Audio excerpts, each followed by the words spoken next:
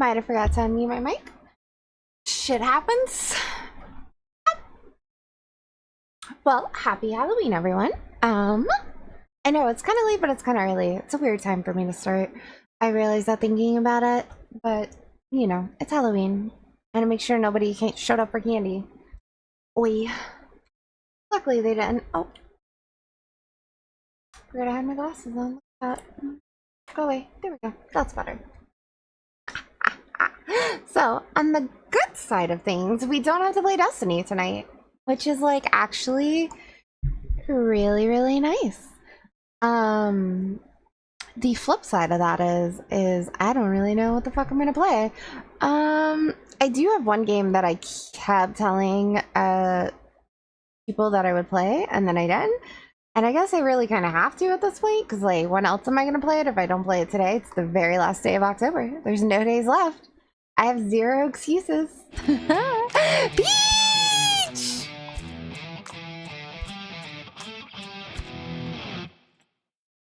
Happy Spoopy Pumpkin Day and all that Newlin 1 Pumpkin Surprise Errol 3 Num Num. I love that. Oh my god. 17 months. Holy shit. How are you, Peach? Happy spooky day to yourself. Y'all. What is the King of Peaches up to?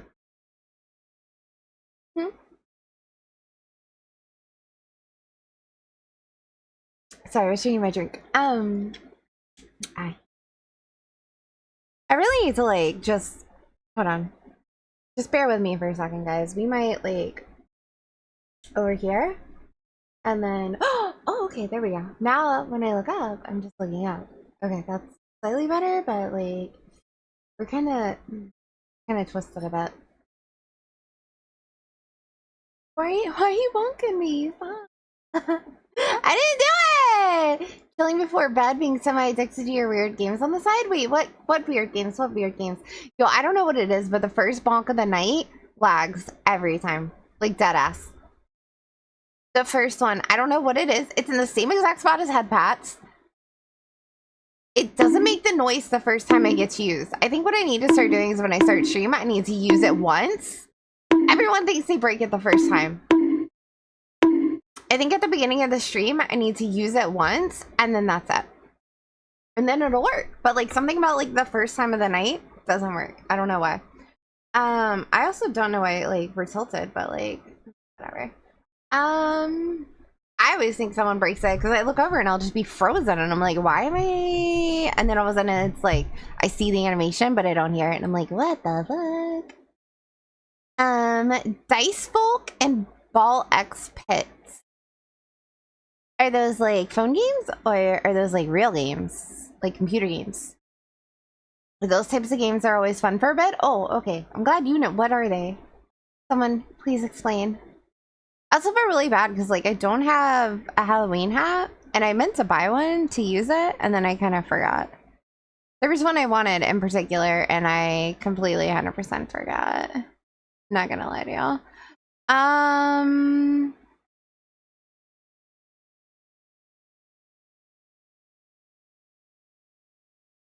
Those are games, yes, roguelites. Oh.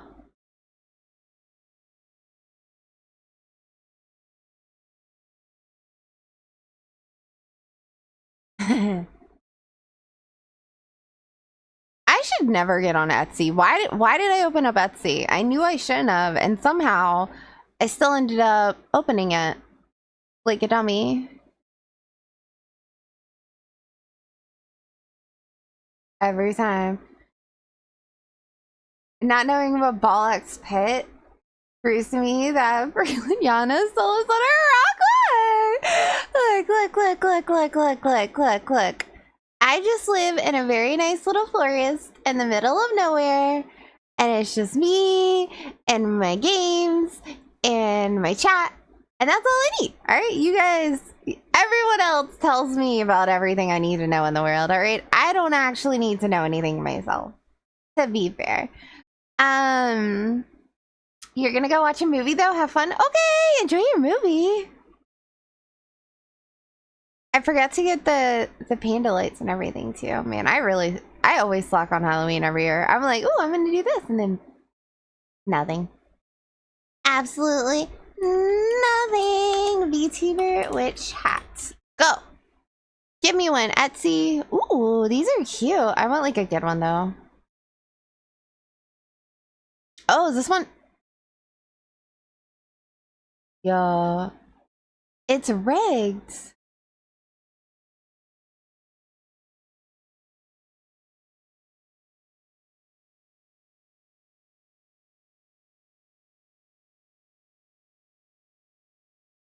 I'm not exactly a rock panda. I'm probably very close to a rock panda though. I'll be honest. I'm probably very close to a rock panda. I'm right on the edge of it. Probably. If I had to guess.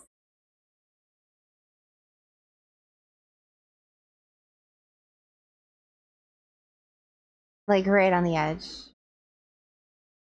There's some rocks in my forest, alright? How about that?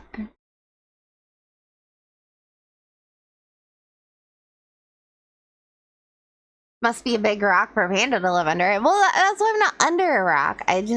There's rocks in my forest, alright? That's what we're gonna go with. There's rocks in the forest.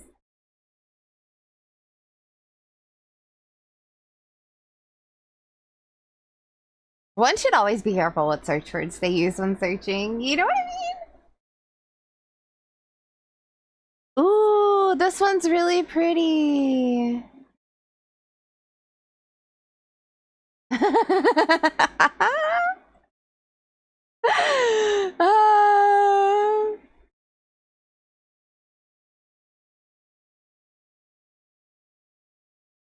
Holy shit, that's a lot.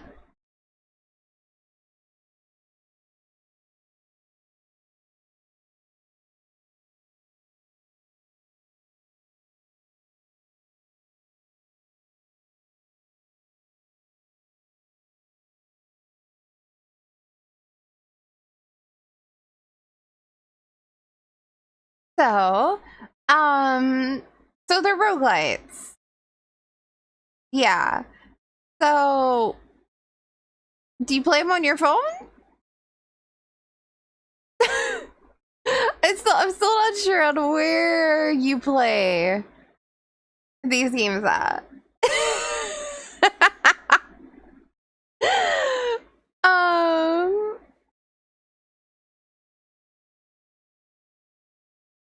you know? You know?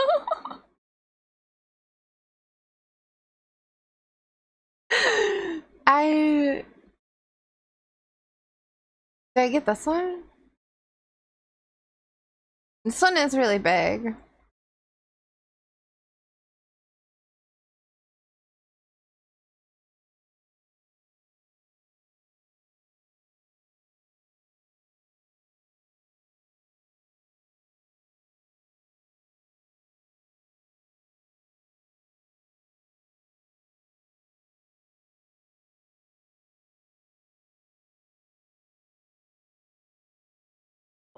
I like this one. This one's cute. Steam on your PC? What do you mean? Although I think the game is on mobile too. See? See? Look, I have a lot of PC games. Alright, but I also have probably just as many phone games that I play. So, you know, like I'll be like, all right, I'm gonna go to bed, and then I go lay in bed for like an hour and I play phone games for an hour. So like, you know, you know, you know, it's a thing. It's a thing. It's a real thing, okay?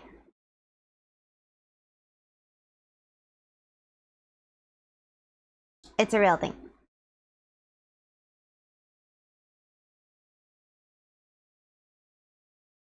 The hot games on Twitch. I have barely opened Twitch like for the past 2 weeks, maybe. I've been on YouTube some, but I mostly just been grinding Destiny, trying to do something, which we finished last night. Yeah, just in time for my fire team partner to go on vacation for the weekend. So I yeah, so you know, it happens. Look, it happens. Okay, things happen. Okay. I was like, I'm not gonna play it a lot, and then I ended up like just literally over and over and over every single night. Been taking over every night, and then by the time I get done with it, and we've like stopped for the night, I'm just too tired. But today, luckily, that's not a problem.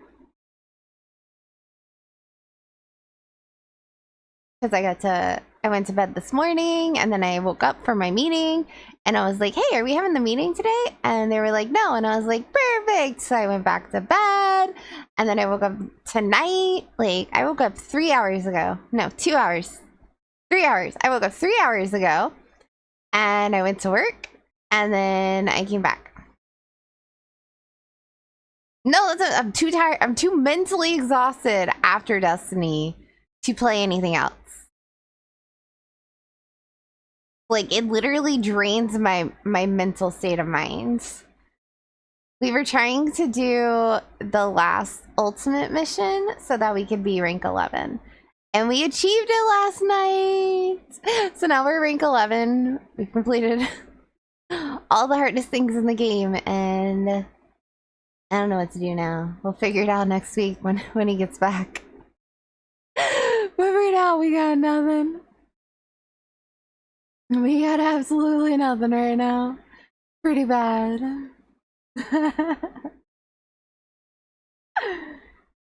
No, you stop grinding when you're tired? No. I press through.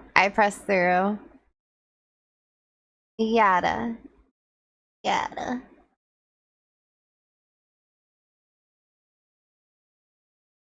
And then I get done with it and I'm like, all right, ooh. And then I stay up for a few hours, but I'm like mentally dead inside. Look, that makes sense. It does make sense. What you're saying makes sense. However,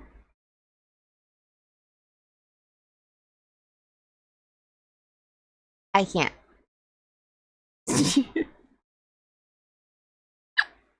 The grind needs me. I can't quit. It needs me.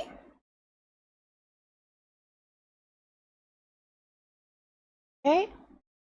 The grind needs me. I can't leave it.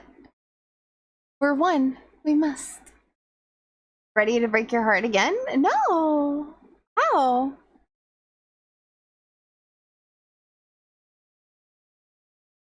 Why? It's Halloween, not Valentine's Day. I mean, yeah, but like, what does that have to do with anything?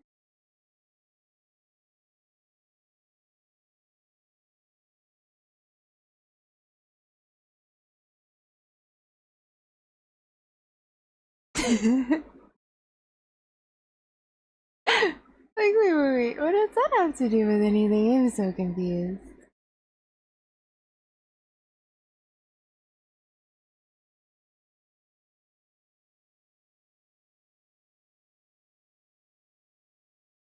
I just found the cutest little red panda thing, and it's an emote, and now I'm sad.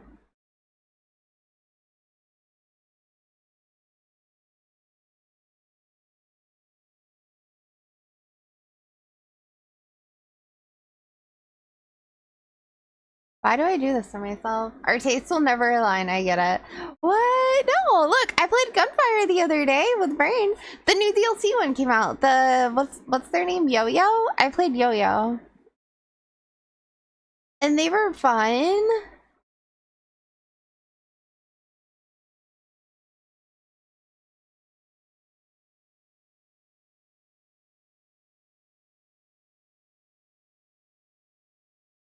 I think.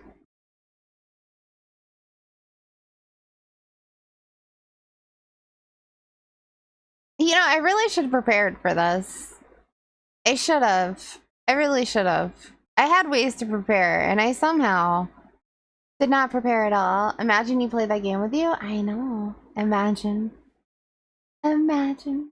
Let's just close our eyes for a minute and picture it. And then we open them again. No, I'm just kidding. I like to play that one off stream though. I don't like to play it on stream anymore. I don't know why. I just am kind of like meh with it when I play it on stream. I also feel like I get the worst runs of my like possible combos for weapons and stuff like that. And it drives me fucking nuts. I hate it. I really do. If I play off stream, I'll get the weapons, the scrolls, I'll get all the things that I want to get, you know? But like if I do it on, I don't get anything. And I'm like, goodness gracious.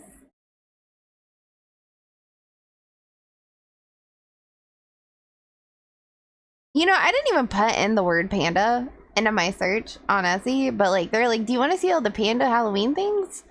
And I'm like, but they're all emotes. What does that do for me?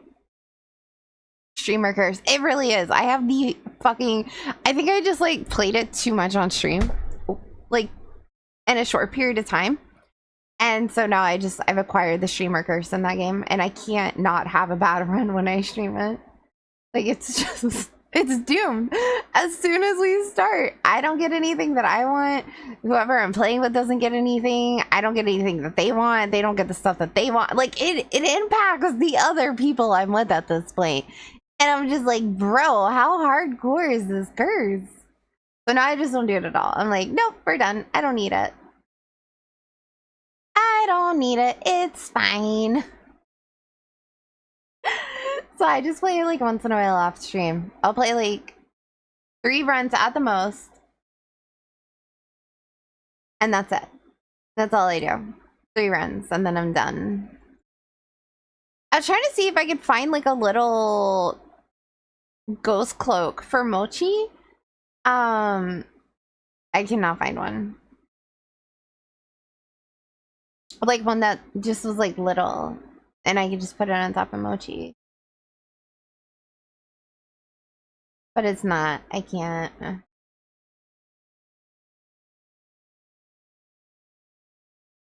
I wanted to at least like make Mochi Halloween-ish.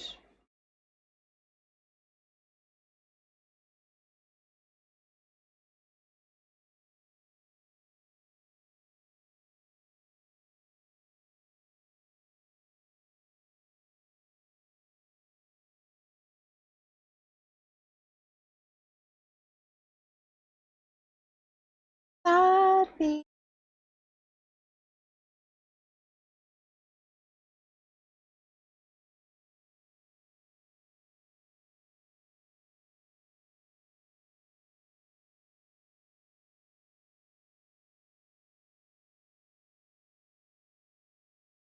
Angry Pandas do make for really good clips, but I'm trying not to, okay? Trying not to. Yeah.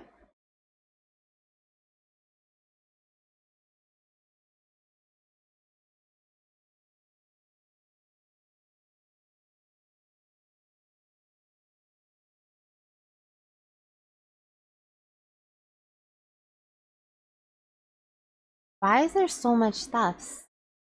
Blazers. I like how they called it a ghost box. It's literally just a white box. How is that a ghost box?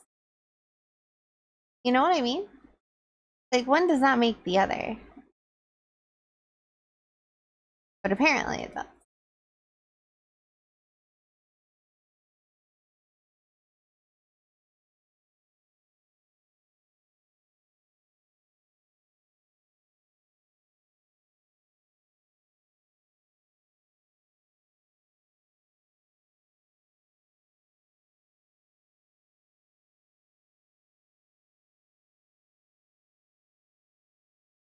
Alright, I'm over it.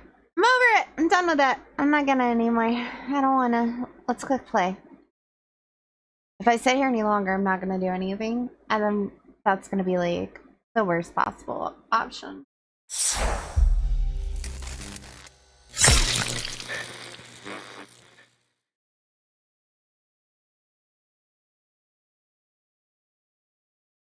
I don't know if this is gonna work, so we'll find out in a second. It might. It should. Probably.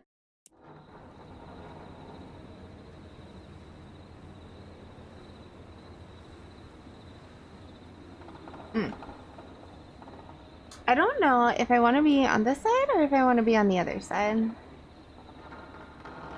Maybe I'll go over here. We'll just whoop right here. Haha, perfect. Alright. Alrighty. In theory, that should work. Right? Right. Right! Bruh. Bruh. I'm trying to find it on the list again. Wait. Bah.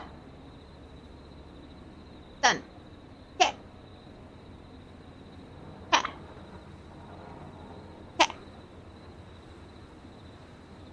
New game.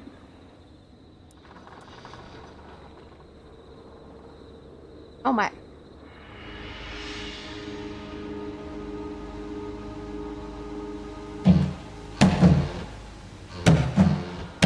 That is very loud. I'm not trying to break y'all's ears. Settings. Sound? Like 80 maybe?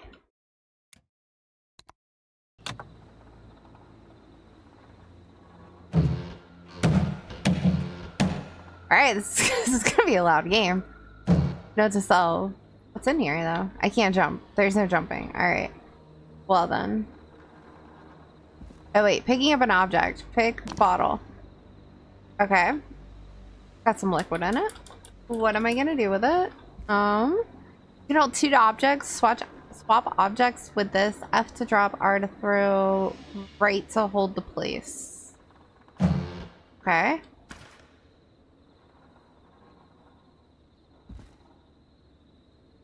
Oh.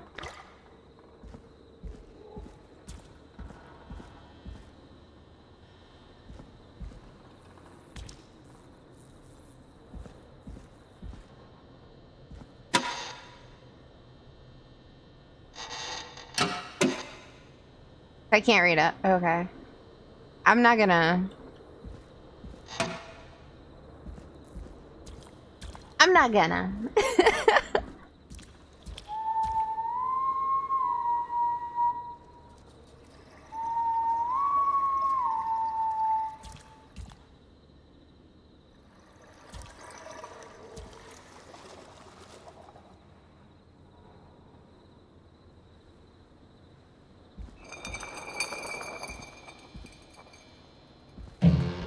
I'm just checking to make sure there are any dead bodies. Press E to begin inspecting. Right holds or left hold and move to rotate objects while inspecting. E to escape. Okay. Mouse trap. Random. Wait, what did that say? Press crouch. That just feels so weird though.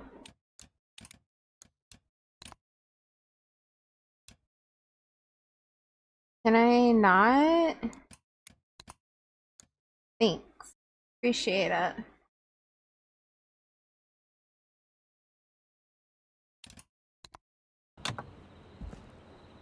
There we go.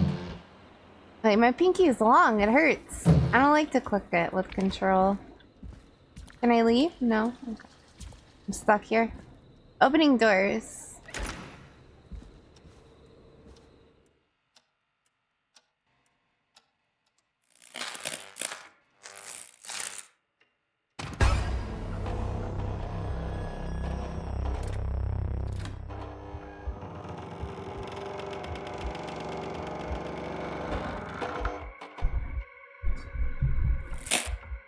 Well, if we die in the first 5 minutes, it was an excellent run.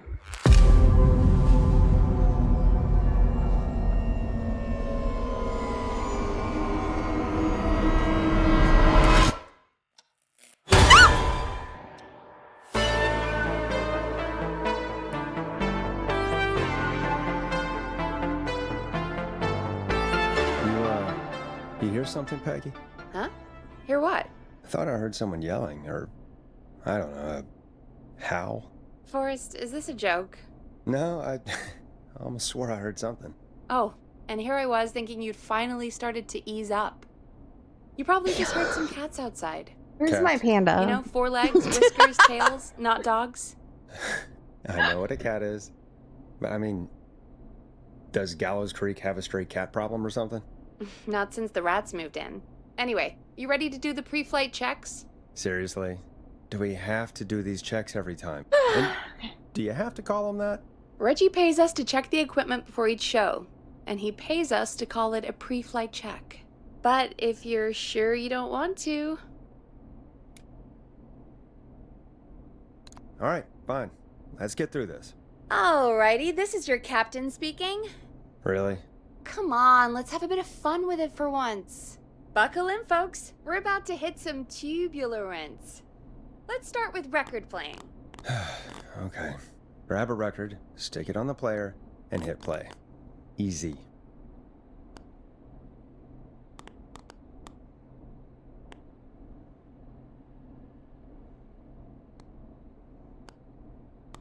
Forrest, you need to grab a record and stick it on the turntable. Yeah, I know. I was trying to figure out which one I want. Let's do the late night lurkers, if you dare. Where's the turntable? Stop it. I'll get there. The All right. record box is on the left, and the record player is on the right. Pick a record and stick it on the turntable. Then hit play. Trying! How do you stick it on there?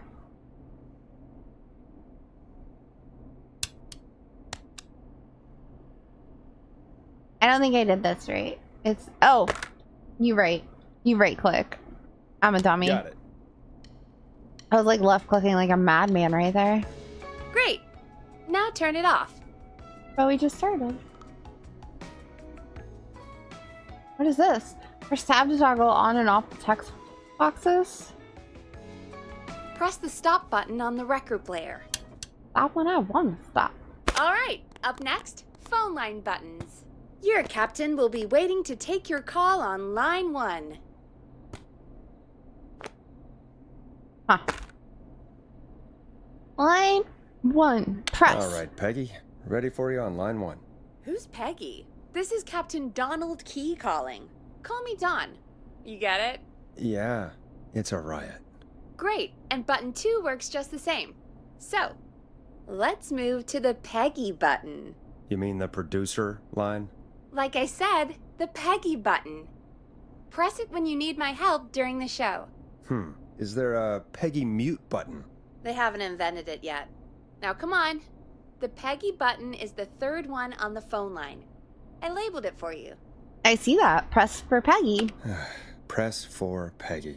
This is your brain, Forrest. Sorry I made you such an unfun turkey. I'm a turkey now, am I? Okay. Are we almost done? Sound Blaster next. That's an easy one. Right. That's an easy one.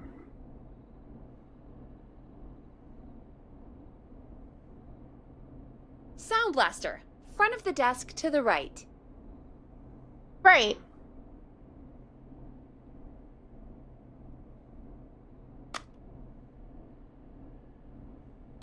It's the thing covered in buttons. Right. Soundboard. Homie, just say There we soundboard. go. Always good for a cheap laugh. All right, we're almost done. Just the volume sliders left. These should let you affect pretty much everything. But let's test it with a record. Play a record and change the volume with the music slider. All right. Seems to be all working. We done, Captain? We sure are. Coming in for landing. Local time? Should not encourage you. I knew you had a fun side. It's my fun side that gets me in trouble. So it's September Now, let's get 3rd. the show started. After your introduction, our first segment is Guess That Scream. I thought that was a joke. Nope, and don't blame me for this one. It's Reggie all the way, and he demands we do it tonight. Okay, Forrest, shut the music off. Peggy, ma'am, you don't have any color.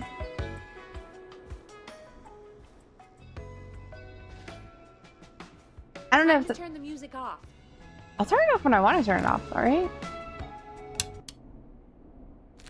Okay, you're live in 3, 2... 189.16. Good evening, Gallows Creek. This is your host, Forrest Nash, and you're listening to 189.16, The Scream. The Scream. Before we start taking your calls tonight on Gallows Creek's only late-night phone-in talk show, I need to let you know about a special competition we have for you this evening. Guess That Scream. This is actually one of the station manager's better ideas. Here's how it works. I'm gonna play you a scream, then you call Nailed and it. guess that scream. We need you to guess why they're screaming. Did they stub their toe, saw off a finger, or discover the corpse of a loved one? That's good. Now, Forrest, hit them with the tape. We'll play that scream in just a second. Listen close, and then call in to guess that scream. Peggy, what do you mean play the tape? I used to have a tape guy do that for me. You're not in Chicago anymore, Forrest. Here in Gallows Creek, you get to be your own tape guy. Come on, I gave it to you yesterday. Forrest, you do have the tape right. You knew we were doing this tonight. Peggy, let's be real. Guess that scream is a terrible idea. No, I don't have the tape. It may be a stupid idea, but that doesn't mean it can't be fun. We're going to need a scream tonight, Forrest, and you're the one at the mic, so...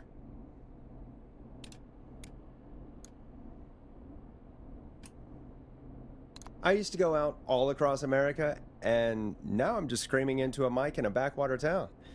Jesus. Come on, Forrest, just do it. That's enough dead air already. Just think of a scream and let it rip. Oh, God.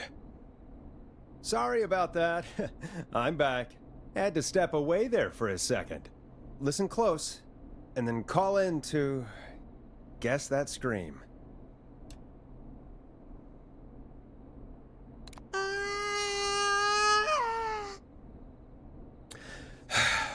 Well, folks, there you have it. Call in with your guesses, and if you get it right, you could win 2 tickets to the amazing Maze and 1 free fried dough. Fried dough? Just call in at 555-239-KFAM with your guess. Now, here's some music while you get dialing.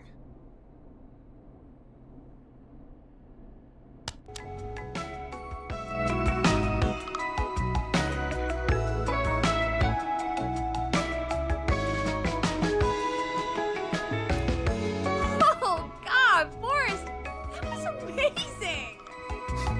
Thanks. I can't wait to hear what people think that was. How the hell did I get into this mess?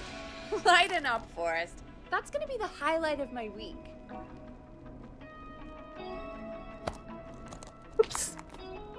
I'm breaking things. Oh, Forrest, there's a call coming in. Okay, Forrest, shut the music off. Turn it down a bit, and then stop. And then call line 1. Welcome to 189.16, The Scream. Caller, you're talking to Forrest Nash. What's going on with you tonight? Forrest! Thank God I made it through. My name is Leslie Harper. I'm the 911 operator and police dispatcher for Gallows Creek. Are you calling? Welcome to the show, Leslie. Are you calling in to guess that scream? As a 911 operator, I bet you may have an educated guess. What? No! Look, I found a body and I need your help. 911 is calling me to report a body. Interesting setup. All right, I'll bite. What's the punchline then? Forrest, I recognize her voice. I'm pretty sure that actually is our 911 operator. I think this is real. Peggy, I'm not gonna be happy if this is a prank. I don't do prank segments on my shows. It's in my contract. Forrest, I really don't think this is a prank. Leslie, if you're telling the truth, you should report this to the sheriff. What was his name? Sheriff Andrews or whatever? I'm at the sheriff's office right now. Wait, what? Sheriff Matthews is dead. What? Sheriff Matthews is dead? I couldn't get any response from the department. That's never happened before, so I came to the station and I found him. Oh, God. Poor Sheriff Matthews. Do you know what happened to him? Someone got him. Someone got up very close and I really don't want to say what they did to him. Did he fight back? I don't know. I think he tried. He's surrounded by bullet casings. I think he tried to shoot at whoever it was, but... Well, is anyone else at the station? Anyone who can help you? Or who might be responsible? No, I checked everywhere. Deputy Martinez is here, but she's knocked out, tied up, and locked in a holding cell. I called you right after I found her. God. Wait. Please don't tell me that this hick town only has 2 cops. Don't be ridiculous. We have 3. But Officer Gunderson is on leave in Cancun. Knew it. Leslie, do you have any idea who could have done this? Not a clue. I didn't see anything on my way over. Leslie, you need to call over to Henderson or Quiet Ridge. They need to send someone over from their department. I tried, but I can't call anything but local numbers. Something's wrong. I'll have to go there myself, let them know what's going on, and bring help back with me. But if you leave while there's a murderer on the loose, who's gonna man the emergency line? That's why I called. Forrest, I've routed all 911 calls to come in to you. What? No. No. I don't think that's a great idea. This is a bad idea. Oh, I'm sorry, but this is a terrible idea. What on earth made you think to do that? You're the only person with experience The managing fuck is the phone police lines station around on here? You're the only person equipped for the job. Besides, there are lots of transferable skills between the two. I don't think there are. Like an interview. You ask questions to get information you can use. Keep people talking, you know? Oh, Guide the conversation and know when to jump in. You do know that I'm so good at interviews, they sent me from Chicago to Gallows Creek, right? So I've heard. But that doesn't matter. And besides, there are 2 of you. You can talk to each other. We're discuss here. Ideas, work together. Hell, let's have some on-the-job training right now. I have an emergency. I need to get an unconscious Deputy Martinez out of that holding cell. It looks like whoever attacked her threw the keys into the cell after they locked the door. Is there any way you can reach the keys? No. There aren't any bars to the cell, and the door itself only has a food tray slot. And that's too narrow for me to reach My bad. through. There's gotta be another way in. Oh, that's loud. Another There's set of gotta be keys? another set of keys somewhere in that office. Those can't be the only ones. Of course. Yes, there must be another set. Okay. Where might another set State cemetery. Rollerblading. I do not see the sheriff's department anywhere. Check the officer's Have you desk. looked around the officers' desks? That's the first place I'd check. That was the first place I checked, too. I couldn't find anything useful, though. Maybe Sheriff Matthews had a set of keys on him when he... You know. I couldn't see any at a glance, but I didn't really look up close. Maybe they're at the town hall? Oh, I think I might be sick. Sorry, Sheriff. Close I'm just gonna turn you over and... Oh. Please don't stare at me. the eyes. Oh, wait. That might be them. I think I got the cell keys. Looks like Sheriff Matthews might have saved his deputy. Do the keys work? They do. Give me a minute to untie Deputy Martinez. I'll be right back. So far, so good, I suppose. How are you feeling, Forrest?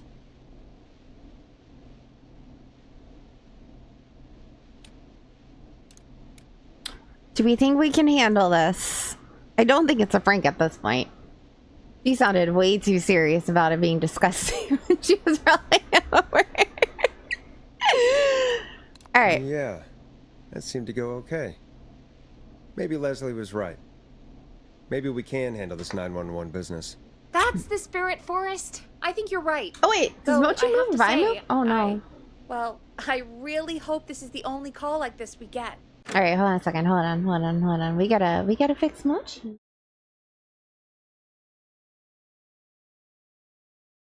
Hey Mochi on their own. Okay, there we go. I fixed it! Yay! Same. I'm a Come professional. on, Martinez. There we go. Just gonna sit you in your office chair. It bothers me though. I want Mochi in my lap.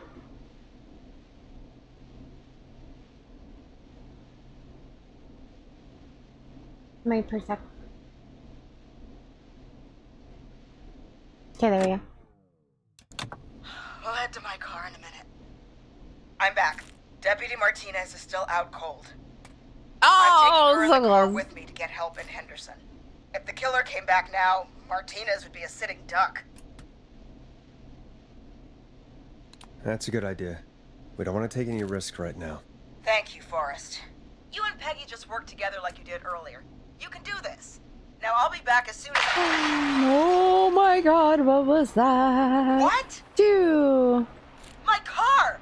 My car is on fire! What do you mean it's on fire? How the hell? There- Did it just go up in smoke? What happened? Fuck that one up. Wait. What? No way. This can't... Well, Forrest, we have big trouble. What's happening? What's that noise? It sounds like whistling? Whistling? It can't be. Oh my god. I can see him, but he's dead, right? Right? But that mask, how the hell is he? Who, Leslie? Who? The Whistling Man! The Whistling Man? Who's the Whistling Man? He was a serial killer back in the 50s, wore that mask. But he's dead! He's... What the hell? Oh, God. Do you think he attacked Sheriff Matthews and Deputy Martinez? He's coming this way. Leslie, stay inside and lock the doors. Right. Shit, we need a new plan. My car's torched. We need to think. There should be police cruisers at the sheriff's office, right? Like, you should take one of those. Yeah, that could work. Let me check if Martinez has any... just reach into your pocket there, Deputy, and... Yes, got him. Keys for squad car 3. Well, get in I saw there. them parked out front when I got here. Nice one, Forrest. Good thinking.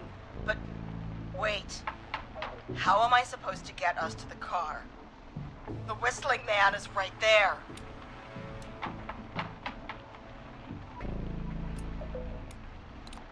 The sheriff must have a gun, right? Can you see it? There was a gun next to him. Let me grab it. Shit. It's empty. He must have emptied it trying to defend himself. Are there any other weapons lying around that you could use? I didn't see anything earlier. Let me check Deputy Martinez's belt.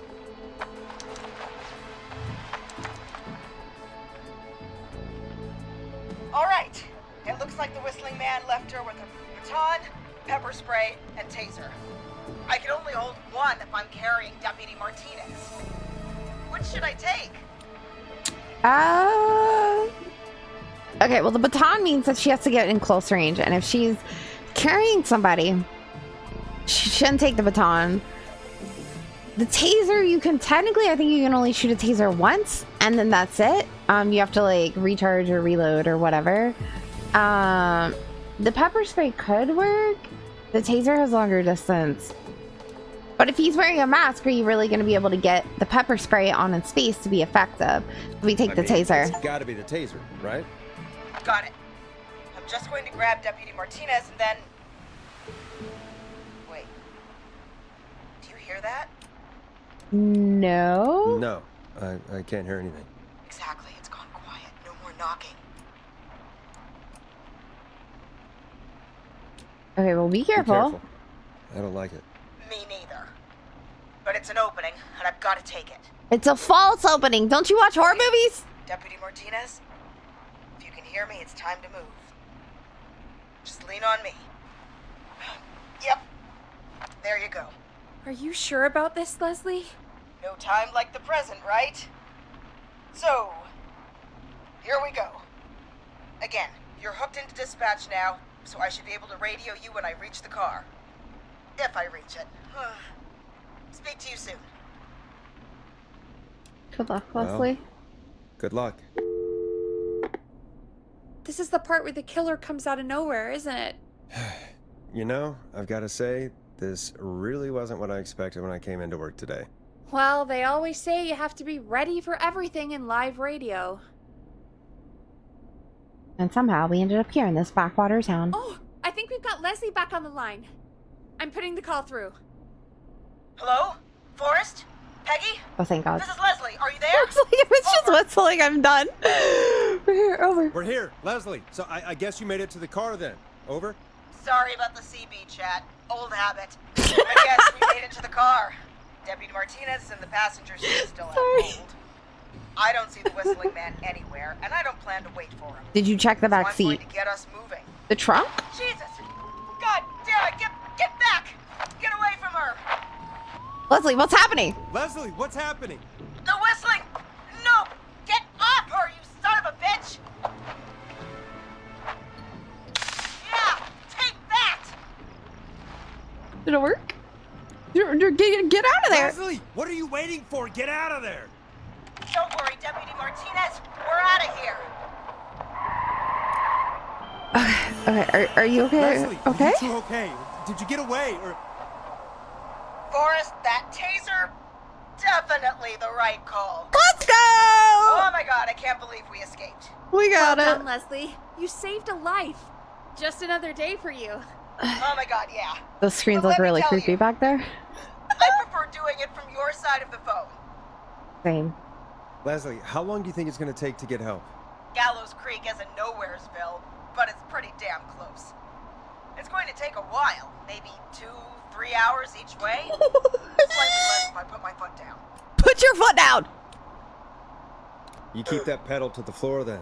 We'll see when you're back. You don't have to tell me twice. Anyway, once I'm in... Oh, I think Deputy Martinez is starting to Oh stir. no. Forrest, Peggy, I've got to go. I have I'll a be really out bad of range feeling. soon, but I'll radio back as soon as I can once I got the cavalry. Take care. Take care, Leslie. Be safe out there. Don't hit any Luck, deers. Leslie. Feel better soon, Deputy Martinez.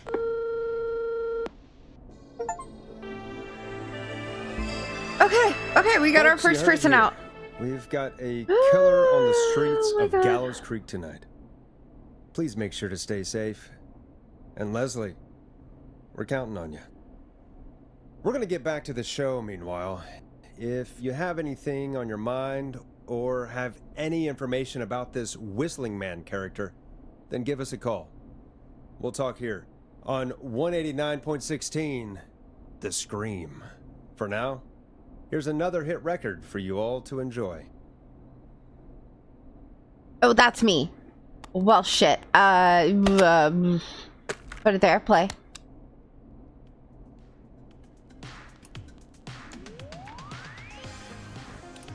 This is not what I signed up for, Peggy. I clicked yes, did This it is not? actually insane. Did she really say it's gonna take her 4 hours? This guy's gonna kill half the town in 4 hours. Forrest, that's not helpful. I know, I just... Who is this Whistling Man character anyway? He was a serial killer back in the 50s. Edward Marshall Mooney. Went around in a freaky mask, whistling, and killed about a dozen folks in Gallows Creek. No reason for it. No motive. He just did.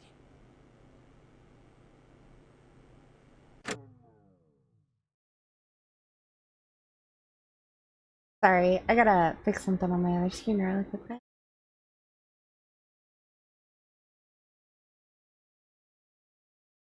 Um.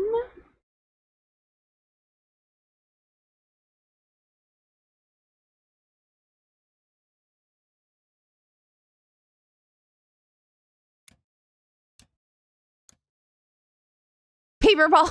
Hell yeah. Very Peggy, well. This is fucking nuts. Oh. Okay, so what happened to him? What happened to him? Well, police chased him up to Ellis Point one night. We call it Whistling Point now.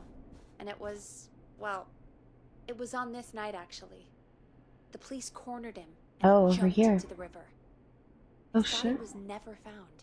So is he alive? Dead? I mean, what's the story? Story is he's biding his time, waiting to take revenge on the town. All right, that's the story. But what's the truth?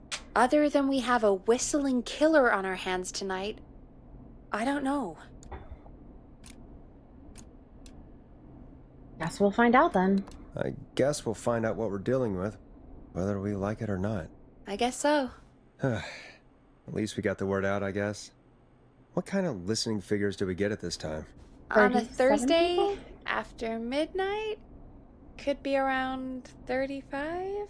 35. Isn't 3,500? Huh. I didn't realize Gallows Creek was that large. No, 35 people. At best.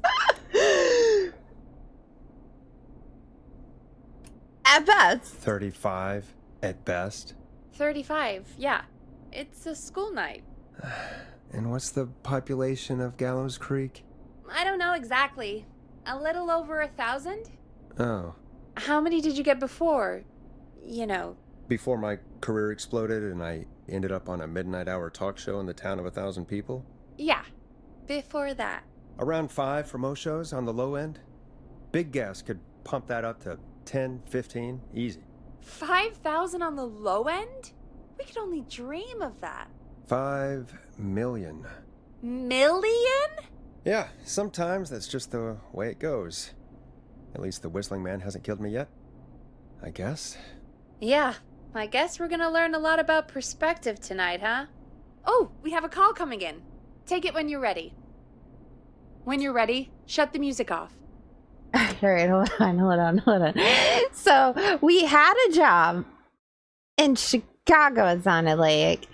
And we were a popular radio host for 5 million people? Holy fuckballs, first off. Second off, what the hell did we do that we ended up in a backwater town with maybe 35 people listening to us after midnight? Like, what? Okay, but in story context mode of the killer. So, if this happened in the 50s, right? We'll just ballpark it like 50 to 55.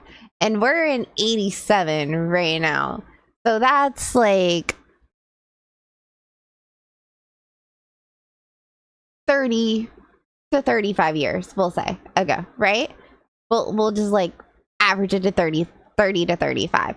And then let's say at the youngest, this killer was 18 at the youngest. We'll just throw it out there. And if they're 35 now, that makes them like what? 50, or if we're saying on the high end of the scale, it happened 35 years ago, and the killer on the low end of the scale was at the lowest age of 18, then that's making them like 53 right now. Okay. Right. Yeah. So no. Yeah. Yes. So if they're like 53 on the lowest possible age of this killer, like, what the fuck? Unless they had a kid. And if they had a kid and they were a little older in life, but then they had a kid and the kid was like a little kid, then now the kid would be an adult. But why would you wait that long?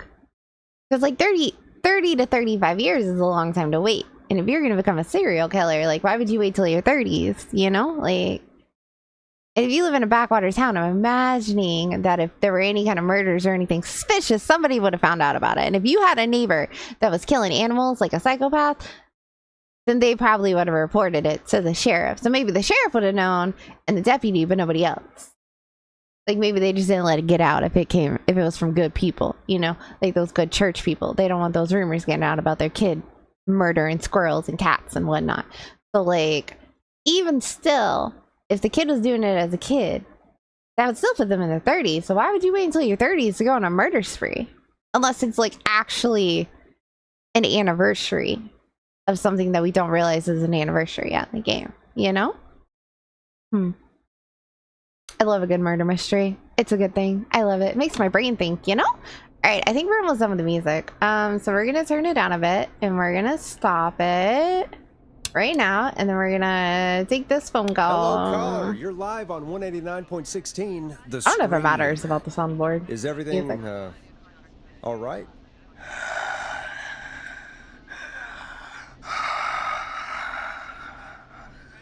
Okay, who is this? Are you, hello? Hello?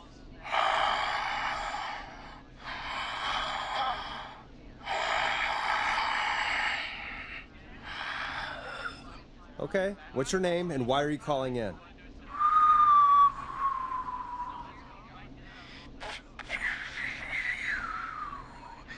You know my name. It's a really bad whistle. The dead to kill again. No one's safe. Do you accept requests? That seems really fucked up to say. We're doing it. Do you accept requests? I've got a list of names I'd love to see in the obituaries. Maybe you must make a sacrifice to Sounds like a prank call, so I'm just gonna treat it like a prank call. Sacrifice to us. I mean, me.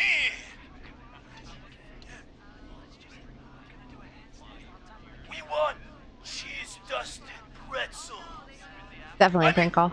I want cheese-dusted pretzels. Or I'll cut your face off. Alright. Goddamn kids. I'm Yeah. cutting them off. Yeah. Yeah, Okay. cut him off.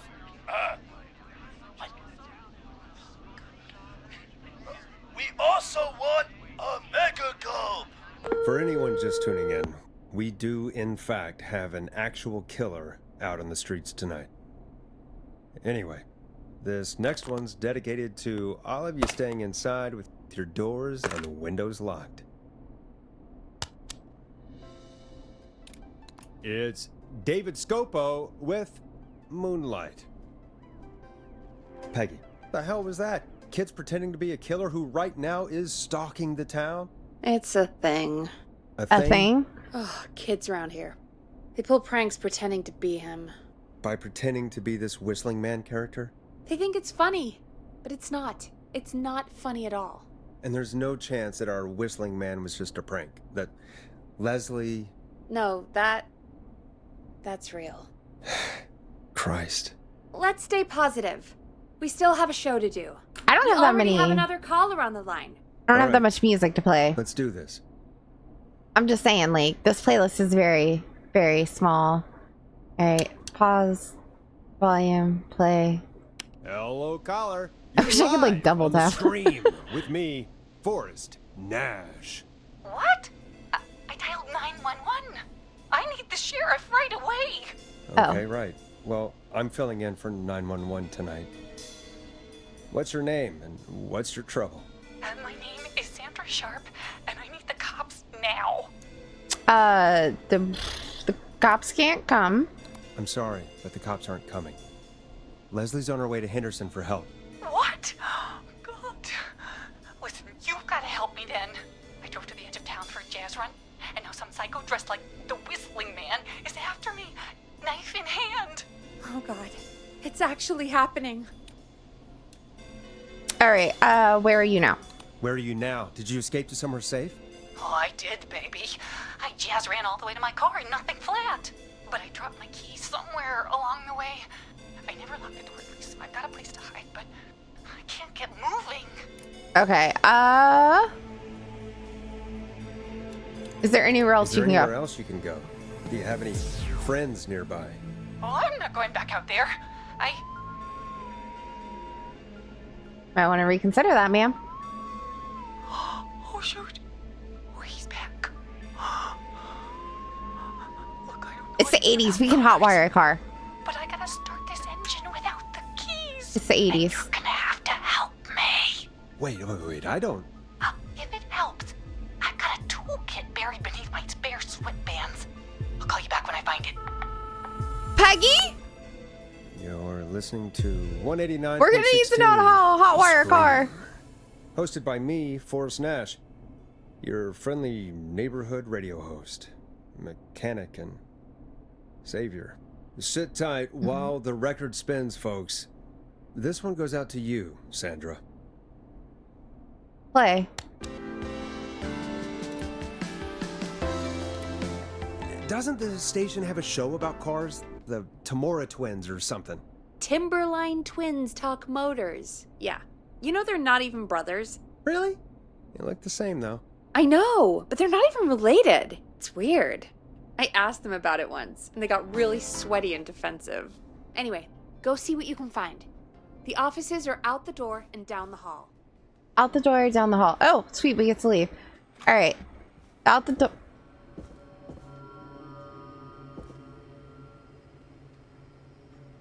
Interesting.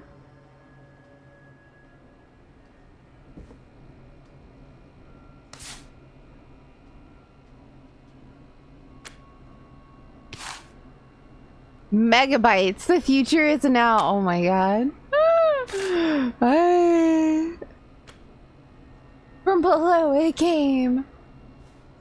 Top hits. Free double-sided posters. Yo, you guys remember? You would go look at them and they would just be like...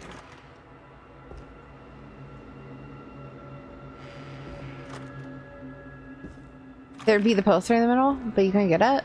Oh man. GC High wins the big game, 28-20. Okay, nice, nice. Congrats to them, I guess. I don't know why the basketball thing is in there, but So okay. many locked doors, so few keys. This doesn't look like the right place at all. This. Not important. Got it. What is this? Not important.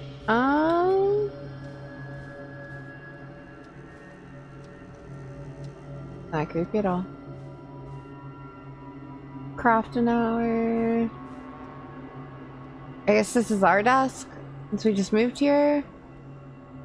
You got like Dwight's desk. Let's see. Oh, hey, there's a cassette. I could probably take that and save it for myself. It's a... What? It's a something. Put it in here, though. Perfect. Can I not sprint at all? That's not... Open! Man, the 80s, man. Glad I missed that. Alright.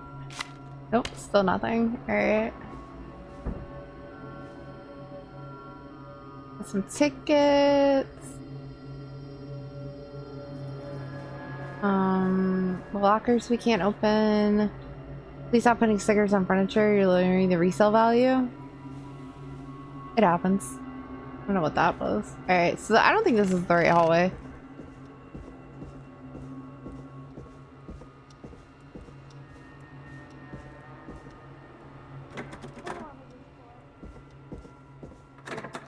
I'm not getting in there tonight. Those are her doors.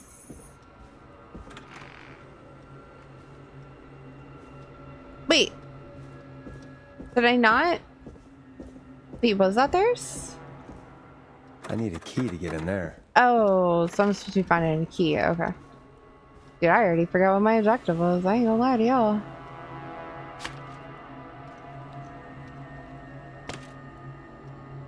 Well, at least we know Peggy will be safe by the end of it all.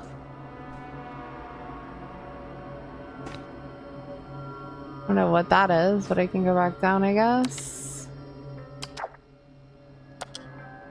Weird. You guys see a key anywhere? I don't see a key anywhere. For the 100th time, it's in an audio medium. People don't get it. It's A, but it's excellent.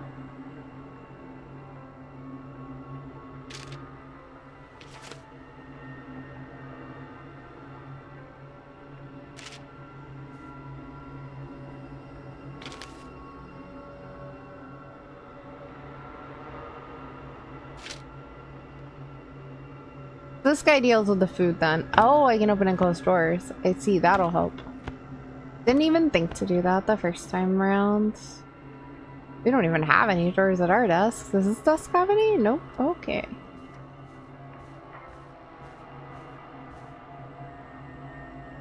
Phones. Gibberish I can't read.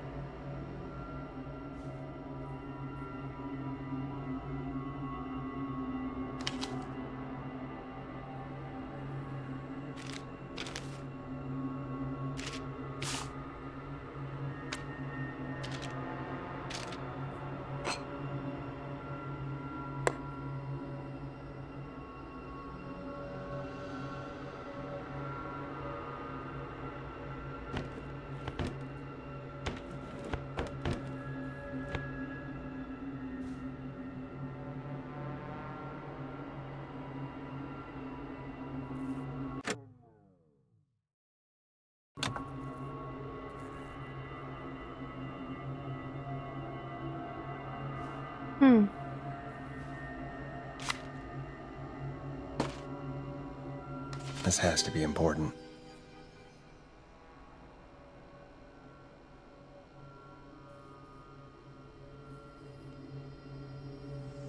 I've barred your car theft. Okay. So that's important. Do I have like, can I put it in my pocket? Nope.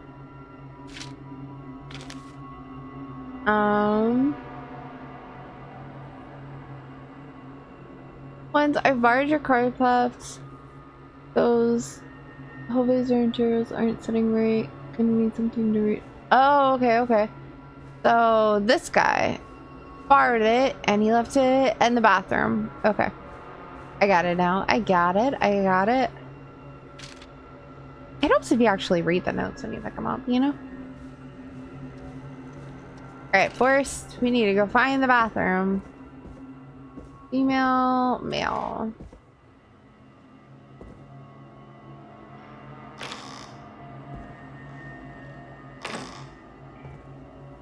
And then he left it down here. This looks useful.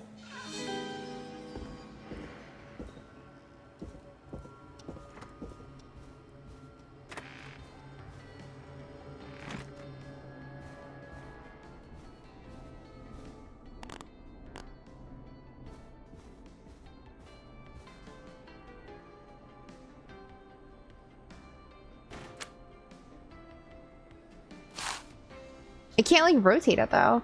Oh, they said something about like E and then. Oh, here we go.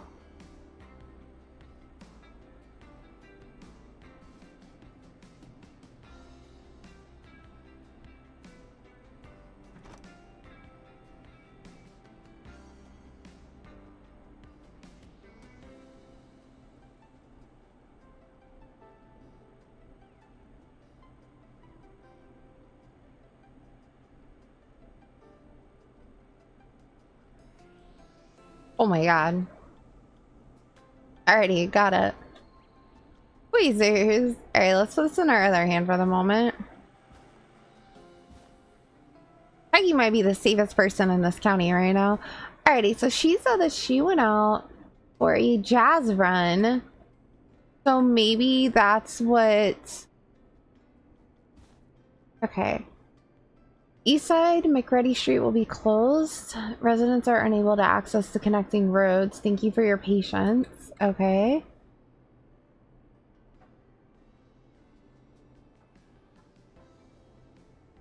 We still haven't found the sheriff's office. I would just like to point that out. So I'm guessing that she maybe is over by this jazz studio for her jazz room. Not really sure what the yellow on the board means.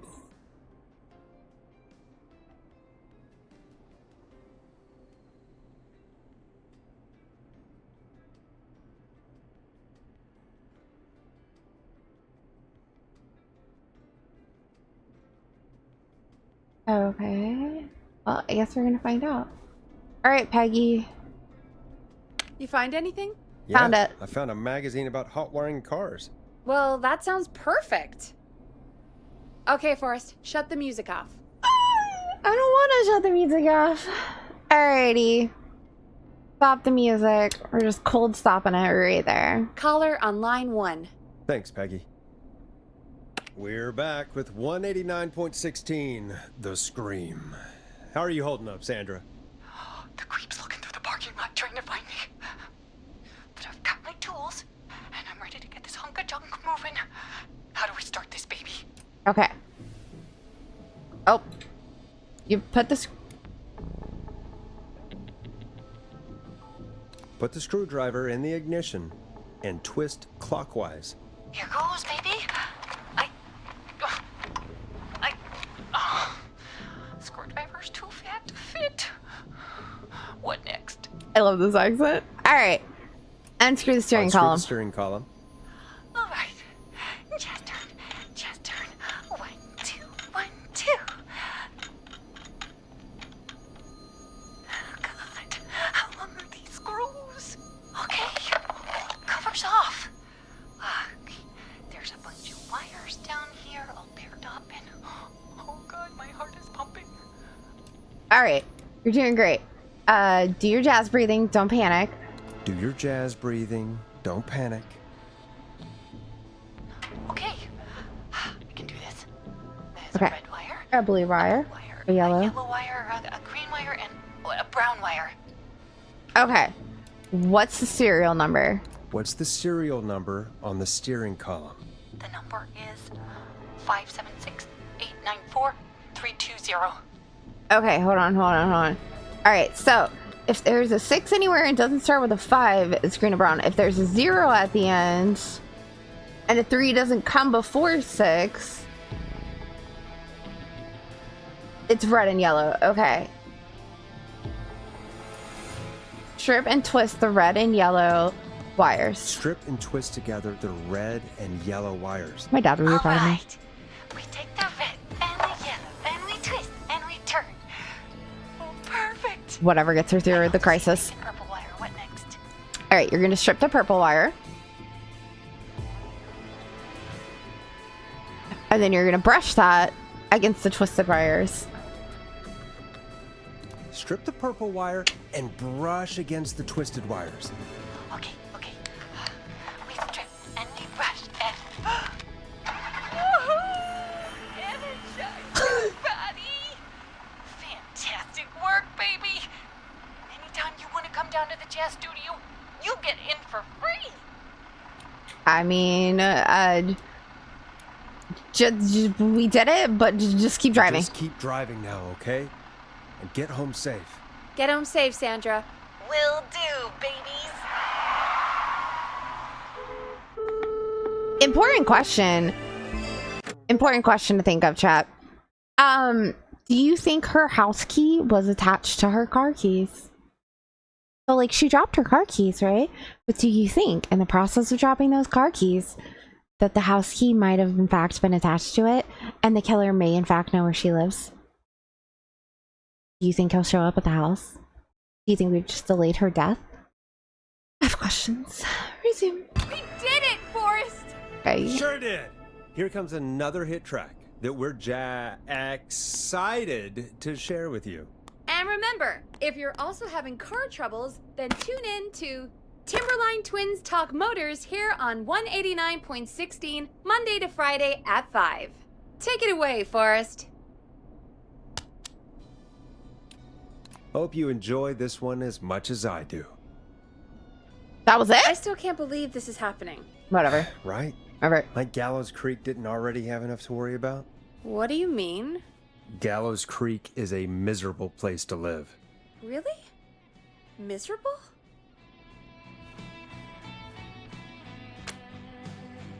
Sorry, Peggy. She's probably born and raised her. Bless her little heart.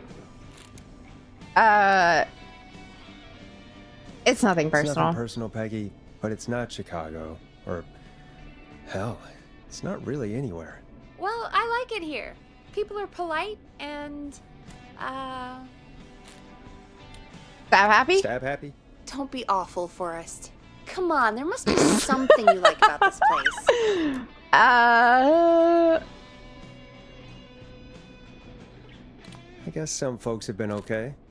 You're not terrible. After a while. Not terrible after a while? High praise coming from Forrest Nash. You know what I mean, Peggy.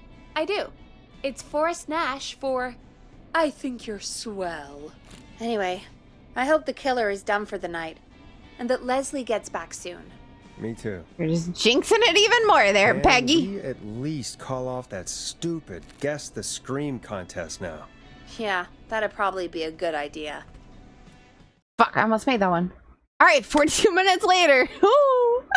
Damn, we're not even an hour in. Caller on line 1. Alright, let's stop the music, answer the Evening, call. caller. This is Forrest Nash, host of 189.16, The Scream, and tonight's 911 stand-in. Hey, Forrest. My name is Brian. Brian Ponte. Brian Ponte of Down there. Ponte's Pizza. Hello, Brian Ponte. Hello, of Brian Ponte Ponte's of Pizza? Ponte's Pizza. What have you got to say about what's happening? I'm so happy that Deputy Martinez survived. I've seen her a lot over the years down here at Ponte's Pizza. Oh, you did a really great job. Yeah? And, as a thanks for all you did there, I just wanted to tell you that I'm sending you some coupons for free pizza here at Ponte's Pizza. Wow, Brian. That's really good of you. But you really don't have to, though. Oh, it's the least I can do. And if you like it, well, you're in luck, because we're always What? on great deals. Hi. We'll have you eating for pennies. Sounds great, bro. And let me tell you, the pizza we have is to die for. Oh, no. Poor choice of words tonight, I guess. Don't worry about it. Hey, don't worry about it. It's all right. How it goes? It's alright, it's alright, it's alright. Well, I just hope I didn't put you or anyone It's alright. How are Coming you? on down to Ponte's Pizza. Trying to make We've the got a microphone look great like it's next to special my this avatar. weekend. Our famous beer and pizza deal. Wait a minute. Come on down to Ponte's Pizza this weekend. You've just got to pay for one slice to get yourself. God damn it. You're just calling in to advertise your shop. Peggy, hang up on him. Done. Oh, real quick, before I forget, it's probably time we played a paid ad. Now, How a was word your from our nap? sponsors. You know how to play an ad, right? Do I know how to play a cassette? Yes. Sure. Sure. We just pop it open, we drop it in there, and then we click play, Done. because I'm a professional who grew up with cassettes.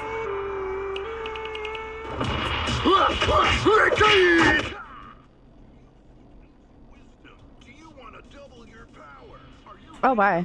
How was your nap?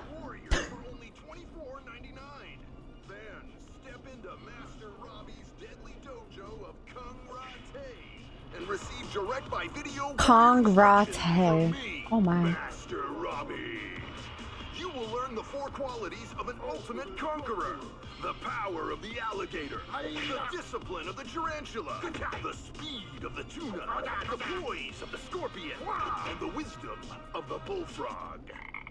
Using classified techniques, I'll unlock your inner chi after only 5 30-minute video sessions. Ultimate power and wisdom can be yours now for the low price of only $24.99. Just call 555-7861 USA to take your first step to becoming a champion. Oh my god. Alrighty, enough of that, yeah? Never forget. Nope, we're done now. Play the music.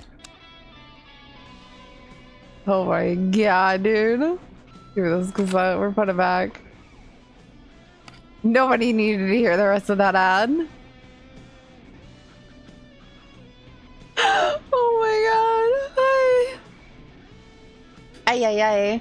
So, we've decided to play Killer Frequency, which is a scary game, kinda. So like, I'm here and I'm trying to help the people out there survive a killer on the streets. So the Whistling Man has reappeared after somewhere between 30 to 35 years, and we are a radio host, and that's Peggy over there. And we are trying to help the people that are calling in because the sheriff was murdered and the deputy is now with the 911 operator, and they are trying to drive to the next town over to get us help, and that is very far away. So we are now trying to talk these people through scenarios to keep them alive so that they do not end up victims of the Whistling Man. Yeah. So we are DJ Forrest Nash right now. And I get to, you know, pretend like I can throw paper basketballs. Woo! Nailed it. It's right there on that R. Yeah. And then this is the city. Still cannot find the fucking sheriff's office. I've been looking for the sheriff's office this whole time. We started out at the sheriff's office, and somehow I have yet to find the sheriff's office. Like, I see the town hall, so I'm guessing that we have to be... It's either in the town hall, and that's where the sheriff's office is, or I don't know. I really don't. What is this place right here? What's the A though? It doesn't say. Okay. Because we have the fire station. Train station. We just helped a lady over by the jazz studio.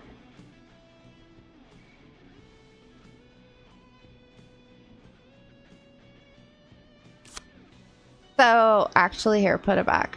I don't know where, but she was over here. And that was the second place that we got a call in from. And possibly he was here at the town hall first. How the fuck did he make it over here to over there if that's where the officers' place is? Because that's a long way to go.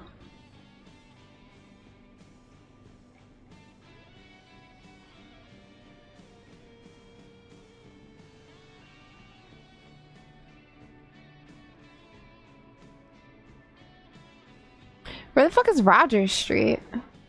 All these new ass places.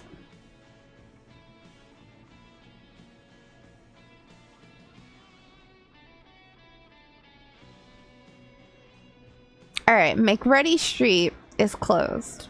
Okay, so this street right here is... Oh, right here. So Rogers is closed. McReady's is closed. And then because McRogers is closed... Had's is closed? But Wayland and Carpenter isn't? Oh, the connecting roads between Rogers. Okay, so... This road that doesn't have a name. Carpenter's, Wayland's, and Haddonfield are all closed. But Myers should still be open, possibly? Okay. Okay.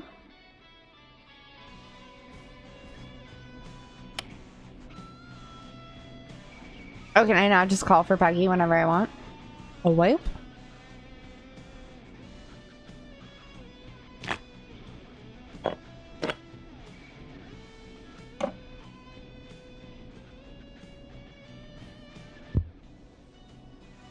My bad.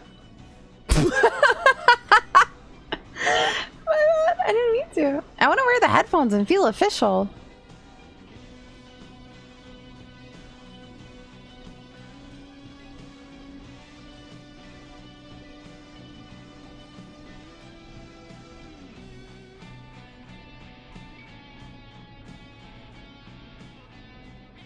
How long is this one song? Oh my god. This is why I could never work at a radio station. I'd be like, bro, is this song over yet? Moving on. I'm not good with these things. I mean, I guess it's alright. I probably shouldn't complain. No calls means that there's no killer, right? Why doesn't it say on air? Hold on. Wait, is it still waiting for me to finish one of these tapes? No, is it really?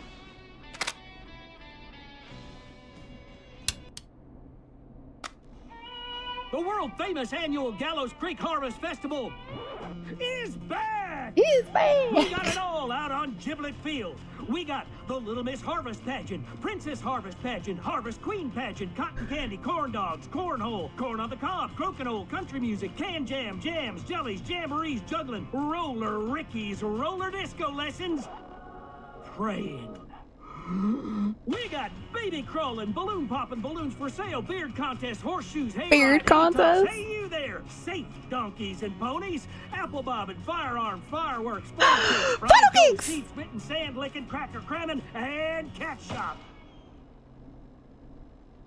And fake tattoo, face painting, puppets, petting zoo, amazing maze, square dancing, story swapping, spelling bee, quilting bee, and sewing circle, pie eating, lawnmower racing, hot dog eating contest, flower contest, and a Flower contest. Lord Measure Off. The festival is brought to you by Mayor Linda Cartwright, sponsored by Gallows and Sons Factory, and dedicated to the memory of Garrett Miley, tragically taken from us last festival. Oh my. What happened last festival? I can see why it's world famous.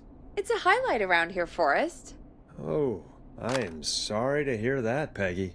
All right, folks, welcome back to the show. We have a note from my producer. That's right. Come find me at the Harvest Festival tomorrow to grab your choice of a K-Fam mug, sticker set, or poster. Let's see what our next caller would choose.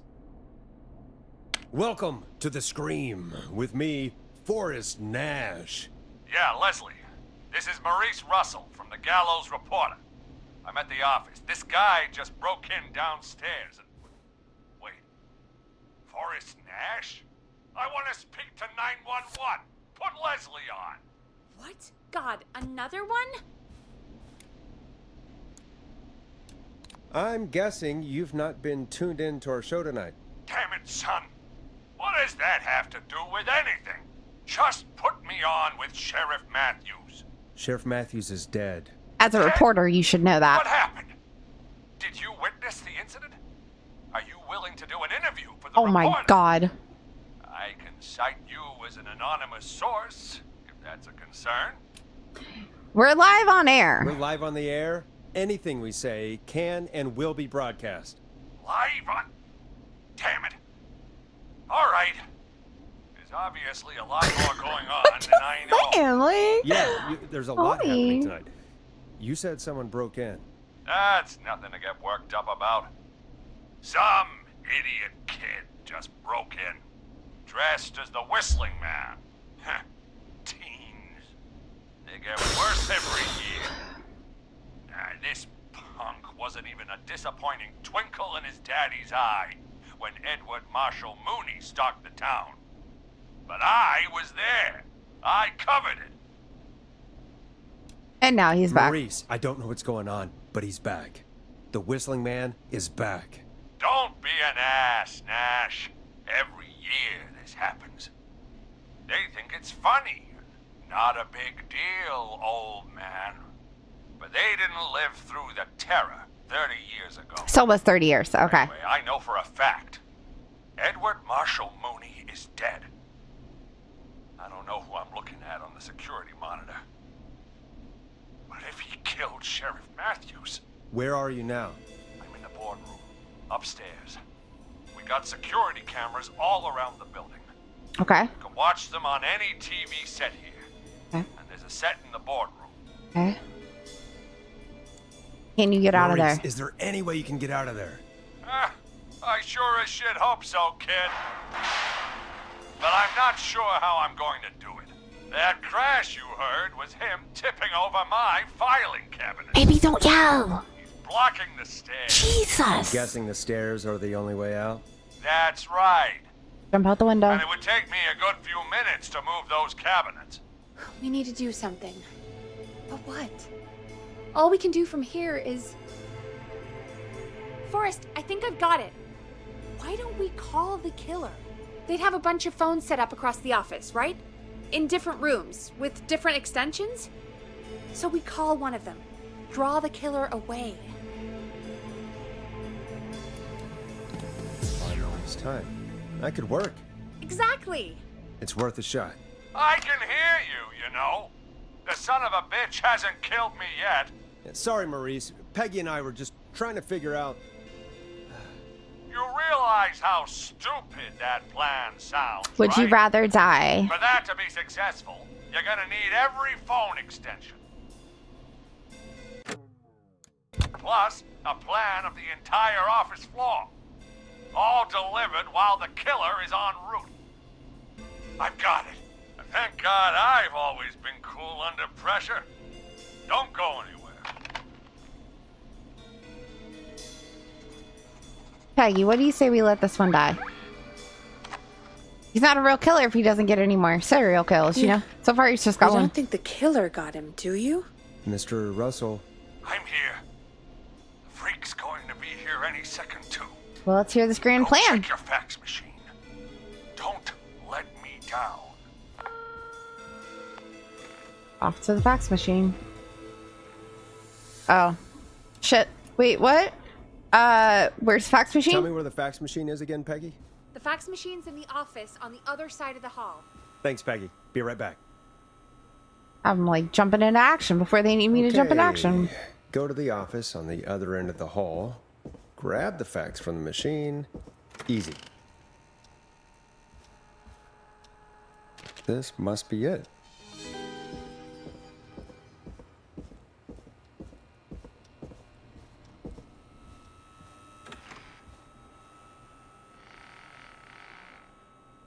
Alrighty. So, we have the boardroom right here. And he is in there.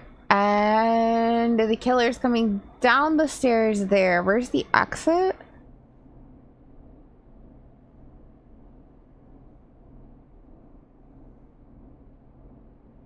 So we need to somehow get him possibly into the editor's room, it looks like. Because that would be the furthest away from the stairs. Because so like right now he's in this bottom right hand corner. And if we put him in the kitchen, the archives, he'll be able to see him as they go. But if we can get him into the editor's room, then technically there's enough space there for him to be able to make a run for it. But the things are blocked. I mean, technically I think the secret archives would probably be the best room, but it doesn't look like there's a thing in there. There's a door there though. Huh. Alright, I say we go with the editor's room though. Resume. Peggy. Hey, did you get the fax? Yeah, I got it. Yeah, I got Yes, it. I have. I lost Mr. it. Russell? Oh my god. Are we You, trying to get everyone killed? You still with us? I am. You get my fax? Yeah. Yeah. Got it right here. I got it right here. Good. I knew you could at least manage that. Okay, folks. We're back on the line with I want to let Maurice. him die. Let's see if we can help him avoid the Whistling Man. Here's the situation. Whistling Man searched every room in the hall leading up to the boardroom. Okay. And now he's in the office next door. Okay. It's now or never. This plan of yours better work. I'm Okay. ready on my end, Forrest. Okay. Again, we want to draw the killer away by dialing an extension number. And then move Maurice somewhere safe. So, what extension should I call? Here's my other question. Can we lure him into the secret archives? But then he would still be trapped. I think the point is to get him out of the building. So we needed to call the editor's office. call the editor's office. The extension is 03. Got it. I'll put the call through when you're ready. All right, Nash. Where do I need to go? So he said that he's already checked all the rooms leading up to him, which means he's already checked the kitchen. So if we can get him into the archives or the kitchen, I think. I'm thinking like the kitchen probably doesn't have a lot, so if the killer circles back, then he can't hide. But archives probably have like rows in them, so that he could like loop him. Worst case scenario, archives. You're moving to the archives. Yeah, that makes sense. Go somewhere he's already checked. Not bad, Nash. I'm ready to place the call. Are you ready, Mr. Russell? Don't have much choice, do I? Make the call. Yes, sir. Calling now.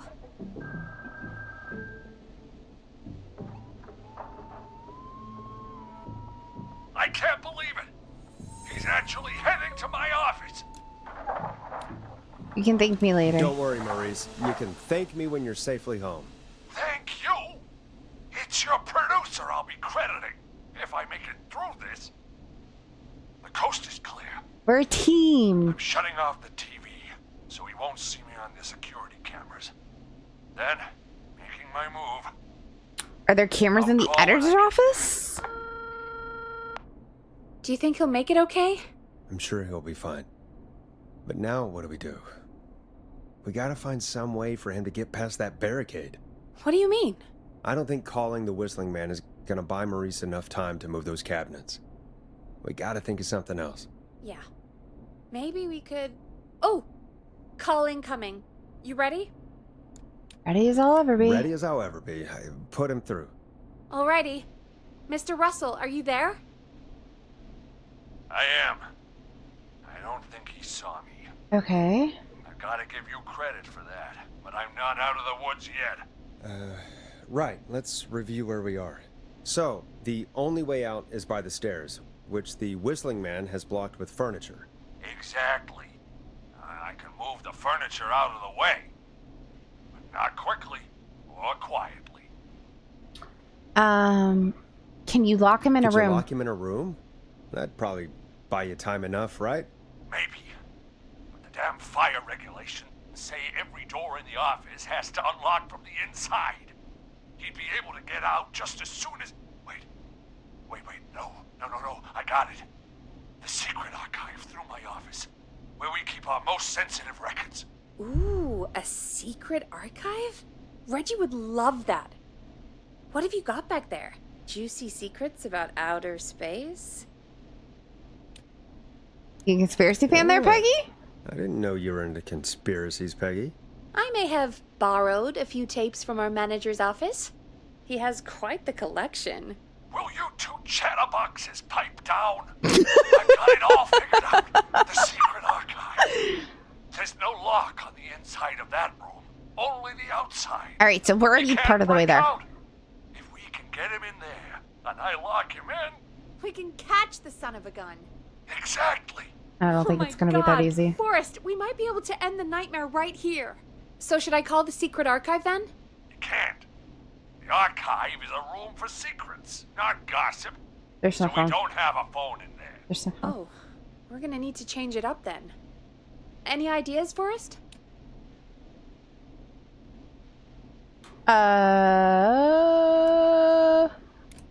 I doubt there's a TV. Is there a TV in there? Use a radio, maybe? Maybe we could use a radio. There's no radio in the secret archives. Are there no radios at your offices? I don't have one in my office, but What is it? our sports reporter, Hopkins, he has a little portable radio he never turns off when he's here. Is he That might be is he what we still in need the then. office? Is his portable radio still there? It should be. It's what he calls his work radio. It should be here in the archives, actually. Let me just take a peek around. Why is it in the Great job, archives? Forrest. Looks like you picked the perfect place. Let's do congratulations We later. hadn't found it yet. Let's congratulate ourselves later. I found the radio. It's right where I thought it would be. It's all coming together. A I'm little just too gonna turn easily. it on quickly, make sure it's still got some juice. That seems like a bad idea. Maurice, turn the volume down. We don't want that thing blasting just yet. Yeah, I knew that, Nash. I was just doing that when you yelled at me. He's like, The radio ah! works. If I make it out alive, Hopkins might just get that day off he wanted. He's earned it. Let's do it for Hopkins, Forrest. Sure. Wait. Ah, God damn it. If I can't have this stupid thing turned up, how am I supposed to draw the killer? I can't be in the room when it's on, or I'm dead. You just... Oh, that's a good point. But wait, we're the radio. We can just be quiet until you're ready. If you can do that, then... Yeah, sure. 189.16, I know that's your station number. But a good editor always double checks. Can you confirm that?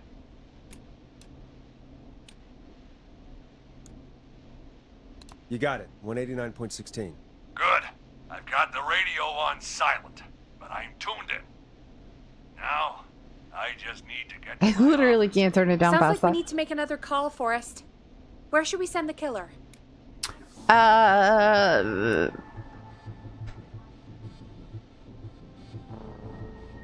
kitchen, I guess? If we put him in the kitchen, he can sneak out the door because the door into the kitchen is further to the side. And then he can get past the boardroom, maybe? No, let's put him in the boardroom.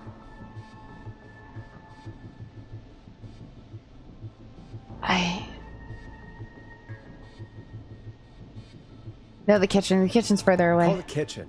The extension is 02. That could work. Put him in the basement! kitchen I is far away from wish. the editor's office, but the killer searched it before. Are you sure? Oh, no. Oh, no. That's right. Let Fuck, me I have a forgot think about that. again. Call the boardroom. Call the boardroom. The extension is 04. That might work. The boardroom is fairly close to the editor's office, but we haven't seen the killer go there yet. Are you sure? I'm sure. Make the call. I'm sure. Make the call. Okay, calling the boardroom now.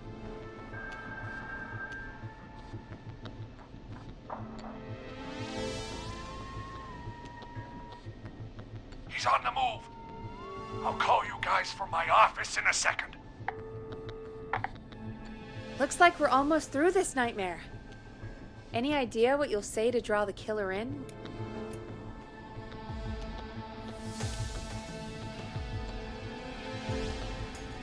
I'm gonna do my best impersonation of Maurice. I think that'll draw the killer in. What's your Mr. Russell impression? I think I gave that masked freak the slip. What a great plan this is, Pearl! I'll give you an A for effort. Ooh, call coming in. Here we go. I'm here. The radio's set up in the secret archive. Okay. Just give me the signal, and I'll turn it all the way up. Where will you hide in the meantime? Good question.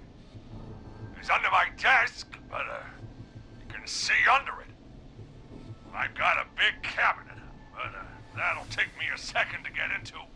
Anywhere else? Not really.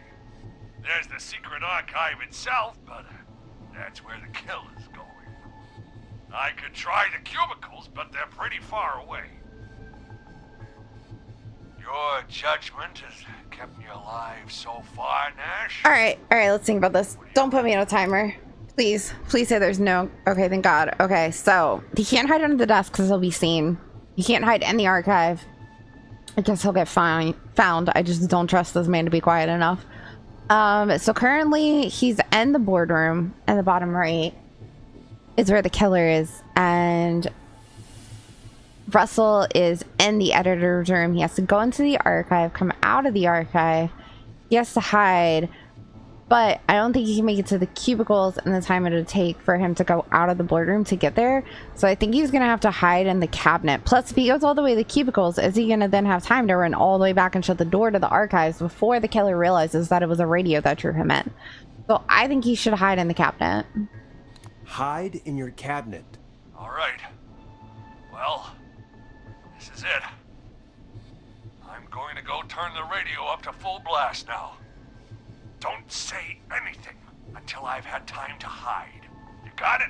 We Got know it. the plan. You can trust us. What are we gonna say though?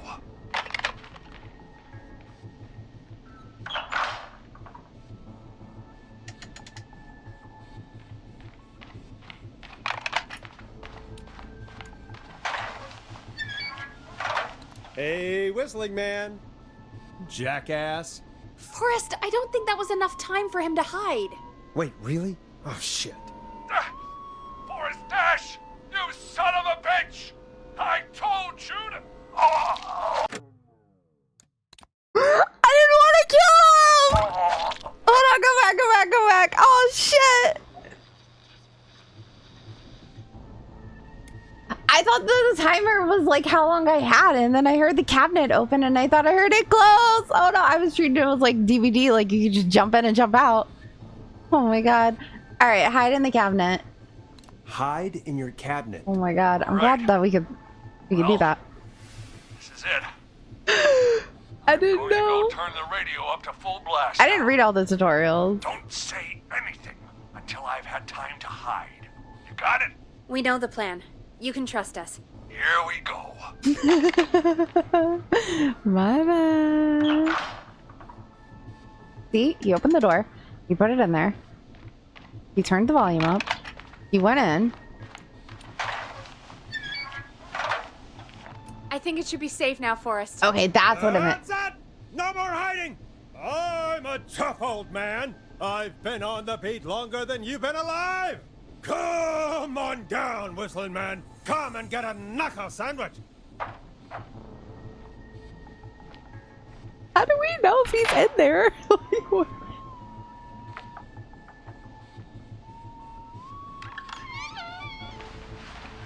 Listeners, this is Forrest Nash of 189.16, The Scream. And if you've just tuned in, See you in hell, kid! we've just locked up the Whistling Man. Forrest, you beautiful bastard! Okay. I can't believe that actually worked! Was there ever Come any on, doubt? Reese, was there ever any doubt? Thank God it's over.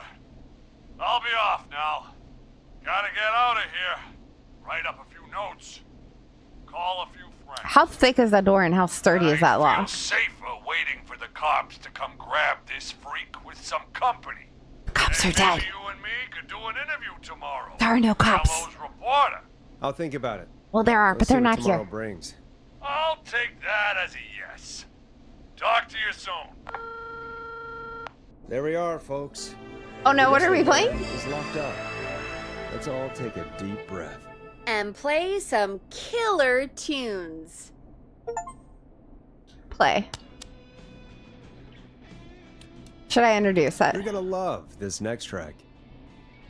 Alrighty. Looks like the night should be Um, pretty easy from here on out. Right? We are playing Thank God Killer that's Frequency. over. I guess we got some downtime now. It's like a I could murder ask you some questions to kill the time. mystery. You sure about that? You're not so scary. Um, Besides, we've been working together like a week now, and you're still all shrouded in mystery. I'll regret this. I'll regret this, but okay. Question 1. Tell me about your family. What? Come on, Peggy. That's too general. You've had an eventful Okay. day? Tell me about it. Did anyone move with you to Gallows Creek? Nope. Now that's too specific. Too specific? Do you have any siblings? I don't. I'm an only child, and my folks are dead. Oh, I'm sorry, Forrest. Don't be sorry. I'm Don't be not. sorry, I'm not. Oh, Anyway, what about you? Any siblings? Your mom and pop still around? I thought I was asking the questions. You are. I'm just making conversation now. Oh. Well, my folks went the same way as yours. Oh, Oh. What happened there? My dad walked out when I was about 13. He'd been a wreck for a while. Then he got himself into a wreck, and, well, that was Dad. sad. Mom didn't take it well. she remarried pretty quick after that. She wanted to forget Dad so bad, she even made me take my stepdad's last name. So I'm Peggy Weaver now.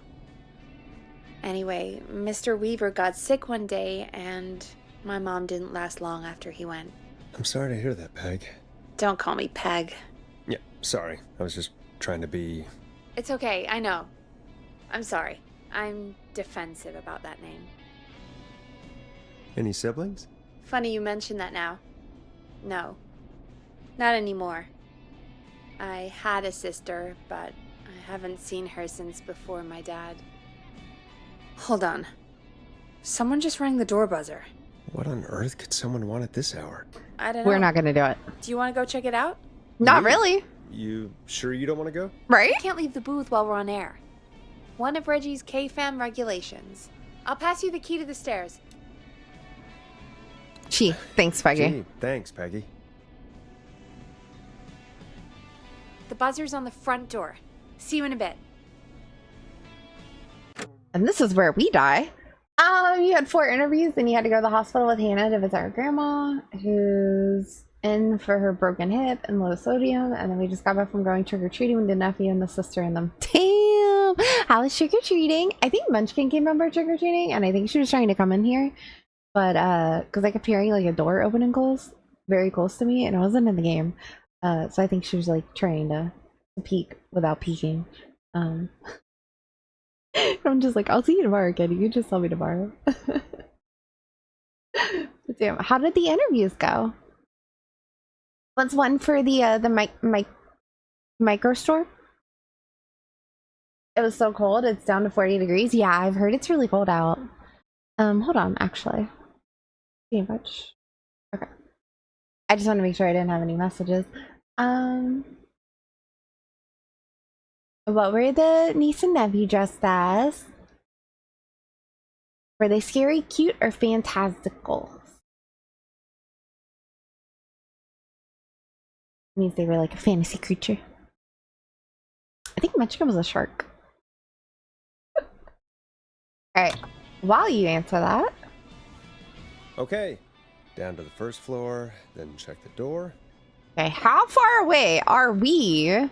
Oh, we're here, so we're right down the road. So the killer could have came from there and gone to here. Okay, well, I don't feel great. Alright, your nephew was dressed as a Ghostbuster? Nice! The better question is, how is the killer getting into all these buildings?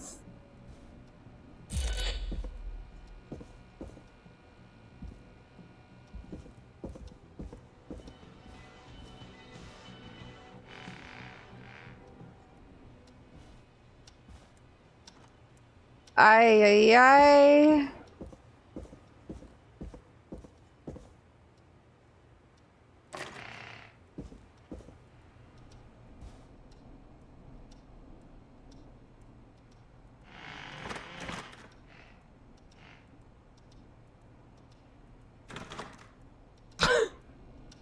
Shut the door behind me. One should always check their exits. Interviews were long, like an hour each. Oh my god, I don't think I could have survived that. I don't like the fact that the whole front door is just glass. That's not great. What do we got down here? We got crafting work, poppets, all that shit. We got coffee.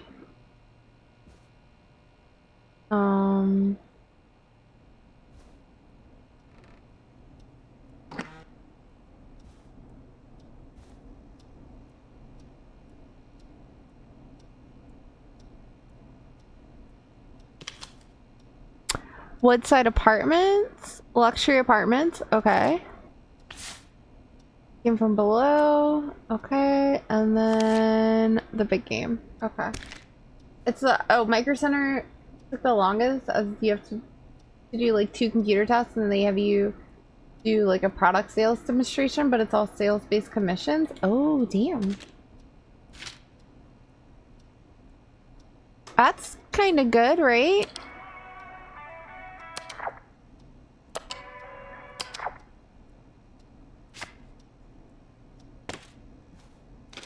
Alright, Barb, I don't know how to say this, but I think we should see other people if we can still be friendly.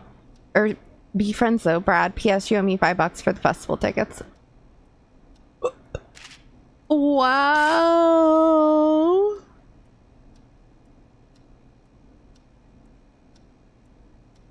It's all the he said, she said, babe. Oh, Jesus. Put her back. I don't care. I'm guessing this was Barb's area. Okay, Barb has a thing for cats. Get it. It's a little creepy.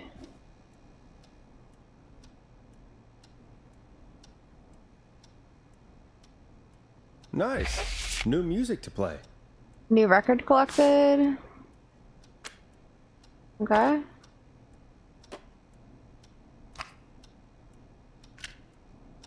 Interesting. What is this? It's like a little, it's a maze map. I'm sure I'm probably gonna need that at some point. We'll leave it there. See if I can take it back with me. Why does that guy look like Eddie Munson? I don't know. Your guess is as good as mine. Needs a key. Of course it does.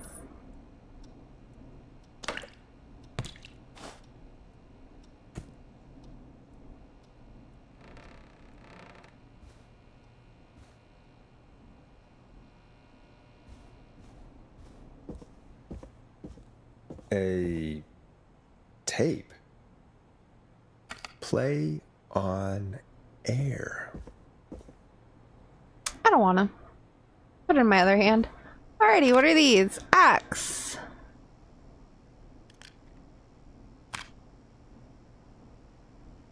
Axe 2? Axe me again. Okay. Lasers. Axe 3. Okay. Good job on the new job. Jeannie, I'm so proud of you. Make lots of friends and work hard. Lots of love, Mom. Don't mess it up. Oh, that was 80s. Okay, we got a ruler. Okay. Little creepy. Rock on, Gallows for life, Jimmy and Jeannie. An awesome tattoo idea, apparently. Got it, got it. Oh. Also, I guess since you worked in restaurants, you've just never had a physical demonstration interview? Same. Never. Jeannie and Carrie. Oh!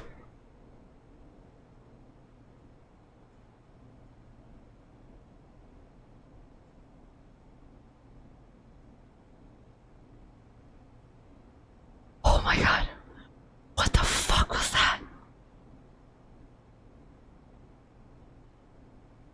Did you guys hear that?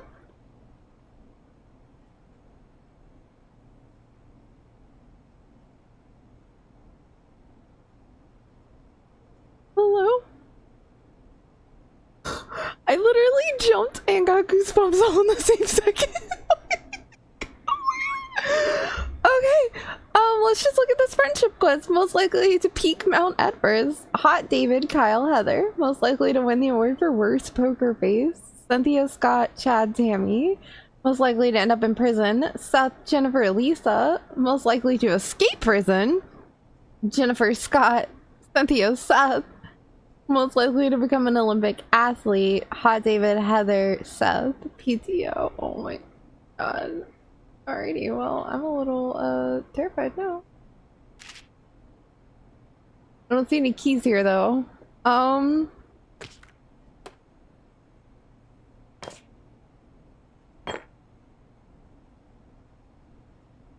the binders fell over. Why did the binders fall over? They were like that before.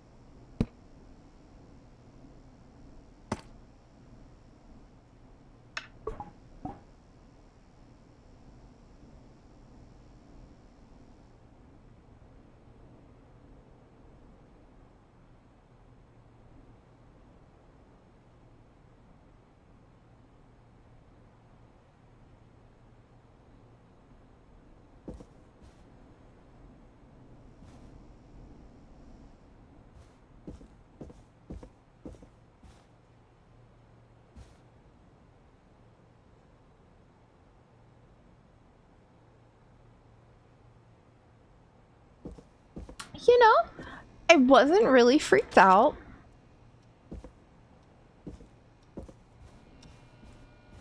But I'm a little freaked out.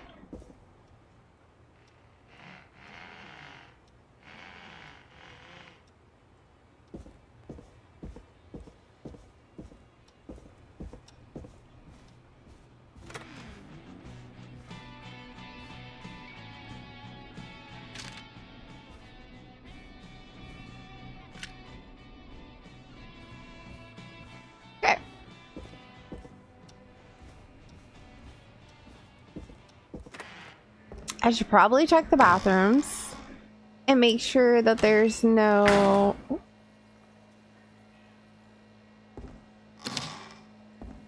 thing hidden in here. Not like person, but like thing.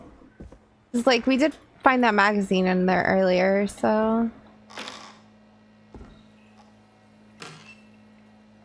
Scream! Alright, let's see.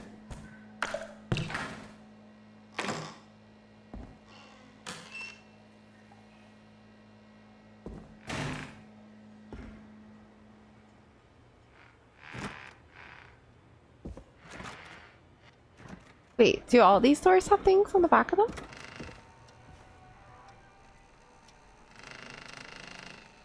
No, okay.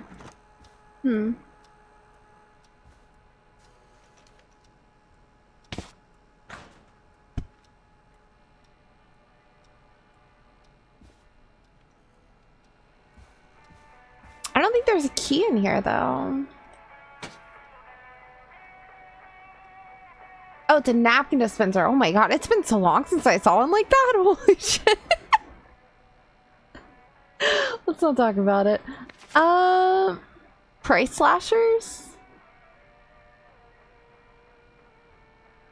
Okay, why does...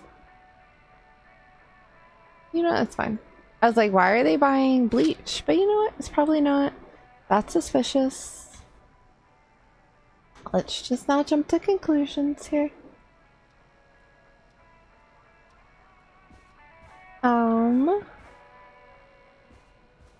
I really don't want to play that tape on air. I think I'm gonna have to. Whew. Man, time is not passing. Alrighty. Well. Yeah, I just have to play the mysterious tape now.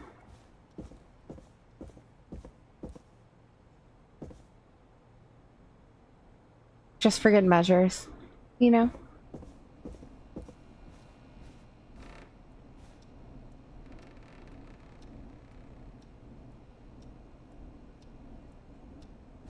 Locked.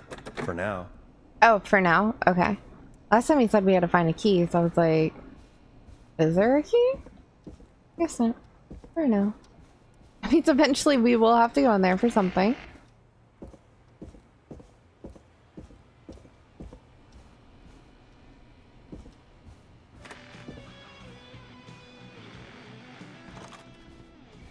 Alrighty.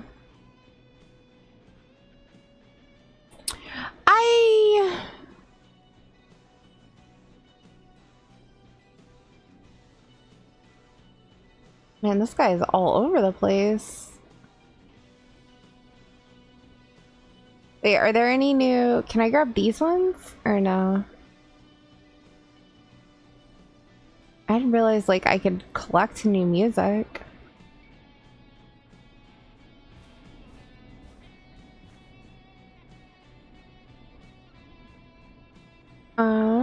Do you have a good feeling about any of the interviews that you did today, Fresh? Sorry.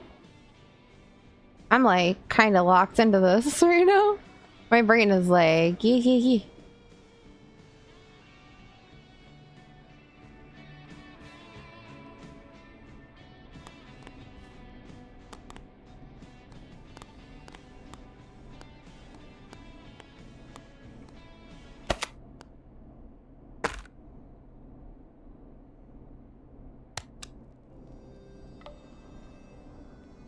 All right. While this song plays, I'm gonna run to the bathroom really quick. And I'll be right back. I'm gonna put down my... I have a little mochi in my lap right now, like a little Panda pillow. So I'll be right back though. Here, I'll turn up the music too, that way you guys can hear it better. Where is it? Right there? There you go.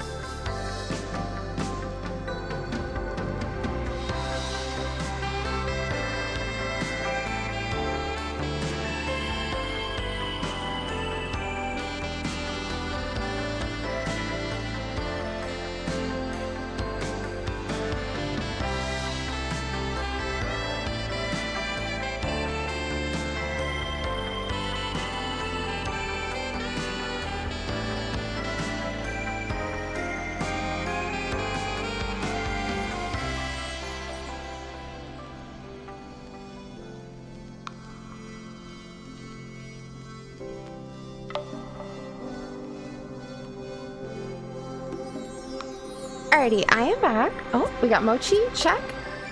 We got our microphone, check. Microphone. And we're gonna turn the volume down a bit. And we're gonna talk to Peggy. Who was there? I didn't see who it was. Are they still out there? No. They left as soon as I went down there. They pushed a cassette through the door. It says, "Play me on air." All right. Streamer back, but can't hear. Turn the music off and play it. Can't hear what? Can you not hear me? Was the game too loud? My bad. I'm here, I swear. Time to turn the music off. What? I'm here. Oh, you're just messing. I was like, wait. I'll turn the music off when I want to, Peggy. I'm eating a Reese Okay, Forrest. cup Shut right the now. music off. I'm eating a Reese cup. Hold on. It's snack time. Jesus. Let me eat my liquid or my candy When you're ready, courage. shut the music off. When I'm ready. Thank you. Peggy's pushy. And see why Peggy's still single. Okay, Forrest. Shut the music off. Peggy, I'll do it in a minute.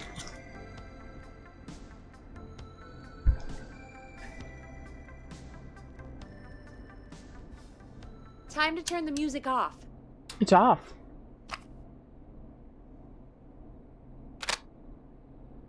I have a bad feeling about this.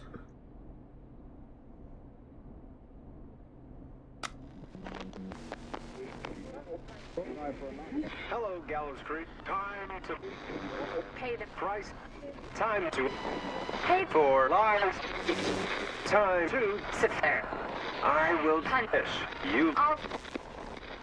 I'm going to enjoy this. I did not enjoy that. Is that like the equivalent of a newspaper threat letter? Oh, Forrest. We're still on air. Peggy! Say something. You have one job. Folks, Folks, the tape you just heard was passed through our door only moments ago. I don't know how or why that came through our door with the killer locked up, but be careful, Gallows Creek. Stay home and stay safe. Give us a call if you need help. You can get us on 911. Peggy, turn us off air. Jesus, you have one job in there. On air, off air. It's a button. Hey, we How had a did call you come in. fuck that up so hard? Jesus. I think she's in on it. What do you guys think? Turns out the sister was actually not a sister at all, We but have a a call brother. waiting. And the brother is the whistling man. And her father was the real one. You know, like some crazy shit like that. She wants revenge on this backwaters town that drove her father to kill himself.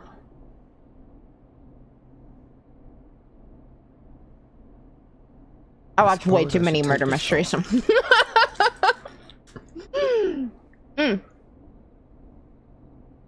Alright. I didn't call. Caller, you're on 189.16 The Scream with... Ash! Shut up and listen to me! Mr. Russell? What's wrong? Are you okay? I said listen! He's gone! The Whistling Man is gone! He's What gone? happened? What happened? Well, after our call, I cleared the stairs and went home. I phoned some buddies, and we came back here to keep watch. Then what happened? I'm getting to that. We came back here. Door was shut. No, I'm just gonna move Just the as I candy over left. here. We had a couple of drinks, and, well, there was a bunch of us, and we were all armed. They thought we could teach the freak a lesson before the cops got him. That's shameful. That's shameful, Maurice. I didn't think of you as a vigilante. This was not my idea. The guys just grabbed their weapons and unlocked the door. Right. I braced myself and Then? And then? nothing. The room was empty. The door was still locked. How the hell did he get out? Are you sure it was still locked? I'm telling you, it was locked. No way out of there. None. Maybe. I mean, I know it's crazy, but if he's back from the dead, Peggy! then... Stop it. Don't be... Do you think he's some kind of ghost, Peggy? It would explain things. I mean, how do we know he's not? Mooney, there's no way. Whoa, did you say something, Maurice? Baloney. I said baloney. Look, I don't want anything more to do with this. Then go home and lock I'm your door. clearing out of Dodge. And I recommend you and everyone listening do the same. He seems really spooked. Wouldn't you be if you got attacked by a serial killer who turned out to be a demonic spirit? He's not a demon, Peggy. Yeah, you're probably right. But what do we do now? This woman. 104. It's been 1 hour. Oh my god, which means we have Thank you anywhere again, from 3 to Mrs. 5 hours McKenzie, left. For the helpful tip. The bagger at the grocery store cannot whistle. We'll remove her from the suspect list. Wow. Let's go to a break. I need you for a second. All right, folks. We need to take a quick break. This one's for all those folks out there keeping the hatches battened.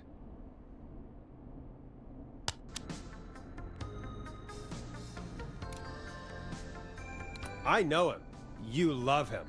This is Roddy Snatcher with his new single, Final Breath. Alright, what's up, All right, Peggy? what's up?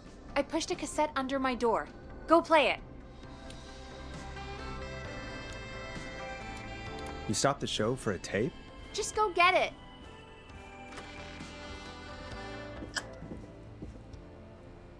Wait, if that's her door, what is this door? That's not opening.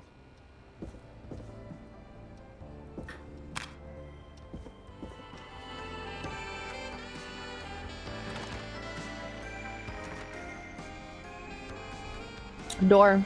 I need you to be a door and stay closed. Can you do that? Thank you. Alrighty. Play me ASAP off air. Alright, well, we're off air. Oh, shit. Nope, JK. Alright, give me this one. That right there, I guess. And then... play. Straight to voicemail? My god. Are there any professionals at KFAM? This is Gina Franklin. I'm calling because your backwater station has not honored our agreement. we gave you Mr. Snatcher's newest single, the kind of honor you've never had and probably never will again. And we've still not received any information about when you're fitting it into your busy programming. I'll be frank, I didn't want you as part of this debut, but Mr. Snatcher, due to his prior friendship with Mr. Nash... Prior and current friendship, Gina. Forrest, mate, you alright? Don't worry about Gina, you know how she is. But yeah, can't wait for you to hear the new single, man. I think Final Breath is my best work yet. I really hope you and your listeners like it. And man, if you ever find your way this side of the pond, let me know. We'll have to catch up. If Final Breath isn't played on your airwaves by the end of Mr. Nash's show tonight, the next call will be much less friendly. I'm playing it right now, so that should be fine. Roddy Snatcher, Forrest! You know, Roddy Snatcher? Yeah. We're old friends at this point. Roddy and I are old friends. Obviously. I love Roddy. I Will Always Find You was my song. I wish we still had it in rotation. Oh my god, I can't believe you know Roddy Snatcher. And I can't believe you didn't tell me he sent you his new single. We're playing We have it. to play Final Breath. Where is it? It's playing right now, actually. Oh my god, I was so freaked out by the tape, I didn't even notice. Yeah, I found it down in reception earlier. Barbara had it hidden away. Why was she hiding it? I mean, well, if that fiasco last Friday about the missing Knife and Easy track is any indication, folks at KFAM aren't against hoarding station music for personal use. I think we're still missing a few tracks, actually. Barbara! Oh, never mind. Just listen to that music. God, Roddy's the best. He is. And more importantly, we should be safe from the worst of Gina Franklin. Cool. Dodge that bullet. And I think that's every time I've seen him live. Peggy, you just talked through the whole song. Oh, whoops. It's okay. I can just play it on loop later. Oh, shoot. I just noticed we have a caller waiting. I really hope it's nothing serious. I'm hoping it's another, like, pizza advertisement. I think we got, like, another food place on the map. So, like, you know. I, however, would really like to eat this other Reese cups. Because now that I've started, I can't stop. Y'all, it's an addiction. I was like, I'm not gonna eat candy for Halloween. And then I saw, like, all those Reese cups downstairs. And I was like, well, I'll just take a few. And then a few turned into, like, a cup full. And here we are. 6 Reese cups later. The line's lit up. I need to take the call. I need to get the chocolate off my finger first. Homie, calm down. You can't touch our keyboard like this. Alright.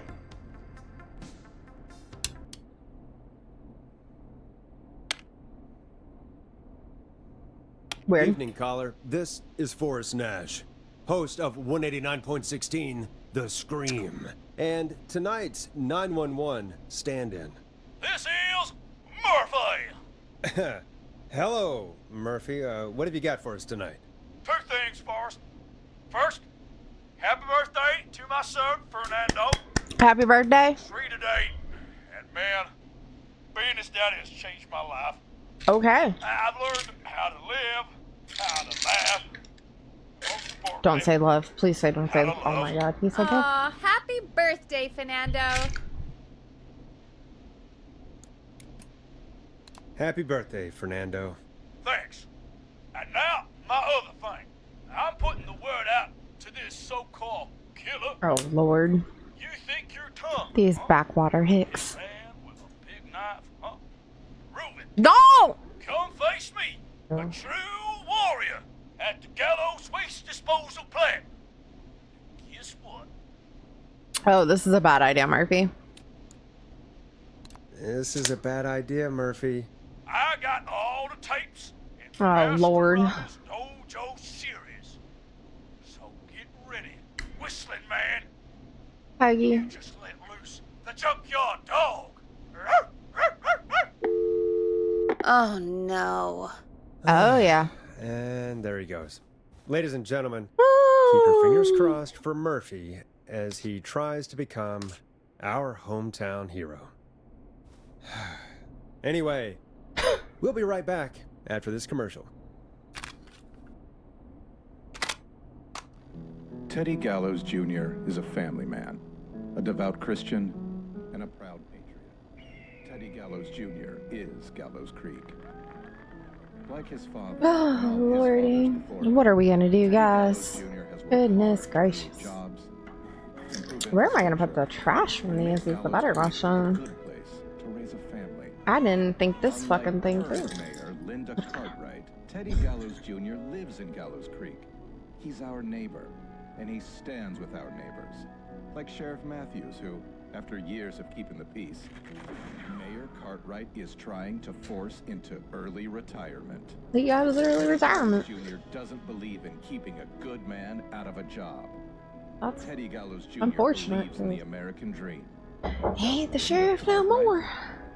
Help Teddy Gallows Jr. keep Gallows Creek a good American town. Help him become mayor. Take a swing for Gallows Creek. Golf Vote swing? for Oh Teddy my Gallows god. Jr. Oh, My yeah, name yeah. is Teddy Gallows Jr., and I approve this message. God, what a jackass. 100% grade A asshole. Linda Cartwright isn't super herself, but she's not. Yeah, we don't have any more of those ads to air tonight, do we? No, just the one. Good. Thank God. I have to ask, though. Take a swing for Gallows Creek? He set the home run record for Gallows Creek High. Of course he's one of those guys. Yep, he played lots of sports back in the day, and he never lets anyone forget it. Right. Let's just get back to the show. Alright, I think I believed that one earlier. Well, folks, hearing that reminds me that every vote matters.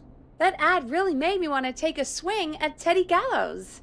You mean take a swing for Teddy Gallows? No. Yeah, sure. Let's find out from our next I think she said it the way she who's wanted got it. their vote. We got a caller. You know what to do. Does she not screen these calls? Like, good lord. Hello, Is that not her caller. job? You're live on the Scream with me, Forrest Nash. Swear, if these are the same college kids, I want some pretzels. Hello? Hello? Who is this? Are you okay? Do Are you you need okay? help? Do you need help? Forrest? He called me? That horrible whistling down the phone. He's coming for me? Jesus. Okay, listen, caller. Don't panic. We've done this a few times now. We can help you.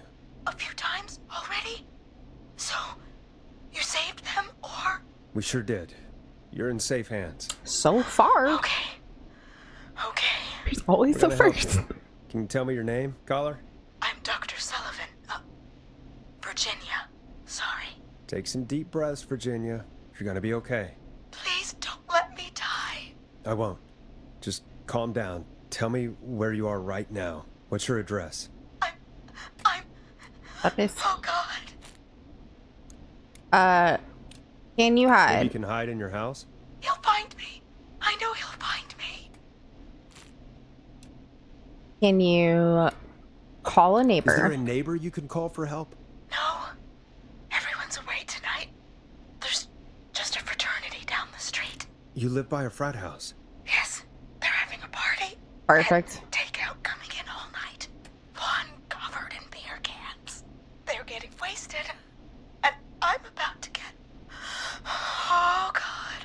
Virginia, what's the name of the frat? Oh, God. I can't think. I can't. Any idea what the frat might be, Peggy? If I knew where she was, I might know, but...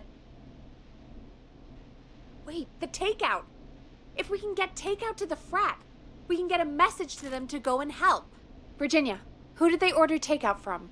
I don't know.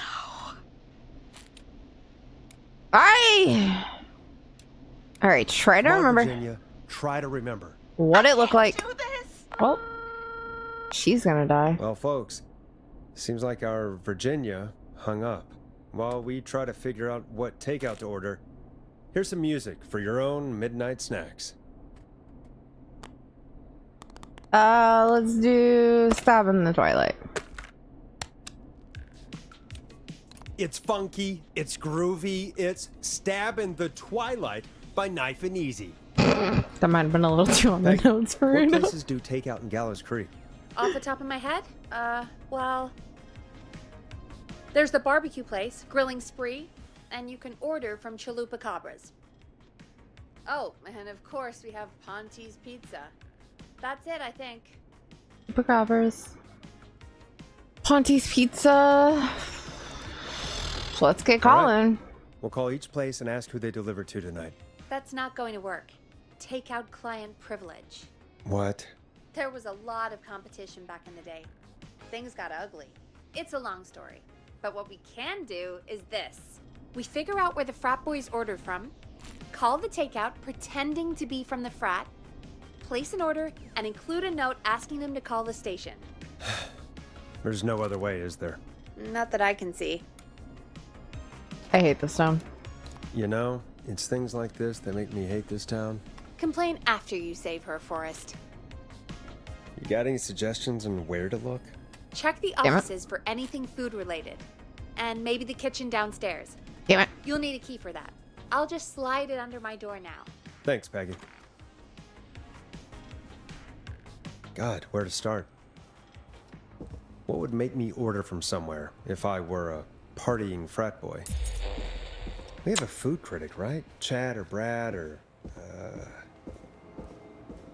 I'll just have to look around. Alrighty. Nope, not that one. This one? Nope. This one. Chalupa Cabra.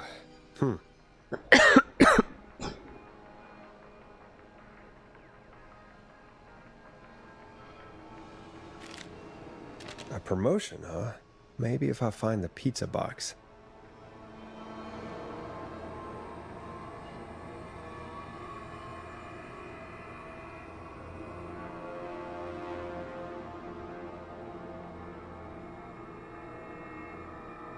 Three-hour slow roasted pizza?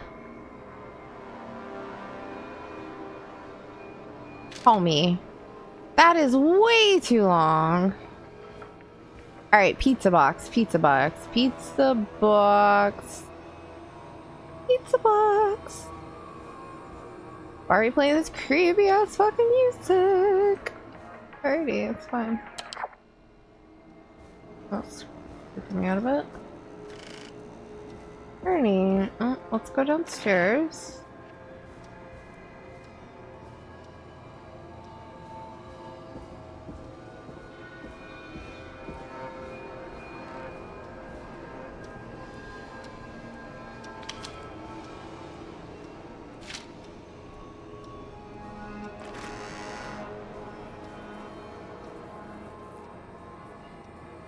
This is the staff area. Oh, lordy. So many locked doors, so few keys. I mean, that's good. Is there... There's a second staircase. Okay, that's important to know. I need a key to get in there. Alright, that seemed like a private office. That's locked. And that's locked. Alrighty, I feel slightly more secure. You take a nap in the middle of the delivery? What?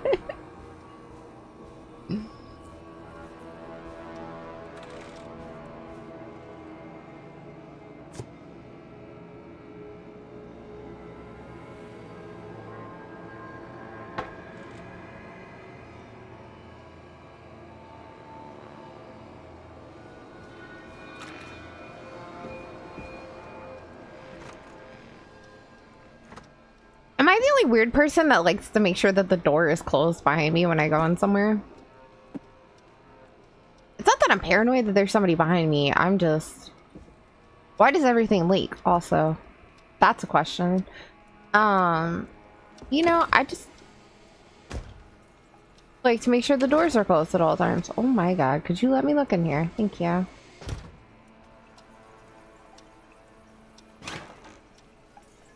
Why can I hear the water running?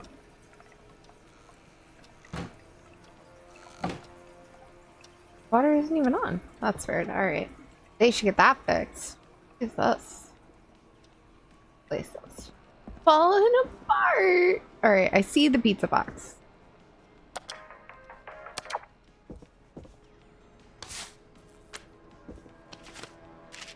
More scribbles.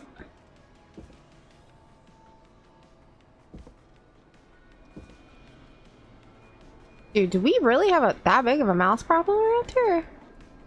Yeah, like it's fucking. Go Gallows High, I guess.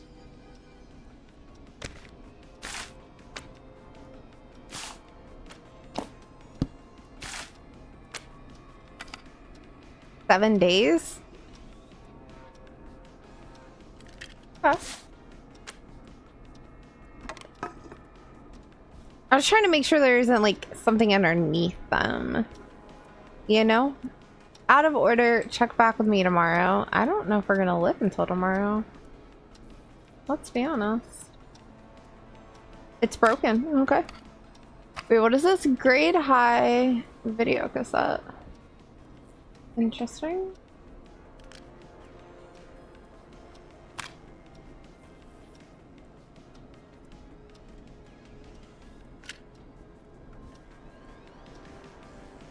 Nice. New music to play. Cool. Alright, so there's nothing here. Okay. Cool. Rooting through trash. This is a new low. Ooh. 1 free beer for every Interesting point offer. that Gallo High wins by in Tuesday's big game with every big order. Go team. Best pizza in town, $8.99. What is that? 2 for 1, any large pizza, $9.99. $5.99 for the lunchtime special. Wait, so basically you're getting a second pizza for like $1? Because a pizza's $8.99. So then if you're getting any large pizza 2 for 1 and it's $9.99, like goddamn, that's a good deal. The 80s, man. The 80s. Oh, can I not, if I have it in my hand? I see. One of us is not very good at this. Okay, for every point that they wins by. Okay, so how many points did they win by? They won by like 8 points, right? Isn't that what I saw? Yeah, they won by like 8 points. Okay, so we can put that back down.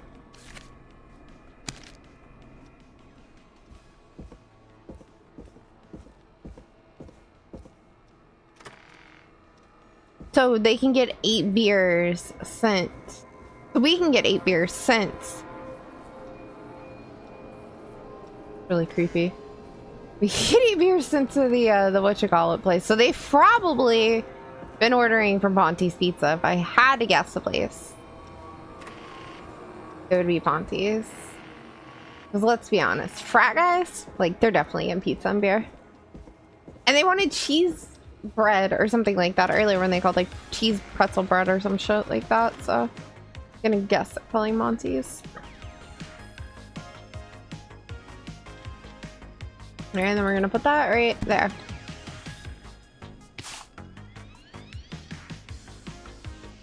This is my evidence table. We haven't had to use this yet, but I'm guessing at some point we're gonna get calls from someone who's there in the maze. Alrighty, I kind of want to play the same music that we got. Where is that? Oh, it's back here. Play. Alrighty, Hey, Peggy. Find anything useful? I'm ready. Yes, I have. That's great. Are you ready to get back on the line? Sure. Let's make the call. Okay, Forrest. Shut the music off. But I just turned on the song. Oh, and I need another drink. I'm thirsty.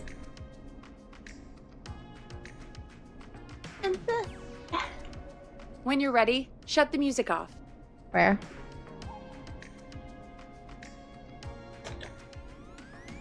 Okay, Forrest. What'll it be? We're gonna call Ponte's Call Pizza. Ponte's Pizza. You got it. We're frat boys, remember? Chandler Ponte's and her Pizza frat. is on the line.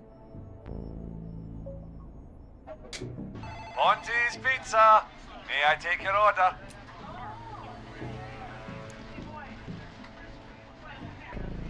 Hey, dude. What's going on? May I take your order? I need some garlic bread. I need the bread!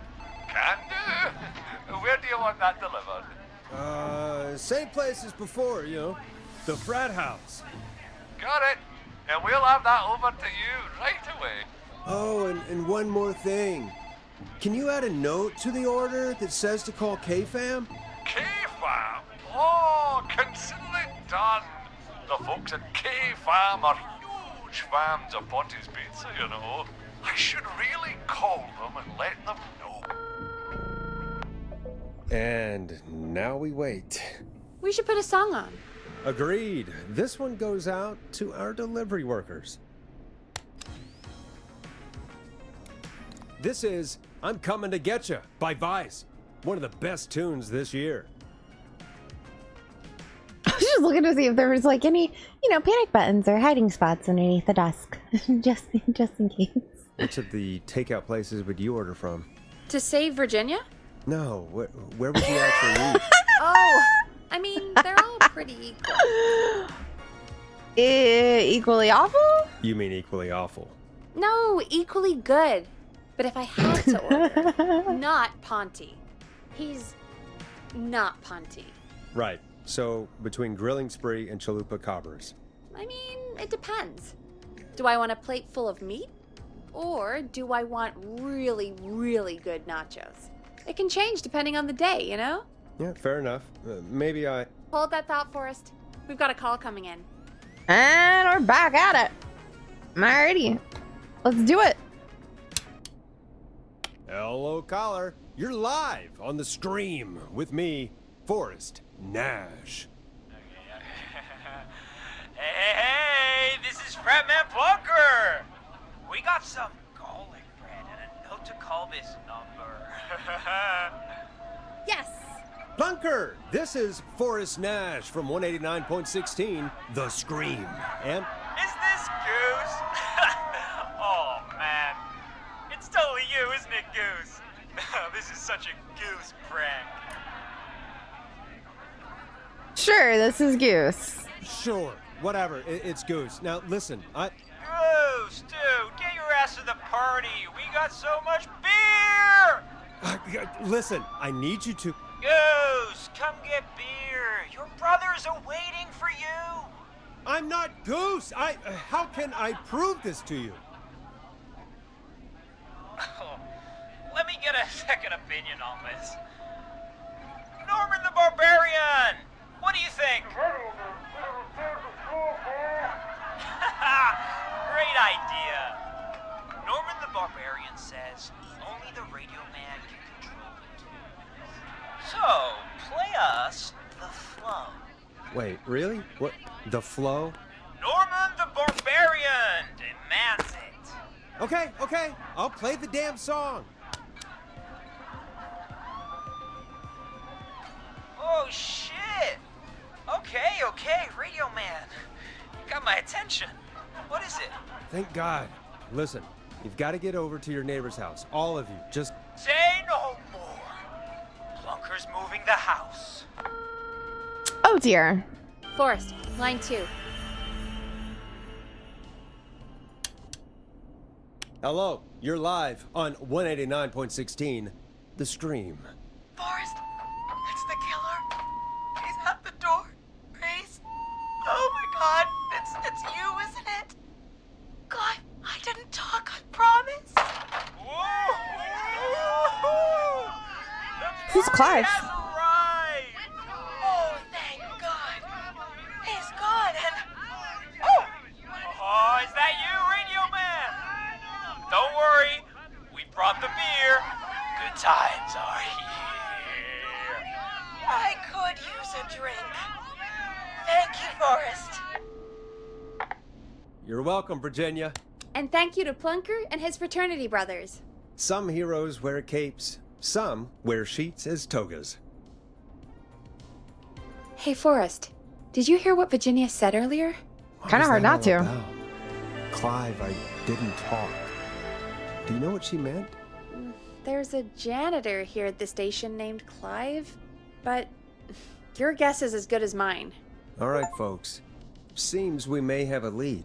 If any of you know a suspicious Clive, then please call in. It could save lives. In the meantime, looks like we have another caller. Hello, caller. You're live on The Scream with me, Forrest Nash. It's great to speak with you, Forrest. As a local small business owner, I find this all horrifying. A killer roaming the streets of our fair town? Ooh, terrible. I hear you there. It's a scary time for everyone in Gallows Creek. How are you holding up? You somewhere safe tonight? Yes, Forrest, I am. I'm here at work in my small business. It's a safe, family-friendly place.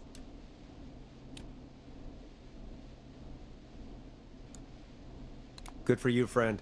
I'm glad you're keeping safe and busy. Thank you. I'm really living the American dream. Here in my business. You must really, really love your work. I do. My small business really is my whole world. What's your small business? Oh, well, I'm not really big on promotion, but since you ask, it's Ponty's Pizza! The best and only pizza place in town!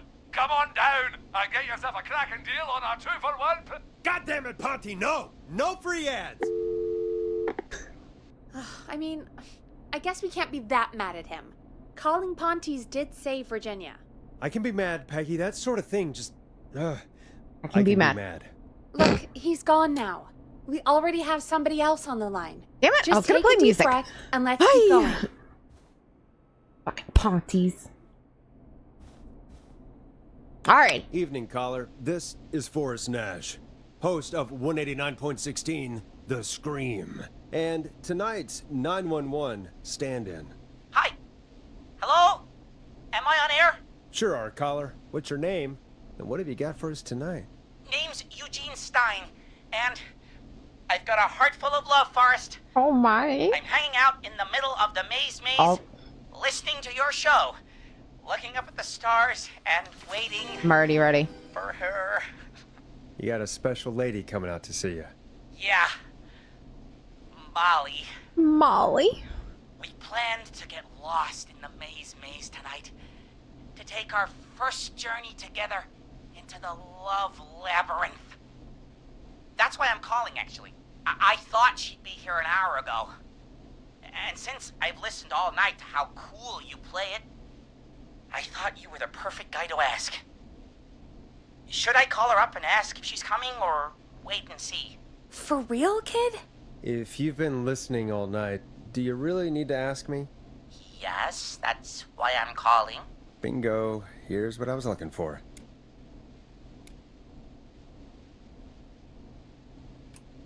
Ah, what the hell. Stay and wait. Forrest, that's a terrible idea. Eugene, please go home. Your parents must be worried sick. My parents are dead, actually. But Everyone's parents are down in this fucking town. yeah, I guess it's not the night. Hang on. I hear some rustling. I guess she came after all. Molly! I'm in the middle! It'll take a little while to get here, but thanks again, Forrest. It's been good talking. Wait a second. Molly can't whistle. No, this is supposed to be the best night of my life, not the worst. Eugene, do you know the way out? It wouldn't be the maze if he could just remember the way, Forrest. She's right! Listen, Eugene, breathe, hide, and call back in a minute. We'll get you out. I'll do it for Molly. But please, hurry. Well, listeners, while Peggy and I deliberate, here's a track for all you lovers out there.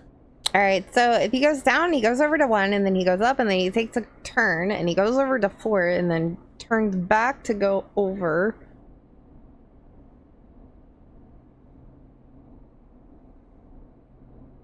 then he goes down to go around to go over to... Play a record, Forrest. Oh, sorry. I was trying to find the fucking connecting. Play. Okay. Now it's time to go with The Flow. And this is their hit, Crying for Help. How the hell am I supposed to get it through the maze? You know Barbara, our receptionist? She's a maze fanatic. Shame she isn't here. I was supposed to go with her last week, but she changed her mind.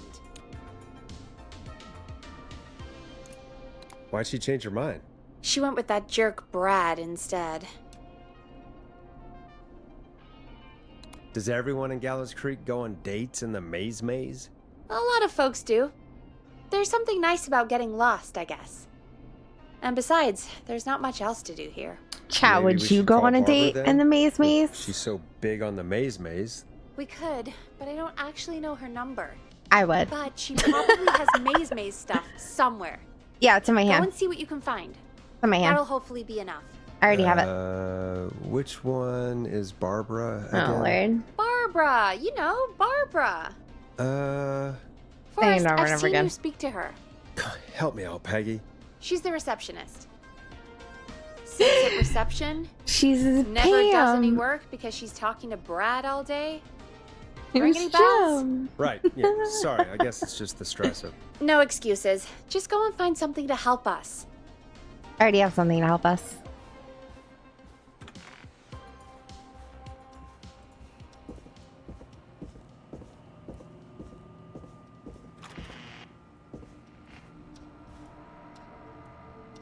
Alright, I don't see any feet outside the doors. That's what should still be saying. I don't think there was anything else down here that could help us. But I'm gonna guess that they now want me to read the letters. Looks like Brad broke her heart. Wonder what she'd have done with all that maze stuff.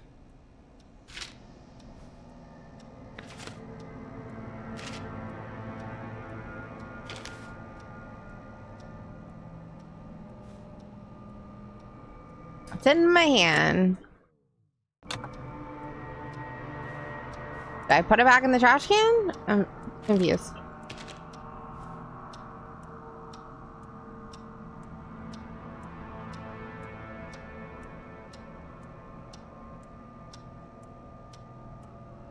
Alright.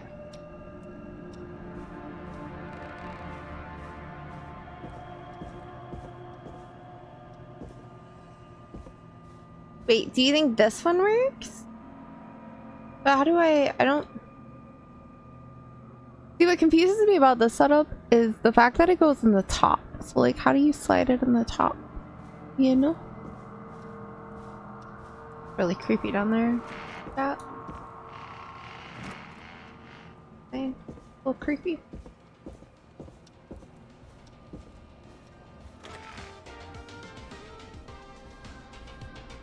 Any luck? For Eugene, yes. For Barbara, no. Brad canceled the date. So Barbara left her tickets and a map for the maze behind. Ugh, Barbara can do better than... Never mind. Let's save the kid.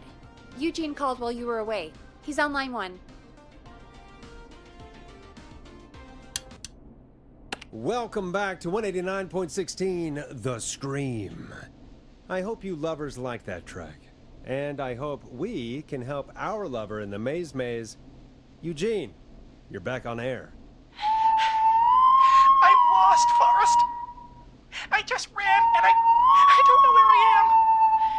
I'm at a crossroad, facing a tractor statue. There are hay bales painted gold on my right.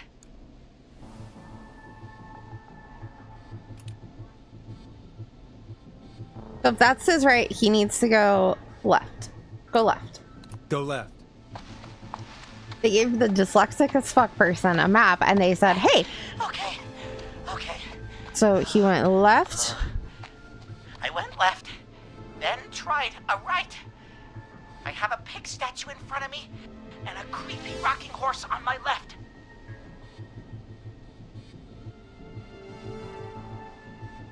So go backwards. Go backwards. Oh, God. Why didn't I just invite her over?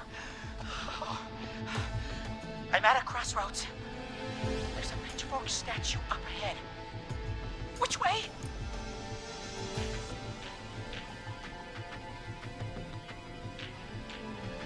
Left. If it's ahead, then that means it's forward, which is 5, so he needs to go left. Go left.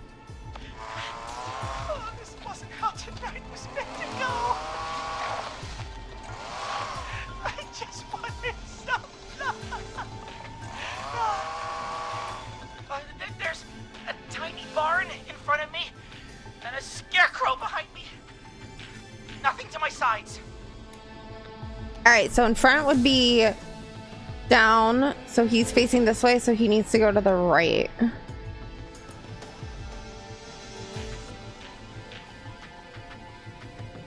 Go right.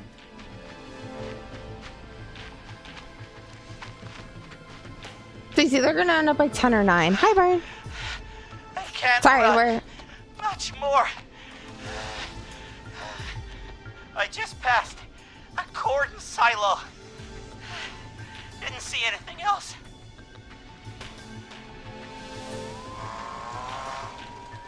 Please. Where do I go? He just passed the corn silo?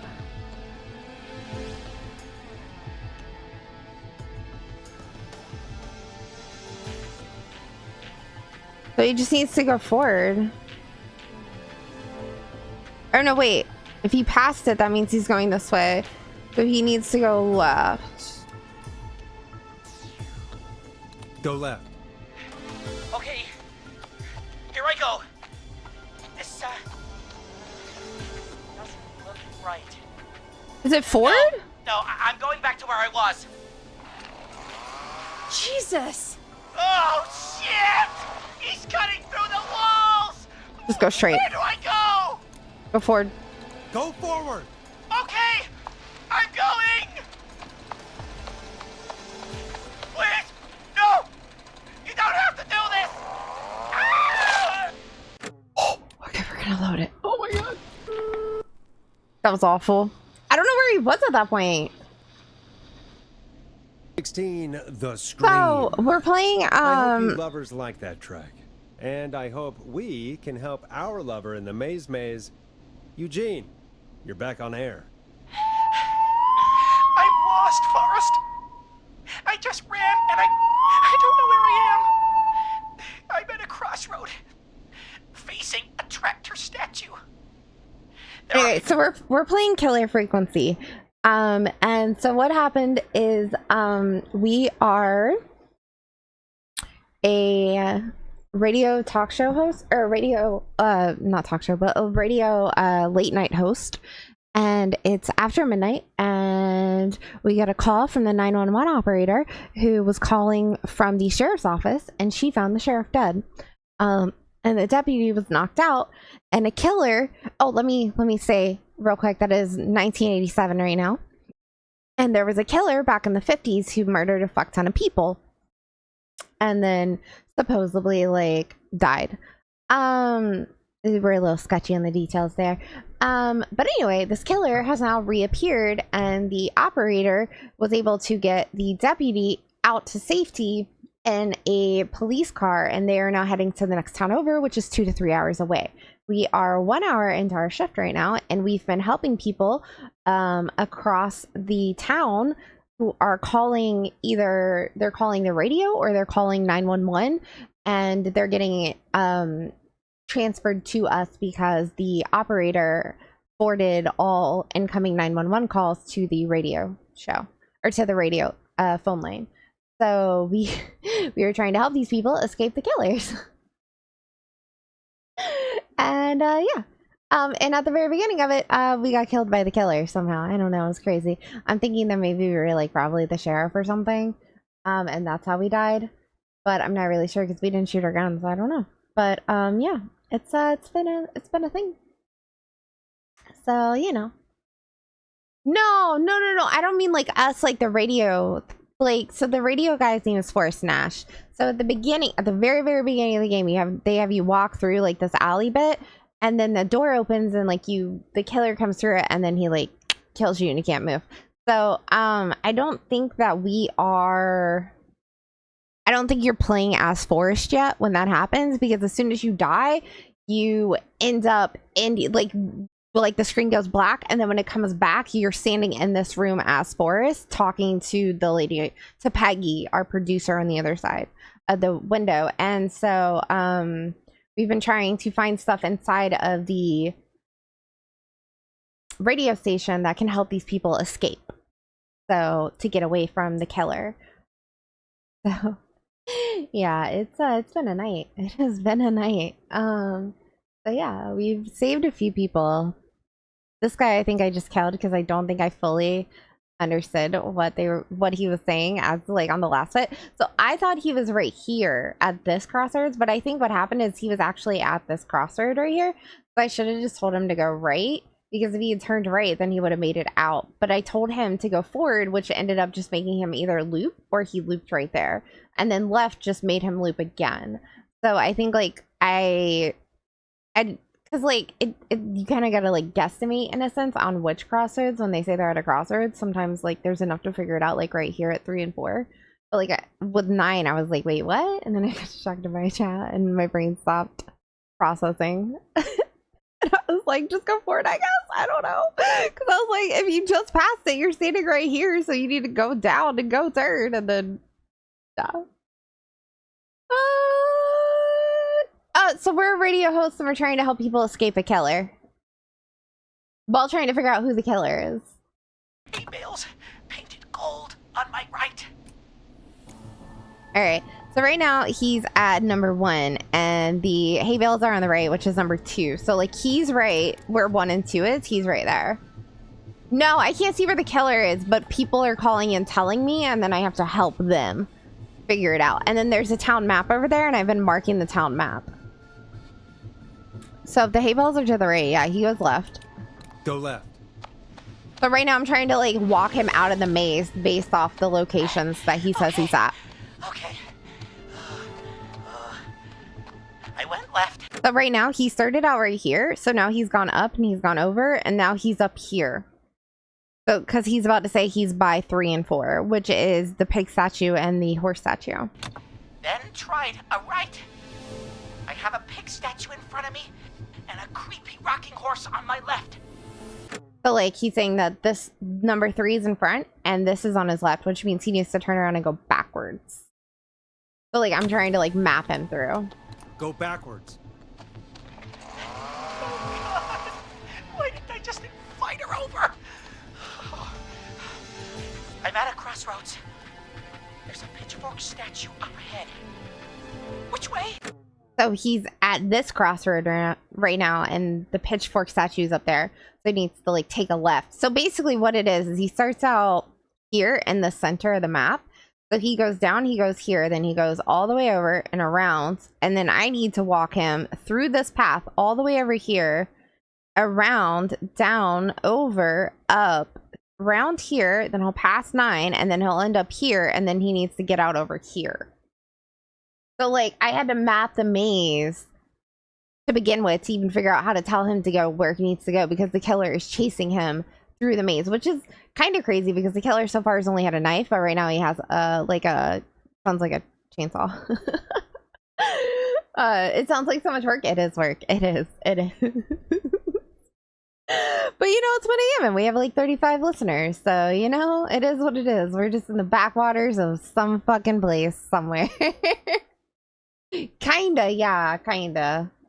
But for this one, we're not so much time limited as we are direction limited. So if I pick the wrong direction, then it can get him killed. But some of the answers they have like a little circle above the options that pop up for me to click. And that little circle means it's like time limited. So if I don't pick one within the circle time limit, then like something bad will happen. So let's see. He needs to go left. Go left. So now he's going left and he's going down. And he's going to be by 6 and 8, I think now.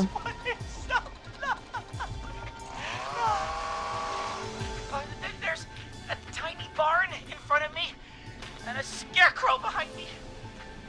Nothing to my sides. So he goes to the right. Because now he's upside down. Right. So that's going to make him get back to where he just was when you guys showed up and I lost my train of thought. Can't run. So now he's up here at the 9 in the top left. I just passed a corn silo. See, this is 9's the corn silo. Didn't see anything else. So now he needs to go right. Please. Where do I go? I think. Go right.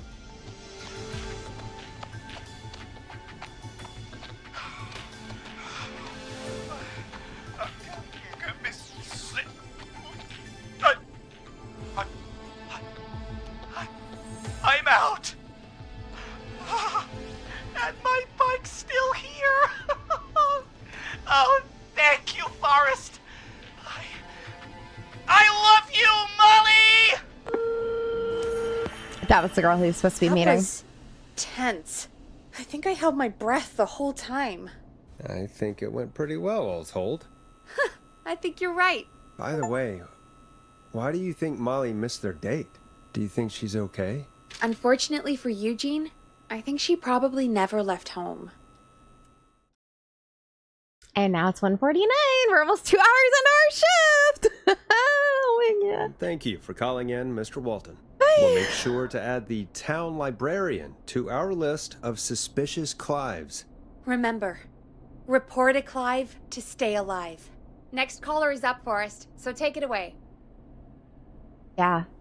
Yeah. Caller, you're through to Forrest Nash on 189.16, The Scream. Hey, wonderful show tonight, Forrest. Thank you. Well, that's kind of you to say. Thank you. What's your name, caller? You can call me Dawn. Could you play my tune, Forrest? Your tune. Sure. Long Ride Home. That old song. Sure. We got it. I think I played it the other day. Thanks. It'll be good to hear it again. All right, folks. Coming up is that old classic. Forrest, I don't think you're gonna find that song. What do you mean? I played it a few nights ago. I know, but, we don't have it anymore. What are you talking about? I threw it away. You threw it in the trash? That's No, I threw it out the window earlier today. Peggy! Peggy, that's a bit extreme, isn't it? Brad was annoying me all afternoon. He played it on repeat because he knows I don't like it. So I grabbed it and threw it right out of one of the office windows. Adams! Yeah, we're also trying to. Hour. So we're trying to figure out, if the killer is the original killer. So okay, so little backstory in this whole thing. So the killer happened 30 years ago in 1957. It is now 1987. The story goes that the killer went on a killing spree and then he. Hold on. But it can only take so much. Okay. So the killer went on a killing spree, okay? And then right here on the map that you kind of can't see, he like jumped off a cliff into the river and his body was never found, right? Over here in this place. So originally this had a different name, but then they renamed it Whistling Point because that's where the killer went off and the killer's name is the Whistling Man. So we know that the killer 30 years ago died, right? So we were trying to like hypothesize how this was going to happen. So let's say the killer was at the youngest like 18, right? So that would put him about 48. So we're either dealing with a man that's in his late 40s, early 50s, or because I'm gonna guess that he was younger, unless he was in his 30s. But if he was in his 30s and he went on a killing spree 30 years ago, that means there's a 60-year-old man running around the town killing people, which I don't think is the case. So the other option to this is that it is a man who the original killer was a 30-year-old, 20 to 30-year-old man, and he had a child. And now the child has grown up. And now maybe the child who's doing the murdering is either the child or the protege of the original Whistling Man. So there's two different options that I'm going with here. However, one of the people that we just helped not too long ago, what was her name? Dr. something. I don't know what kind of doctor. She's just a doctor. I'm gonna guess like psychiatric or something. It's like some kind of like goal therapist, goal talk to them kind of doctor. Only because at the very end of her thing, when she thought that the whistling man was outside her door, she was saying that she never told anybody the secret. And then she said Clive. So now we're trying to figure out if the Clive is the Clive that's the janitor that works here in our building, who's a slightly older guy apparently, or if it's a different Clive somewhere out here in the city. So it's a whole thing. So like, we're trying to help these people escape. I'm trying to track where the killer has been showing up at on the map, while at the same time trying to figure out who they are. And if it's the original killer who's just been hiding out, then why did he hide out for so long? Because typically when a killer disappears like that, something happens in their life. You know, like either they got detained for a different thing that wasn't the killing, you know, like they had some other kind of thing happen, so they were detained in prison for a short time, or something happened, or some kind of like family style thing happened, and that made it to where they were unable to keep up the pattern of killing, especially if they are a serial killer like this one was. So got two options here. Also, something we don't know is it's quite possibly the anniversary of the murders from 30 years ago. I don't know what the exact date was when this all happened in the original one, because we are from Chicago, so we're out of town. And apparently we did something that like fucked up our previous job. So we went from having like 5 million listeners to like this backwater town that only has like maybe 35 listeners for the late night show. So it's a lot of different little key information things to take in, and I really, really, really, really like it. I love it. I'm thriving right now. Oh my God.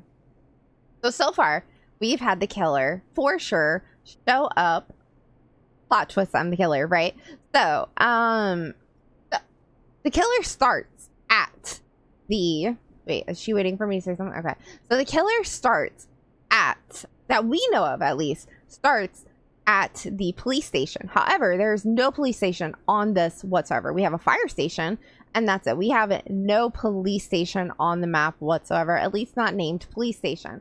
We don't know if the police station shares a location with another building. So my best guess, based off other small towns, is typically the police station might have a little space taken up inside of the town hall. So my best guess is the killer started out at the town hall, right? So from the town hall, the killer then went over to, my next best guess is our second person that we helped was this lady who was jazzercising, and she owns the jazz studio. So my best guess is she was going on a walk somewhere over here around her actual jazz studio.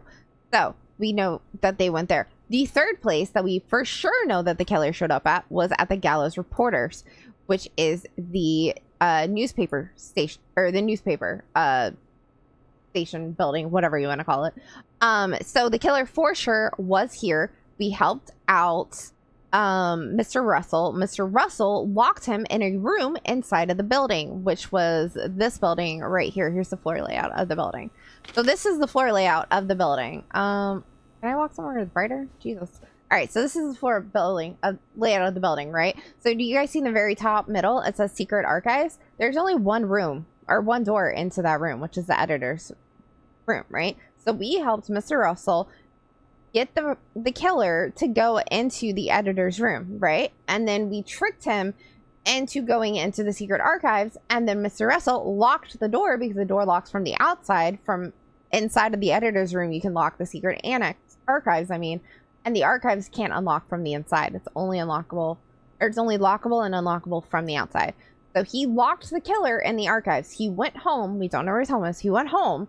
He came back with some buddies to stand guard at the door until the sheriffs from the next city over could come and show up.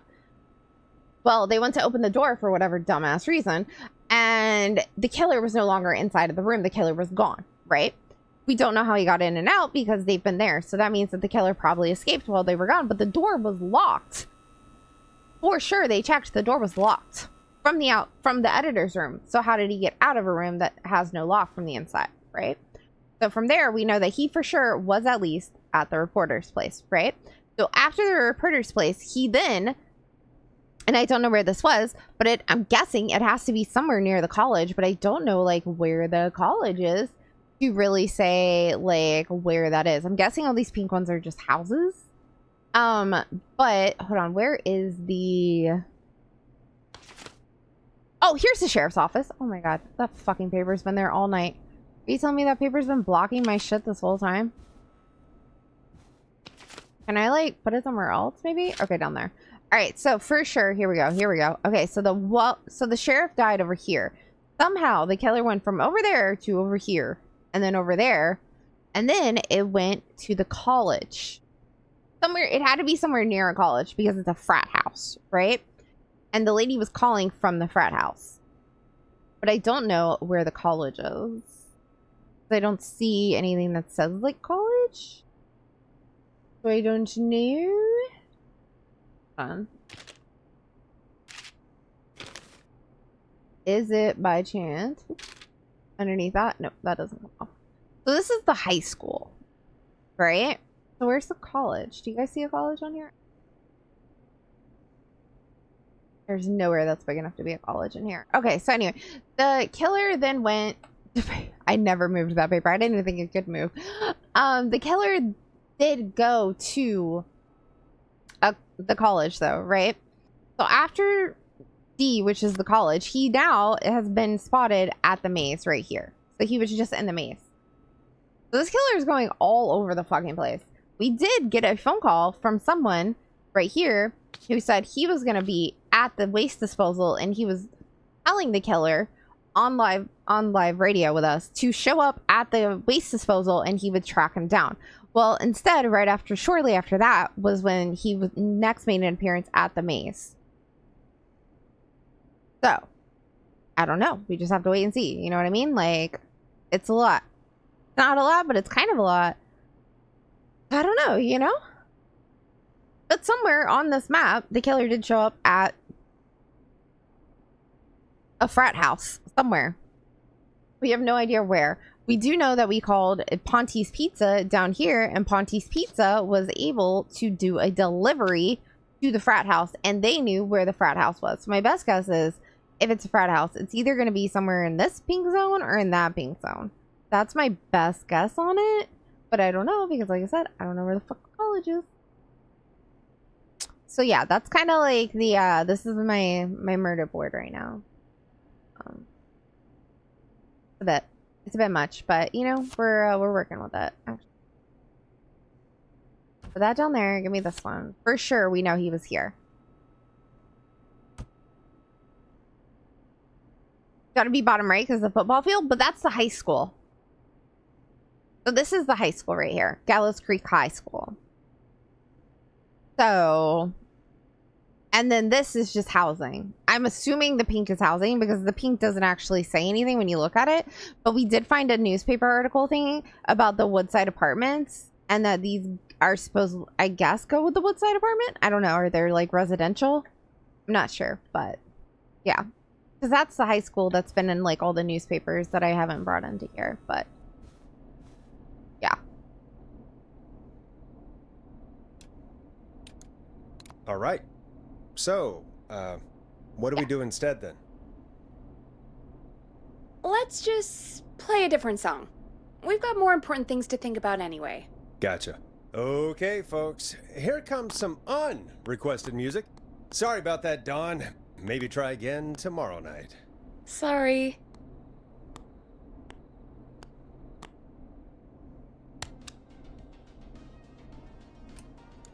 Here comes one of my favorites.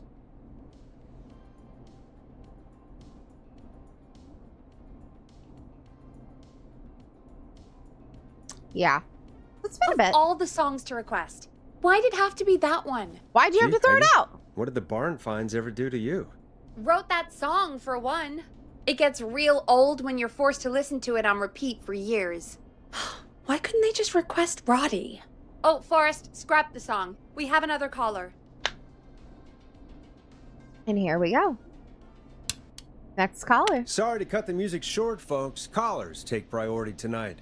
Welcome to 189.16 The Scream. This is Forrest Nat. Forrest? Oh no, not Murphy. Thank God. It's me again. Murphy. What's wrong? Talk to me, Murphy. What's wrong? Oh, the killer got me, man. Why did I ever trust a goddamn... Okay, so this guy calling in right now, is the guy, the pen that I put at the top that I said was at the waste disposal place in the top right of the map where I put that pen in it. That's the guy that's calling now. So he's calling from the top right. So that means the killer has now made it from the maze, which was in the top center of the map, over to the top right corner of the map. You got good news. We got another pedo banned off Twitch. I mean, that's always a good news. Master Up there. Robbie. That guy, right. It'll be right there. I warned you not to. Hindsight is 2020, okay? Or Forrest, Fernando. we need to do something. Goddamn piece of... He came to the gallows waste disposal plant. Beat on me, man. Carried me inside and locked me in a dumpster. I got a flashlight, but... Oh, goddamn. I smell smoke. I think he started a fire. Hold on, Murphy. We'll call for help right now. You gotta hurry, man. I need someone here now, or I'm gonna die. Peggy, get the fire department on the line. I mean, the fire department's in the bottom corner of the map. Are they going to make it in time? Now just... Come on, pick up. Hi. Yes, I'd like to report a fire over at the Gallows Waste Disposal Plant. It's an emergency.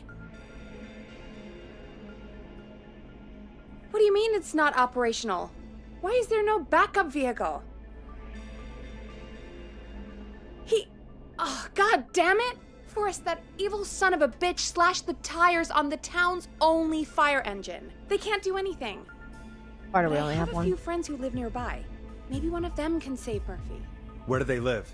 My friend Alex lives on the corner of Haddonfield and Romero Street, and Catherine lives on the west end of Myers Lane. And there's Jericho on the east end of Myers Lane. But he's old. Really old. Okay, I'll check the map, see who would be best to do this. I'm gonna need that information ran by me again. All right. Okay, thank God. All right, Alex lives on the corner of Haddonfield Road, which is over here. Right next to Romero Street. Okay, but we do have this notice down here that residents are unable to get to the connecting roads between Rogers and Haddonfield. And Rogers is over here. Okay, so whose option? Okay, so you live right here. That's your home. All right. Catherine lives at the west end of Myers Lane.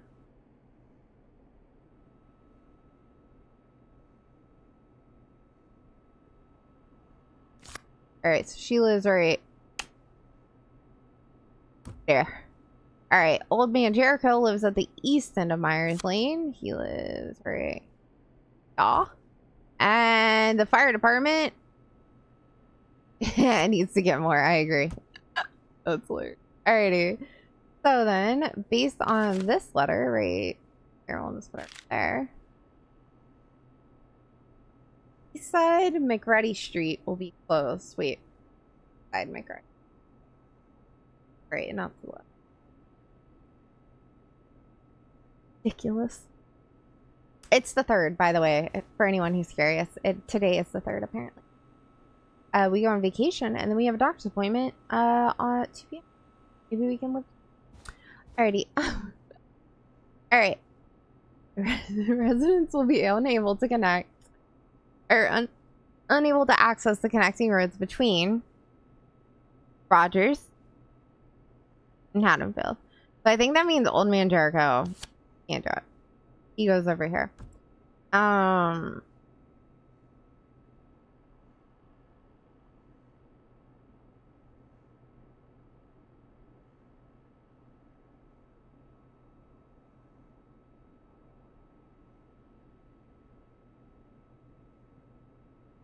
think it has to be Alex, because if they can't access the connecting roads, technically Pele is a connecting road in between Haddonfield and there. But I think Alex would be able to go up Haddonfield, maybe?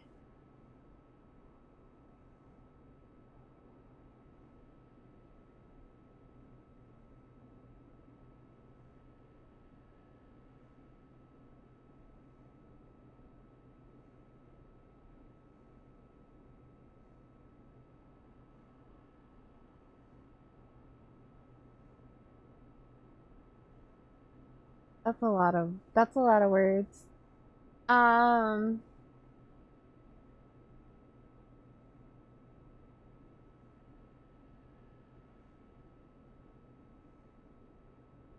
Recently found out guys spent the last 4 years got into a fight.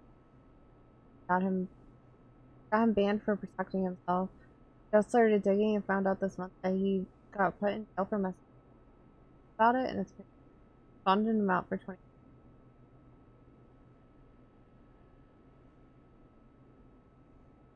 Oh, so you guys reported him. I see. How are you, Adams, by the way? Sorry, I didn't acknowledge your existence very well before, and I apologize. Are you feeling better? Are we still living inside the world of Borderlands, or have we moved on to other places?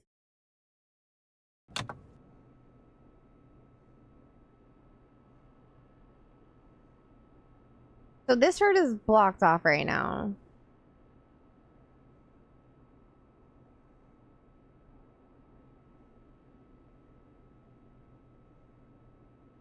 I don't like the way that they phrase this. So basically McReady Street is blocked. Got that. Alright. So can't access Rogers or that. But if she lives at the west end of Myers Lane, then technically if Helly is open, then she can go up and get there. Right? But if Alex lives on the corner of the Haddonfield Road, right next to Romero Street, that means he would have to cross over the Ready intersection. But if it goes all the way down and completely blocks it all the way to the very... Well, I don't know why a road would fucking do that in the first place. But if it does go all the way down and block this little bit of the road right there, then they aren't going to be able to go up to get there.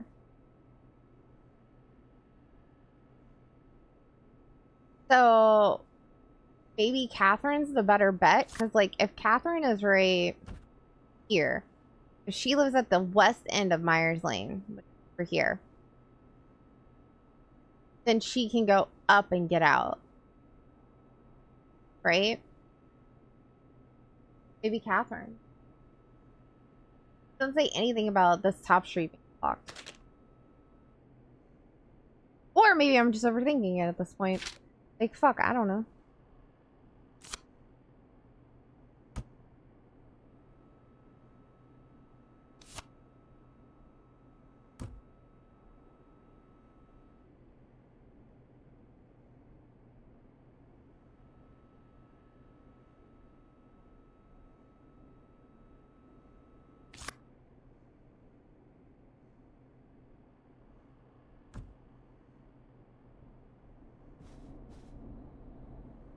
All right, Forrest, who should I call?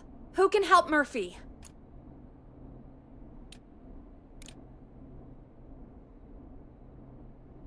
You're doing well. You just got back from dinner with some friends? Yay! What did you guys have? Was it super yummy? Oh, I had my microphone at some point. I'm sorry. Probably when I was drinking water last time.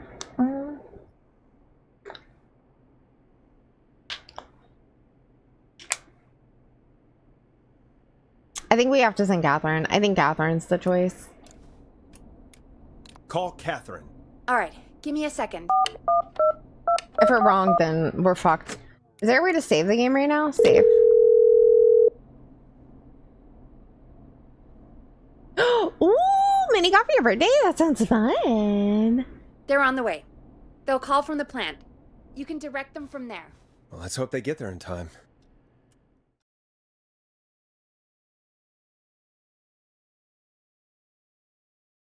Call coming in. It's Catherine. She and Murphy are now both on the line. Hello, Catherine. Are you there? What's happening at the plant? The whole damn thing is up in smoke. Oh, God damn it. I'm going in. Oh, my reception is terrible in here. Oh, God, my eyes sting.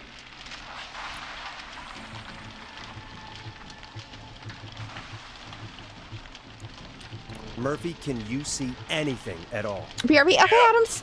I got a little flashlight. Looks like old cans, bottles, and newspaper. What does it say on the newspaper? It's the Henderson headline. What was that? My reception is terrible in here. Please, Forrest, tell me where to go. It sounds like recycling. Cans, bottles, and paper? That sounds like recycling. Go to recycling. Recycling. Got it. Come on, Catherine.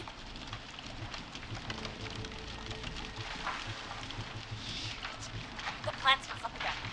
I can go shredding or crushing. Which way? Murphy, do you know what part of the plant you're in? I'm in a dumpster, man. What do you want from me? Do you hear anything, Murphy? I hear my heart about to pound out of my chest. Put the receiver up to the lid. Put it up. Guys, did it sound like a crusher or a shredder to you? I think we're at the crusher, because cans and bottles would be crushed, not shredded. Catherine, go to the crusher.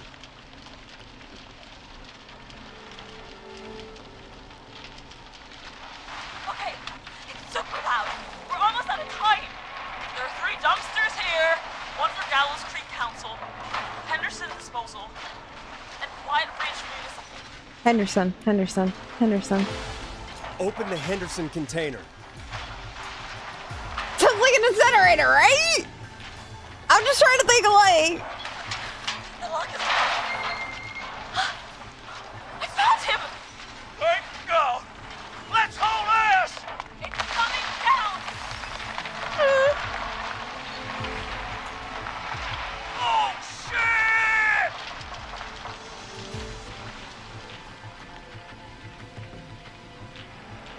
Did they get out? Peggy! Put it back on! Oh, okay, they're still there.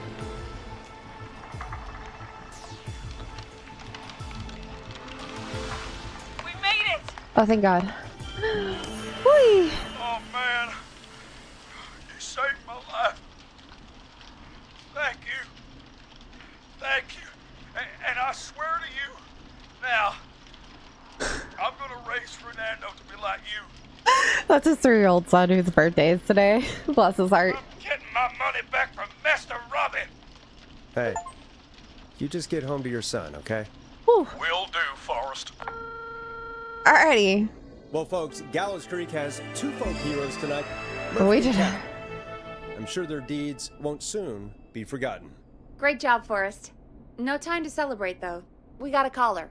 You know what to do. We All right, just folks, so many calls. Another of our good citizens is on the line. Let's see what they have to say. Welcome to 189.16 The Scream with me, your host, Forrest Nash. Forrest, Teddy Gallows Jr. here. Ugh. I just want to say that my thoughts This and guy. prayers are with my Gallows Creek neighbors during this awful time. Oh, it's mayoral candidate and scion of the town founders, Mr. Gallows. Are you in danger? We need to be a town of law and order. We need cops who have the tools and funding they need to keep us safe. Okay, Teddy. I know you're an outsider to our little town here, Forrest. But you're really stepping up to bat for us all tonight. Peggy, I can you just cut the want to line? say thank you for taking a swing for Gallows Creek. Jackass. Alright, thanks, Teddy. Right. Thanks, Teddy. Now, are you... Teddy, you lowlife. This is not the time to promote your damn campaign. I just want to make sure our town is safe and prosperous. That's why the Gallows Family Factory, founded by my father, Theodore C. Gallows, God rest his soul, which employs over 200... Best place down here. Teddy, unless you've got an emergency, I'm cutting you off. You know what? I do have a problem. A problem Oh, God. that's ruining our town.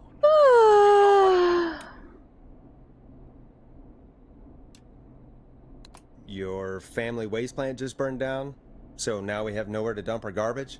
The problem is that woman, our current mayor, Linda Cartwright. Oh, here we go. She just isn't one of us. Linda Cartwright is un-American, unstable, and... You're not better than anyone, Teddy. Just because you inherited half the town. Your producer sounds a little Kind of starts to play its music. Don't you dare speak to me that way. Cut him off, Peggy. I can guarantee this kind of thing will not happen when I take office. The moral decay of... And that's enough of Teddy Gallows Jr. for one lifetime. I always feel disgusting after hearing him talk. Just play an ad, Forrest. I need a minute. Oh, okay, We'll we're be doing right an ad back instead. after these messages. I don't remember if I did that one yet or not.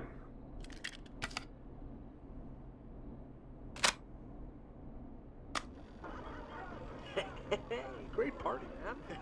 Thanks. Can I grab another beer? Hey, sure thing. Let me grab you one out of the fridge. Oh no, we're out of beer. What am I gonna do? The party is going to be over. Fear not. The Grilling Spree will give you a free 6-pack of beer if Gallus High wins this Tuesday. Say what? That's right. Order a meal deal from us and you'll get a free 6-pack of beer if Gallus High wins. Free 6-pack? Righteous! You heard me.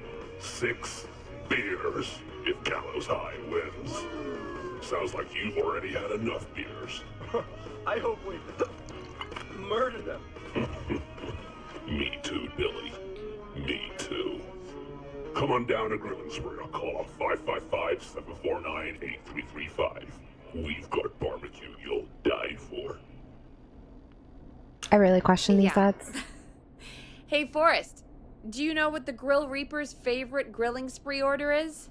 I have a feeling you're gonna tell me. Spare ribs. Just get me back on the air. And we're back. We got a caller. You know what to do. Caller on line 1. Hello, caller. You're live on the stream with me, Forrest Nash.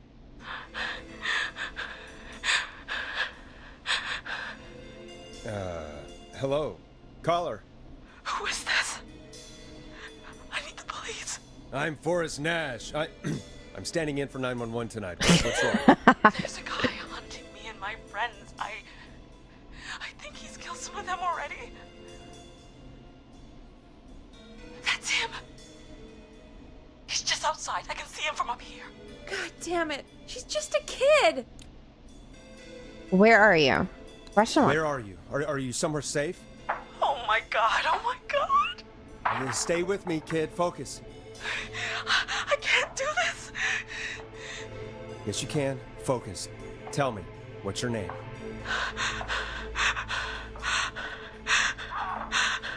We're sent her to the jazz Sweetie, studio. you can do it. What's your name? Carrie. Good. Carrie, listen to me. Oh my. We're gonna get you out of there. We all are? right? Now, where are you? The old murder house. Upstairs. Old murder house. I'm at the end of a hall. What the fuck is a murder house? There's a bathroom, a couple bedrooms, a closet. Oh, he's coming. Where should I go? The bathroom? I have no idea. Hold on. All right, so there's a couple bedrooms, a bathroom, and a closet. I don't what kind of closet, but like the bedroom has a window. If she's on the second floor, maybe she can jump down. Question mark. There's 2. She can hide under the bed. No, that seems really cliche. I mean, the bathroom. You fucked. The bedroom. Go to the bedroom. I don't know. Okay, I really gotta start saving before we start making these phone calls. He's here. He's here. He's gonna kill me. Forrest, I don't think we can... Don't move. Don't move!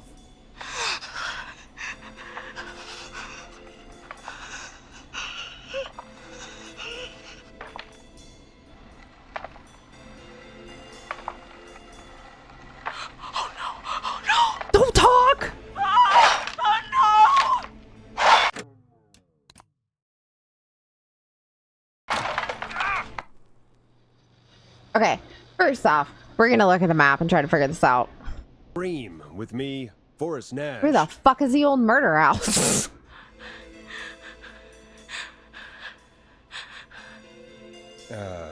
Hello, caller. Who is this? I need the police. I'm Forrest Nash. I'm standing in for 911 tonight. What's wrong? There's a guy hunting me and my friends. I think he's killed some of them already. That's him. He's just outside. I can see him from up here. God damn it. She's just a kid.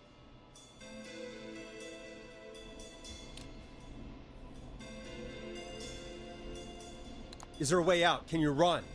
Oh my god, oh my god. Stay with me. So kid. not the Focus. bedroom. The closet then? I mean, it's so cliche. Yes, you can. Are we Focus. doing the cliche Tell me, thing? what's your name?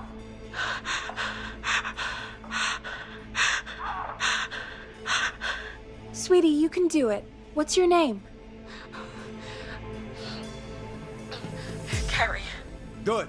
Carrie, listen to me. We're gonna get you out of there. All right? Now, where are you? The old murder house. Upstairs. I'm at the end of a hall. There's a bathroom, a couple bedrooms, a closet. Oh, he's coming.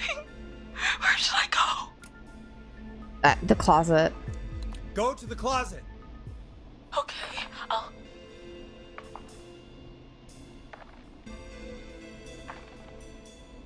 He's here. He's here. He's gonna kill me. Forrest, I don't think we can... Don't move! Does she die no matter what if we say don't move? Is that what kills her?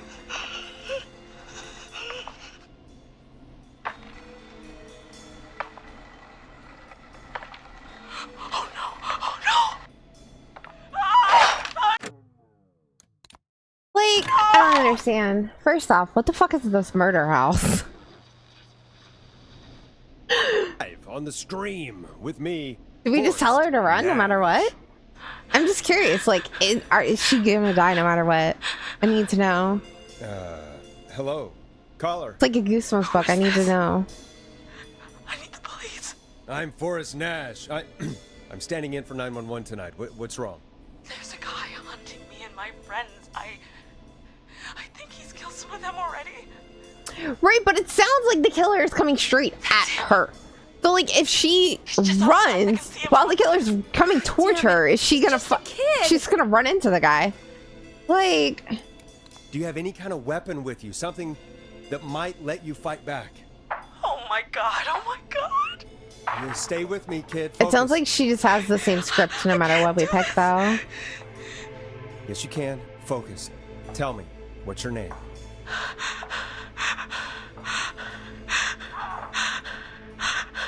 Sweetie, you can do it. What's your name? Carrie. Good. Carrie, listen to me. We're gonna get you out of there. All right? Now, where are you? The old murder house. Upstairs. I'm at the end of a hall. There's a bathroom, a couple bedrooms, a closet. Oh, he's coming. Where should I go? Go to the bathroom. Okay, I'll...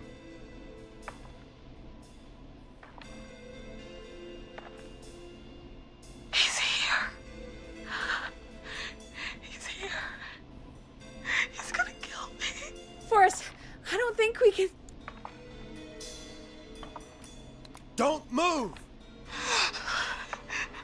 I'm just curious. Like, does she die no matter what? I need to know.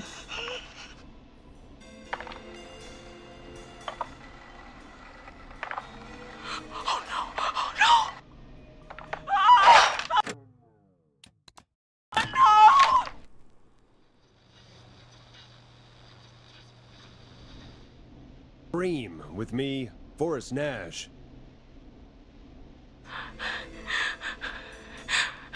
Oh my goodness. Alrighty. Hurry up, ma'am. Hello, caller.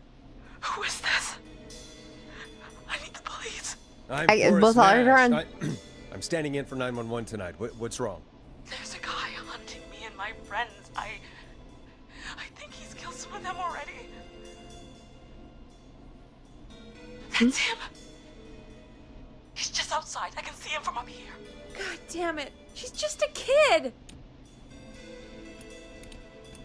Is there a way out? Can you run? Oh my god. Oh my god. Stay with me, kid. Focus. I can't do this. Yes, you can. Focus. Tell me, what's your name?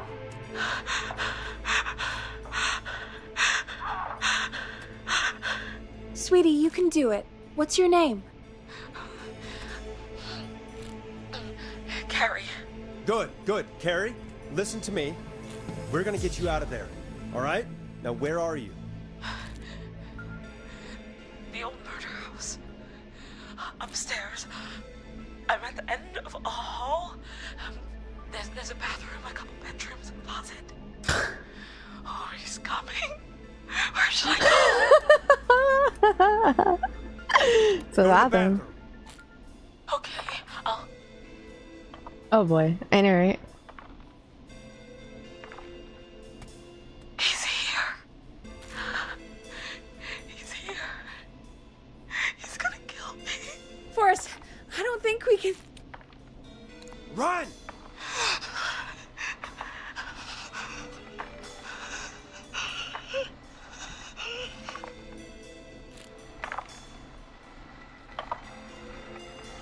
Oh, I went over that one.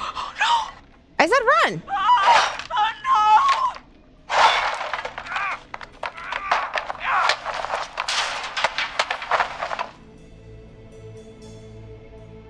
Forrest!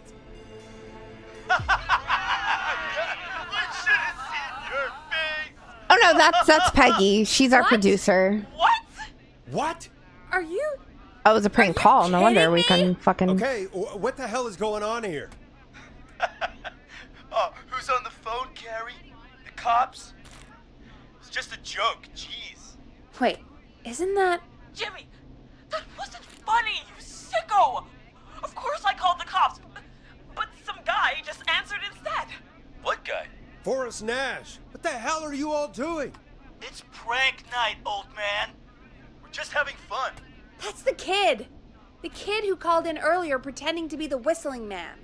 That's it. I'm out of here.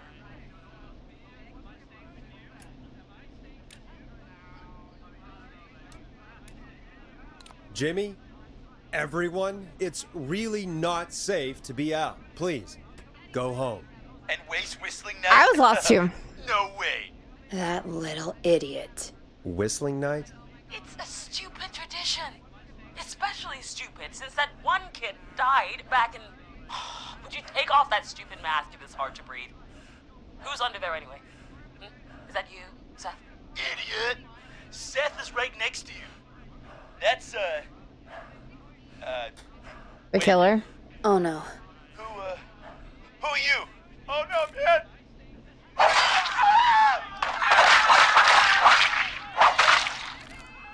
Everyone, get inside! Holy shit. Holy shit. You two, barricade the door.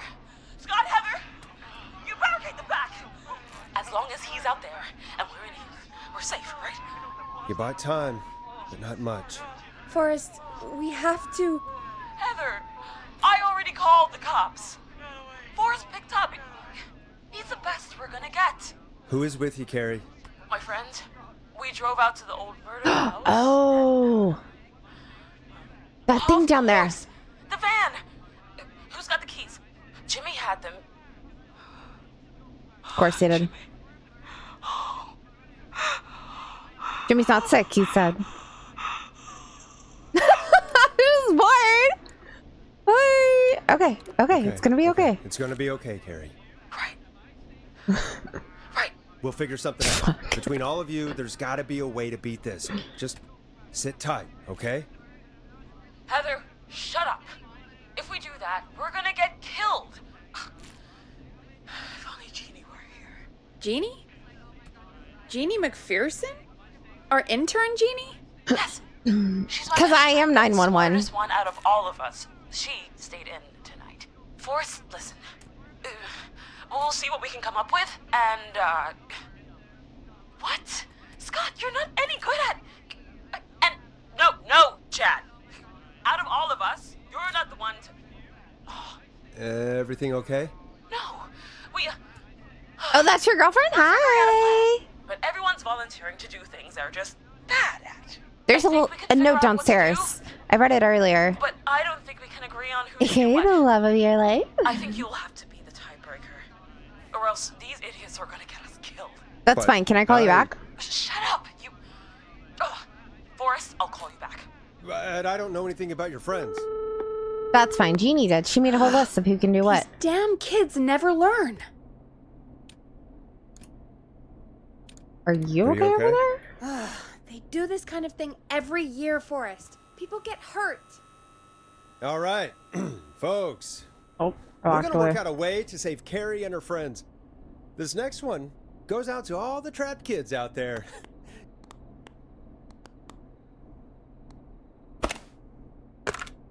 The only thing I haven't played yet. Let Storm Riders take you on a rock and roll ride with the Glam Jam. Peggy, you mentioned something about their friend working here? An intern? Yeah, Jeannie.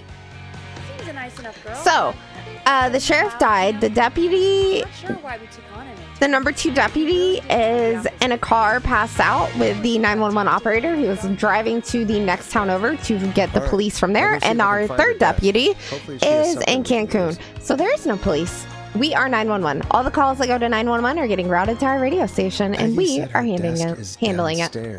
It's a night, you know? It's a night. That is why they can't. Because most of these people are calling 911 and they're getting us instead.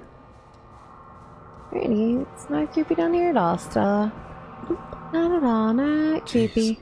They really tucked Jeannie Where was it? away. Right here. This. Friendship quiz. This might work. Yep.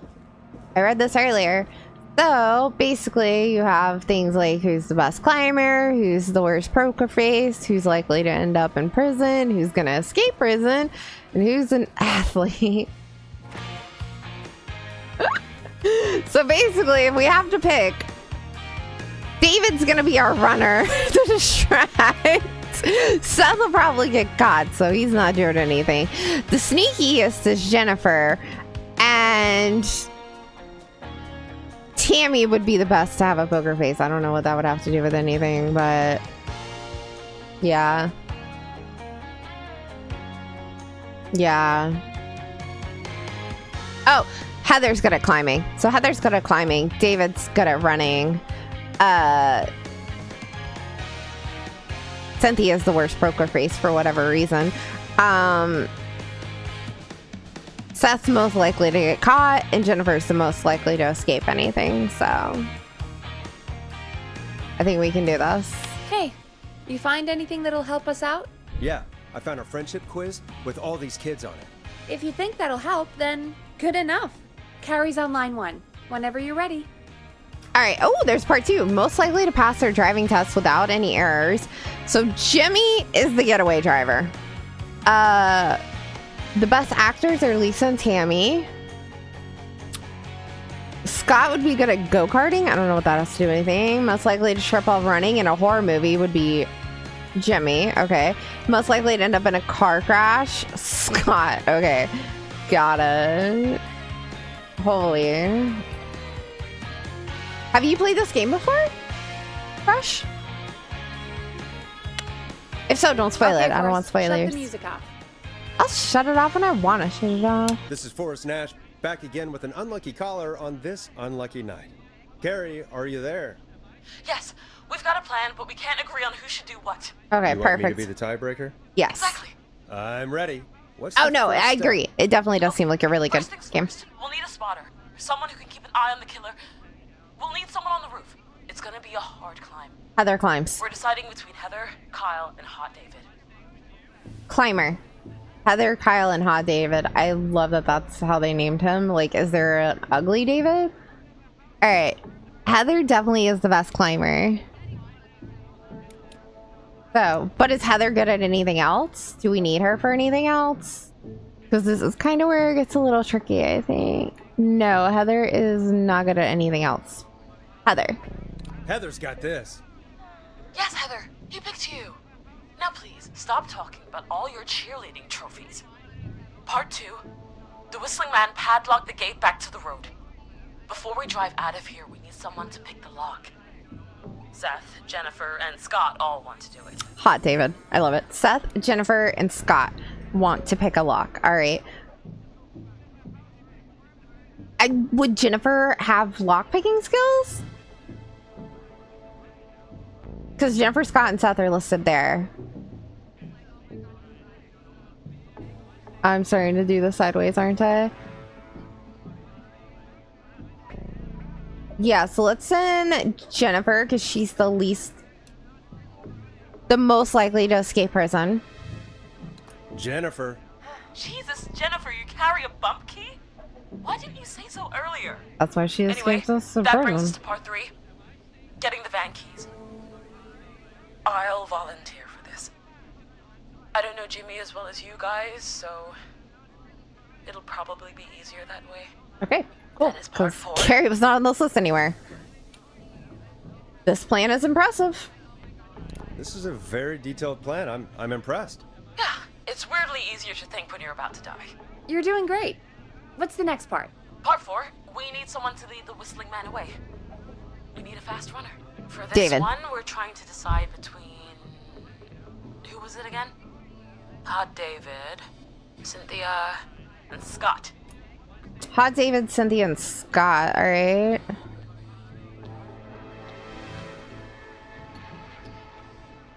David's not listed on the people who would trip, so I'm guessing Hot David because he wants to be an athletic or an Olympic athlete. And Seth seems likely to get caught, but Seth isn't on this list, so we'll go with David. Hot David. Yeah, you spend a lot of time running shirtless. You got this, Hot David. They call him Hot David? Okay, let's go. Oh my Get god. the eyes on the roof. Okay. A runner distracts the killer while we grab the van keys and pick the lock on the gate. Yes. Now the tricky part. The getaway. Ooh, what's the plan there? Well, we can't all outrun the Whistling Man. But he thinks we're just a bunch of stupid teens. So, let's use that against him. Part 5. We trick the killer into a trap. Someone can pretend to be injured.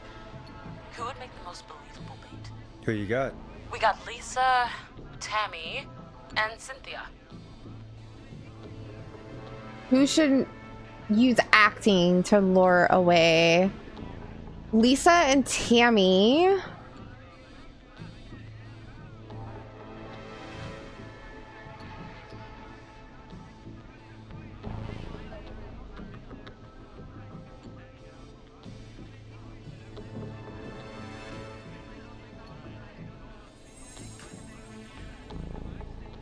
We heard the choices? Not Cynthia, because Cynthia has the worst poker face. So take Cynthia off. So it's gonna be Tammy or Lisa.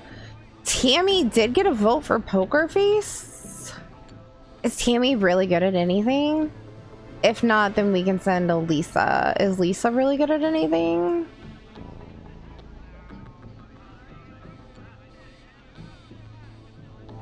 Your heart says Tammy? Oh my gosh.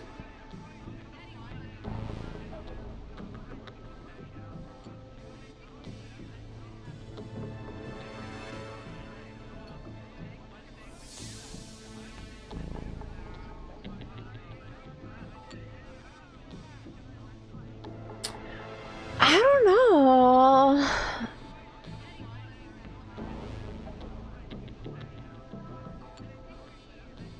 I think Lisa, because Tammy did make it on the most likely to win the award for worst poker face. So like worst poker face is Tammy, and then there's a Grammy or an Oscar one up there for most likely to win is Lisa and Tammy. So I think if we put together the fact that Tammy could win an Oscar, but she has a really bad poker face, that kind of knocks her down 1 to 1 in my head. Whereas Lisa has a 2, but Lisa isn't on the poker face one.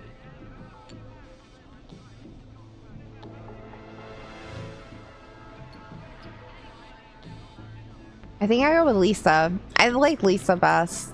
Lisa. You're right, Lisa. Having to smile at rude customers is perfect practice. That should take care of the killer. And then it's time to get out of here. Finally, part 6. We need someone who can drive us through the woods and back to Gallows Creek alive. Jimmy. Who's our getaway driver? Jimmy. Should it be... Who have we got? Chad, Scott, Cynthia, whatever. Forrest, you know what to do.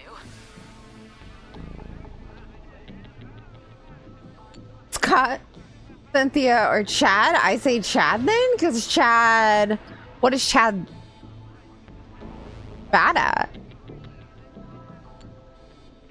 Chad's only on Poker Face and go-karting, and he's not on Car Crash, so I say we send Chad. Chad. Oh, perfect. Your go-karting experience will be great, Chad. Thanks, Forrest. We'll just take a few seconds for ourselves, and then it's go time. Sounds good. Talk to you in a sec. Good luck, Carrie. Because I feel like, yeah, Scott could do it for go-karting, but he's also the most likely to crash. No, because Scott will crash. Look, yes, Scott's good at go-karting, but if you look at the very bottom, Scott's the most likely to end up in a car crash. So, like, yeah, he would be good at go-karting, but, like, if we make him the getaway driver, then he's probably also the most likely to crash. Because go-karting is crashing. Like, you bump into people while you're doing it. You know? Like, you're trying to throw them off because you got, like, the little bumpers around you and shit. So I feel like he would crash the car. I feel like Chad's the safer pick. I hope so. I hope you're right. Yeah, let's hope. Worst case scenario, they all die. Am I supposed to be playing music? You didn't read the bottom? Yeah, no worries. It's a lot of information to try to take in at once. Oh my god. One again. We're never gonna get music. If you're just tuning in, we're coming to you live with a bunch of teens about to flee a madman. Listener, I don't know if it was the right call. Are you ready, Carrie? We're good to go, Forrest. All right. Good luck. Good luck. And Godspeed. You got this. Here we go, everyone. Spotter, to the roof. Go, Heather. She's off and away. All right, Renner. Get ready. Wait for Come on, Hot David. Spotter says go.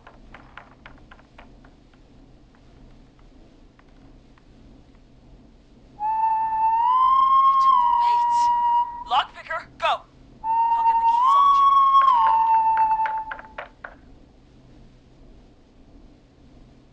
Jimmy. Oh, Jimmy. Oh, his face is... Don't focus on it. Carrie, you need to get the van keys. Yep. His face is lying next to him, Forrest. He got cut. Oh, God. His face got... His face got cut off? Ugh.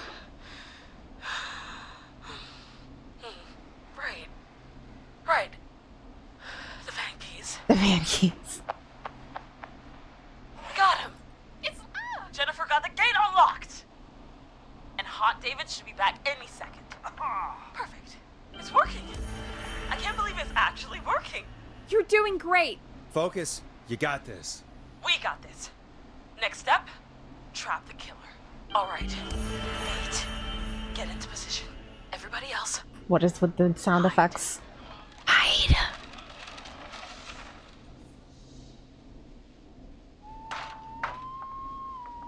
Okay, performer. All right, Lisa. Now, act like your life depends on it. Oh. There he is. He's buying it. Come on, Lisa, you can do it. Wasn't that Grammy? No! Push the bookshelf over. Come on. That just sounded like cans. Oh my God! He went through the floor. Don't worry about that. Get the fuck out. Spotter! You need to climb down now. We gotta go. Come on, Heather. She's coming down. And yes! You know, she did like a flip to land on the ground or some shit. She can't help it. She's a cheerleader. Take the keys. All right. The damn gate swung shut.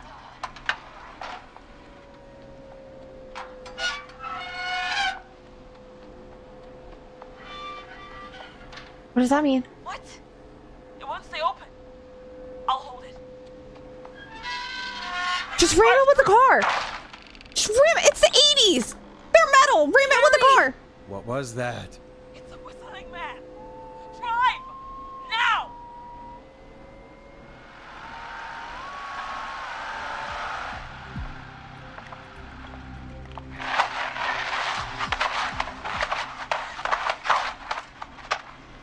Let me go! Just go! Just drive! Oh my god.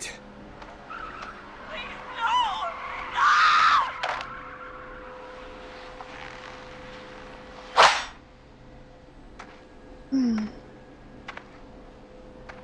Carrie?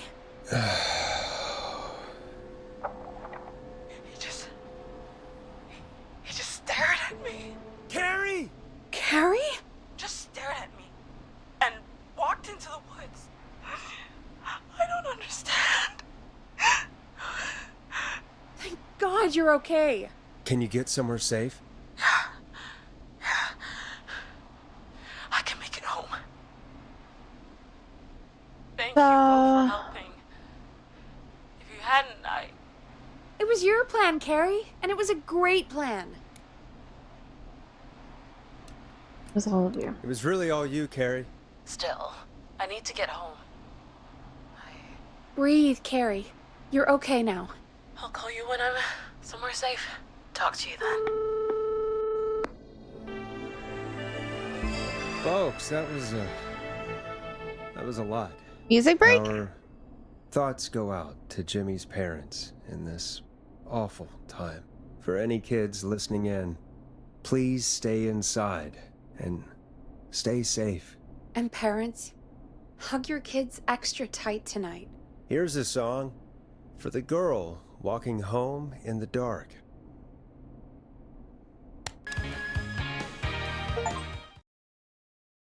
All teens except Jimmy survived the whistling man. Okay. Hey, we had a call come in.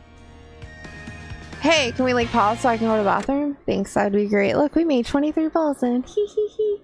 Damn guys. Yeah, I don't think we could have saved Jimmy. I think Jimmy was destined to die. But like, why did he let Carrie go? Is this someone who has a list, like a hit list, and they're basically trying to go down it? Because it makes sense why he would go after Mr. Russell, because Mr. Russell is the man who covered the news report and had something to do with it, I think. And then if the sheriff, he killed the sheriff first, so maybe the sheriff had something, knows something, or had something to do with something 30 years ago. Because I mean, let's be honest, it was the 50s. Not exactly the most pristine time period for, you know, secrets and whatnot. He's gone after, who else did he specifically go after at this point? It's more like he's been places, but like, why would he go after a teenage boy like Eugene? Like, why would he go after him or any of the other teens? Like Jimmy, maybe if Jimmy was like the kid of somebody, or maybe it is the son of the original Whistling Man or the protege of the Whistling Man. So he's taking out old vendettas with new ones. So like maybe Jimmy did something and offended him, and that's why he went after Jimmy. But like, why would you go after a nerd sounding kid like Eugene? That doesn't make sense. I don't know. Well, think about it, guys. I'm gonna run to the bathroom, and then when I come back, we can talk about it for a minute, because I'm curious. I want to know what your thoughts are so far.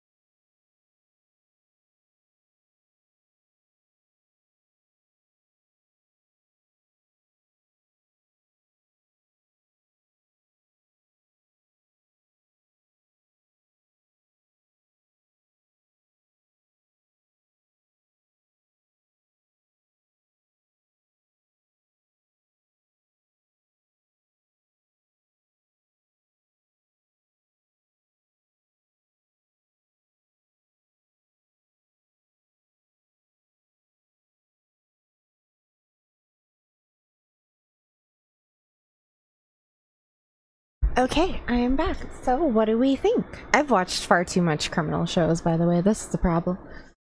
Between the book reading and the show watching, I'm like, can we figure this out before the end? I want to know.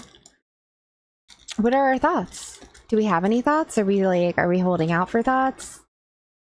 Because there's a lot, and I feel like I want to remember everything, but I feel like I probably haven't. We're also eating more Reese cups while we take this break momentarily. Momentarily. Oh my god. English is hard, and that's all I'm saying. It's not my first language. He thinks Carrie is hot momentarily. Momentarily. Yo, this Reese cup has 2 thingies on it. It's got like 2 of the little thingies it sits on. You know what I mean? Like the like paper on the outside. There's 2 of them. I do think maybe he thought Carrie was hot. So maybe if that's the case, then maybe it is like the son or like the protege of the original Whistling Man. And if he thinks Carrie's hot, then like some 30-year-old dude isn't gonna hold off. 30 or, well, let's see. What did I say? He'd probably be like in his 50s. So like no 50-year-old dude is gonna be like, oh, she's hot, I'm not gonna kill her. Like, no, he's not gonna give a fuck. But like if it's somebody who's like 20-ish and just came into age of being an adult, and then yeah, there's a good chance because they're college kids.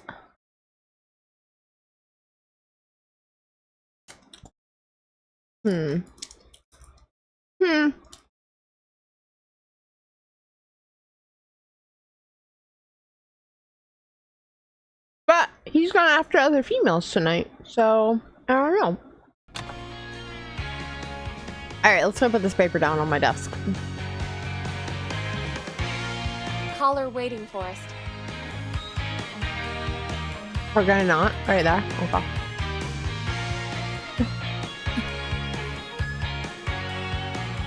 Right there. Alright, sorry, I got distracted. You're back. You just found out one of your friends here in Indy, he owns his own porta potty cleaning business, and he makes over. You're like, what the fuck? Right? There's good money in poop. Holy shit. Don't even think about it. Don't even. Alright. She don't want you coming home smelling like poop every day. Don't you even think about that shit.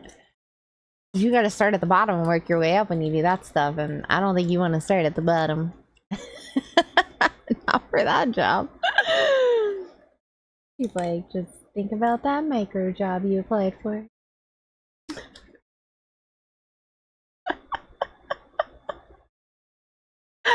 You know what I mean? Alright. One more Reese cups, and then then I'll do it, I swear. You know what? I didn't. Go look. She set it up. I just said it out loud. That's all. I'm gonna have to empty out my little trash container tomorrow. I have so many candy wrappers in it. Holy shit.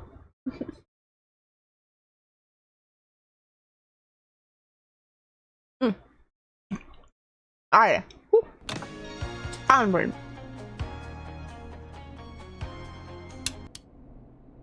Hit the button. We have a caller. Forrest Nash here. I hit the Listeners, button. We've got another caller live on 189.16, The Scream. What's on your mind, caller? Hey, Forrest. I just wanted to phone in and say that I think I speak for everyone when I say that you're providing a real service for Gallows Creek tonight. It's cool what you're doing, man. Well, I'm just doing my job, friend. Anyway, tell me about yourself. What's your name? Are you keeping safe tonight? Yeah, man, I'm good, thanks. I'm at my roller rink, trying to get everything ready for the Harvest Festival tomorrow. I had a guy from Starling Security here earlier installing the Starling 4000 system, so I'm a little behind. As for my name, my friends call me Roller Ricky. I just penned it. And I now consider you a friend, my man.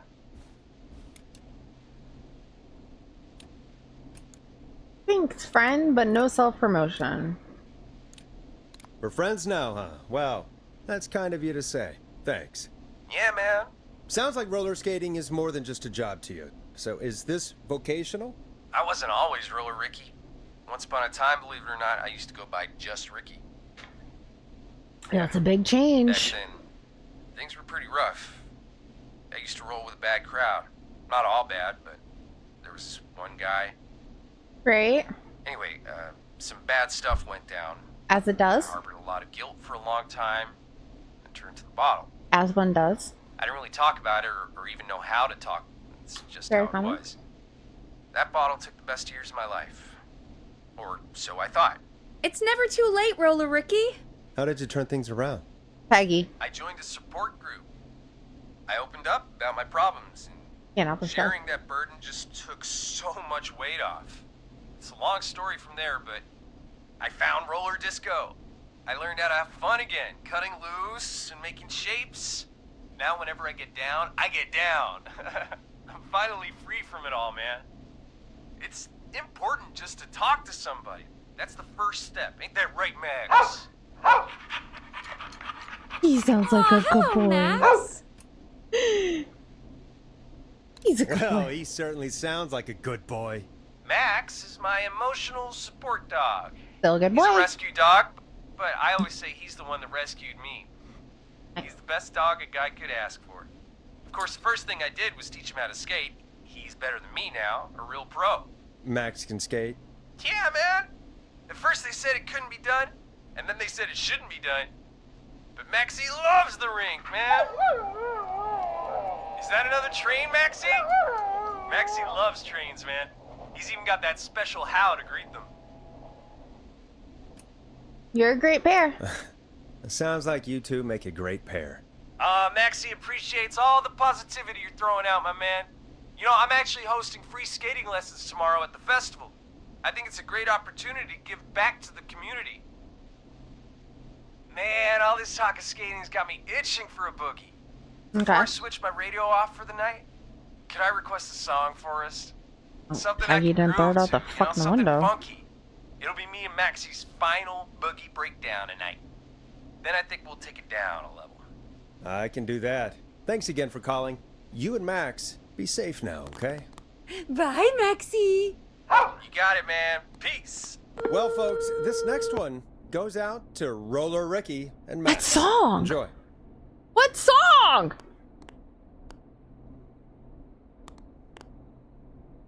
What song? I guess we'll go with the flow. Oh no, I want this one. The Late Night Lurkers. Late Night Lurkers seems perfect. Listen in to this next track from Late Night Lurkers, if you dare. I really needed that call, you know, after everything. Yeah, I get that. He talked a bit much for my taste, but it is inspiring to hear somebody come back from the brink like that. Yeah, that's what I meant. Oh, You so were this is the thinking train about line. Max on skates, weren't you? Well, Heard. would you look at that? Another caller on the line. What are the odds? Better take it.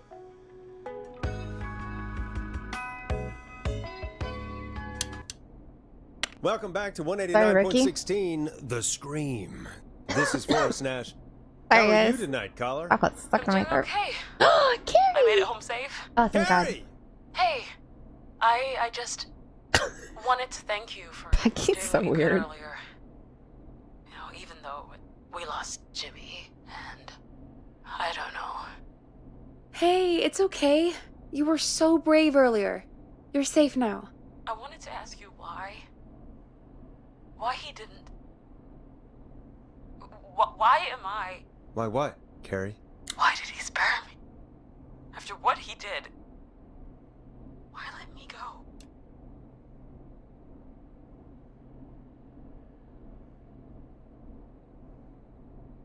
Maybe he only wanted to hurt the pranksters. Maybe. Did he just think everyone was making fun of him? Did he always hate these hazing rituals? I mean, if he did, why wait all these years to... Why do this now? Because there's something we don't know yet. Stupid hazing nights have to stop. Carrie, you did so well tonight. He got bored. Stay safe and rest. I couldn't do that to her. Oh my God. We just need to hold on. I couldn't do that to her mental state. Hey, Forrest? Could I request a song? Of course, Oh, God. Carrie. What Don't song? be the one who threw out Any the window. song by Blast Processor. And thank you. This next one goes out to Carrie. Yeah, boy. Yeah, my best was like maybe I didn't want to say he saw her as a victim because like You know what I don't Carrie know, just but said has really got me thinking. About what? The whistling man left her alone. Why? There must be a reason. I think he was When after it Jimmy, comes to but masked whistling killers, I don't think a reason is a key part of their process. Well, it's something to consider. I need to take a break. If you want to stretch your legs, now's the time. Just hit the Peggy button when you want to get back on air. perfect. Maybe we can go investigate the building a little bit more. Alrighty, so this is Peggy's room in here, but we can't go in there. And then there's this room that like Not getting in there tonight. I suspiciously cannot enter for some reason, and I don't know why.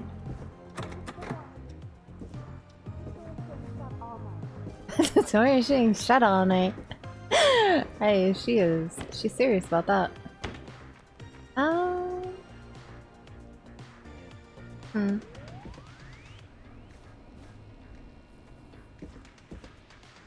I'm wondering if I missed any more discs, because I don't know like how many records there are, but we've already checked the bathroom and the office like a bajillion times. So let's go. And this door won't open for anyone who just tuned in the past hour. This doesn't open.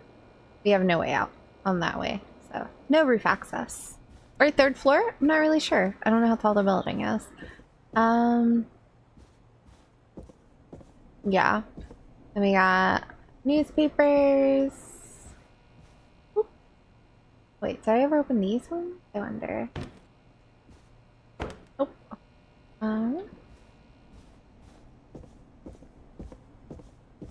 I did explore a little bit earlier, which is why I knew like that questionnaire thingy was there. Cause like I came over here and I was like reading all this stuff.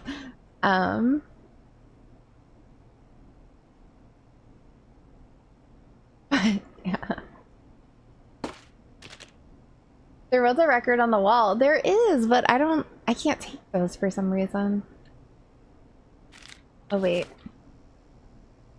Wait, is there any like notes on the desk? I didn't even think of that until just now.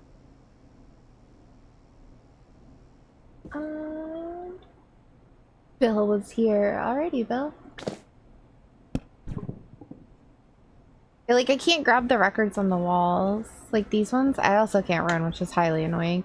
Like, I can't take these. They're typically just, like, laying down like this. Or they're, like, in a cabinet or something. And then I, like, pick them up. They're in the case. So they're not, like, the record. It's, like, the sleeve of the record. And I can pick up the sleeve, and then it gives me the music for it. And we've already checked out all of this up here. I'm gonna go back in here again and see if any of this will open. See if I missed anything. I'm not really sure why I can like mess with the the cleaning supplies. It seems very random. But I can. There's no jumping either, which is fun. Because I am constantly trying to jump and not able to jump. So they did say that Clive is our janitor, and this is the janitor's room, but I don't see anything like suspicious in here at all.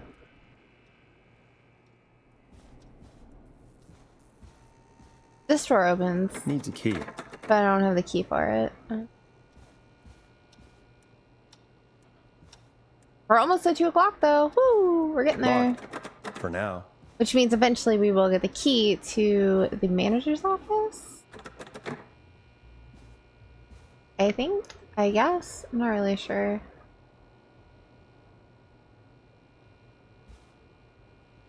That's not opening. Locked tight. I'm not getting in there tonight. Okay, so we don't get a key to that one either eventually? Okay. And there's this situation right here. I don't know where that staircase goes to. I'm guessing maybe a basement? I don't know. Gonna put on my other hand. Seems like it might be important to have. Oh wait, but there's one in the kitchen. Here, I'll put it back.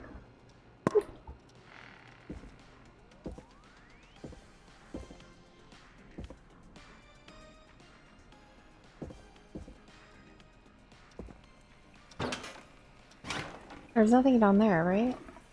The sound of water running. So weird. We did find a record in this room earlier. And most of the stuff that's written is like gibberish. You can't actually read it for whatever reason. Only slightly odd thing is this VHS tape right here. It's out, but like I can't do anything with it, so I don't know. 'Cause this is out of order. And this is broken for now. I did find a record up there though. I want to see if this would play and oh, sometimes my mouse just like flies off the fucking.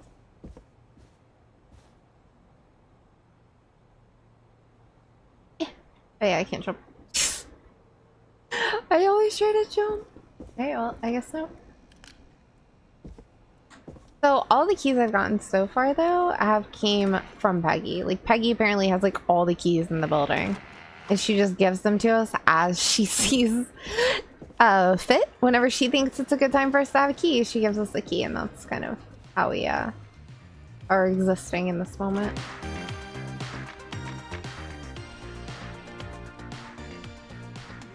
I did run my mouse across all the things back here. None of them like are interactable. And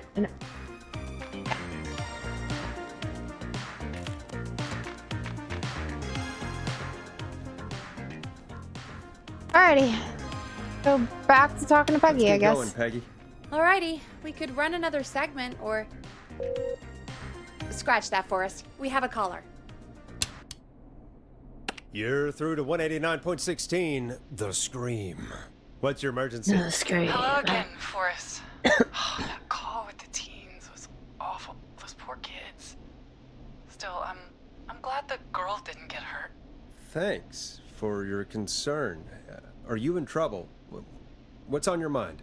I wanted to ask you again to play my song, Forrest. You said you were gonna play it, but you didn't. Your name was Dawn, right? What, Peggy? Yes. Oh, well remembered. My name is Dawn, and I wanted to ask you again to play my tune, Forrest. Long Ride Home? You know, the one that Peggy said she threw outside the window?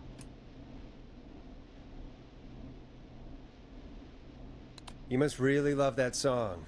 If you're calling up to ask for it when you know we don't have it. Well, I do love it.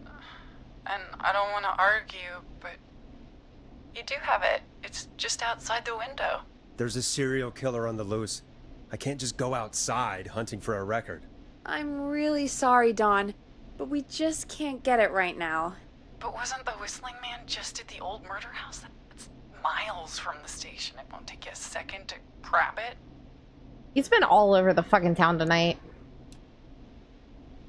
Try again tomorrow. Call us back tomorrow when this is all over, Dawn, and I'll gladly play it for you then. No, that won't do. Don't worry. I think I can bring you around. Forrest? Peggy, I'm calling with more than a request. I know something. I think I know who's gonna be next. What? Of Are you course you do. serious? Play my song, Forrest, and you'll find out. Well, folks, here's some music for you while I think things over. Moonlight seems appropriate. You'll like this next song. Is she serious, Peggy? She's serious about hearing that song, that's for sure. Peggy, I mean, is she serious about... I don't know, Forrest, but we don't really have a choice, do we? If she's telling the truth... Alright, fine.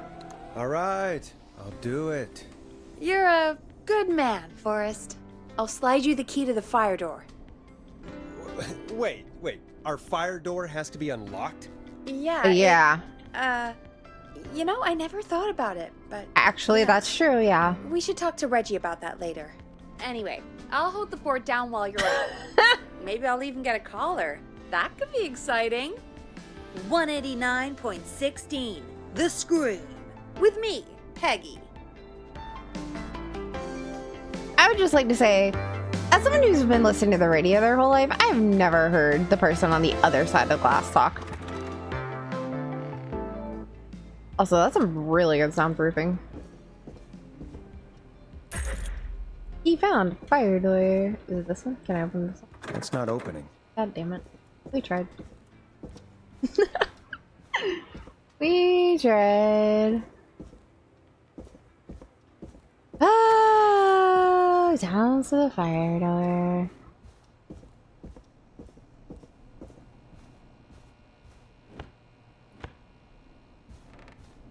Jeez Louise, who opens all these drawers and doesn't close them?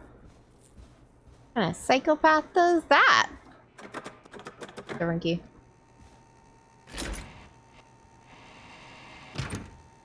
You know, glimpsing in there, that's the same fucking pathway that we died on. I don't really think that I want to go out there.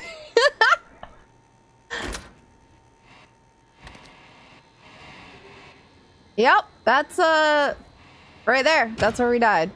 Whoever it was. You know, I hope she'll be happy when I'm brutally murdered by the Whistling Man.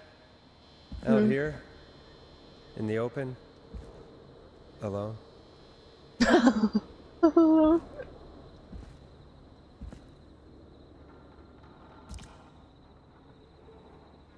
Yep. Just gonna pretend like we did not, in fact, see that. You know, and we died that way last time. I think we should just go back inside, chat. I mean, does she really need that fucking disc? Oh my god, it locked behind me. And of course the key doesn't work on this side. Fantastic.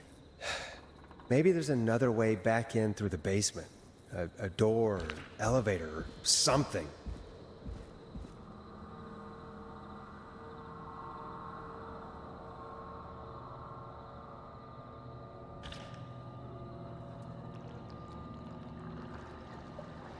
Well, he's gone now, right? Alright, which window would she have thrown it out of?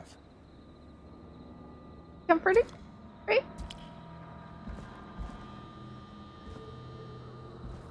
This is bad.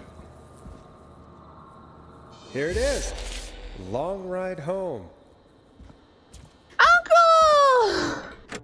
Perfect distraction, thank God. Hi, how are you?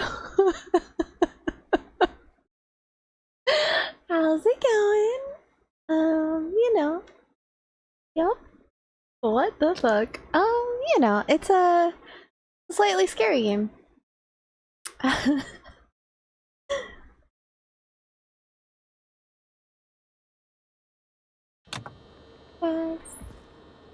It's gonna be fun.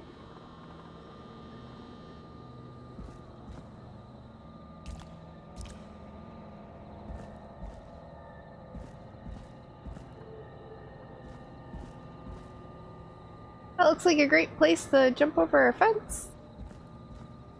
Shit!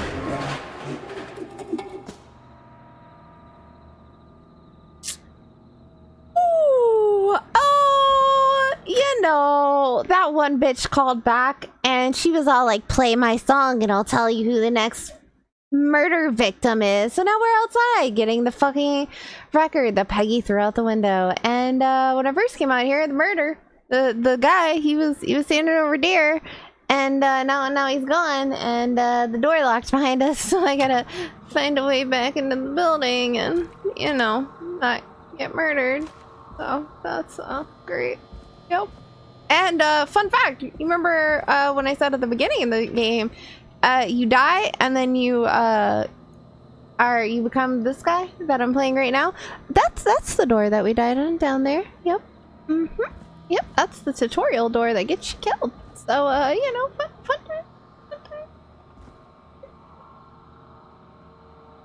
Freight elevator only. Okay, well, I would like to become freight, so maybe we could freight my way down there. What's why?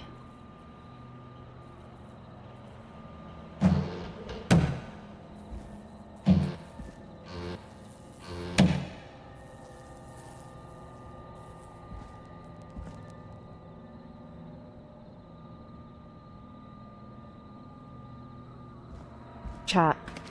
I really don't want to go in that door. I really, really, really, really don't want to go in that door. That's where I died. I walked in that door and got locked into a cutscene. And that's where he died at the very beginning of the game.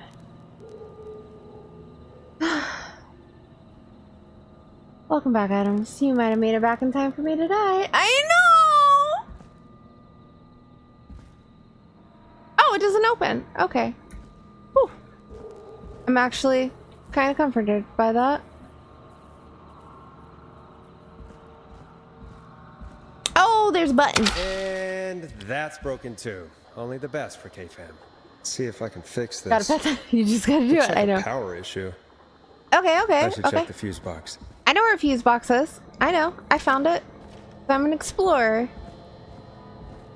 I like to know my surroundings before I get murdered in the middle of the night. Oh. Killer isn't there right now, so that's awesome. I'm gonna like drop down from above like Batman or something to see. My heart can take that.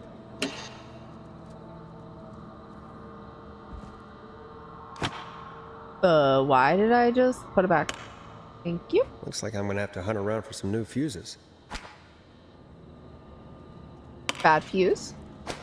Bad fuse. Bad fuse. Red. Guess I'm looking for green.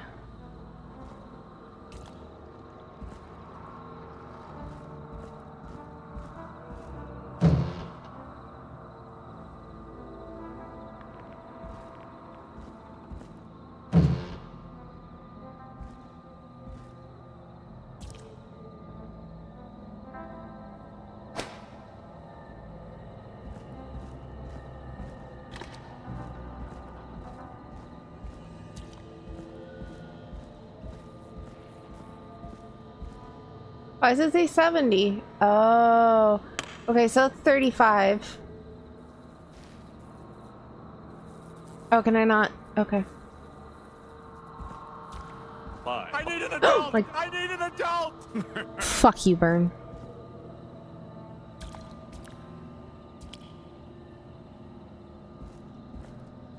I'm on high alert right now, alright? Your music's getting louder! I know, right?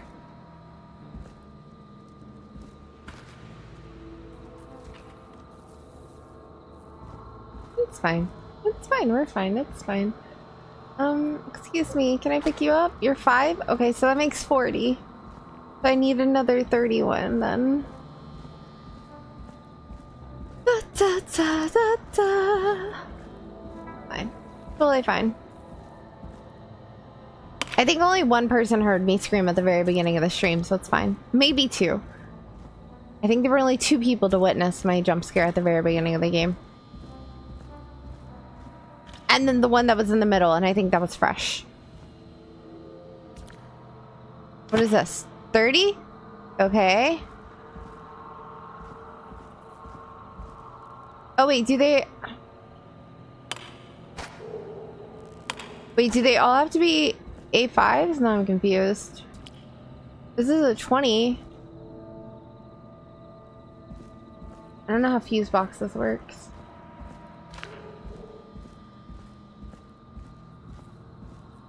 What happened at the beginning? It was the beginning. That's what happened at the beginning.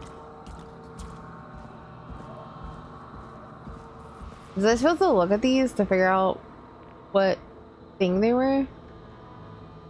So 10,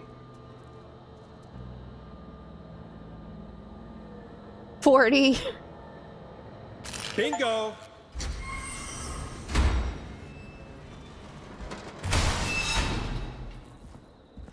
Oh, was it fucking loud? The beginning made me scream.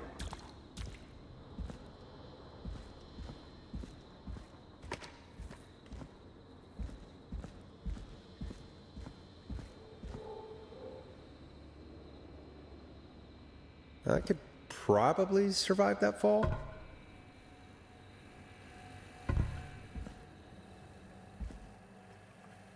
Better question. How the fuck do I shut that? Because that's a security hazard. like, fuck. There's 70 on the door? Yeah, but I didn't know if maybe the other ones, you know, like,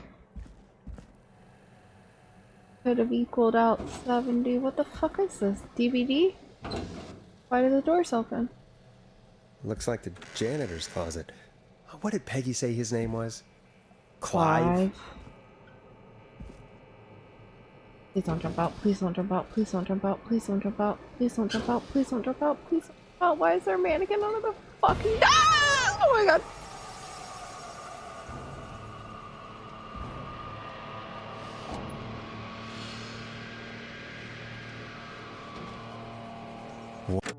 Not that creepy. It's not that creepy. It's not that creepy, chat. It's not that maybe he's just trying to stop the murder. And, you know, like, maybe he's just, you know, Birdie streaming that Ghost Town Pumpkin Festival game. I think she chose a much better, better choice. Yeah, no, I know it equaled 70, but I didn't know if, like, maybe the fuse colored mattered too. You know? Like, I don't fuck with fuses a lot in the house. So, like, I don't... like, did the color of the fuse matter? I was overthinking it. My brain's, like, overstimulated right now.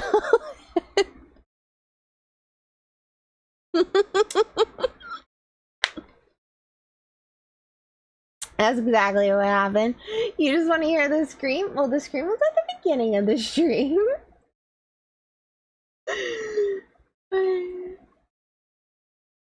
And yeah, okay. I moved the emote wall, my bad. What the hell? Peggy is not gonna believe this. Who was that?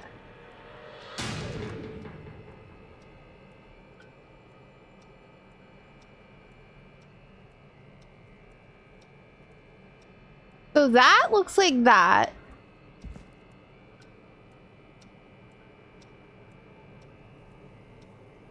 These are all different people.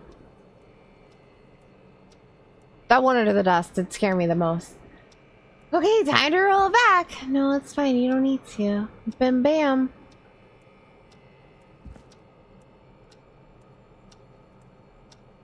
Huh, there's a key. I'll just Basement take that. stairs. Okay, that's Might good. be important. That means we can get out of here. Hopefully. It's the teens, right? It's all of them for sure, but like... that guy looks like an adult, and this guy looks like an adult. But those ones look like they could be teenagers. It's been so long since I've been a teenager, I don't remember what we looked like. Alrighty. Is there anything down here? Yeah, secret gate to hell or something just inside the thing? Okay, cool. Onto the board, because... Christ. Marriage announcement. We would like to celebrate the marriage of Kim Walker and Peter Stein on the 30th of May, 1970. Best wishes to the happy couples. Congratulations. Alright, and then we very OCD like put that back where we found it. It still meddling kids and their dog too. You were in your teens a couple years ago. No, I'm a panda. That was decades ago. Maybe even 100 years. Pandas live a long time, you know. Alright, crime syndicate impounded. Criminal operations shut down. 24 arrests. Inside informant walks free. Police have finally put an end to the long-running car-thieving crime syndicate. The arrests were made after a member gave up information on their co-conspirators to investigators. The informant, who asked to remain anonymous, will hereafter be referred to as RA, has walked free with no charges. More on page 13. When was that? July 19th, 1977. Okay. Then we have justice for festival victims. The 2-year investigation in the festival accident has concluded. Investigators blame 2 engineers that were contracted in from the local power station. Lead engineer Ant Williams and junior engineer Sean Everett were distracted talking about horror movies while assembling the big wheel, which led to various construction mistakes. They have been ordered to do community service for a total... Oh, there's something on the back of that. Oh wait, is there anything on the back of these? Like, no? Okay. Oh god. See, this is the problem. How do I make it straight again? Alright, put that back. Grab this. Is there anything on the back of this? No. Okay. How OCD is our killer? Right about there. Nothing on the back. Okay. Go, you're busy reading everything that dude just came up behind you and said night night. No, this is important. I have to believe in the fact that we got the key to the basement, which means that they're not here right now. Fingers crossed. They're out killing people. They're not going to come back to their secret base. All right, Gallows Creek game day. Gallows Creek High versus Quiet Ridge High, Division 2, Saturday, March 8th. Official Match Day magazine. So this was in 69, but who is that? Put it right there. All right, what is this? Gallows Creek Real Estate, 1986, trailer for sale, cheap, price $10,000. Contact estate agent Tyler Waltless. I'm tired of being a local celebrity. People are so mean to me, and I only stole a few cars, but who cares? Buy a new one. I'm selling my trailer and leaving town. I just want to get out of here. Please buy it. Okay, so whoever was selling it was the informant from that.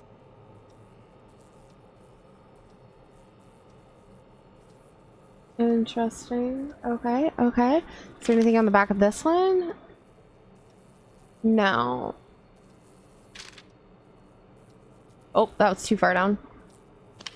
Alright, beep beep, look out, tragedy. 5 dead, 16. Oh, so this is in 77. So this happened 10 years ago. 5 dead, 16 injured after brakes fail in the bus. Tragedy struck Gallows Creek yesterday afternoon after a bus failed to stop and crashed into a fuel tanker. The deceased have been identified as Gallows Creek locals Mr. D. Red, Mr. M. Houghton, Mr. P. Stein, Mrs. K. Stein, and Miss J. Mildred. Police asked for privacy for the family of the victims.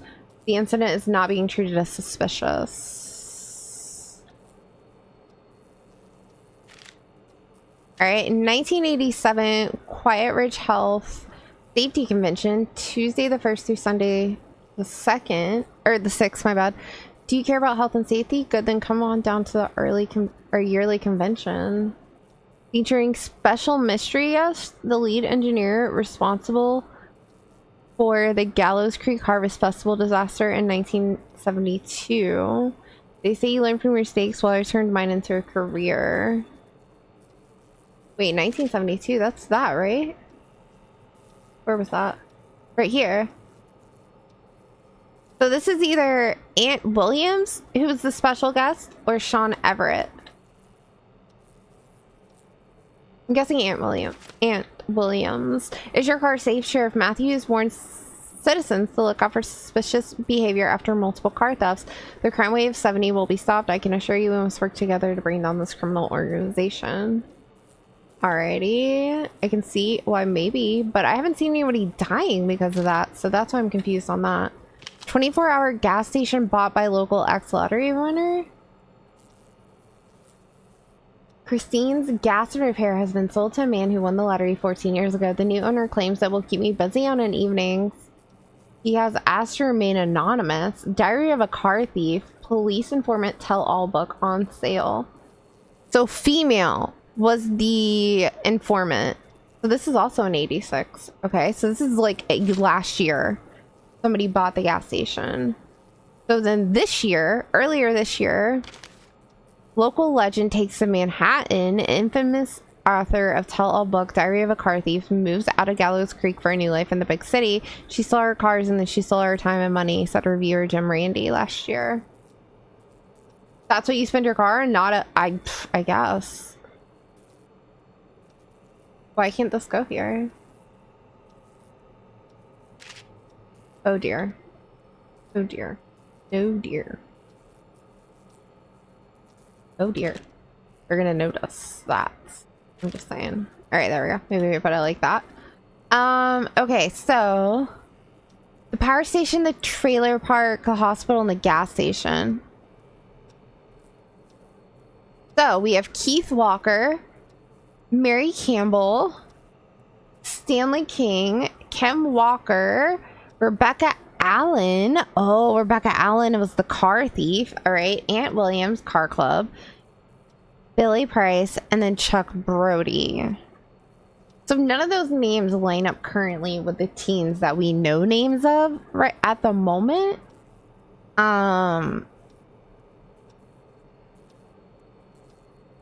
So Rebecca was in the club. I'm guessing it was probably with Aunt Chuck and Kim.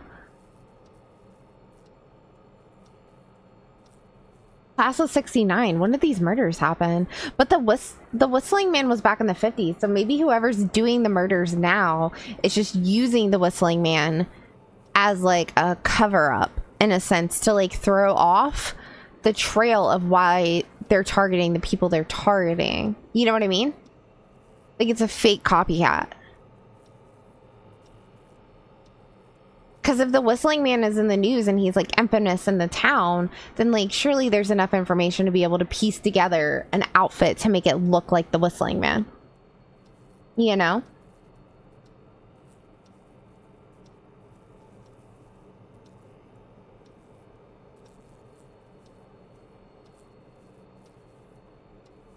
Okay, so Chuck Brody, here we go. So he was responsible for the festival disaster where the big wheel broke free, murdered 15 people. Holy shit.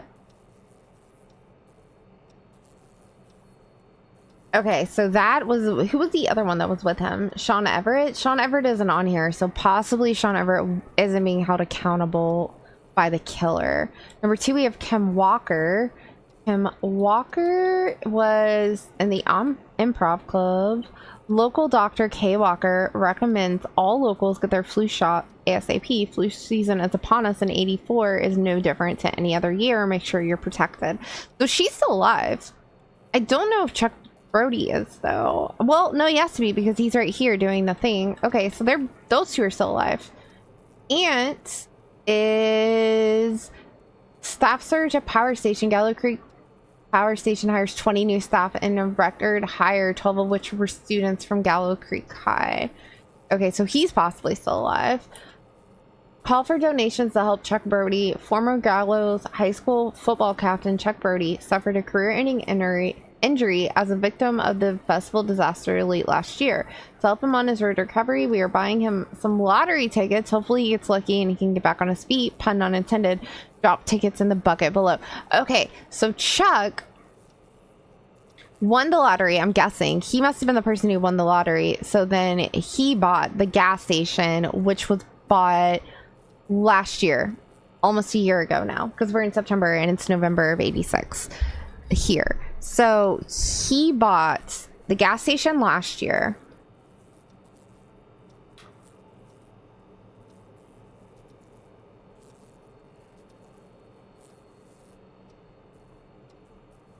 So Chuck bought the gas station. Rebecca left to go to Manhattan for her book, so she's no longer in town. Oh, so this must be Chuck Brady then. I'm gonna guess. Like, who else would you put on the cover of your fucking game day picture other than the quarterback captain? You know, like, it had to be him. So, oh, that's a different dude though. Who the fuck is that? Does that look like the same guy to you guys? Definitely not. Who the fuck is that? Is that Billy Price but with less hair? Or Keith Walker without a mustache? I don't know, but that's somebody. Anyway. So they now have the hospital, the power station, the gas station, the trailer park. Okay, so we need to remember that. Power, trailer, gas, hospital. Okay. Alright, let's... God, that one's so creepy. Let's get the fuck out of here.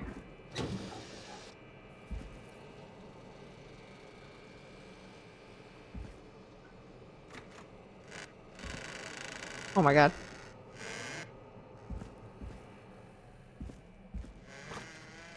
Close that door like we were never in there. Like we were never in there, door. Thank you.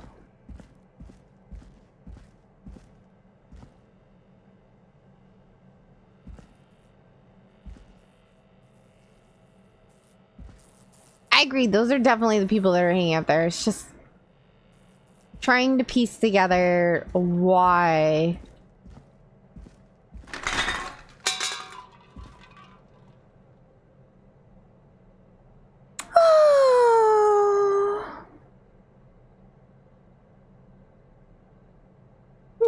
good. We're good. We're good. I wonder how the show's going.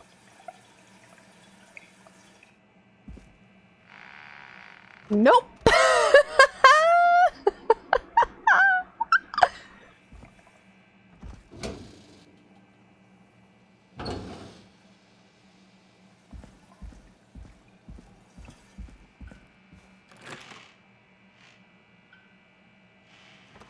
See, I still have some major reservations right now because we left that other door, or we left that thing open down there. So the killer could get in now.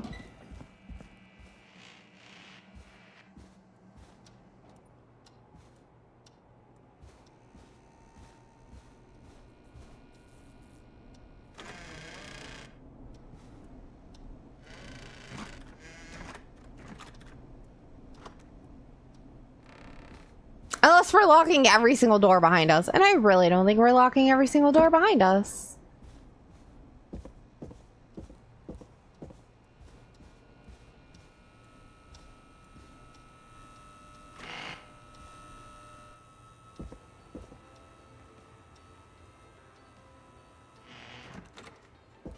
Okay.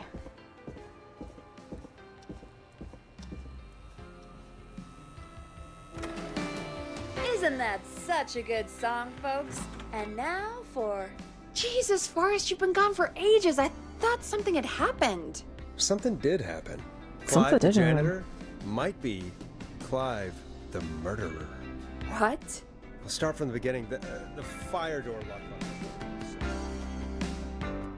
I don't know if Clive's the murderer or if he's just like trying to piece together the puzzle like I am. But it's now 2:40. Why did you heave that thing all the way up here? Because the basement's creepy as hell, and I don't like standing around down there. Fair.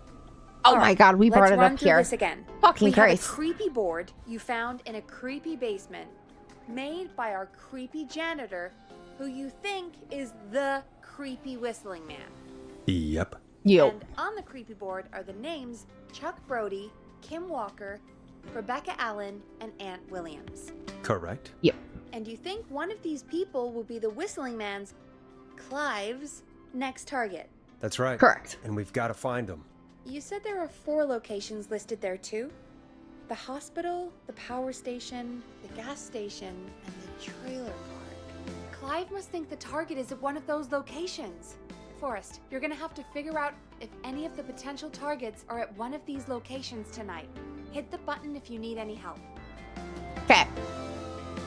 Well, as it stands right now, she sold her trailer. When was that? She just sold it in February.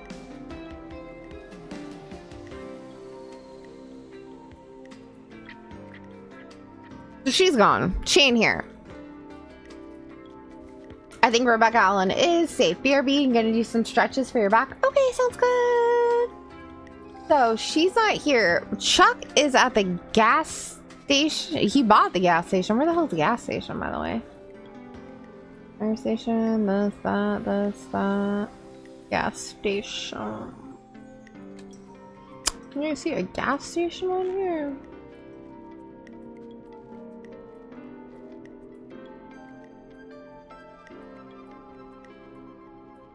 Oh, right there. Why does it say Christine's? Oh, because they bought it, but they wanted to remain anonymous. Okay, so we have the gas station, which is across from the reporters. All right. We have the power station. Who didn't the power station hire? Aunt Williams. So Aunt Williams could be at the power station right now. And that leaves, who is it? Chuck Brody.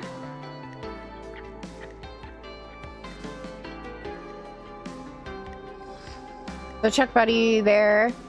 So we have gas station for Chuck.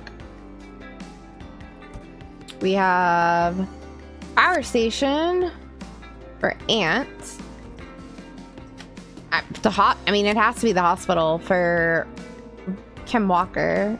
Wasn't there something up here for like a doctor's thing?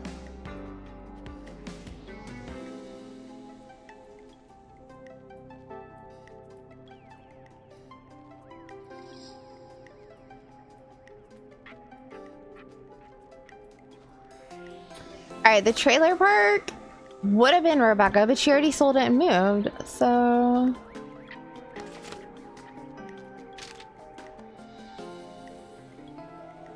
Oh, that's the wrong person.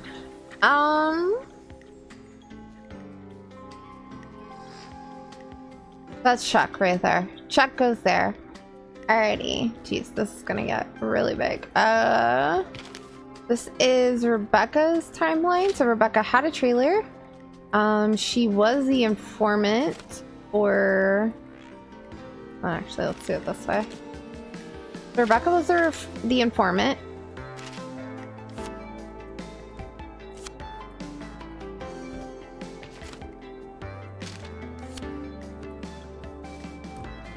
There we go. Alright, Rebecca was the informant. She got people arrested. She then had a trailer. She tried to sell the trailer. I don't know what this fucking marriage thing has to do with anything. Oh, him, right. Alrighty, so she had the marriage thingy. She tried to sell it. Or she had the trailer. She tried to sell it. Then she did sell it, and now she has moved to Manhattan, so she is scot-free. Alrighty, so we have Aunt Williams, who possibly could be at the power station. Aunt Williams is the fuck-up of the century over here for Justice for Festival Victims. So, Justice for the Festival Victims.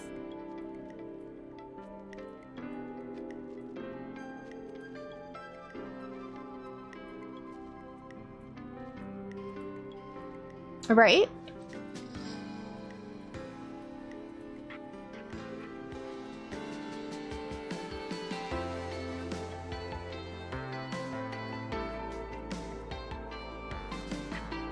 Okay, so let's put that there.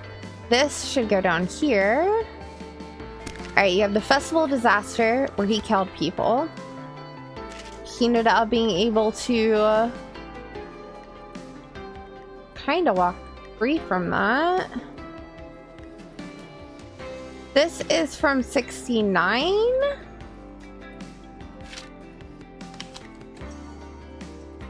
I'm gonna put them in order. Alrighty, so power station hires 20 new staff, 12 of which are high school students and included. That is this like 3 years later, 4 years later, whatever. He is then borrowed from the power station to help set up for the festival, where he fucks up putting together the ride, and that ends up making things not so great. You have the high school guy, who may or may not be Chuck. We're a little iffy on that bit. Is anybody else in the Athletic Club up here? No, it's literally. Okay, cool. Okay, let's bother me. Like in the top, thank you. I really just want to rotate these so bad. Like, why are they crooked? Why? All right, you got Chuck here. Chuck, yep. Your boy Chuck got hurt and wanted to get lottery tickets. Those lottery tickets then led to him buying the gas station, which puts him at the gas station. Then you have Kim, our very last female of the group, who apparently turned into a doctor.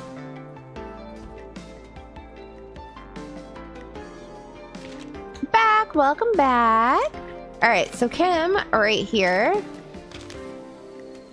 got married, became a doctor, and in 87 we have the Health and Safety Convention with the mystery guest, who is the lead engineer responsible for the disaster.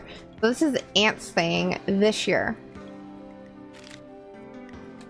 Alrighty, so lastly we have this tragedy. A bus failed to stop and crashed into a fuel tanker, and the deceased were identified as Red, Stein, Mildred, and Houghton, but none of this goes with anything on the board so far. So, and none of those last names line up with anyone up here. Wait, she married who? Peter Stein. Oh, so her husband died in this then. That's what the missing piece is. Because P signed and Kim signed. So Kim is dead. So she died 10 years ago. So they were married in 70. She became a doctor. And then her and her husband died in this bus accident. Okay, cool. So that just leaves this. Is your car safe? Sheriff Matthews warns civilians to watch out for suspicious behavior after multiple car thefts. All right, so this, I think, led to the start of all that. Alrighty, I think we have our board. So, Chuck.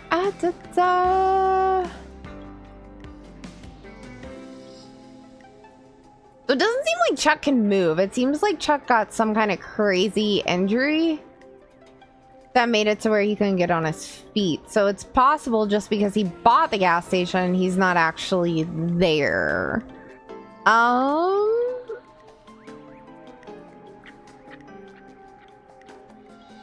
But he did say that it will help keep him busy on an evening. So Chuck might be there? I don't know. We'll have to see. Kim died with her husband. Rebecca moved to Manhattan. And Aunt still... Oh no, Aunt is out of town at a convention right now. So that means the only possible person they could be going after is Chuck, and Chuck would be at the gas station. So the gas station, final answer. Locking it in, Peggy. Gas station. How's it going? I'm ready. I'm ready, Peggy. Fucking do Are it. you sure? We've only got one shot at this. I'm sure my sleuthing skills are fucking on point. I'm sure. I'm locked in. Okay, name first. Who do you think the target is? It's gonna be Chuck. Chuck Brody. And where will I find them? The gas station. The gas station.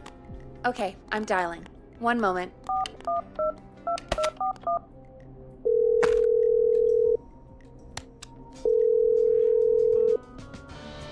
Hello? Chuck Brody! Listen, I know this sounds crazy, but we have reason to believe the Whistling Man is coming for you. You need to get yourself and everyone else out right now. I tell you, I prepare for these kinds of games. Who the hell are you? Who is this? This is Forrest Nash. Listen, the Whistling Man's back. We found a list with your name on it, and... Oh, God. It's today. The year I finally let myself forget. Forget? Forget what? Forget. No, man. I gotta get out of here. I do watch a lot of Scooby-Doo. Well, he got back on his feet. I think he ran off. Well, fingers crossed that Chuck... Jesus! It sounds like something blew up. He's using bombs now? Probably the gas station. Is Chuck? I don't know. Hang on. We're getting a call. Hello? Chuck? Chuck! Forrest! Where the The fuck? whole goddamn gas station's gone up. Is anyone hurt? I don't think so.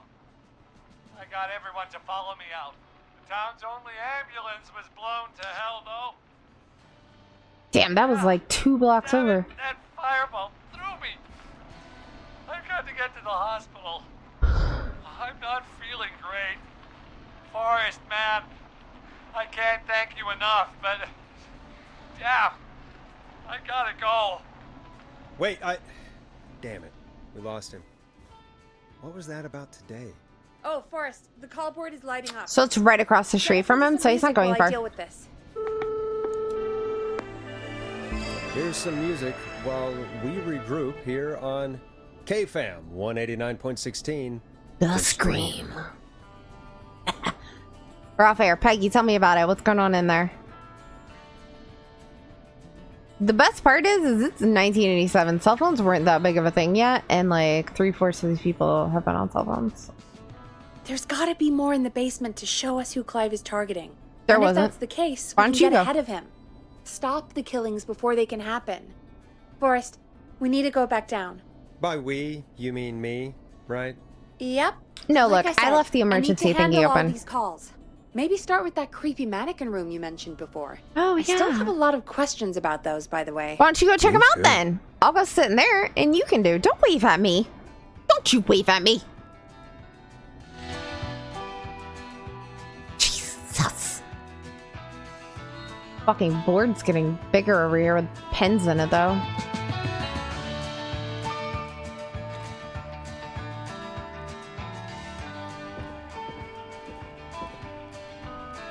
Take a bottle just in case.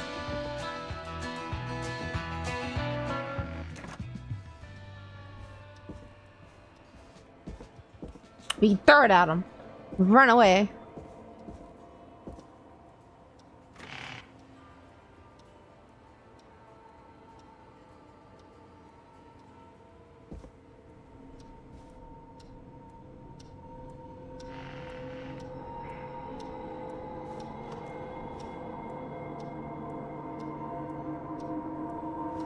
I don't want to fight.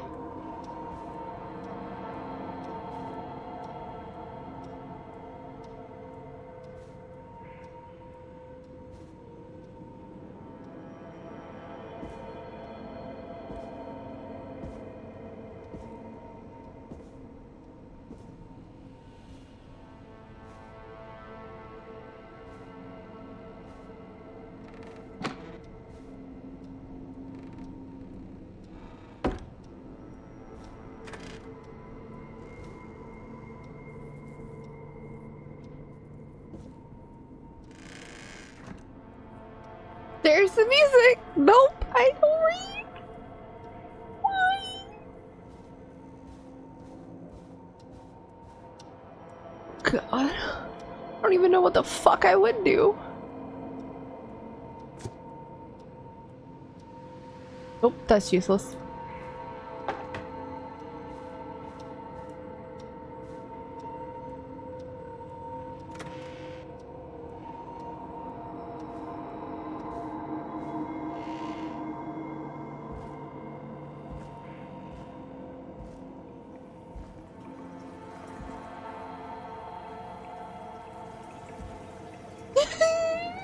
Burns on his own.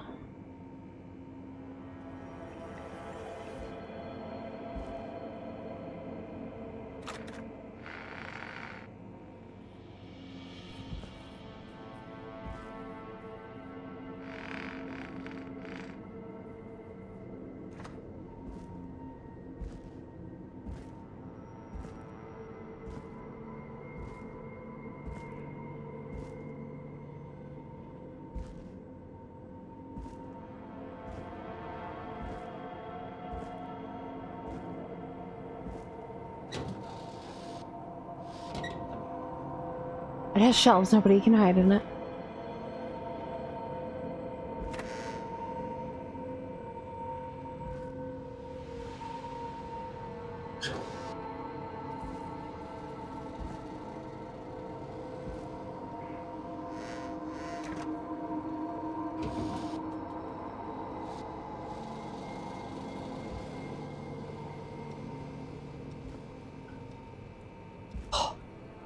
Okay.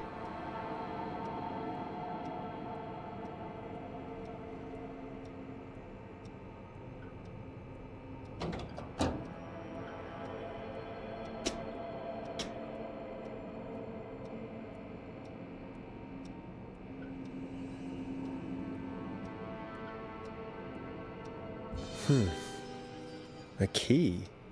Was this always here? I must have missed it when I brought everything upstairs.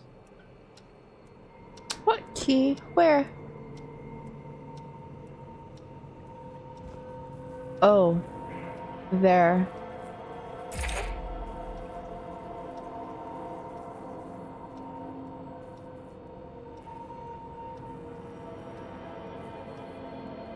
A lot of connectings.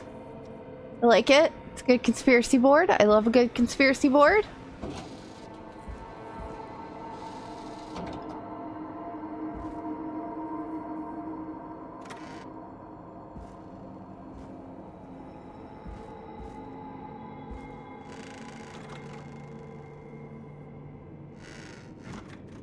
Thank you.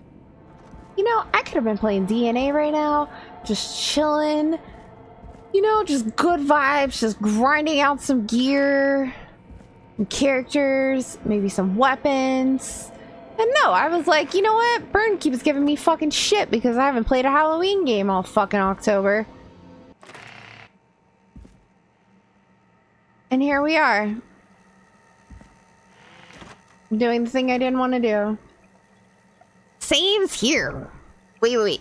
Seems here like you're exhausted and you're gonna get off, or seems here like you could be playing a horror game and you're glad you're not? Yeah, I could. No, I'm good. I wanted to play this. I bought it. I want to play it. It looked fun in a very terrifying way. Have a great sleep, Fresh. Hope you hear back positive things from your interviews, so that way you get your choice and you get to pick which one you want to do. You know?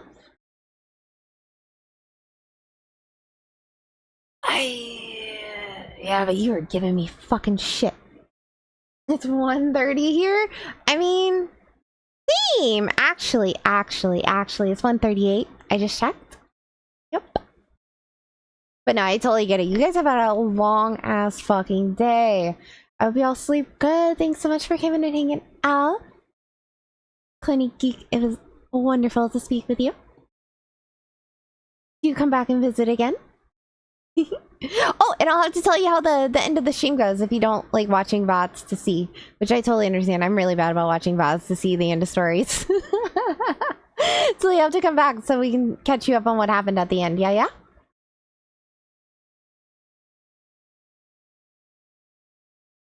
Yep. Where am I at? Oh no, I'm in Florida. But I'm like in the bottom part. I'm in the eastern part of Florida, not the central part. Because we definitely have 2 time zones here.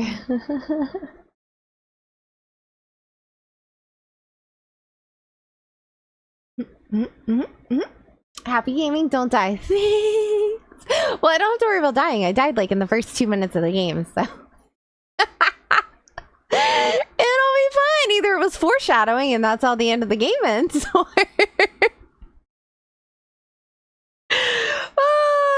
I'm just getting to see the replay back of all the decisions I made before I die.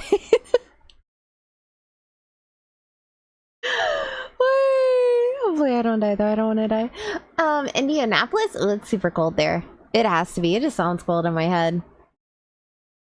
I think Fresh said it was like what, 40s? I think he said earlier. I don't know if you were in here or not. Or you're dead and it's all a dream, right? Yep, nope. I'm just pretending like I helped save the city when actually I was just dead the whole time. Turns out Peggy killed me and hid my body, and I'm just, you know, remembering. I'm like dreaming that I didn't die. And the reason Peggy could never come out of the room and I can't properly see her body is she's just a figment of my dream. Yep, 40. Yeah, that's too cold. Hold on a second. Let me use my phone real quick. Nope, not like that. It's 51 right now, and the low is gonna be, or no, it's 57 right now, and the low is 51. But it was like super late, or not super, Jesus, it was super kind of cold the past few nights, which has been nice. Damn you, Peggy. I know, right? I mean, I know that other people in here have to be questioning why Peggy's just kind of like a smoke and mirrors kind of setup over there. Like, she doesn't actually have any color or anything. You're so hyped for fall and winter? Yeah.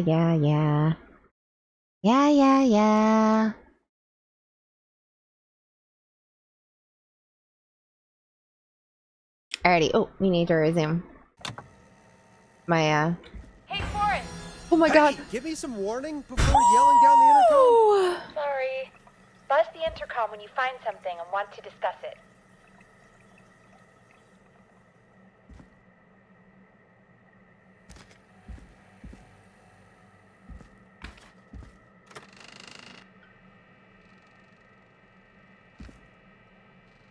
I don't like how big that room is.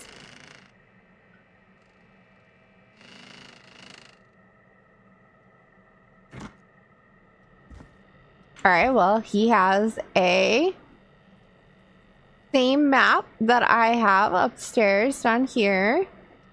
I don't see any significant differences on here at all. Nothing's marked or anything. Okay. The only difference is he doesn't have like that memo that says that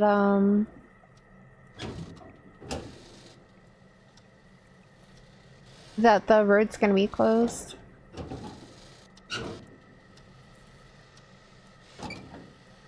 It's like on Ghost Adventures, they always send Aaron. Right? Maybe we can just drink the bottle and pass out drunk and wake up and it's all over.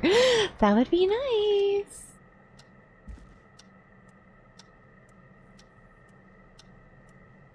Storm Riders. Alright. We got the Twilight Tour, the Scream poster. Alrighty. Bottle. Kind of hoping it's like orange juice or something like acidic in here, so when I throw it, if it gets in the person's eyes, it'll like burn them a little bit, you know? But I don't think I'm gonna get that lucky.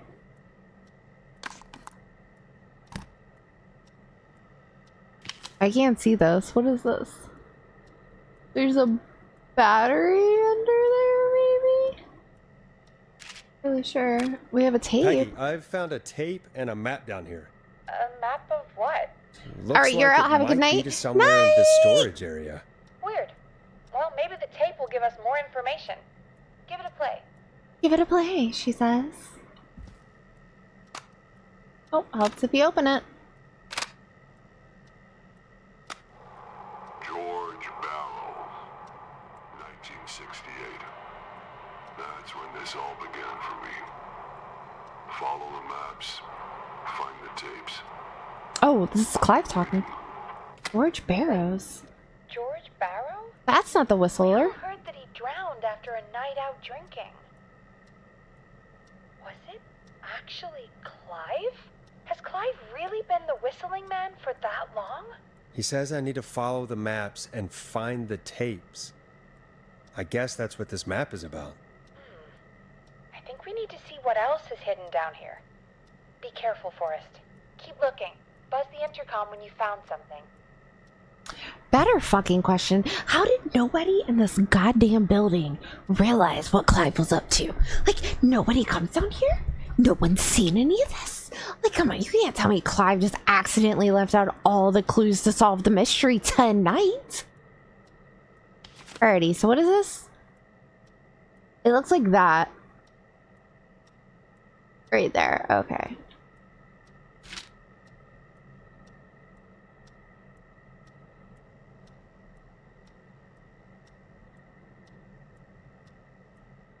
Okay, we're gonna leave the drink on the table. And we're gonna take a screwdriver. That seems better, right?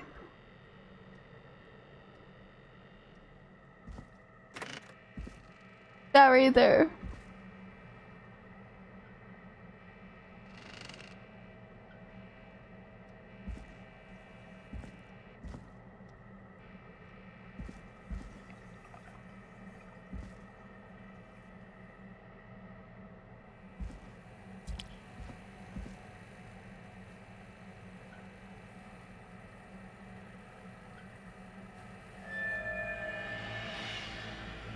I don't like it.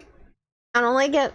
I don't like it. I don't like it. I don't like it. I don't like it. I don't like it. I don't like it. I don't know what the fuck that noise was, but I really, really, really, really don't like it.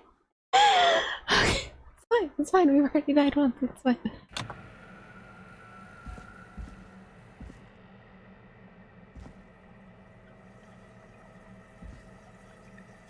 There's space behind that, and I don't like that.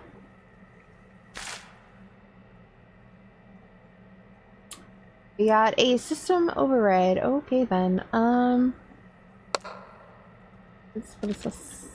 A delivery note. Dated yesterday, Starlink Security delivered and installed a new alarm system. Clive took it. Delivery method was a van. And the delivery notes. The hospital got it, the gas repair got it, the roller rink got it, the apartments got it. Oh, unable to install requires new parts, new installation date. Okay, so the apartment's safe.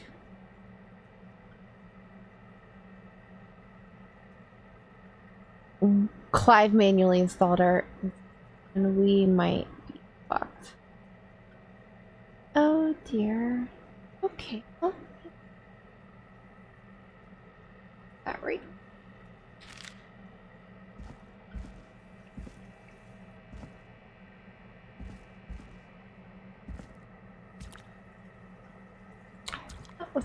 Oh, never mind. You know what? I'm good. I don't need to go in that little room. I like this little room.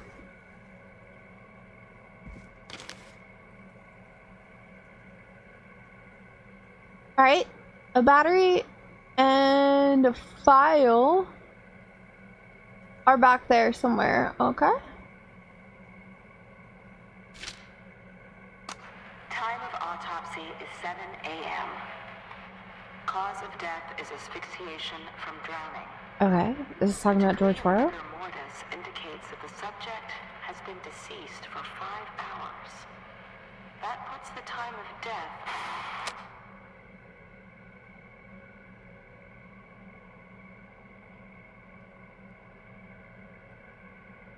Was George Barrows the whistling man?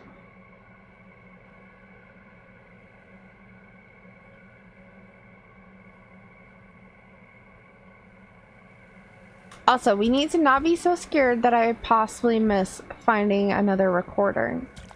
Or not recording, but like another disc to play on the recorder. It can't be that scary in here, right? It's not. It's not scary, guys. Don't be scared. It's not scary.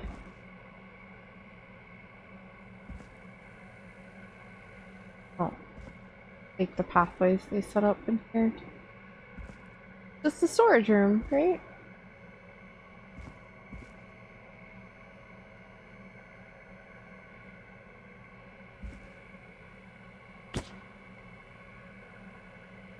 Huh. Oh, jeez.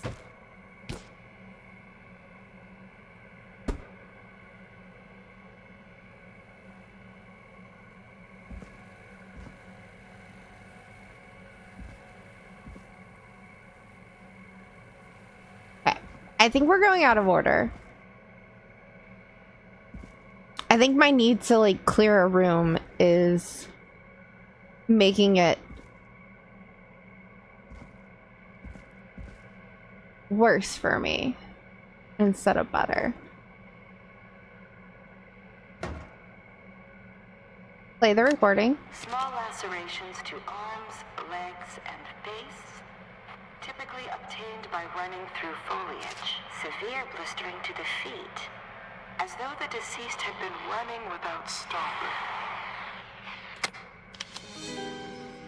This looks useful.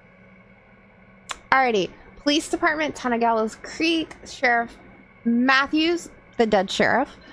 In 1968, which is before the kids were older. Sandra Sharp. Wait, we spoke to Sandra, didn't we? Yeah, we spoke to Sandra. She called in a telephone call. They got it at 4 o'clock. Oh, at 4 a.m. Okay, at 4 a.m. a call was received from a jogger, a Miss Sandra Sharp, reporting that a body had been found washed up in the reservoir. I drove out to investigate and was able to identify the body at the scene as that of George Barrow. I contacted the coroner's office and then the boy's parents. They informed me they had not seen him since 7 p.m. on the 2nd.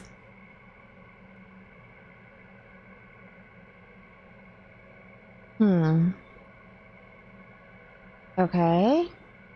I feel like this is a lot of information and I want to take it back upstairs and put it on my desk. Can I? Will they let me?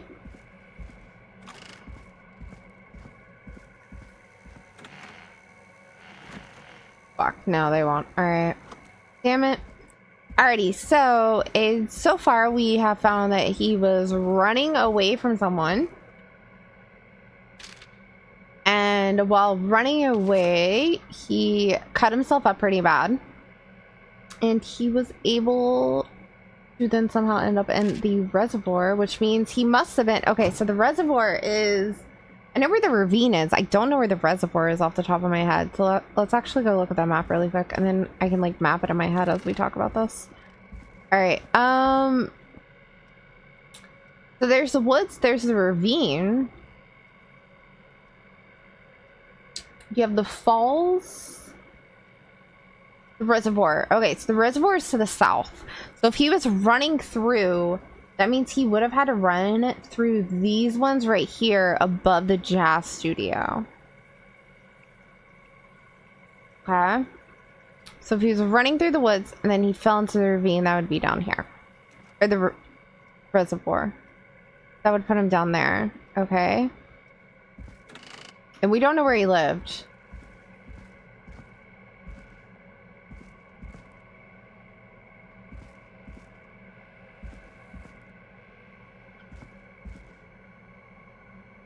Play the next one. Preliminary toxicology results shows no signs of inebriation. We didn't drink. A high amount of cortisol was found, indicating elevated levels of stress in the immediate moments before death. So he was probably scared. Someone was chasing him and he was scared, which made him get higher levels. So then the question is did he fall into the reservoir or was he pushed into the reservoir? Because he drowned. Okay, so next we need to do the green cabinet that has a fan on top of it.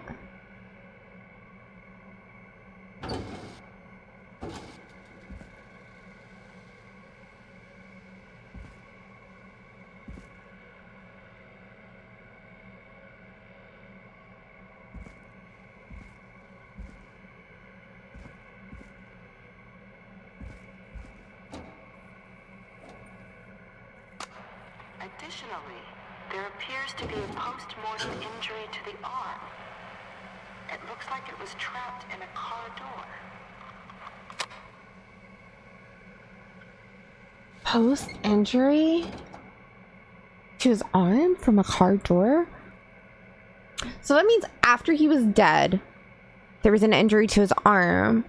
But if the cause of death was drowning, where did they find his body? The jogger found it. Go back. Go back.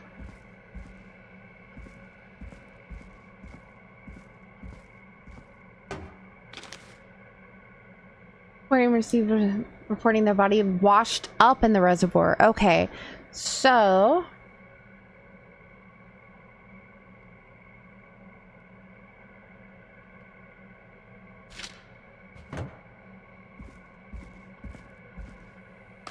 Time of autopsy is 7 a.m.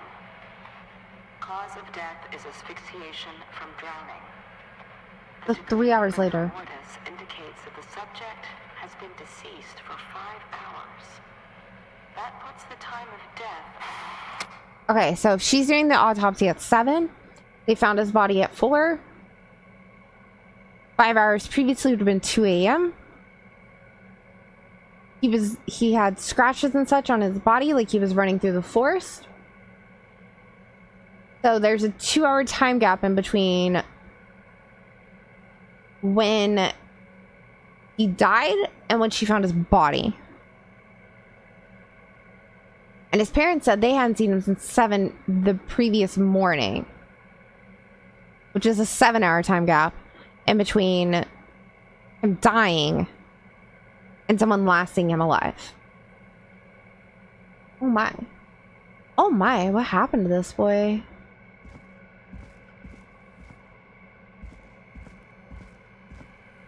Alright, I'm guessing we're supposed to keep pushing forward. There was no like picture or anything there. Oh, here it is. So behind the filing cabinets. Okay.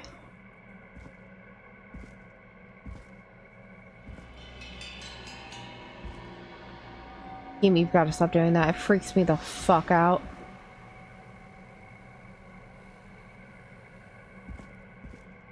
Whew, okay, just had to visually verify that there was not in fact anyone else over there. Alrighty, play the audio tape. Now this has to be important. For his life and was chased, resulting in a fall from a height into a body of water. Or he had his head. Okay. Was knocked out and drowned. Following that, he was moved. Dr. Sullivan, we need to have a talk. Is that recording? Shut it off. Who's Sullivan, though? Alrighty, so report of investigation by county medical examiner George Barrow. Home address is, looks like Carpenter Avenue. So we need to find out where Carpenter Avenue is when we go back out there. He was white, he was male, he was 18. Time of death, approximately 2100.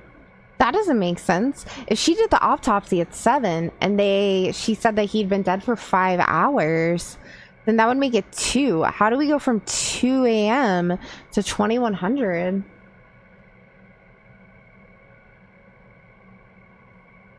Because that's what, 11 o'clock?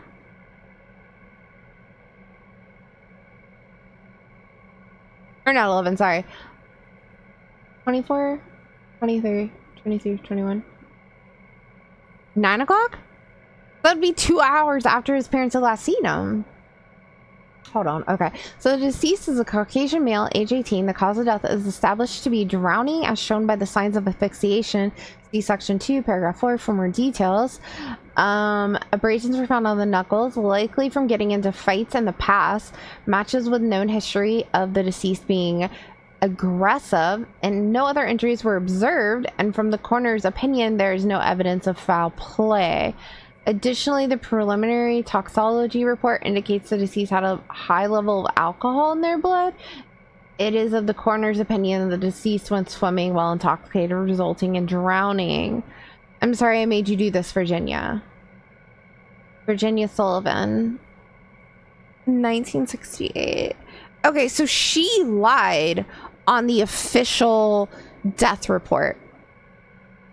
So she's saying in the fake report that he got drunk, he went swimming, and then nothing was suspicious about it, and that it happened at 9 p.m.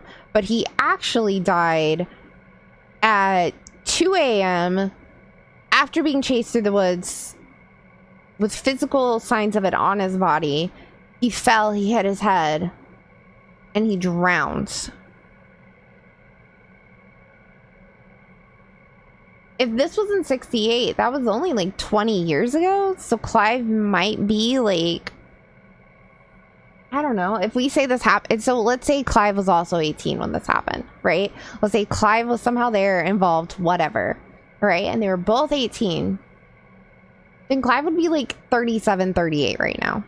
Maybe 39. Somewhere between 37 to 39.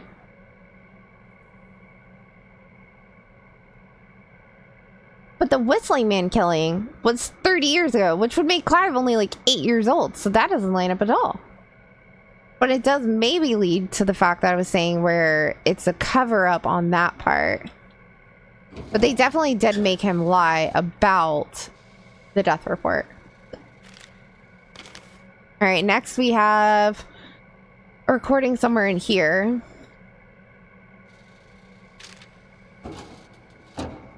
We do need to figure out who the Barrows might be, though, because maybe it's like a family thing.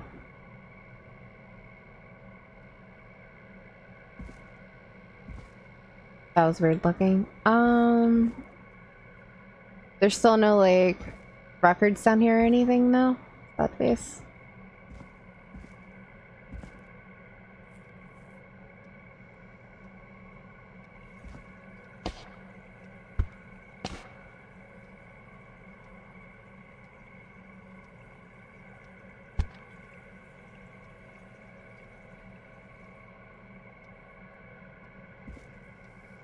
I'm a thorough investigator, guys. Humpty Dumpty, a story of love, tragedy, and betrayal, starring Maisie Cartwright as Dawn, George Barrow as Henry, also with Marie Campbell as Annie. Wait, Marie Campbell was on the board up top. She's one of the people that graduated in 68.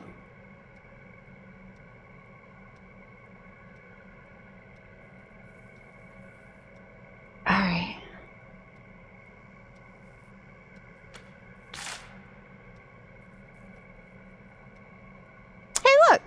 Aaron, it's your kind of thing.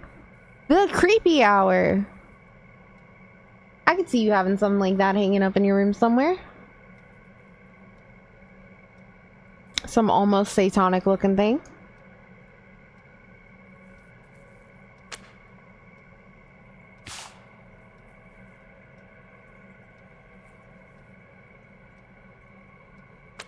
Alrighty, let's start opening the drawers. Ah! A new vinyl for my collection. Found all the hidden vinyls. Hee hee. Alrighty. No more pictures, so this has got to be it.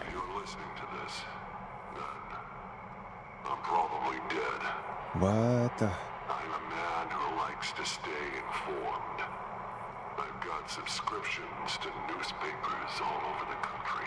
Okay. A few weeks ago, I noticed headlines cropping up in those papers. Okay. One after the other.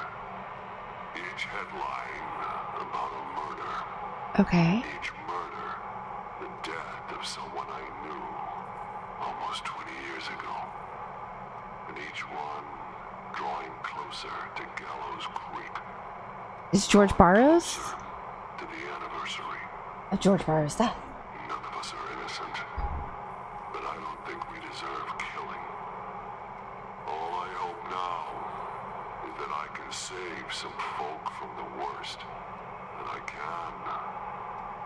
I don't know. Do something to make up for what I did back then, I guess. I didn't kill anyone, mind you. But that's past mattering.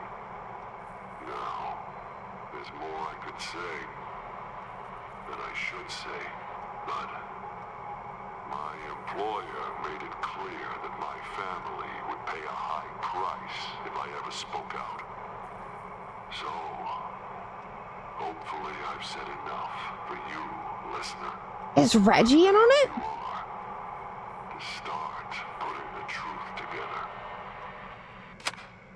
We gotta go back and look at that board. What the hell? Peggy is not gonna believe this.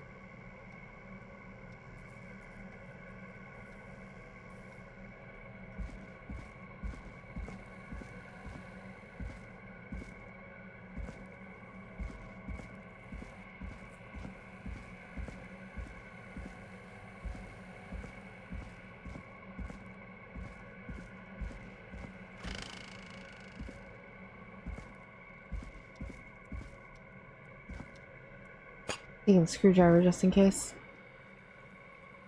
What have you found, Forrest? It's an autopsy tape. Doesn't say for who, but I think it must be for George. Poor George. He was so young. Something's bugging me, Peggy. What do you mean? I swear I recognize the voice of the woman talking on the tape. I just can't place it. Seriously? Do you think you've met her before? I don't know. I mean, I just got here recently. I don't know. She's one of our callers. Found another tape. It talks more about how George died. What did it say?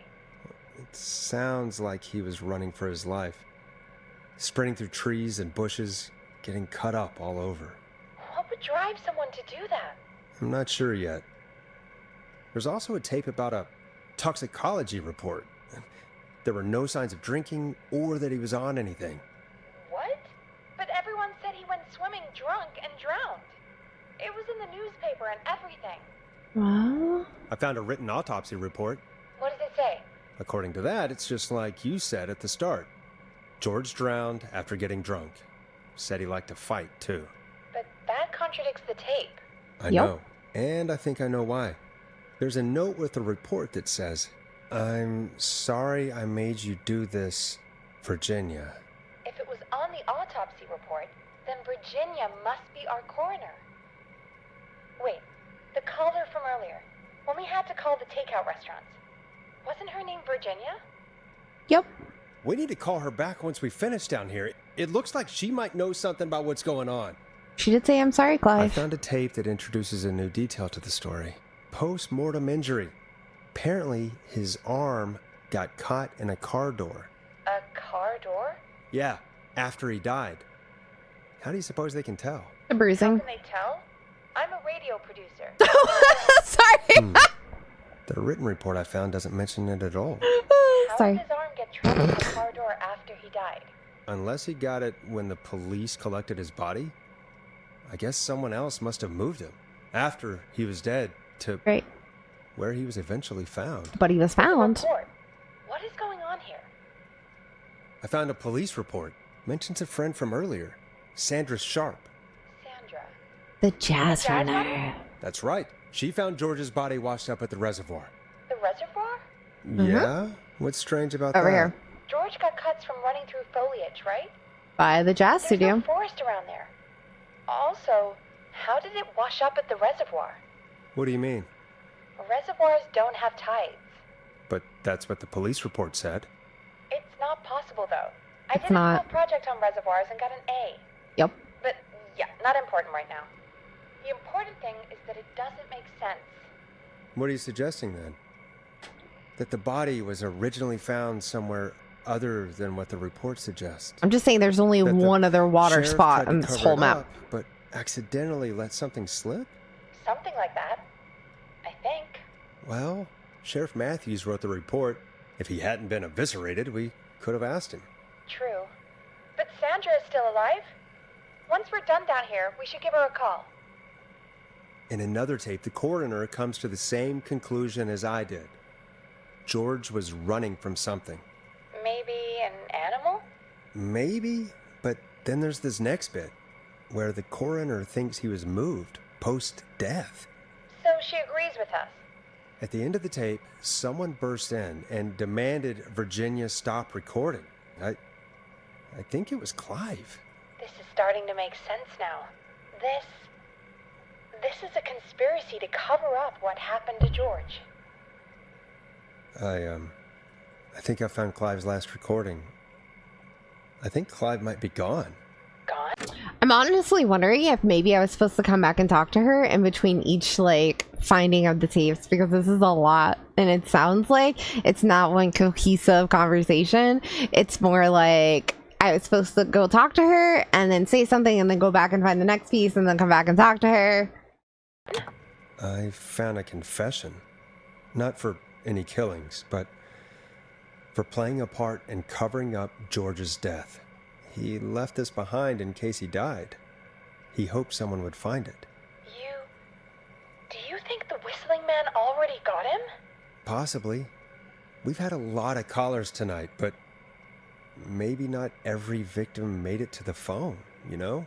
We only have 35 listeners. We don't know how many there really are. Christ, Forrest, that's dark.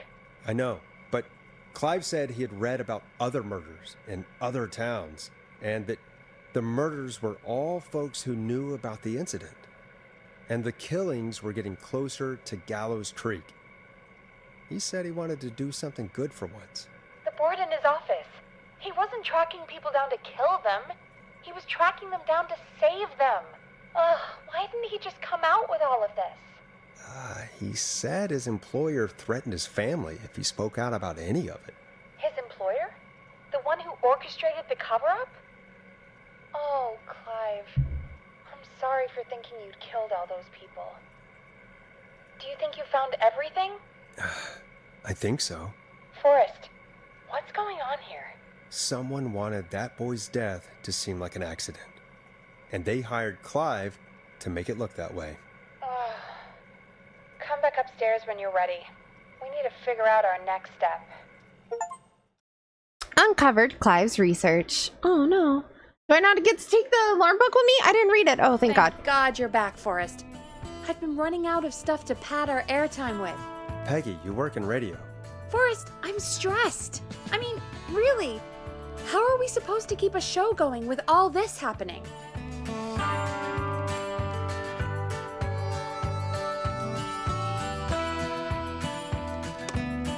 Seemed important. Alrighty. So he lived back in the day on Carpenter's Avenue, which is right here. And Carpenter's Avenue is kind of closer to this river bit.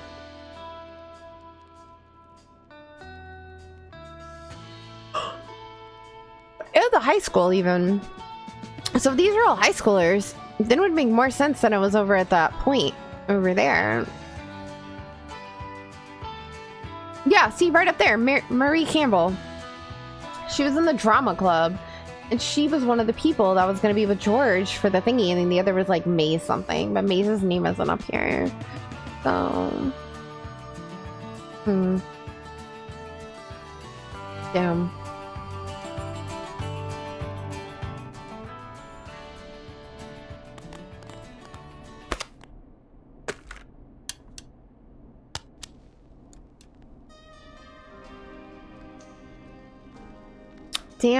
Damn. This is crazy. BRB? Okay, Brian. Yo, how many? In the basket. Thank you.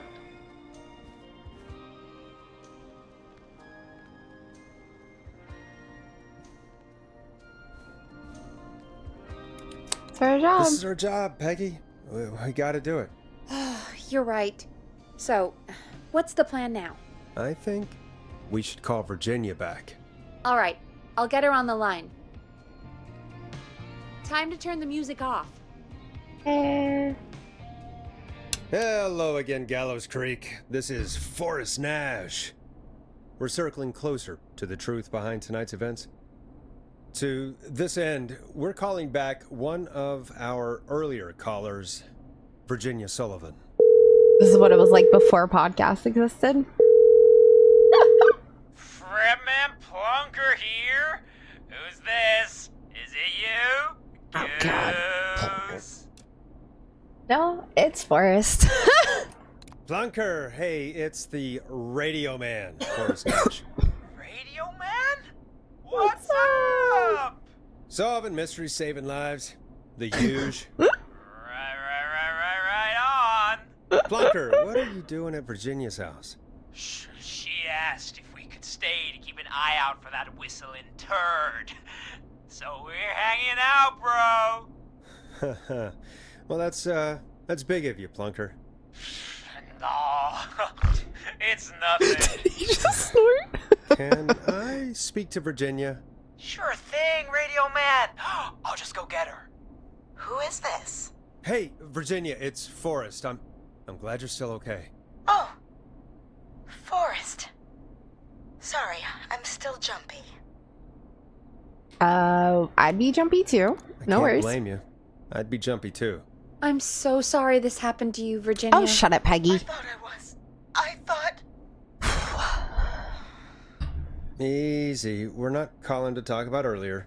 We're calling because we think you can help us understand why this is happening tonight. Me? What would I know?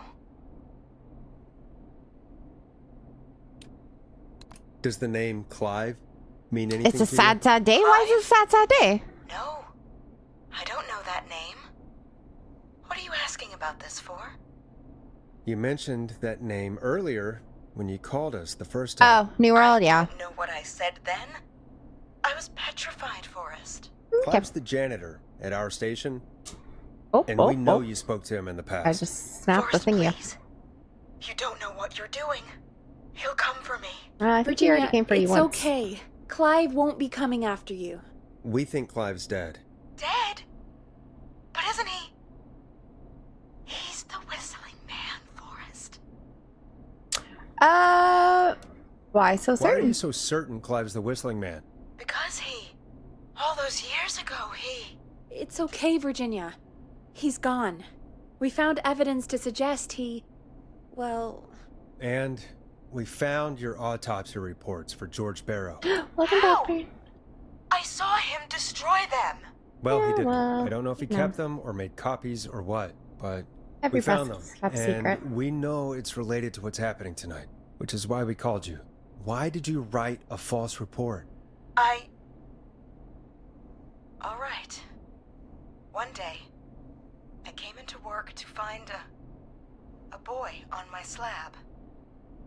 And as I finished the autopsy, this man, Clive, he just burst in. And he started making demands to give over the reports, to falsify what I found. Of course I said no. But? Well, when someone wants to make you do something, they can use the carrot or the stick. For me, he used both.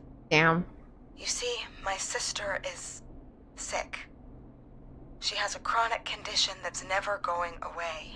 It's expensive to treat, and it was getting to where I couldn't afford it.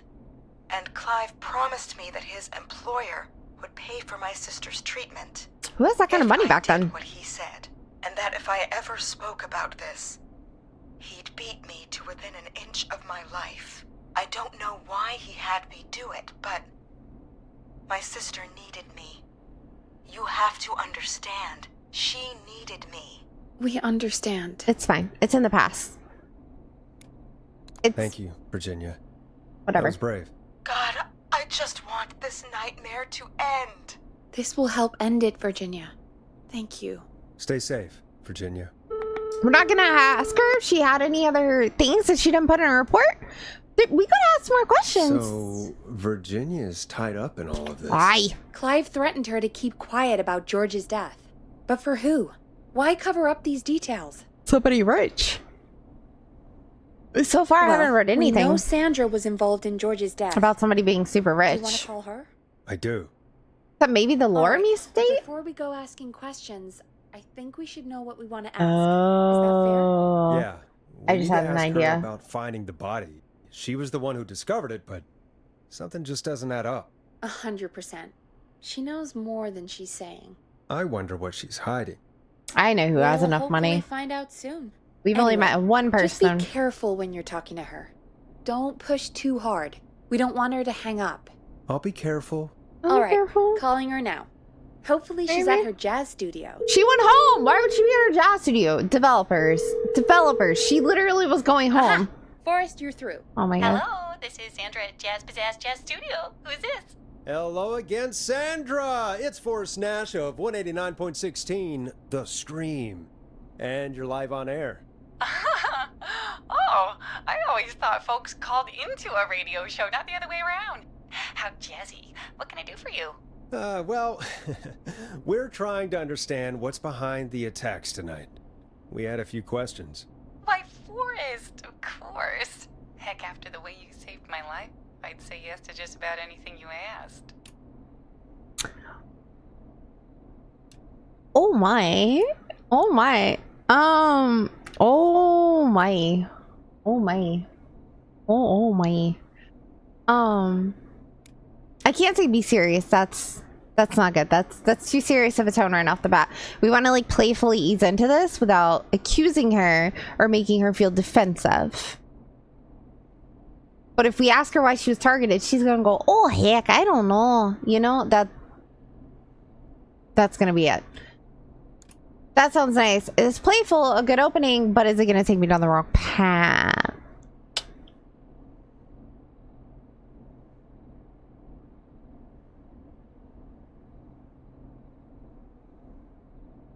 There. Really? Well, that sounds nice. I might just call you back tomorrow then, too. You got my number. But what about tonight? Is there anything you Okay, want to good. talk about right now? That was a good Remember opening. why we called, Forrest. I remember. Of course. Do you know why the Whistling Man might have targeted you? It's always good to make them feel comfortable. Knife-wielding psycho with superhuman cardio. He'd have chased after anybody. Right. Well, we think he might be chasing specific people. People who know about the death of a boy named George. Oh, I don't know anything about that. Sorry. Didn't you find the body? Sandra, we know you found George's body. We have the police report. I don't know what you mean. It's okay. It's okay, Sandra. We know. You do? You know about? Yes. Of course. This studio is my life. After I found the body in the river, I couldn't lose my studio. Do you understand? Yeah, 100%. Sure. I understand. I understand. When the rent just kept going up, he said he'd stop if I just needed to keep quiet. And everything would be okay. Of course. Of course. We understand. I mean, it's not like I killed him. What was the harm in saying I found him in the reservoir instead of the river? Right? Right? I'm sorry. I can't do this. I know who And it she's is. gone. I don't think that could have gone any better. You truly did great, Forrest. I have a way Well, with the folks, ladies. if anyone out there has What can I any say? thoughts on what's going on tonight, please call in. That's good timing. I did. I We've saw got that. a call waiting just this second. As soon as Virginia said that they were willing to pay, I knew exactly who the person behind it is. I have a caller waiting. I know we do. Welcome to 189.16 The Scream with me, your host, Forrest Nash. Hi, Forrest. I know this is really out of the blue with everything happening tonight, but I wondered if you could send a special birthday message to my uncle. Sure. Why not? Oh God, unless it's You the know pizza what? place. I'd welcome a change of pace. I'd be glad to. Thank you, Forrest. He's my Uncle Ronnie. His first name's Peter, but he never liked his name. But since he always had salt and pepper hair, even as a kid, can you believe it? Folks always called him Pepper. Thanks for the history lesson. Is there anything besides happy birthday you would like to say to Mr. Pepper? Oh my God damn it!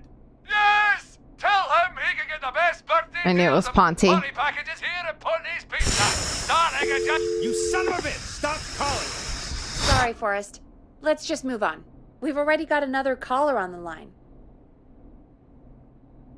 It's a fucking pizza place. Swear to God. This is 189.16 The Scream. I'm Forrest Nash. You're on the air, caller. Oh.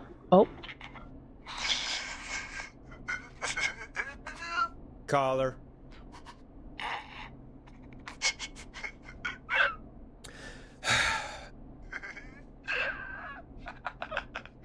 Been a really Ponty. long night. Ponty's Pizza always delivers. Peggy. Come rain or sleet or whistling man, we'll be there. I would like to add him to the list of people. Forrest? Forrest? Are you okay? Forrest? I hope the Whistling Man gets in with his own pizza slicer. Jesus, Forrest? Sorry. It's okay. It's been a high-stress night. I was Don't thinking the worry same about him thing. anymore, okay? Not for tonight, anyway. How about I you think start he's screening set my for calls? now. We've got another call. Whenever you're ready. Jesus, Peggy, you got one job behind the fucking glass. Screen my calls. Folks, don't spend your money at Ponty's Pizza. That's I say about all that? I'm going to say about that. Moving along, I'd like to welcome another caller to 189.16 The Scream with me, Forrest Nash. Who may I say is calling? Well, hello again, Forrest. Don. Don? We played your song, Long Ride Home. Did you hear it? Can you tell us? Never mind that now. First, I'm calling because I need your help. We had a deal, ma'am. Don. You made we me had go a on deal. outside. Kept my end. Who is the next target? Oh, it's too late for that now. I'll be the judge of that. Oh, fine. Chuck Brody was the next target, but that ship sailed. So this lady that we're talking to right now, Dawn, I think is Marie Campbell. And I say that because we found that thingy downstairs where Marie and George were going to be playing and her character's name was Dawn. And I made sure to take note of that in my head because I was like, this bitch made me walk outside where the killer was at. You don't forget shit like that. How did you know it was Chuck? Well, if I tell you, I might just put more people in danger. People are already in danger. This might help. Forrest, I don't have time. I need your help. Do you mean Yes, he's after me now. you? I think so. He must have heard me on the radio helping you. I mean, helping? Question mark. Helping? You didn't exactly help. Maybe I've been helping more than you know. I was out following a lead, trying to work out who would be next. after Chuck. And what happened? The rest are out of town or dead. Being followed. I came back to my apartment building, but this newfangled security system has me locked out. Ooh, I have that book. I need you to help me get inside. Wait. Ask a neighbor? Can a neighbor let you in? I only moved in last week. I don't know anybody yet. There's not even a buzzer here, only the keypad for the entry code. I need that code to get inside. Which apartment block do you live in? Maybe one of our listeners lives there too. It's the New Woodside apartment building between the town hall and the trailer park. But I doubt any of your listeners live there. I don't have many neighbors. Sounds like a prime piece of real estate. The sound really carries at night. Shit.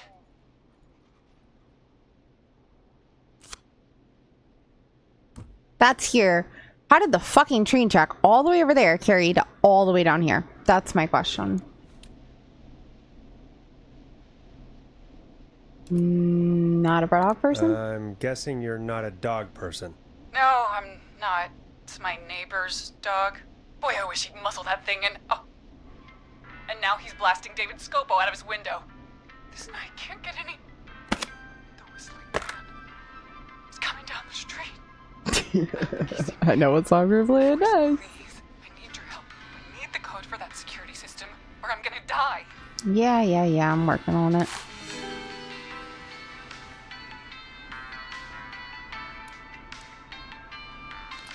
What's the name of the security system?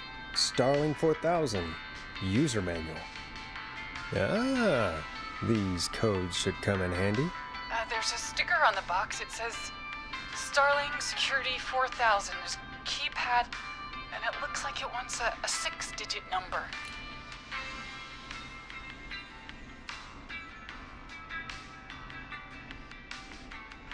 Starling Security 4000, huh? That's right. Very newly installed. I need the key code before the whistling man gets me. Yeah, of course. Don't worry, Don. Thank you, Forrest. I knew I could count on you. I'll sit out of sight. Call me back soon. All right, folks. Here's a little tune for you all to enjoy while I try to break Dawn into her apartment.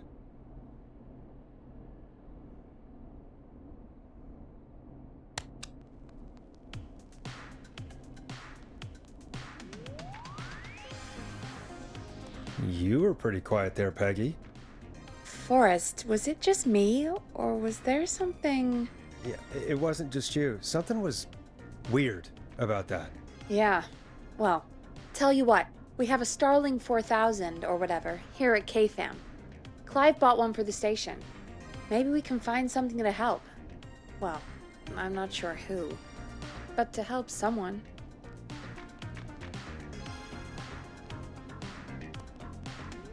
Okay, so she's locked out of the Woodside Apartments, and somewhere Clive probably has the papers for the Starling 4000.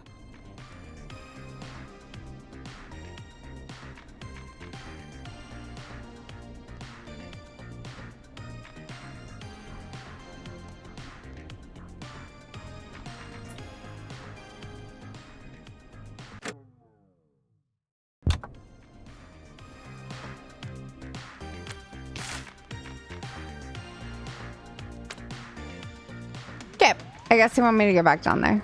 Cool. Cool.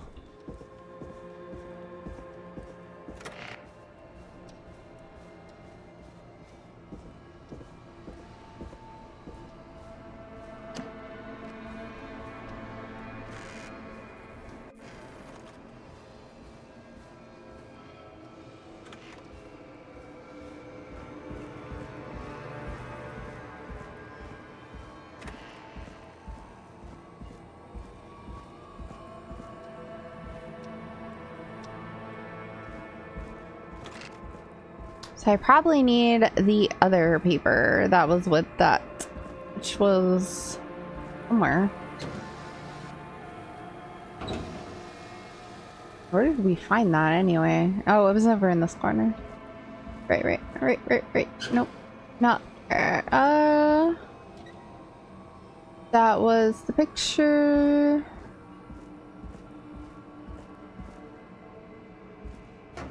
The autopsy. There were like 2 papers, weren't there?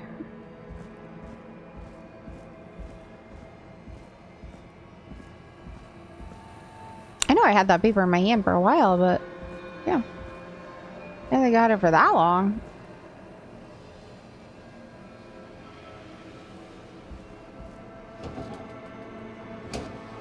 This maybe? Oh, that was the autopsy. Alright. Yeah, right here. So see? Maisie Cartwright. Oh, Maisie Cartwright was Dawn. And Marie Campbell's Anne. So either Marie Campbell is pretending to be a Dawn, or Maisie Cartwright, who isn't on the list of people, is up to something. Maybe Marie Campbell lives there and she's trying to like get in.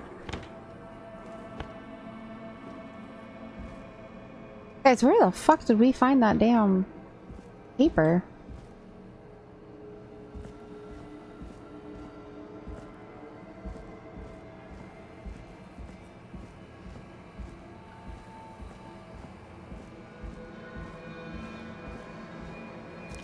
Oh, it was back here. Right here. Order delivery form. Starling must have left this by accident. I was like, they must want this The other paper. system's not even installed at Woodside.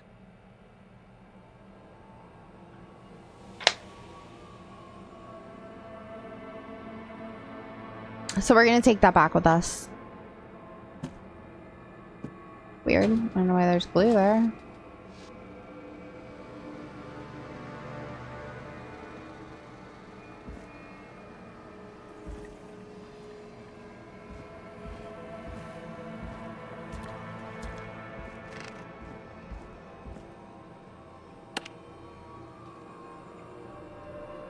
I do have to go up and tell her. Okay. If I must.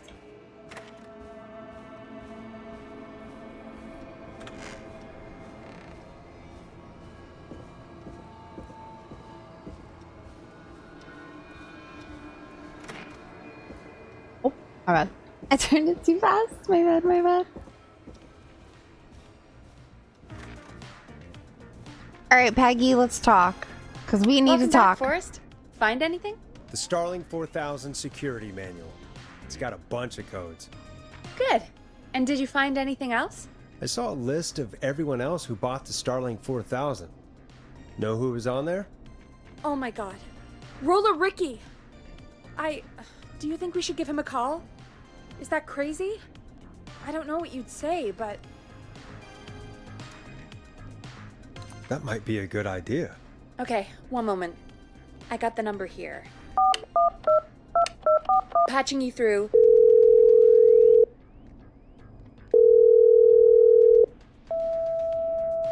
Shit. He probably can't hear it over the music. Forrest, I don't know about this. This is super weird. Just put me through to Don. I'll take care of this one way or another. Okay, if you say so. When you're ready, shut the music off. See, here's my question. How are we going to take care of it when it wasn't even installed yet? Like, it literally isn't getting installed till the 17th. In 2 weeks, it'll be installed. So Okay, it's not even Forrest, there. Shut the music off. Line 1, whenever you're ready. Don, are you there? This is Forrest Nash from 189.16, The Scream. Oh, thank God you're back. I'm so afraid.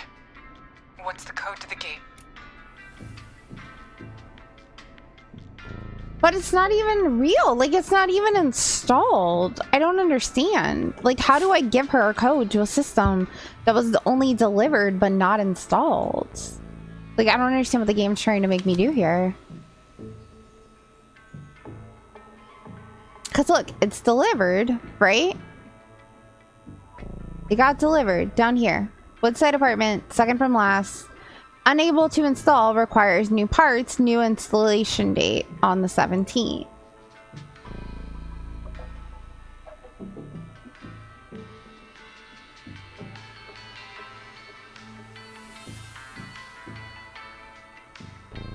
So I don't know what to do.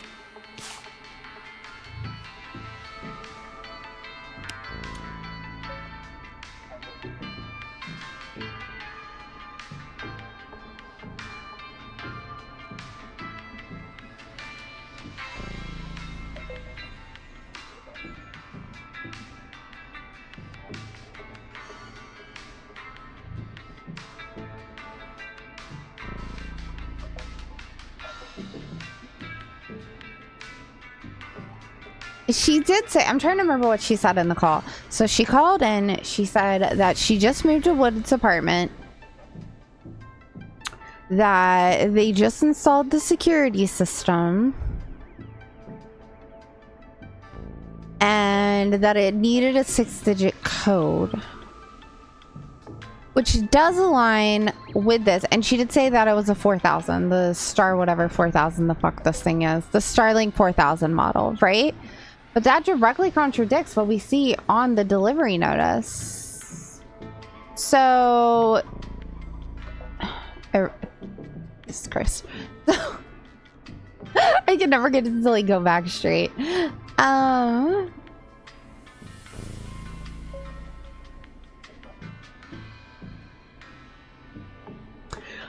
don't know. I don't know. Yeah, like Mary Campbell's the only other female up here, right? And she was Anne, not Dawn. So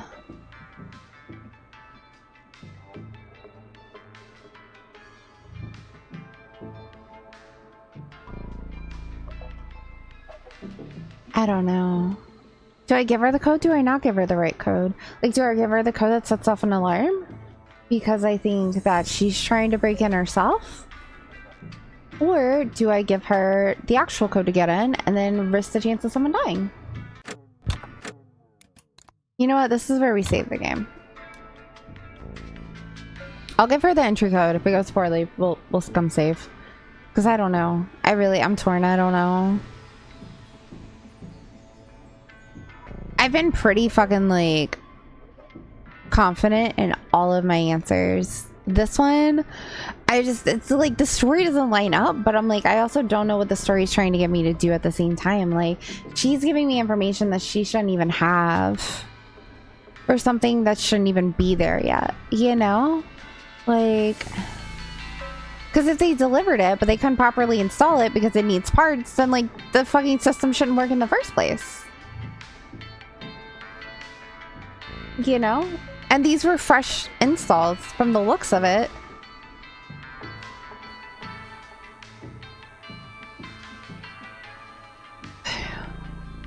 So I don't know. Do I give her the test? Or maintenance call? The code is 715914. Thank you, Forrest.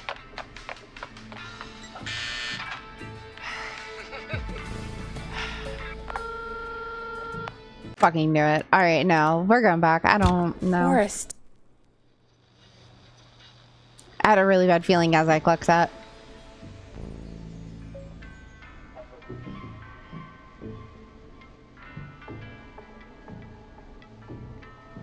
What would the maintenance call code even be? What even is that? We'll just do the test. Code is 191519. Thank you, Forrest.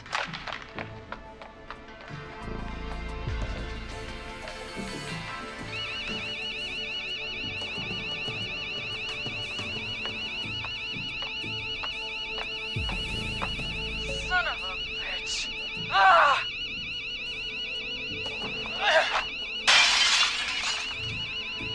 Is she?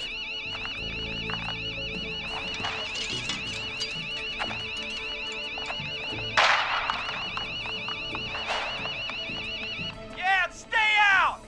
Nobody disrespects the sanctity of the ring! Okay. That's what I was thinking. Don't ever come back here again! Okay. So it was Ricky. Thank God. Hello? Is someone there? Ricky, get back inside and turn on the radio. Whoever that was, she was trying to break into the rink.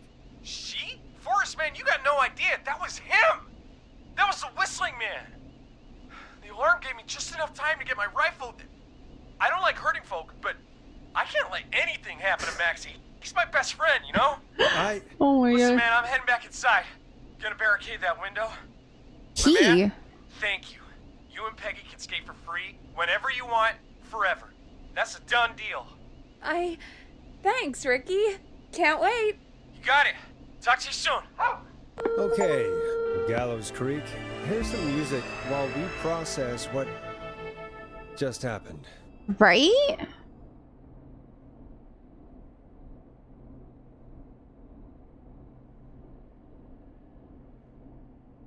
Oh wait, the music. Play. So, the Whistling Man is a woman?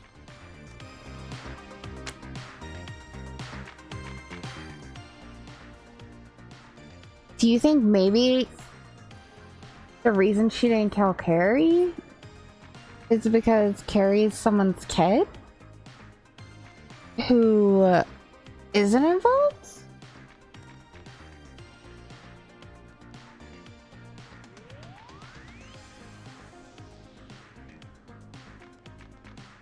But then why would she go after Jemmy?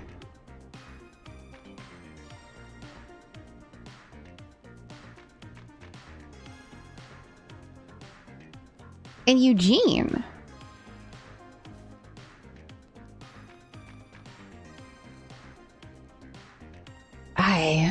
There's so many questions.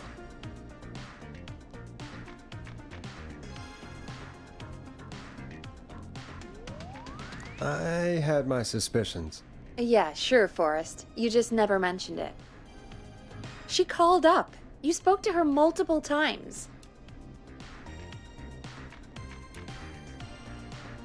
I knew she wasn't right. Is that right, Sherlock? Why do you think she requested that song?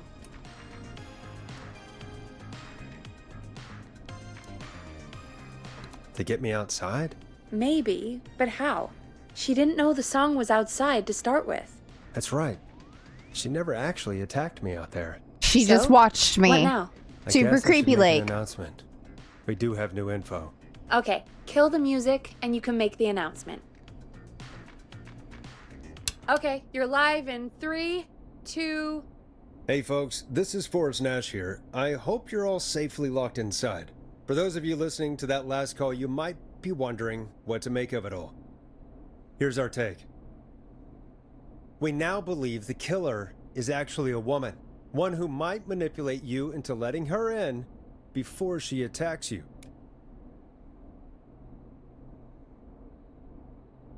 We're neighbors. Look out for each other and stay safe. The killer was calling themselves Dawn.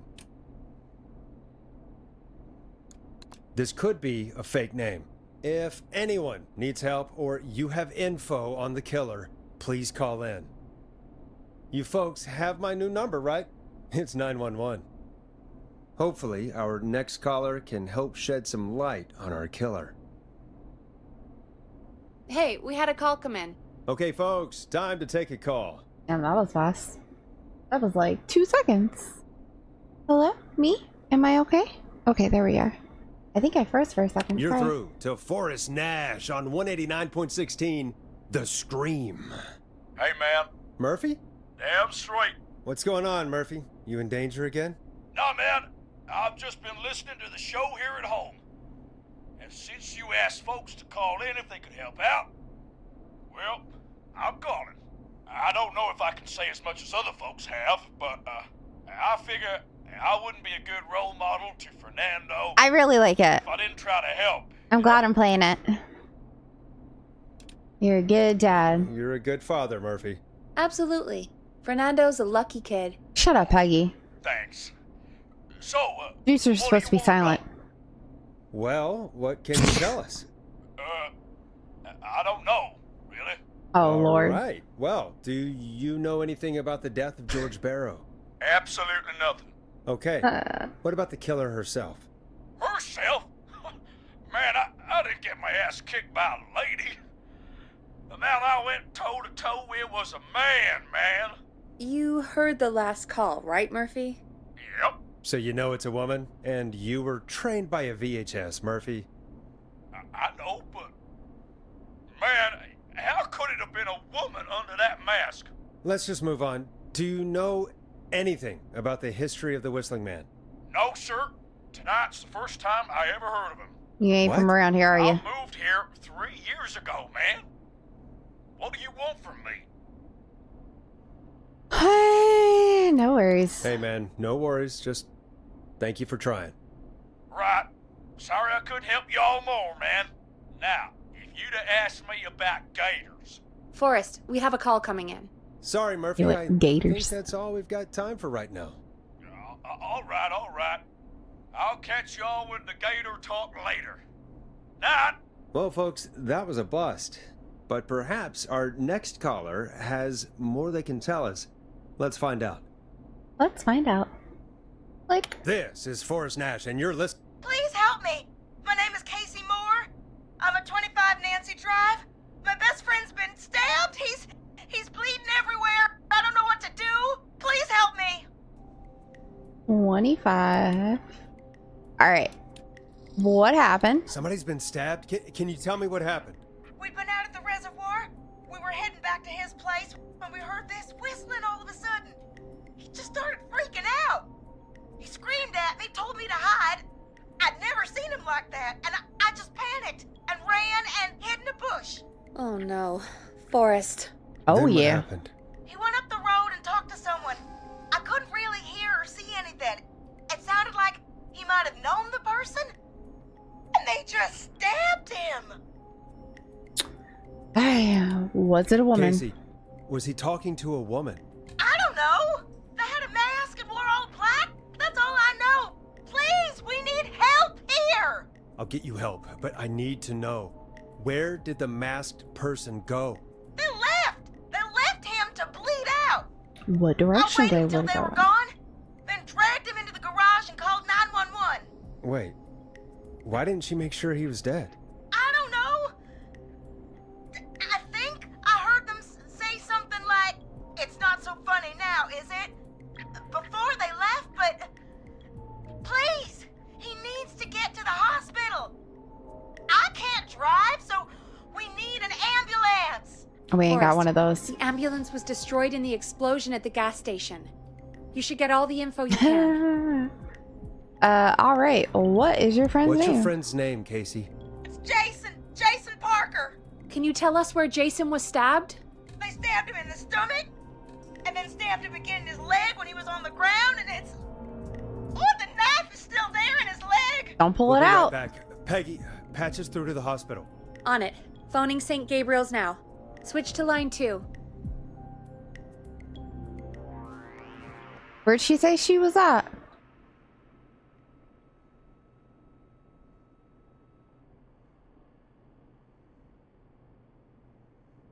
Be a lot easier if this map was over by me and not super fucking far away. That's all I'm saying.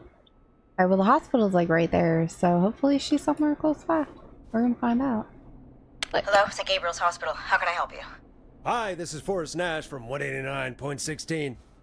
We have a stab victim at 25 Nancy Drive named Jason Parker. He's been stabbed in the stomach and the leg. He's bleeding heavily. Oh God, I'm sorry. With the ambulances, well, you know. I know, but please, we need something, or he's going to die. Forrest, listen, you're going to have to get him here. We need to see him, and we can't get there ourselves right now. We don't have any way to drive him right now. And even if we did, he's bleeding out fast. All right, listen. We need to buy him time to get here. That means stopping the blood first, and then finding someone to stabilize him. Yes. To stabilize him, you really need someone with first aid training. Do Good either luck of you with have that. any? No. Me neither. Damn it. I'm really sorry about this, but I have other patients who can't wait. All I can do is talk you through the procedure as quick as I can, and then leave the rest to you. Okay. You think you can handle that? Yeah. We don't have much I choice. don't really have much choice. Hit me. Okay, from the Thumbs top. up. If he's bleeding out, then you need to get him comfortable and try to stem the bleeding. Got Lay it. him down. Got it. Apply continuous pressure directly to the affected areas. Got it. When the bleeding slows, Get a clean cloth of some kind and hold it over the wounds. Get them comfortable. Apply pressure. Clean cloths when slowed. Got it, I think. Peggy, that's not this Stabbed, much. right?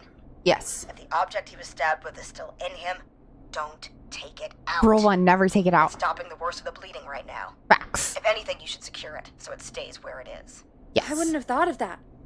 It That's makes why you're on sense, that though. side. God, that was a lot of info.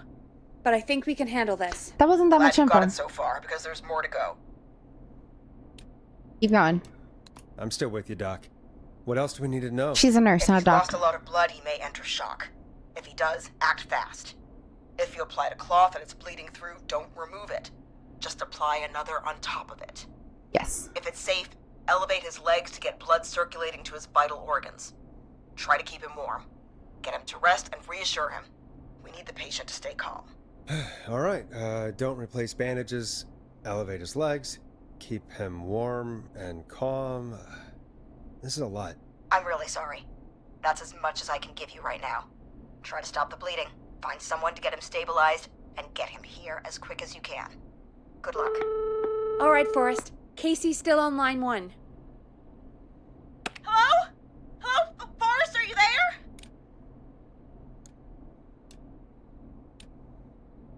Hi, Casey. I'm here. How are you doing? I need help! I've been putting pressure on his stomach wound since you left, but he's still bleeding. I don't know what to do. That's good, Casey. The nurse said to do that. What about the knife in his leg? Leave that bitch Gotta be in. hell! Should I pull it out? Don't touch that No, knife. don't touch the knife. The bleeding will get worse if you pull it out. Are you sure? I'm sorry. I'm gonna stop making suggestions. No, don't worry, Casey. We're a team here. We're all going to get Jason through this. Casey, is his leg wound bleeding right now? I hate looking at that knife. Yeah. It's bleeding. His stomach is worse, though.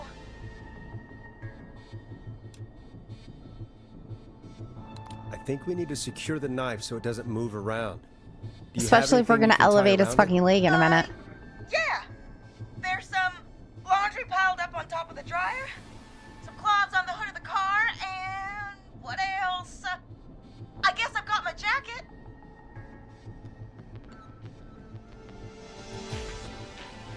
Okay, so she said there's some cleaning rags, which might or might not be clean. There's the laundry and then her jacket. They said clean cloth.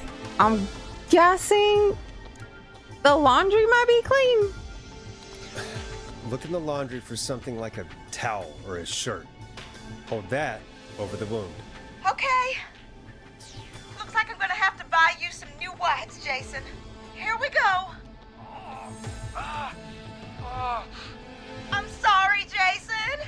It's secure. I'm putting pressure on his stomach again. I'm starting to think we might make it. Forrest, can I have a word?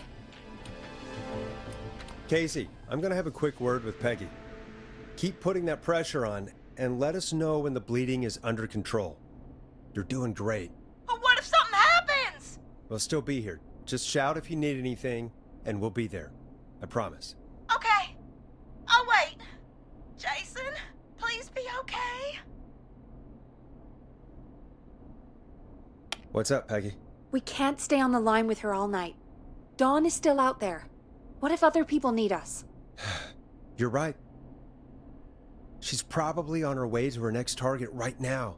Exactly. And you heard the nurse. We need someone there with training who can stabilize him. He's got to get to the hospital somehow.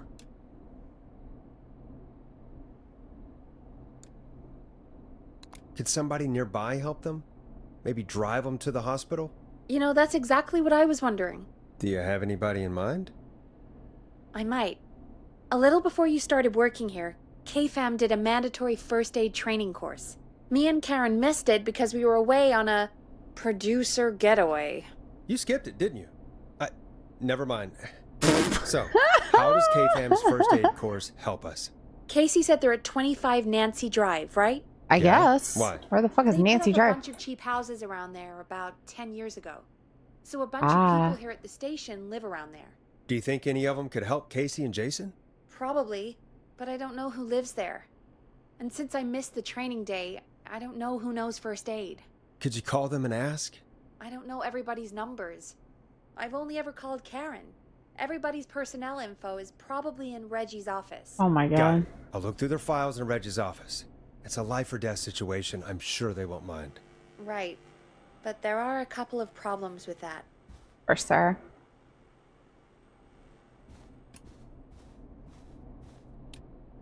Sigh. Just sigh. It's sensitive information, so Reggie probably locked it in his safe. Great. Great. Do you have any idea what the combo for the safe could be? Not a clue. Reggie's a serial note taker, though. Maybe something in his office will give it away. Right. There is something else. I'm not gonna like this, am I? Have you ever heard, the future is floppy? Peggy, what the hell are you talking about? I'm talking about floppy disks. Floppy disks are like these futuristic things that have information on them. Ooh. You put them in a computer and they do something. Ooh. Peggy, I know what a floppy disk is. Anyway, Reggie decided that the future is floppy and started phasing out our physical records and replacing them with these floppy disks. I imagine it's the same for our personnel files. That's good to I have know. no idea. Since we haven't heard anything from Casey, I'm guessing Jason's okay for now. I'll check out Reggie's office and see what I can find. You'll need a key for that. I'll just slide it under my door now. Thanks, Peggy. Conveniently has the key I just to have to every look room in this building. There's literally nothing more I can do, game. Good.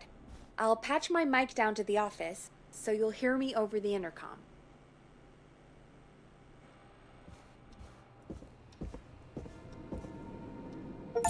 Alright, let's go do this. Oh, we got the final key. Thank God.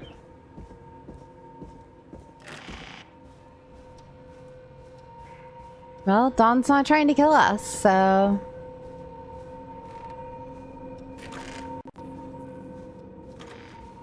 Are there any other doors in here that I couldn't open before that I might want to open now?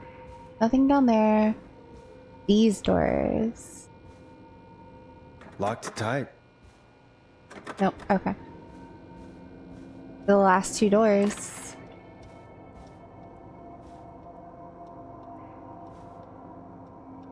Alright, let's see. This certificate is to certify Reginald Scott in his first aid course. Okay. Nothing else important on here? Cool. So we know for sure that Reggie has it. We don't know what the fuck Reggie's doing right now, so... Reggie might be the person that we end up having to deal with. What is this? Spen. Alien sightings. Number 75 UFO of your park. Sure, that's it. What is this? Clive, if you're reading this, stop reading my post-it notes. Okay then. Someone's a little paranoid. Note. Gigabyte, the future is now.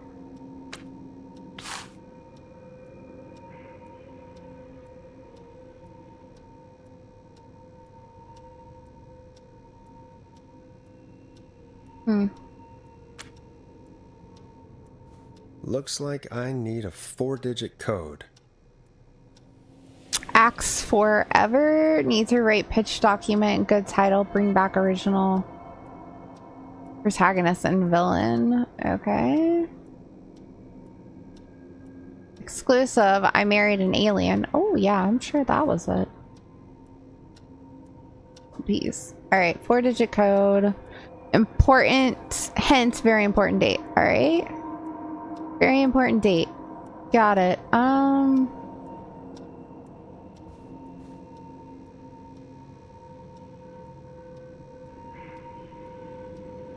Ask Jeannie where those tapes are. It's been weeks now. Overdue.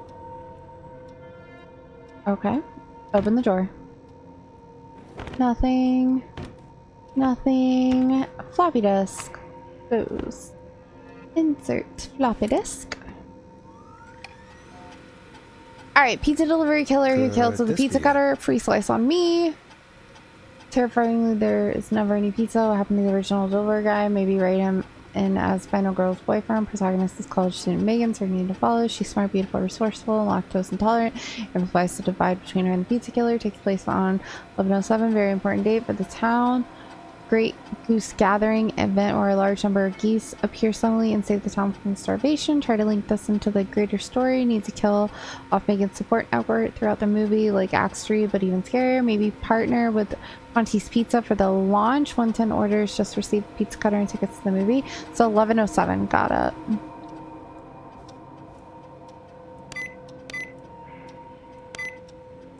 Nice!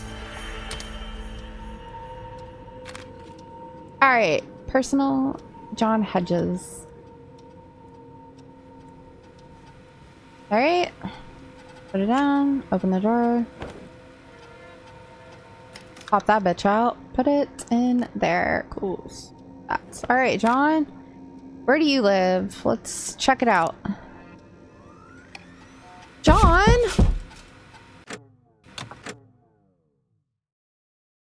We're fine. I probably like bumped the chair with my elbow.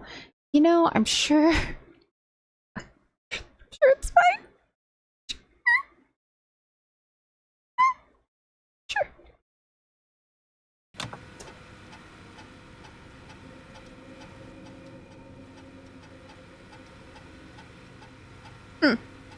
Alright, John Hedges, newsreader. Date of birth 31, so he is rather old. Got it. Nancy Drive. John refused to engage with the first aid trainer during the course. I know he was a war medic, but it was station policy to send everybody regardless. He apparently has a bunch of medical equipment in his home that he procured from the military at the end of his service. Is that legal? Do I need to report him? Spoke to him again about eating the free samples that Brad gets sent for his reviews. He said he stopped, but he said that the last 3 times too is it un-American to reprimand a war medic. Alright, so 14 Drive is John's address. John seems like he's probably our best bet. I don't know how we got lucky on our first disc, but you know, next. Might as well snoop on all of our fellow employees Get a here. load of this, Peggy. Forrest Apparently, Nash. I'm a lone wolf type. Forrest, what are you doing? We don't have time for this. We have a man literally dying on the line. I can't believe we actually got the Forrest Nash here in Galaxy. You're right, I'm sorry. I need to focus on possible candidates. I can read the rest of this later.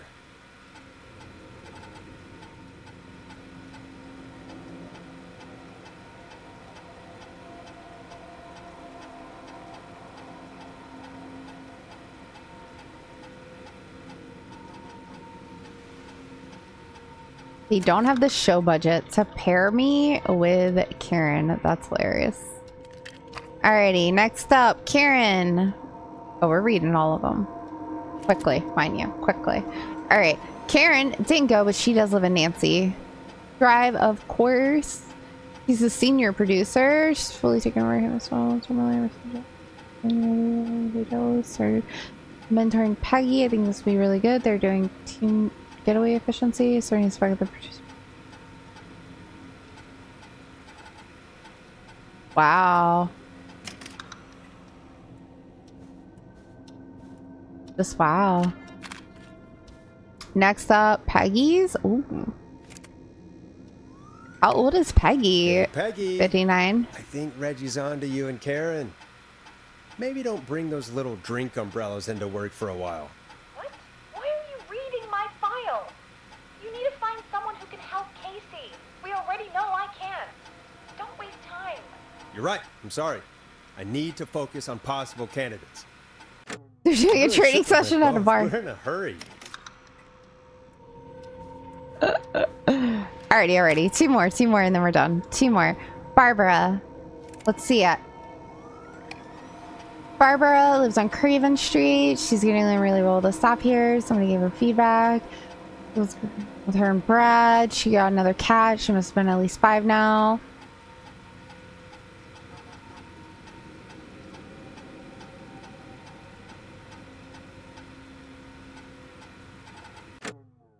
Wow. Okay then. Not it.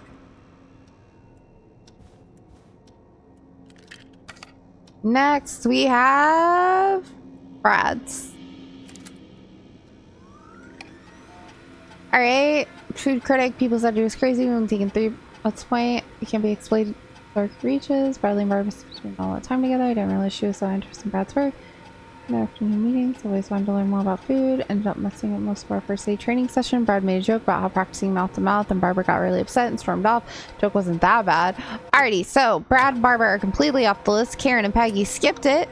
Reggie got it, but we don't know where the fuck he lives or his number, so that just leaves John, our previous war medic. Alrighty then, John, you're gonna be it. What was your address? Like 614? 14 Nancy Drive? I just want to make sure I get this right. 14 Nancy Drive, 5420735. 5420735. Third.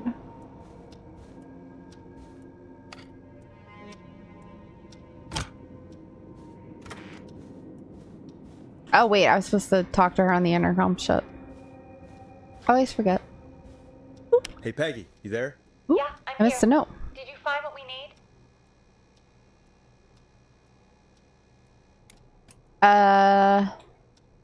I know who to call. I think I know who our best bet is to help Casey and Jason.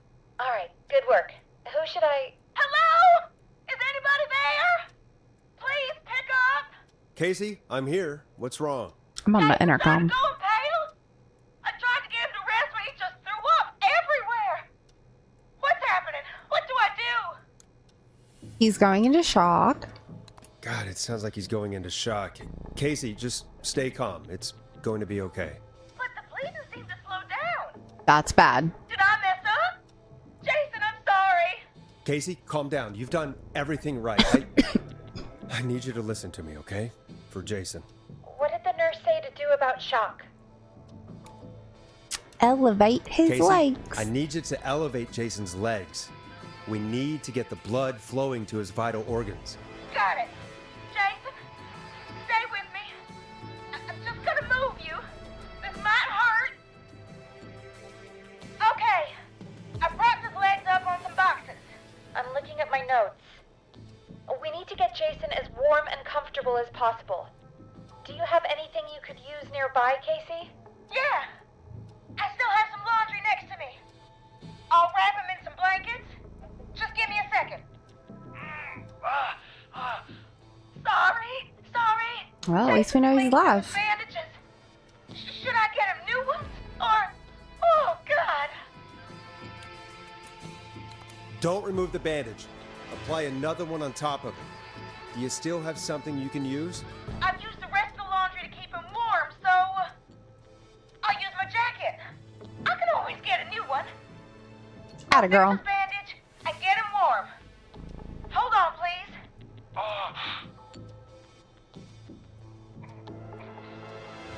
Sorry. I'm done. You're gonna be okay, Jason. Just relax now, okay?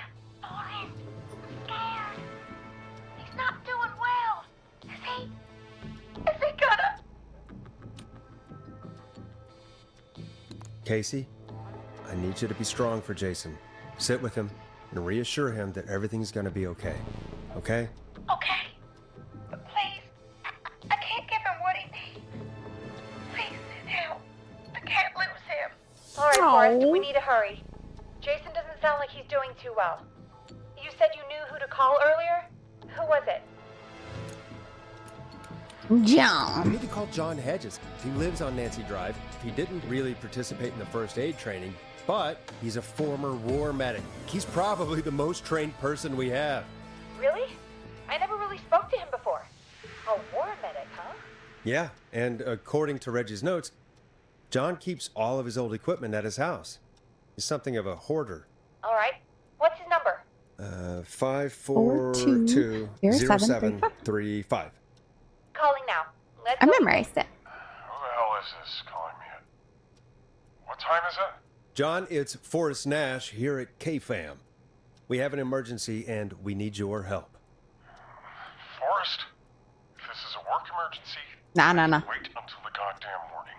Just leave me a note like everybody else. A man has been stabbed by the Whistling Man, or... Never mind. He's lost a lot of blood, and he's passed out. We need you to help him. The Whistling Man? What kind of joke is this?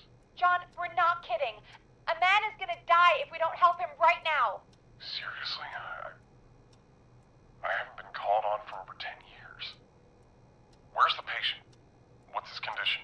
He's at 25 Nancy Drive. I think we got his friend to stem the bleeding, but he's gone into shock. He's passed out right now. You say he was stabbed? Do you know the extent of his injuries? From what we were told, he has 2 major stab wounds. One to the stomach and one to the leg. The knife is still in his leg, and the stomach wound is open. Understood. Let me grab a few supplies and I'll head right over. Damned if he dies on my watch. Thank you, Good man, John. Good man. We'll let him know you're on your way. Good luck. Hello, Casey. Are you there? How are we doing? Bad. Jason seemed really weak and then just started thrashing. Okay, how is What he about now? now? Is he still thrashing? He's passed out.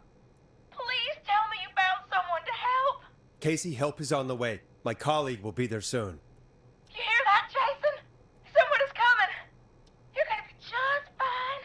Just hold on for me, okay? Just hold on. Come on. Hello, Casey. This is John Hedges, and I'm here about Jason. Please let me in. I'm guessing that's Jason there. Casey, I'm gonna need your help. Forrest, Peggy, don't you two worry. We've got this from here. Okay. Forrest, we'll call you back later. I have to go now. Good luck, everyone. God, I hope he's gonna be all right. And with that, the show moves on. We're sending our best wishes to Jason. Well, after all that excitement, I think we could use some music. Come back upstairs when you're ready.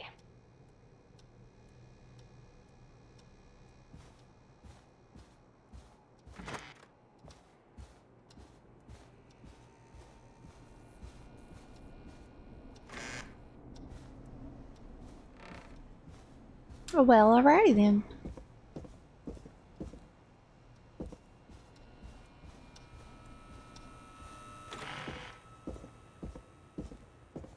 Hi.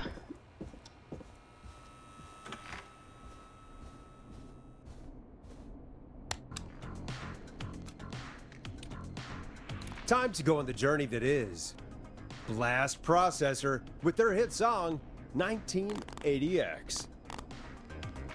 It's getting pretty late. This might be your last break for the night, so try to enjoy it. Give me a buzz when you want to go back on air. Last break of the night. What time is it?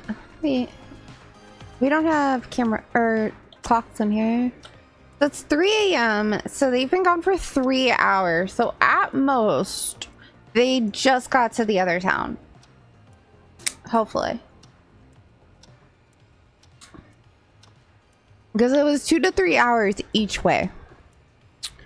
So they either have been there for an hour and they're on the way back, or they just got there. So they're going to be coming back.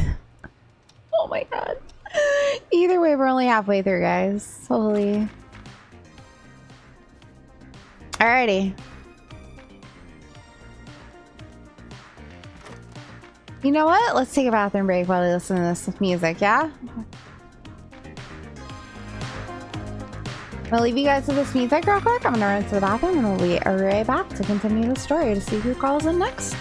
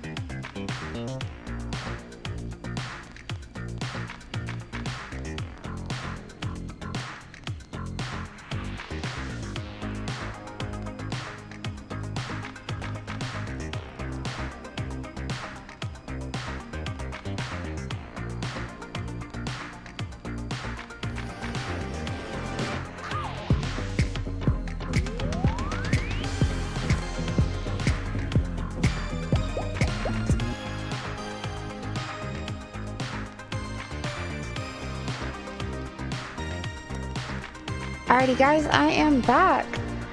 We're gonna eat one more Reese Cup because I'm hungry, but I really don't want to. Oh wait, what time is it? Like, it's 3 a.m. Thank you. Alright, so it's 3 a.m. guys, which means it's my dinner time. So instead of ending stream to eat, yeah, I can tell my stomach's been very hungry. I've been snacking for like the past few hours. And I was trying to figure out why I'm just progressively getting hungrier as I'm snacking, because that makes no sense to me. Except for the fact it's my dinner time. That's why I'm hungry. So I'm gonna go down. I'm gonna heat up a little bit of food. Hi, Lizzie. Hi. I'm gonna heat up some food. I'm gonna let you guys catch up a Vizzy on what's going on.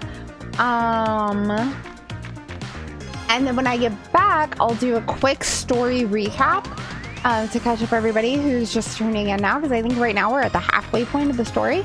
So that seems like an excellent time to take a short break. Alrighty, guys? Leave it up to you guys in chat to catch up a Vizzy. Talk amongst yourselves, stretch your legs, get some snacks, water, whatever it is you need to do. It is the perfect time to do it, and I shall return in a couple minutes. Sorry to run away again. But I think, if I remember correctly, we have Sloppy Joe downstairs.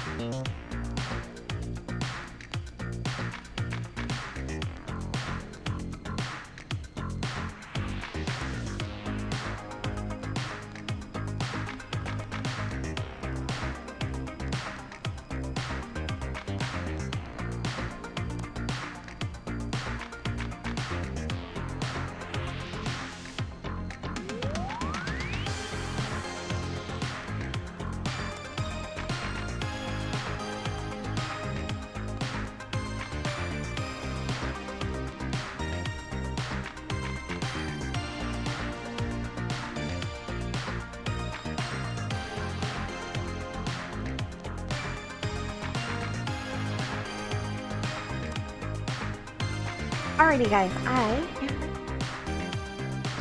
Okay, so we're confused. Alright. Is that the general consensus of chat? Confusion? I feel like it probably is. I'm trying to find a place to put my food. I can't just like shove my keyboard out of the way like I normally do when I eat, so I'm just like, what do I do? Put it over here. Alrighty. Oh, my bad. Okay, so is that the general consensus of chat? You're confused? Do we need to do like a thank you. Do we need to do like a catch up for everybody who missed the first half of the stream? To miss what the fuck was going on?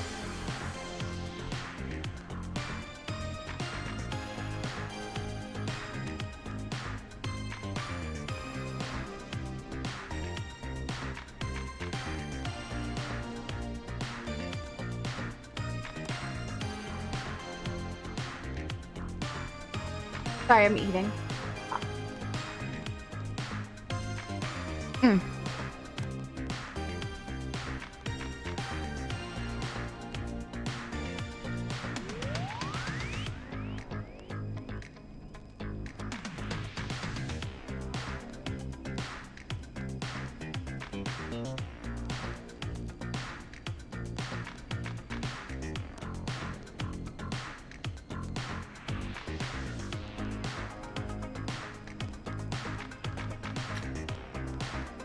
Alrighty, as soon as I get done with this one that I'm eating, which I'm halfway done with right now, I will give us a rundown and then the other one can cool off.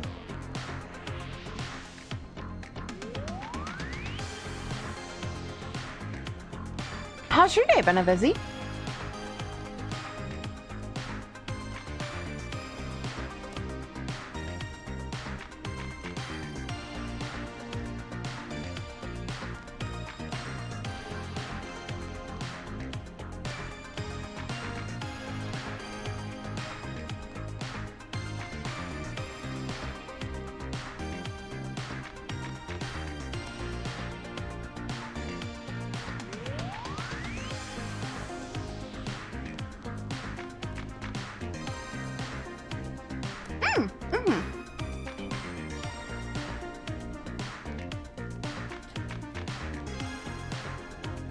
Yes, I did get sloppy joes.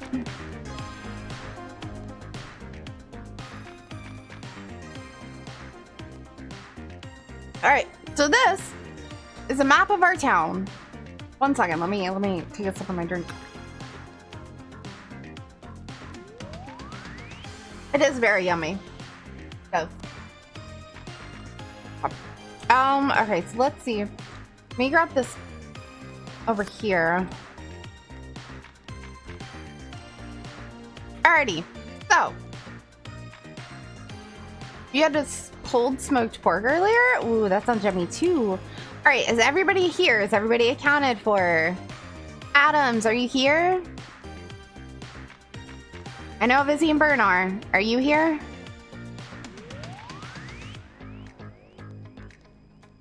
You're here. Okay, perfect. Alright, let me set this down. Okay, so little background story.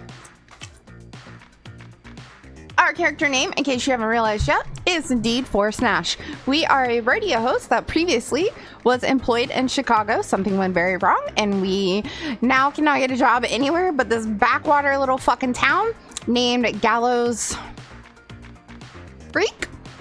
Right there on the traffic news, you'll see it. Gallows Creek. So we got hired here. It is a town of 1,000. And we maybe had 35 listeners at most for our population at the beginning of our broadcast tonight, starting out. So, whatever happened in Chicago, we had typically, on average, apparently 5 million listeners at a time. We had a very big talk show, or a very big radio show that we were on. Like I said, I don't know what happened, but now nobody will hire us, and we got hired here. I don't know exactly what state Gallows Creek is supposed to be in, so I can't tell you that part of our backstory, but I do know that we have Peggy, who is the woman behind the window back here. She is our producer, but apparently she's more like a producer in training, more so than a bona fide producer. So this is our town that we are currently stuck in. We don't like it. It's not that great. We're kind of depressed. Let me turn down the music. It's distracting me, on my end at least. Alrighty, so here we go. So to start out the night, we had a normal night. We started off by Guess That Scream, and we did this whole little segment where apparently we didn't have the tape because we used to have a tape guy and we don't have a tape guy here. So we did a scream on on air, and we were like, ah, and we were like, Guess That Scream. And then our next caller in, following up that for the night, was Leslie. Leslie is the 911 operator for this town. She was calling us in a panic, and we were like, Leslie, I think you need to call the sheriff's office if you have a problem. She's like, I'm at the sheriff's office. The sheriff is dead. That is Sheriff Matthews. Don't remember his first name. Sheriff Matthews was murdered. His deputy something, was locked in one of the prison cells at the sheriff's office, which is, for everyone looking at the map, is right here over on the right hand side of the map. So this is our first spot, right? So the sheriff was murdered. We were able to talk Leslie through getting herself and the deputy into a patrol car and then driving to wherever the fuck the next city over is at. It was going to take 2 to 3 hours for them to get to the city. Since she is the 911 operator, she then forwarded all of 911 calls to our radio station, which was why she was calling in to let us know. So that way, any calls that came in could potentially either be people calling in for our show or calling in because they're having an emergency and they need assistance. So she then said that the whistling man was back, and we heard the whistling man, air quoting that, whistling man,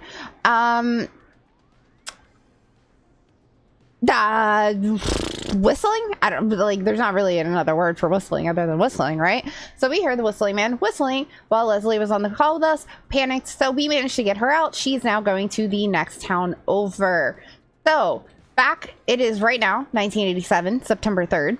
So 30 years ago, in 1957, there was a murder spree that happened, and the killer was called the Whistling Man. He was dubbed the Whistling Man because he would walk around whistling everywhere he went. So the story goes, as far as we know, that the Whistling Man was chased into the woods and fell into the river and died. Dun dun dun, like Vizzy says. So they renamed this point right here to Whistling Point from whatever it previously been named. It was named something else point. It got renamed Whistling Point because that is where the Whistling Man went over into the river, and his body was never found, never recovered, and we've never heard anything about him since. Apparently, it then became a local legend, and they proceeded to every year do pranks and hazings and whatnot on a night called Whistling Night, which is what apparently, in fact, tonight is. So tonight, a lot of kids, especially college students, have been getting drunk and playing pranks on people and prank calling into us. La da da da da. It's a whole bunch of shit been happening, right?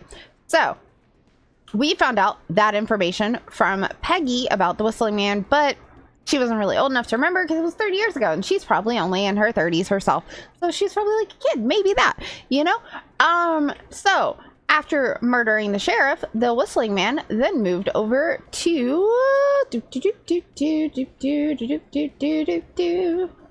where to put the B sticker. He went somewhere else. I can't remember where. Oh, we're assuming. Okay, so we're assuming that after going there, the Whistling Man, from going over here all the way to the sheriff's office where he was confirmed seen, he then made it all the way to the far west side of town where he chased down our jazz studio owner, Sandra. We got Sandra.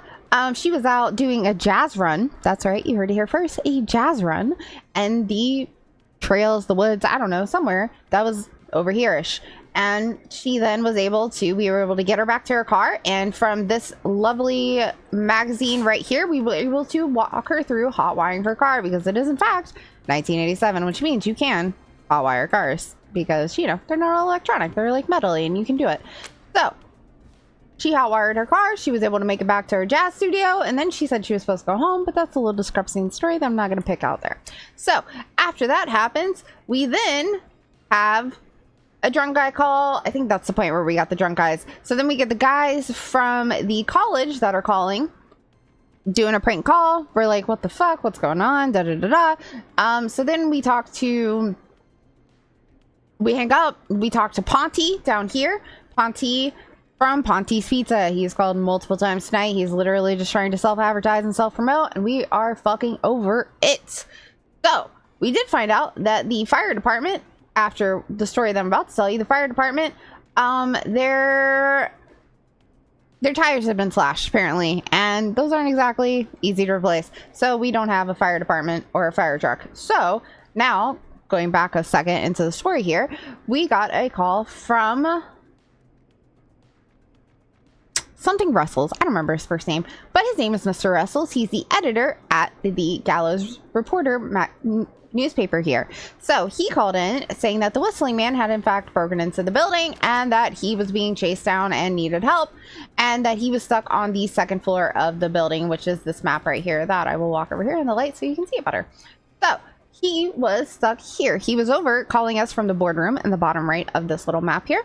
And that the killer on the left over here by my head right here by the staircase had blocked off the staircase with a whole bunch of chairs, cabinets, whatever, I don't know, but it was blocked by furniture. So the killer came up to the floor, blocked off the exit, and then proceeded to check the kitchen and the archives and the bathrooms for anybody who might be in the building. Particularly Mr. Russell at this point is what we came to the conclusion of. So as the killer was coming down, we were then able to call into the building using this map that he faxed us, because the fax is in the boardroom conveniently. So using this fax, we were able to call the editor's call. We got the killer to go into the editor's room. We got Mr. Russell to exit the boardroom and go over to the archives, because the archive room had already been checked. So he was able to go in there, talk to him. He found a radio that was left by the sports guy. We used that radio. Or then we recalled into the boardroom to distract the killer to get out of the editor's room to get him into the boardroom. We had him we had Mr. Russell exit the archives, go into the editor's room, because the ultimate goal was to trap I almost said the boss. Jesus Christ, I play too many video games. To trap the murderer and the secret archives, because the secret archives were the only room in that building that the door could be locked from the outside and not the inside, because the owner of the building or whatever, I don't know exactly who, but someone had decided that all the doors should only be able to be locked and unlocked from the inside of the room. So the secret archives, where they hold all their top secret information, is the only room that can be locked from the outside by the editor. So we got the killer into the boardroom. Mr. Russell went into the editor's room. He then went into the secret archives. He put the radio down. Since we were the radio, we were super quiet. We told him to then hide in the closet, cabinet, whatever you want to call it, in the editor's room. We then called the phone in the editor's room to attract the killer back over there. And then we played the radio. Or no, we didn't. I lied. We didn't call the phone. We turned on the radio. He turned on the radio, he hid in the cabinet, and then we started yelling through the radio to attract the killer's attention, which got the killer to go into the secret archives. And then as soon as he went in there, it's been very messy. As soon as he went into the secret archives, Mr. Russell jumped out of the cabinet and locked the secret archive door, which could only be locked from the outside. There was no other way out of that room, supposedly. No windows, no other lock, nothing like that. Trapped in a room that should not have been escapable. So after doing that, he then gets out, he clears the staircase, he leaves, he goes home, and that's all that we hear from him for a while, right? So let me go put this back on my table over here. Perfect. So then after that, Mr. Russell goes home. We don't hear from him for a little bit. So after C comes D. Where's D? He's up here. So then we get a call from D. Actually isn't D. I didn't have a place to put the sticker for D, so therefore we ended up with this weird order of things. So so the killer has been now seen at the sheriff's office, over at the Jazz Studio area. Gallows Reporter, for sure. These are the play locations that he's definitely been sighted and interacted with.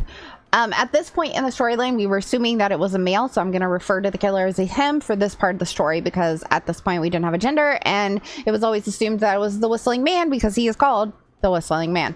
So after this, he proceeded to get locked into the Gallows Reporter, we got a call from Virginia, and Virginia called us, and she was a little panicked because she could hear the reporter, or not the reporter, but the Whistling Man outside. And we were like, what the fuck? Okay, so Mr. Russell calls us back. He lets us know that he had went back to the reporter to the newspaper to check on the killer and to stand guard at the door until the 911 operator was able to come back into town with the police officers from the next town over.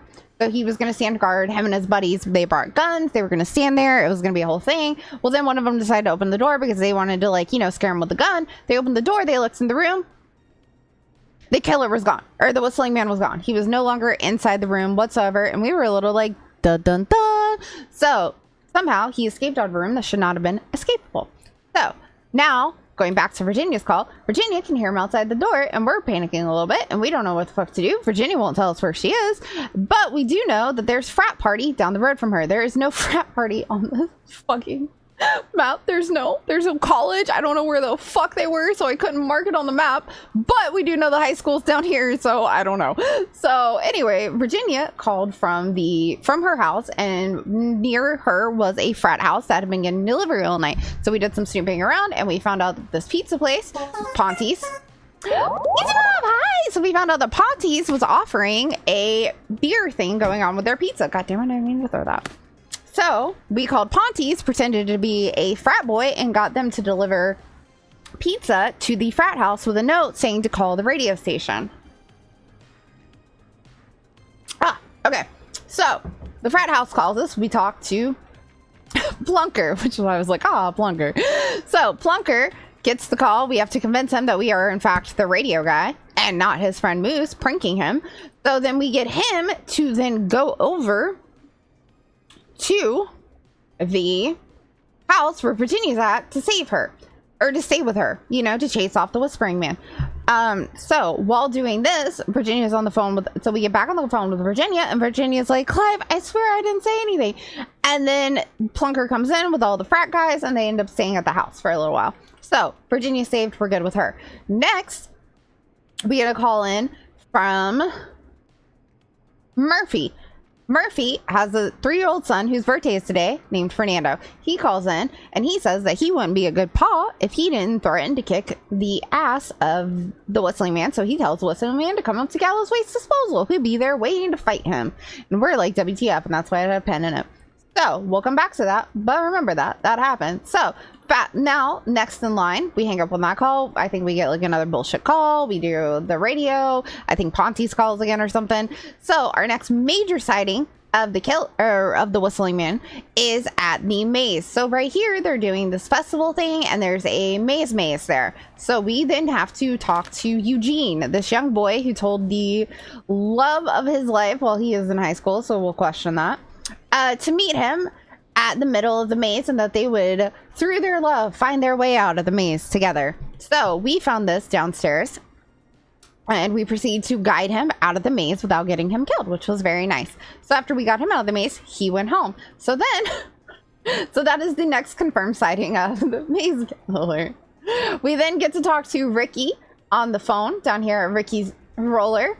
And Ricky is the owner, and he tells us about his dog Max and his like troubled story, but there was no really like big anything. It didn't have anything to do with the killer or anything. He was just telling us about his life and how he turned it around and was able to run a roller rink, and he was happy with that. So after that, we then proceed to get a call back from Murphy, and Murphy is then trapped. Murphy is trapped in a dumpster inside of the waste disposal. But he doesn't know where, and the building's somehow set on fire. The Whistling Man showed up, kicked his ass, and then set the place on fire while locking him in the dumpster. So Peggy back there goes, oh shit, well I have some friends. Maybe my friends can help get him out. So we now know that the fire truck doesn't work, so we can't send the fire truck. So, because we learned that with the whole Gallows report thing somehow. So then we have 3 friend options here. We have Alex, who lives down here on this corner of the street right there. We have the old man Jericho, who lives over here somewhere on the east end of the street right here. And then we have Catherine, who lives at the west end of the street right here. So we get this lovely little traffic notice over here that says, in fact, all of McReady, which is this middle street right here, right there, see? McReady, I'm breathing, all right? McReady Street is closed from the 2nd to the 9th. That is, in fact, the 3rd, so they are not able to access the side roads, which is Rogers, which is right here to the left of the paper, down to Haddonsfield, which is down here to the right. And since Alex, unfortunately, lives on the bottom part of this down here, we are not able to send him because he would have to cross the street, and apparently you can't cross the fucking street. So, because of that, we sent Catherine. Catherine went over to the waste disposal, talking on the phone with her and both Murphy. We were able to identify where Murphy was and get him out before the place went kaboom. So we were able to save Murphy's life. Yay, another person saved. I didn't put a sticky note on because they only gave me a few and I've been working with what I got. So we put a pen in that. So Murphy gets saved. We're good. Murphy goes home. Yay, Catherine lives. Alrighty, so everything's good and dandy there. After that, we get another call back and we talk to somebody else, and I don't remember who the fuck it was, but we talked to somebody. And, oh, I think it might have been Ponty at this point. I was getting real tired talking to that man. So, after that, we get a little bit. We do a little snooping around. I'm forgetting somebody, I think, maybe. No, we're good. So after doing that, we start trying to figure out, we tell our listeners, hey, if you guys have any suspicious Clives, call in, let us know. If you know a Clive, let us know who it is. Let's cross them off the list or add them to the list of possible killers. Because now we're in the state of mind that maybe Clive is in fact the Whistling Man and that he's the one we should be looking for. And Peggy's like, hey, isn't Clive one of our janitors? And we were like, oh, well, that's suspicious. So we go down and we find a way into the building. Dawn calls, by the way. So Dawn calls and she says, hey, can you play this song for me? And if you play the song for me, I might be able to tell you who the next victim of the thing is. And she wanted to listen to the song right here, the Barnes Finds Long Ride Home. So we were like, yeah, sure, whatever, we can do that. Play the fucking song now because I picked it up and I can't put it back. So we go down to Clive's, or we go down, we make it into the basement, and we find Clive's little murder board down here, and we're like, oh shit, this is how Clive's picking out who the fuck he's gonna kill. So we get up here and we see that back in 1969 there was a right here. So there was a crime syndicate that was in the area, dun dun dun, and that they were stealing cars. So that there was an informant who turned in everyone else in there, and that they were able to walk free, but because newspapers weren't that smart back then, they did reference her or them as RA. So we get more notes on different things, and based off everything that we had penned up on the board, we figure out that it is these four people right here: Aunt Kim, Rebecca, and Chuck. The four of them were up to something that they shouldn't have been up to, and they might not have been on the crime syndicate part of it, but they definitely did something that they shouldn't have done. So back in 1970 there was a crime wave of cars, and citizens were warned to be on the lookout for, you know, car thefts and whatnot. So we find out that Chuck Brody was actually he was the football captain right there. He was the football captain, but he suffered a career-ending injury because he was the victim of a festival disaster that happened late last year. There's no timeline on this, but we're guessing that that is in fact the one that is down here, which is the festival disaster of 1972. So what they did is they put together some money and they were like, hey, let's buy him a fuck ton of lottery tickets and see what happens. Well, over here we get a 24-hour, this is this year, mind you. We get this is last year. So this is November of last year. A 24-hour gas station was bought by a local ex-lottery winner, which is this gas station right here, Christine's Gas and Repair Shop. That was actually bought out by someone who wanted to remain anonymous, but that they were in fact using the earnings of their lottery ticket, which happened 14 years ago, which would have been Chuck Brody. So then we tracked down, so then we got to see what happened to Kim Walker. Kim Walker got married to Peter Stein in 1970. They graduated in 69, so 1 year later she got married to Peter. So she then became a doctor. She was worried about the flu, so they were alive up until 84, supposedly, which is crazy because I was like, I don't know about this. Because then we have this document right here saying in 77 that multiple people died. And now one of them, 5 people, oh my god, nope, stop it, messing up my mortar board, messing it up. All right, so right here, tragedy struck, 5 died, 16 were injured, but the people that died are the local residents, and one was a Red, one was a Houston, and then you have Mr. Stein and Mrs. Stein, along with a Mildred. So we can put together that because P. Stein is Peter Stein and he married Kim Walker, that Kim Walker is now deceased and no longer in the area. So then we go down here to Rebecca Allen, who was the one who turned in the crime syndicate for the car thefts. She then had a trailer, was trying to sell it right here. She's a local celebrity. She only stole a few cars, but who cares? She's trying to sell her trailer and leave town in 86 in March, right? So that was last year in March. So this year in February, she was finally able to sell her sell the trailer that she had, and she moved to Manhattan after she wrote a story. So she's no longer in town either. And then we have down here Aunt Williams, who was hired along with 11 of her students from the high school up there, to work at the power station. Then, fast forward a little bit, to 1972, the big wheel breaks free and 15 people are injured, and the people to blame are, they look at it and it turns out that they had to do an investigation to see who it was. The investigation, after 2 years of investigating, led them to believe that 2 of the engineers that were contracted from the power station, one of them being Ant and another Sean, were distracted while talking, and then they were therefore didn't construct the big wheel properly, and that's what led to the injuries. So, right now, in September, he's out of town at this conference. He's the special guest because the lead engineer responsible for the Gallow Creek Harvest Festival disaster in 1972 is now going to be the special featured guest. So he's out of town. So everybody but Chuck Brody was out of town. So Dawn called saying she knew who the next person was and she could tell us. We were able to figure out that Chuck Brody was in fact the next victim. We called and we were able to get him out. But in the process, this place blew up. Well, when this place blew up, it somehow took out I guess like maybe I'm not really sure how this happened, but when it blew up, it was able to take out the ambulance. Apparently there's only the one ambulance for the hospital up here. So we were not able to have an ambulance. So then we do some more calls, we do some stuff, we do a little bit more digging, we figure out that Clive isn't actually the person. We go down into the basement, and in the basement we find a ton of conflicting information about this guy named George Barrows. Now George Barrows died way back in the day in 68, I believe it was. So what happened is the official story is that George Barrows got drunk one night. His parents last saw him at 7 o'clock, but he got drunk. He went down to the reservoir and he died while swimming drunk. About 2 hours later, after his parents had last seen him, he died, and that was the official story for that. Well, right here.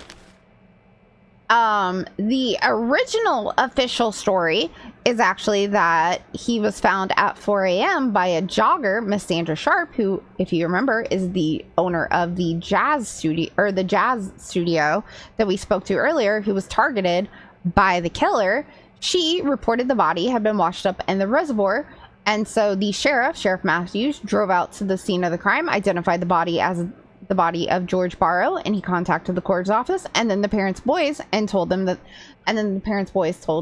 that they hadn't seen him until 7 p.m., which is how we find out that vital piece of information. While listening to this audio over here, we find out that when she does the original report, that she thinks that the body had been dead a maximum of 5 hours, which would then put the time of death at, in fact, 2 a.m. and not the time that was listed on the official death report, which is back in this other corner over here. So the official report that she put out is that the boy died at 9 p.m. and he was drunk.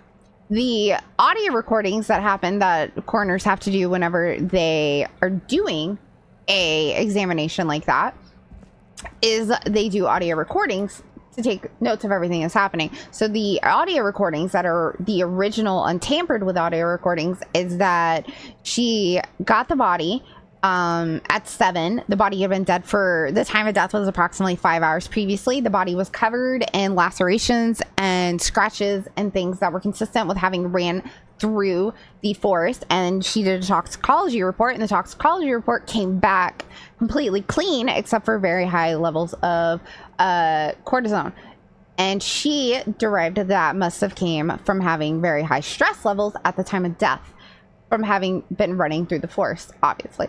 So in the official report that we get to look at, it shows, I think that's in here, I think I left it in here. Oh no, I didn't. Where did I put it? Oh shit, over here. Must have reset. So the official report shows that he is 18, that the cause of death was shown as asphyxiation, which is correct, and that there were abrasions found on the knuckles, most likely from getting fights in the past, because the victim or the deceased had been known for being aggressive and getting in a lot of fights, apparently, which we have no other information to contradict whether he was in fact aggressive and got into a lot of into a lot of fights. But we do have the contradicting evidence and recording of her saying that there were lacerations all over his body from having ran through the forest. because then in the official report goes on to say that no injuries were observed, and from the coroner's opinion there was no evidence of foul play, and that the preliminary toxicology report indicated that he had a high level of alcohol, which in her audio recordings when she was doing it originally, she said that there was none whatsoever to be found in his body. So it is of the coroner's opinion the deceased went swimming while intoxicated and resulting in drowning. One of the other audio reports that we found was one that said that there was also a bruise on the victim's arm, on the deceased arm, that would be consistent with that of a car door, and that it was a post-mortem marking, which means his body was in a car after he died and it got smashed in the car door somehow. And then you have the sticky note saying, "I'm sorry I made you do this, Virginia." So then we call back Virginia and we call back Sandra and we're like, "Hey guys, so we saved you earlier. We have a few questions." And Virginia admits to the fact that she did in fact do the examination, and that she did change her report because Clive showed up and basically threatened her, and then on top of threatening her, also promised to have his employer pay for the medical bills of her sister, who was chronically ill and she was not able to afford payments for anymore for her medical stuff. We don't know what the medical condition is. It's just chronic and very expensive apparently. So someone with a lot of money stepped in and was like, "Hey, I'll pay for this shit to keep you quiet, but also we're gonna, beat the shit out of you if you talk." While we were down here, we also found this other little tidbit of information. So apparently back in the day at the same high school, there was going to be a play called Humpty Dumpty, a story of love, tragedy, and betrayal. And it was going to have Maisie Cartwright as Dawn being the name of the lady who keeps fucking calling in, George Barrow, the deceased, playing as a Henry, and then Marie Campbell as Anne. Now, Maisie Cartwright does not appear on that poster or the pullout of the yearbook pages that show all the students from back in the day. But Marie Campbell is on there, and she was in the drama club, so that does confirm the authenticity of that pamphlet. Because it's very possible that George and Maisie might have also been in it, but they're just not on that page that we saw. I don't know, my brain just retains details. Anywho, so we talked to Sandra. Sandra confesses that she did in fact find the body by the river and not by the reservoir. And when I get back upstairs, I will show you the map to let you know the significance of that detail. So she confirms that she was convinced to tell the story that it was found at the reservoir and not at the river where she originally found the body. And just for picture notice, we have water up here, water right there, water right here, water all right there by Gallows Creek, right? Look at that. That's a little creaky bit. And then the reservoir is all the way down here in the bottom fucking corner. Now, in the police report, it says that the body washed ashore, that she found the body while jogging by the reservoir because the body washed ashore in the reservoir. Peggy apparently over here is an expert on water movements and can verify the fact that water does not move in a reservoir, which obviously makes sense because there's no water coming in or out. It's just a holding pond. So unless something gets chucked in there, there's not going to be a wave. So that's a discrepancy that was in the police file. I don't know how important that is, but that is in fact what it said. So after calling them and talking to them, we got another call from Dawn being a psychopath, saying that, "Hey, I'm trying to get into my apartments over here, Woodside Apartments, where we just moved into. I need to get in. We had a alarm system delivered here and I need to get in." Oh wait, I skipped a part. Shit. Okay, so at some point, I think after we found the murder wall, but before we figured out to talk to anybody, I'm not 100% on this, we had a call in from a girl, Carrie. Carrie is Jeannie's best friend. Jeannie works here at the radio station. So I had found this previously by just snooping around downstairs. So Carrie called in. She thought that she was being attacked by the whistling man, so she called in a panic. She didn't call us, she called 911, but she got us. And so it turns out after trying all the options to save this life, she was in fact just being pranked by this guy named Jimmy and their friends. So we were like, "Hey, that's not cool, you shouldn't do that." Well, then turns out that one of the people that was standing with them with the mask on killed Jimmy.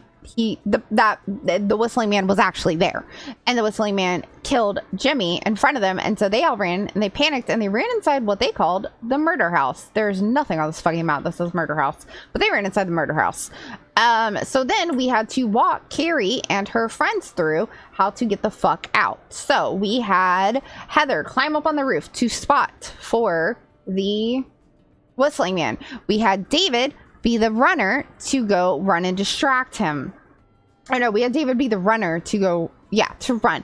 And then Carrie volunteered to go get the keys to the van out of Jim's pockets because, of course, the dead guy who's outside has the fucking keys. So we used David to distract. Heather was up top to let us know when the Whistling Man was close enough. As soon as he was close enough, David ran out to distract. Carrie went and got the keys, and then Carrie gave the keys to Jennifer. Jennifer used the keys to unlock the gate. And then Lisa pretended to be hurt so that the Whistling Man would then, having lost David, would then lock onto her, and she would pretend to be injured so that he would come after her, and then they would all get away. And then Scott was the getaway driver. Scott was able to drive them out to, or no, was it Scott? Yeah, it had been Scott. So Scott was then able to drive the car to get them all away. Carrie had to stay and hold open the gate. So the killer walked up to Carrie, looked at her, made eye contact, not like actual eye contact because there's a mask, but like, you know, basically made eye contact with her, and then just walked the fuck away and left her there. And then Carrie like called us back later and she was like, why did they leave me? Why didn't they kill me? Blah, blah, blah, blah, blah. And we were like, I don't know. And then at the same time, we're dealing with this whole murder board thing right after. So then once we figure out this murder board and the fact, oh, that's when it was. So immediately after helping her, we then jump into this whole Clive murder board thing, or Chuck, my bad, like, to target Chuck. So then we find out Chuck was next on the list, right? So then after helping Chuck, Dawn calls back and we're like, Dawn, you didn't tell us who the next victim was. And she's like, oh, you figured it out, it was gonna be Chuck. And she's like, but now I'm home and I can hear the Whistling Man and I think he's after me next and I need you to help me get into my apartment. So we found this downstairs. Clive had actually ordered the same exact alarm system that got installed, that was supposed to get installed at Woodside Apartments. But looking at this list here, it's installed at the hospital, the gas station, Ricky's roller rink, the apartments, but it never got installed, it only got delivered, and then our radio station, but Clive installed it himself, which means their default codes won't work anyway, which is probably why the killer hasn't been able to get in here yet. So we helped her by setting off the alarm to the apartment that she was trying to get in, only to find out that she was actually trying to get into the roller rink to kill Ricky. So we were able to save Ricky. Ricky shot at them with a gun. Don't know if they made contact with a gunshot or not, but Ricky was able to shoot at the Whistling Man. And then we found out that the Whistling Man is a woman. And that it's probably Dawn. And after dealing with that is where you guys mostly came in on, with me dealing with Casey and Jason, who also are not on this board, so I don't know who they are, but dealing with them and making sure that they lived. But it sounds like the Whistling Man knows Jason, so it's possible that Jason is in this age group, in this group, and that they might be involved. Yeah, so that's the storyline so far. I'm gonna eat my Sloppy Joe. Just let me know what you guys think. Do you have any questions?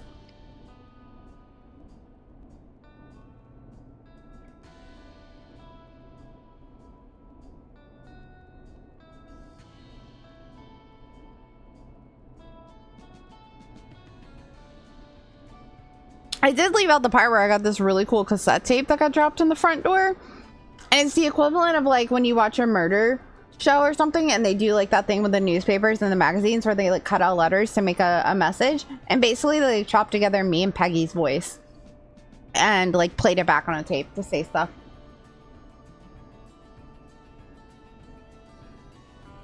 No, I'm not saying it again, Burn.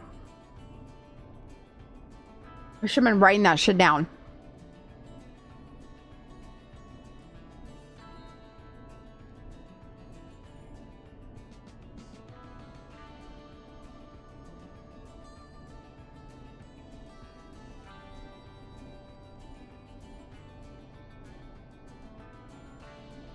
Well, it's all important information that I need to like retain because it's gonna help me, you know, figure it all out. Mm-hmm.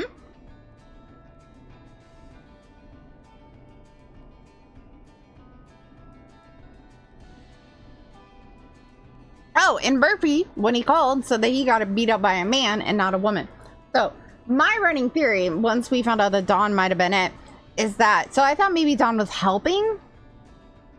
But I think that there's actually 2 whistling mans. And that's why they were able to escape from the reporter's place, or from the newspaper, is because while Murphy was gone, the other ones showed up because they would have known where they were. The other ones showed up, and that's how they've been able to be across town at the same time, basically. Because, like, if you look at this map, they are, like, all over this fucking map. I mean, like, literally, look at A to B, and it's just, like, they're all over the place. And it's, like, all these calls are coming in, like, back to back to back within, like, an hour or less. And it's just, like... No one said they've seen them walking in a car or using a car or fleeing the scene with a car. There's been no kind of talk whatsoever about a vehicle being involved, which makes me think that it's possibly 2 people that have teamed up to have a vendetta. Originally, I thought that maybe it was like the son of the Whistling Man or like the protege of the Whistling Man, but now it seems to have taken a turn for a different direction where it's like someone's using the Whistling Man as like the cover to then go kill people that are related to this George Barrow incident. But George Barrow seems to have nothing to do with the original Whistling Man so far.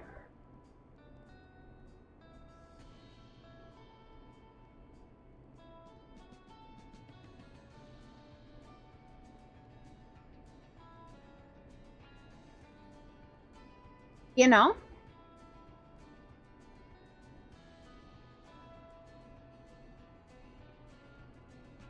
I really like this so far, because this is like one of those Netflix shows that I like really like. This is what it looks like in my head when I watch one of those shows and I'm like trying to figure out what the fuck's going on in it. Oh my god, I love a good board. Like, I thrive on this shit. And like everybody else I know in my family, when they watch this stuff, they're just like, what is going on right now? And I constantly have to pause and like retell them what the fuck is going on. They'll be like, "Oh, this person." I'm like, "Oh my god, how do you not remember? Are you even watching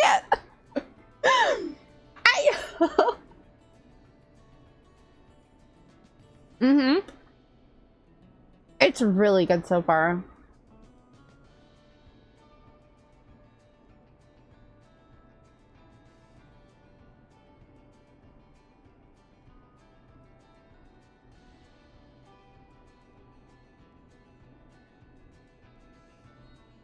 Adams, are you still there? Did you get the recap?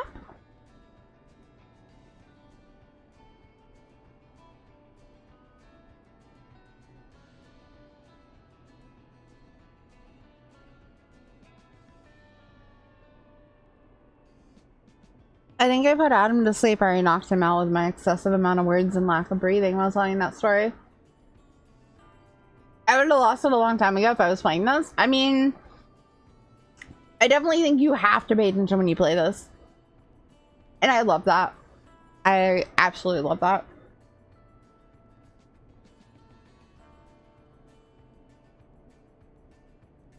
Like, so far, I would give this game a 10 out of 10. Like, I really would. Like, I have no actual complaints. Maybe, like,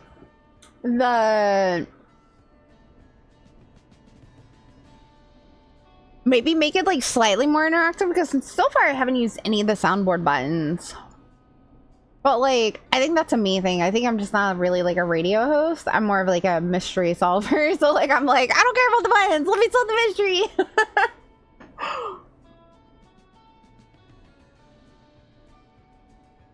But, yeah. I'm definitely enjoying the fuck out of this. I'm really glad I decided to play it. I was on the fence about it. I was like, I don't know if I want to play this or not. You know, I was like, what if I don't like it? What if it's kind of boring? Like, what if it's really slow? You know, or like I can't get into the storytelling. But like, nah. This is like better than a Telltale game to me personally. They're probably just for fun for people who want to meme with it. Yeah, but like I never think to meme with it. Cause I'm like over here like, okay, I gotta line my model up with the microphone so it looks like I'm talking to the microphone, you know, like, what's up? Thanks for calling. Ooh. 189.16. The Scream. Cookie time! Alrighty. I'm RPing. I know, I'm trying. Alrighty.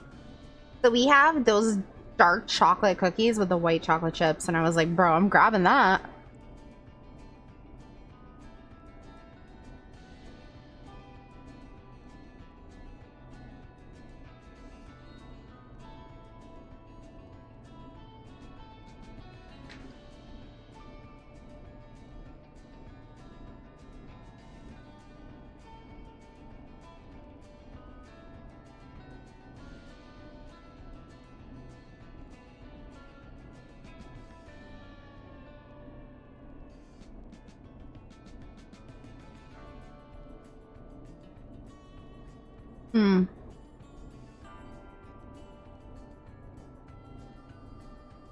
That cookie's delicious. Holy shit.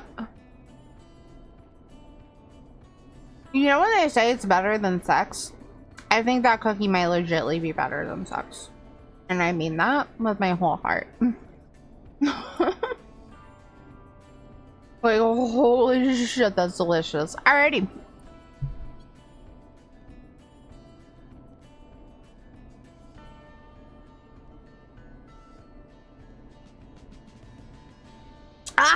Okay.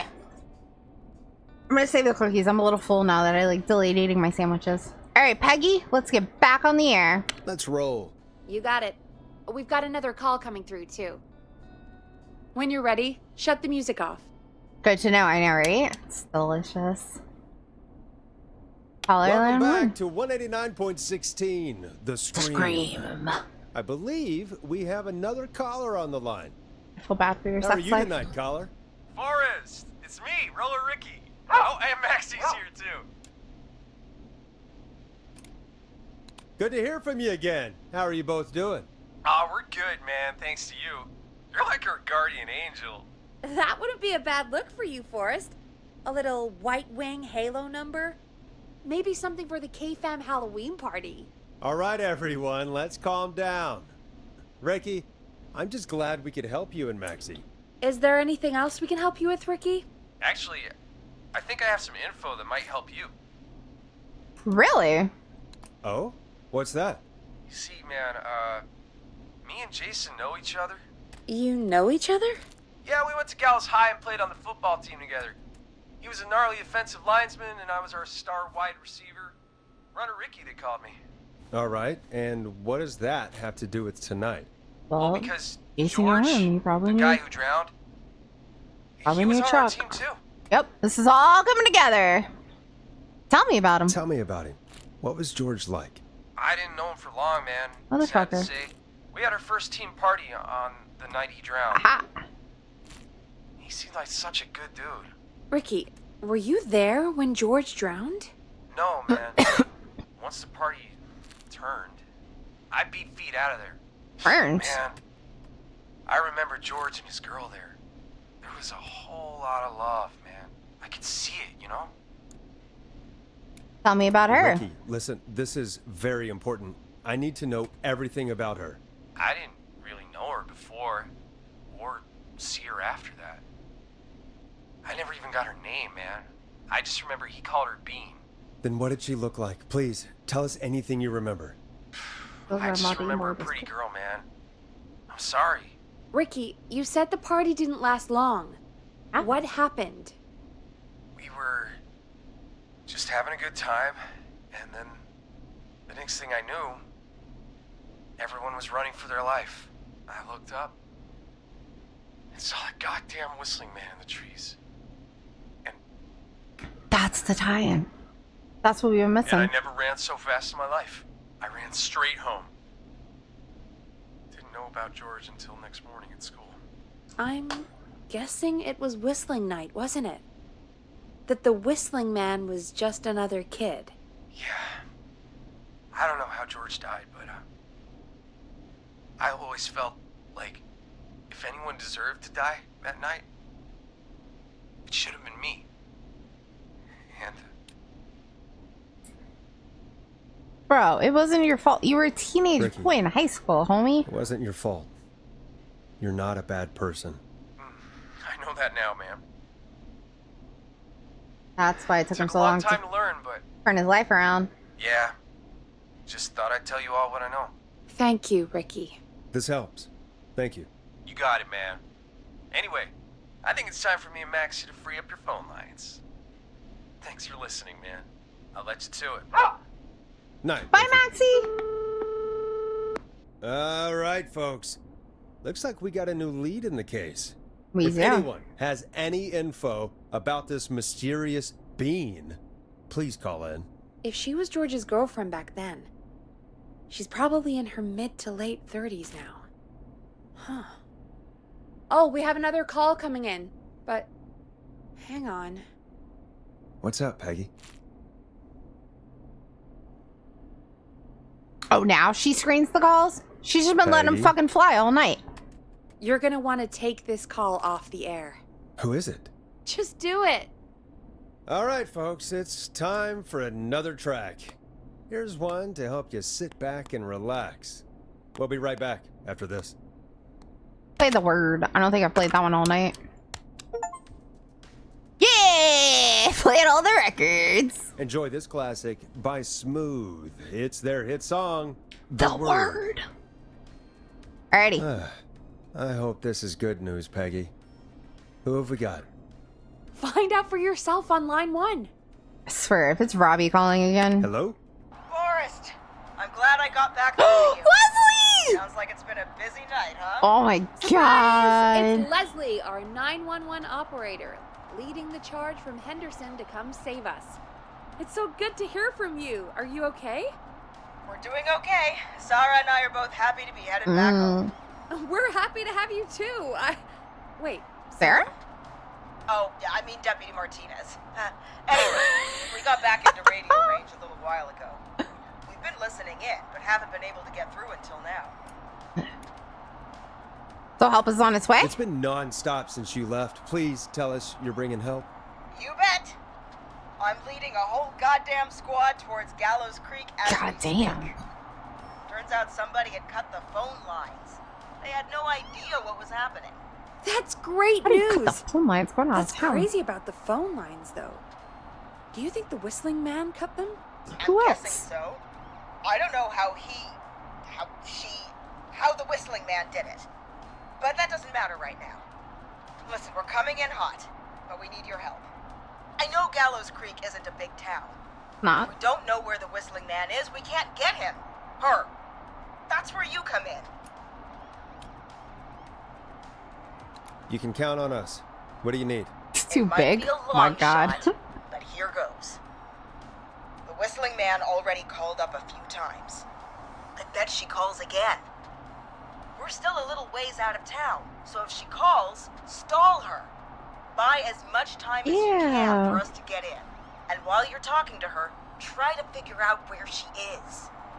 We'll be listening in, so once her location is known, we'll head straight there and end this nightmare. Do my I'll do my best. I know you will. Heck, I can see the headlines now. I can't. Forrest Nash's interview of a lifetime. Anyway, I'll radio the other cars and tell them the plan is a go. Hopefully the next time I see you, it'll be with our killer behind bars. Take care now. We'll see you soon, Leslie. Oh, thank God. It sounds like this is almost over. We're nearly through this.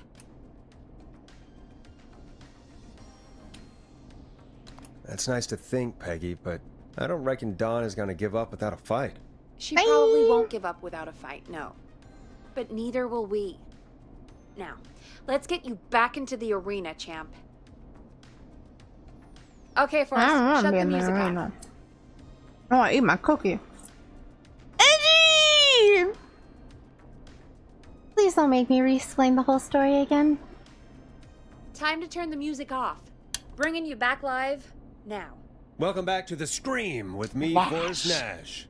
The line is lit up, but before I get to our next caller, I just want to say things are looking up. Are it's they? almost over. Is but it? for now, let's bring in our next caller.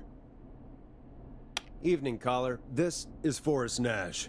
Hello, Forrest. This is John Hedges. I'm here with Casey. I wanted to give you an update on Oh, Jason. John! John! Is he gonna be okay? Is Jason gonna live? He'll be fine. Did I tell him to put the right Got thing him on? stabilized and resting in a bed. Oh, thank God. We're preparing to move him to the hospital. Thank you so much. If you hadn't been there, then... God, I don't even want to think about what would have happened. Of course, Casey. We're just happy he's okay. You John, talk too much. Casey, you two did all the work. Mm-hmm. Tell Jason to get well soon from us, whenever he's up for it. Well, why don't you tell him yourself? Is this Forrest?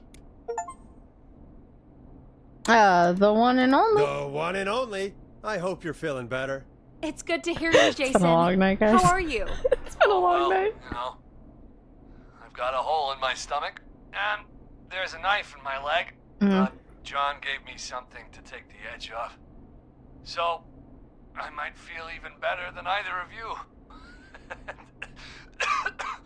Are we gonna ask him about the person? Because he talked to the person who stabbed him. Take it easy until you get to St. No, Gabriel's. no, questions. But, Questions. I needed to call you. Yes. I'm guessing the Whistling Man is still out there? About that. I'm glad you asked, actually. I wanted to talk to you about that. Go for it. We spoke to Roller Ricky not long after you were attacked. You spoke to Ricky? Is he alright? He is now. I mean, he was attacked earlier, but this call came after. Hey, guys, I'm really sorry, but there's a call on the other line. I just need to make sure we don't have another situation brewing. You fill Jason in on what happened. I'll be right back. Sure, Peggy. Sorry, Jason, where was I? Ah, yep. Ricky's fine. You don't need to worry about him. That's a relief. He told us about George. Sounds like everything's finally coming out now. It's been tough to hold it all in. Sounds like you've been holding back about something awful, Jason. I'm part of the reason my best friend is dead, Forrest. And the few who knew about it said if I ever said anything, I'd find myself in jail. For a long time. It was hell. And then the town just moved on. Like he'd never existed. What happened? What happened that night? I went along with the stupid prank, that's what. Whistling Man. Night. Some of the guys on the football team Knew it. had an idea for a way we could haze the newcomers. Oh no. We decided to plan a party in the woods and have the Whistling Man crash it. It was stupid. We each had a role. I was the stabbed friend. At the party that night, I left the group for a second. Met our Whistling Man. Pretended to get stabbed in front of everyone. Started an almighty panic. Those screams. That was the last time I saw or heard George alive. How did George die, Jason? I don't know. I was playing dead. But when I heard her scream... Ricky mentioned a girl named Bean. Is that who you mean? Bean? Oh yeah. I guess George did call her that. Yeah. He called her Bean. I heard her again tonight, Forrest. Her name was... What? What happened? Are we still on air? No, we're not. Seems like the power is completely gone. How do we get it back on? Maisie Cartwright. Oh, we can use the emergency generator down in the basement. Reggie picked it up a while ago in case we ever needed to do an emergency broadcast. An emergency broadcast? Emergency? You know, nuclear war, alien attack, broadcasting a serial killer's location to the cops so we can end this nightmare. Fair point. It's in the storage area in the far back corner, up on the wall. You might have spotted it earlier when you were digging around for all those tapes. It'll have a big red button. Just press that. Yep, we seen it. See you when you're back.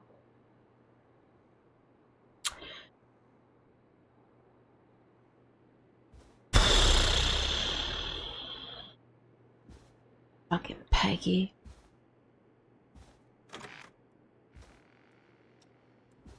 my screwdriver?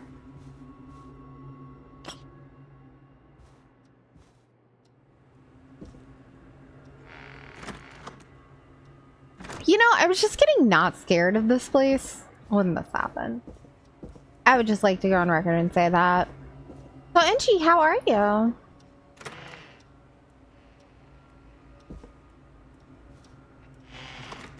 Every fucking door in this building squeaks, though.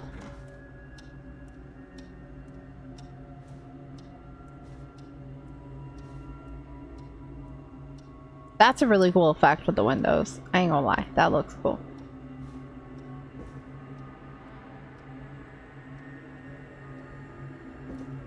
A lot darker and creepier down here.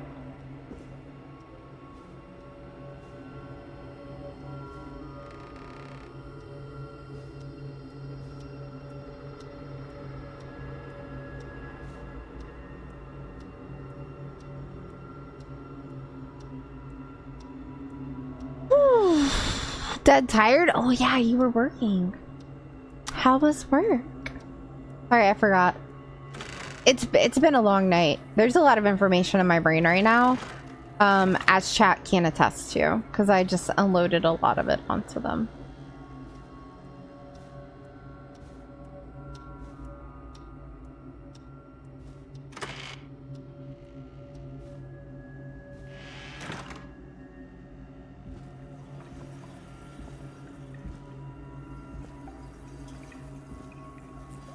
I have. It's really good. I like it.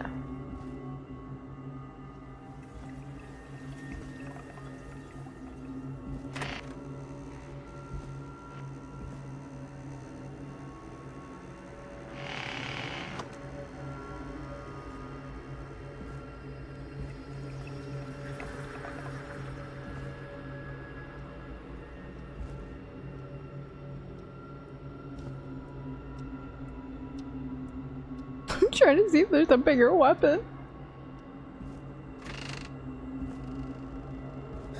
Far back corner.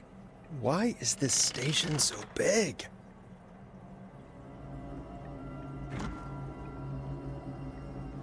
It's not that creepy. We've been in here multiple times now. We've walked around. It's really not that scary. It's all in my mind. We're just gonna keep walking forward and pretend like there's nothing scary that could possibly happen in here.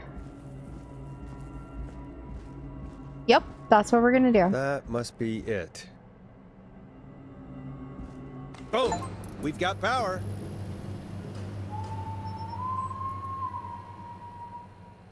The Whistling Man. I need to warn Peggy. Do I though?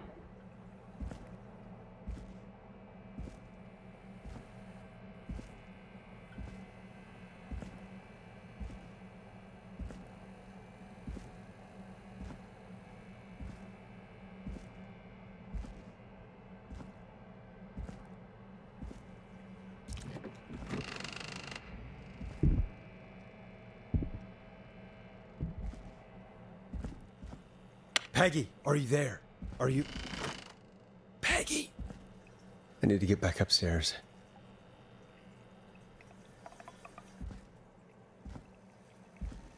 Oh! I just had a thought, chat. I just had a thought.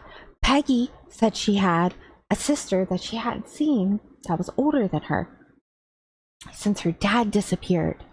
So what if Peggy's older sister is actually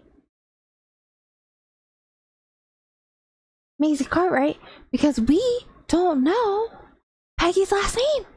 We just know her name's Peggy. Oh, it was in the office. It was in the office. Oh.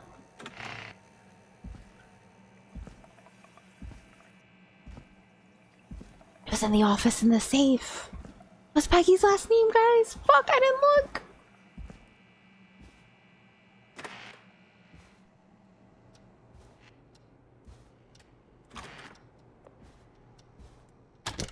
Where's Peggy's desk? Guys, do you see Peggy's name? Her last name's Weaver. Oh, fuck. I bet it is Peggy's older sister. Because Peggy's mom got remarried to this guy named Weaver. And then Weaver died and her mom died. But her mom made her take Weaver's last name. And then so we never actually heard what her first last name. What the hell?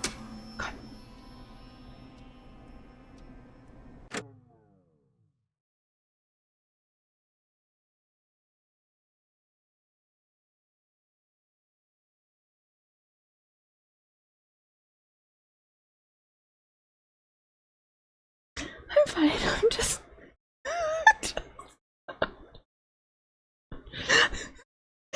I have to tell myself that I can't scream because they're sleeping and I don't want to wake them up. So instead, we're just gonna have a fucking stroke and a spasm with my hand every time something happens. I just like dunk with my mouth because I have to like hold in my scream and I jump. What the hell was that? But I bet Peggy's sister is that. What if they're in it together?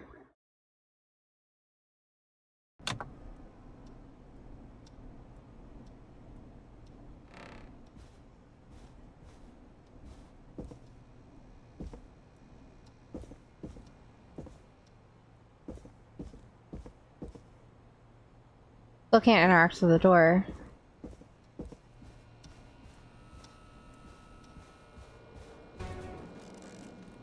All around the stack, there's plants. The stalker chased the bandit. The stalker thought 'twas all in fun. Hop! Goes the bandit. Alright, let's put it in the good hand.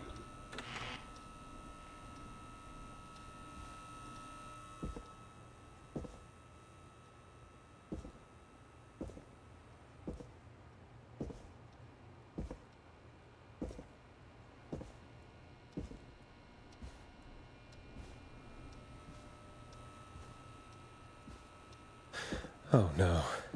Peggy's door's been shut all night. Why would it be open?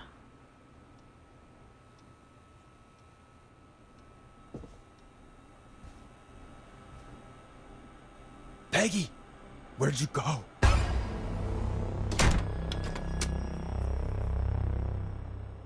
No way. This can't be happening.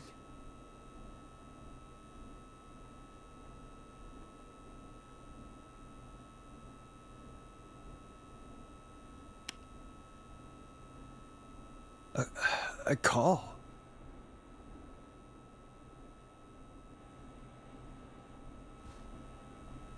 Roll for initiative, suckers! Did Dawn press the Peggy button? Did she want me to hit it on my end? Okay. Wait. That's not the person who killed me in the beginning. Also, why is there a couch there now? Was that couch there before? Oh, it was there before. Oh, you want me on my... Okay, wait, hold on. Is there anything in here that could help me figure this out real quick? Wait, happy birthday, sis. Oh, happy birthday, sis. Happy birthday, Peg. Now you're a great ex. Love MXX. Chat, I love when I'm right. I fucking love when I am right. Oh my god. It is Peggy's older sister. Fucking called it. So then Marie has no reason to kill me. Because I'm completely unrelated to this whatsoever. Okay, I'm not scared at all anymore. Where's Peggy? Where's Peggy, Dawn? Have some patience, Forrest. It's almost the end of the night. Almost the end of the show. But it's not over just yet. Got a little time still. So let's make the most of it. Alright. Alright, let's. I'm happy to hear that. Huh? I thought we'd end tonight's Whistling Man special with a special guest. The one who started it all. Oh, let me take that out of here. I really want it to be the Gallows Jr. guy.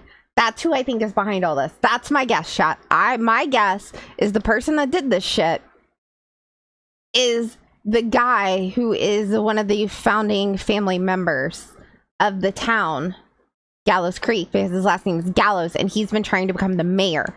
And he's called us, and we ran his ad earlier, and I think he's probably the only person in town at that point in time for the incident when it happened, because you got to think, so when this happened back in like 68 or whatever it was, like somebody rich stepped in and offered to pay to cover up all these things that were happening, right?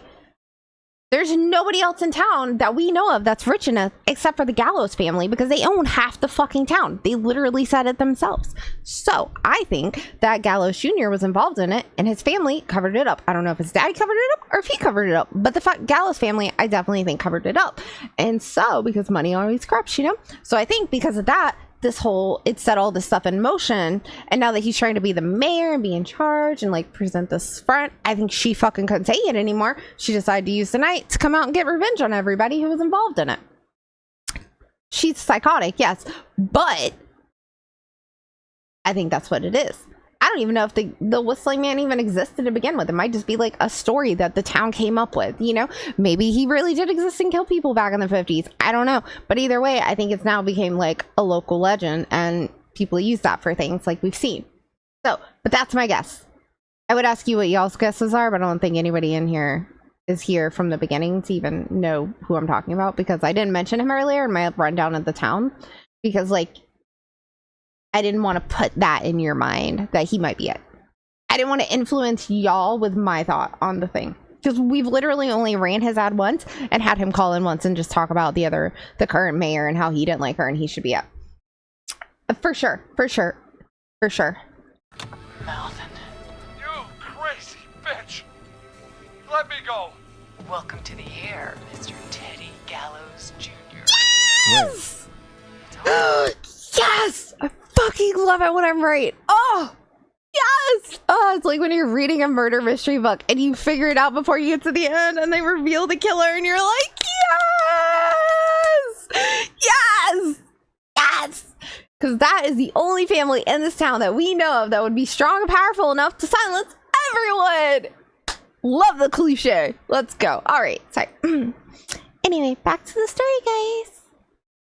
All gonna come out tonight, Teddy. Well, let's take it all out. And his money saved you 20 years ago. Because Daddy was what you fucking called it. Out of his coffin with all the money in the world. Wait, where the hell is Teddy? How are you talking to him if you're here with me? Because I'm not there with you, Forrest. I'm here with Teddy. And if he says where that is, well, he knows he'll get it. That's Peggy. I think that's Peggy. And Peggy's been helping her sister. I am right. Shut up. Wait, then who am I looking at? Forrest Nash, let me introduce you and all of Gallows Creek to my boy, Henry Barrow.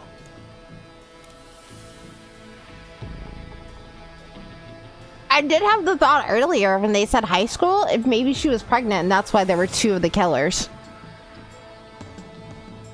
So Henry came, he probably knocked out his aunt. His aunt might not even know it's his aunt. I don't know.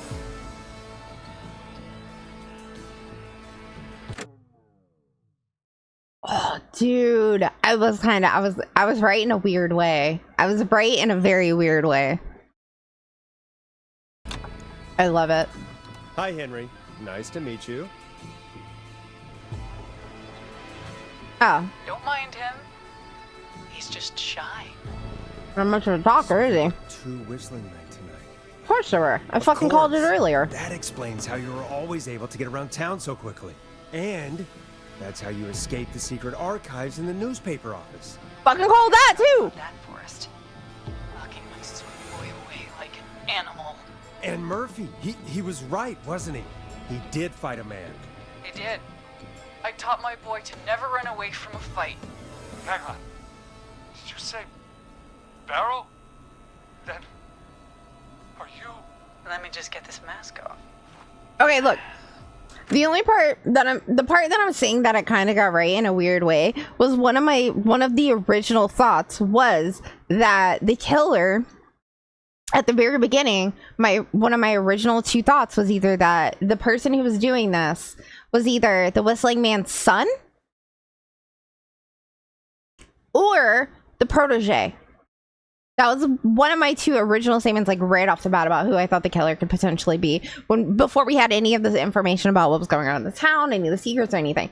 Just going off the fact that there was a Whistling Man, I was like, all right, well, based off the timeline when this happened and when that happened and blah, blah, blah, blah, blah, I like narrowed it down and I was like, I don't think it's the Whistling Man. I think it's either the Whistling Man had a kid and it's their kid, or it's a protege who was like, you know, like hero worshipped whoever the whistleblower is, because sometimes, you know, serial killers get people like that. Anyway, so that was one of my two original thoughts. But then when we were talking about like showed up to campfire and he had a girl with him, in my head I was like, oh, I wonder if maybe Bean was pregnant, because then, you know, she would have a kid. But then I was like, I don't know, because then like how old would the kid be at this point? Like maybe like this happened like maybe 20, not even 20 years ago. So like that kid's got to be like 18 years old. But the thought of that did line up. And we did talk about that whenever we were doing the house with all the college students, because it was like, why would the copycat killer not attack the girl, but then kill Jimmy and also go after Eugene? No, I did say this part out loud though. So I was talking, so like the kid that was in the maze was this kid named Eugene, and he's like a high schooler, right? And he was supposed to meet up with this girl, and I was like, well, why would this killer go after a high school student and then also turn around and go after a college kid and then kill Jimmy? Because it seemed like Jimmy might have been actually the target, because when all the people are standing around, they specifically killed Jimmy in front of everyone else, which means that, and he didn't kill Carrie. Well, I'm guessing that this was him. So it was just like so I was like, it would have to be somebody who's within kind of that age group, but that age group seems really young, considering that the timeline is that if it's the kid of the original Whistling Man, they should be like in their 30s. They shouldn't be this young. But like, there was, the dots were there, but I was like, but I just didn't vocalize that maybe George had a kid, like George and Bean had a kid. I was just like, what are the chances of that? But like, maybe. So like, in a weird way, I was right. Like it was the kid, but it just wasn't the original Whistling Man's kid. It was like George's kid. But it is also, what did I say her name was? Mace or whatever it is. It is her and his kid. So damn uncomfortable thing. No wonder Mooney went crazy wearing this. There we go. Marie Campbell? it was Marie Campbell? George's old girl. Oh, well, it sure has been years. The five-head since I mega last detective? saw- Elle? What do you God mean? damn it. I'd be quiet if I were you, Teddy. Facts.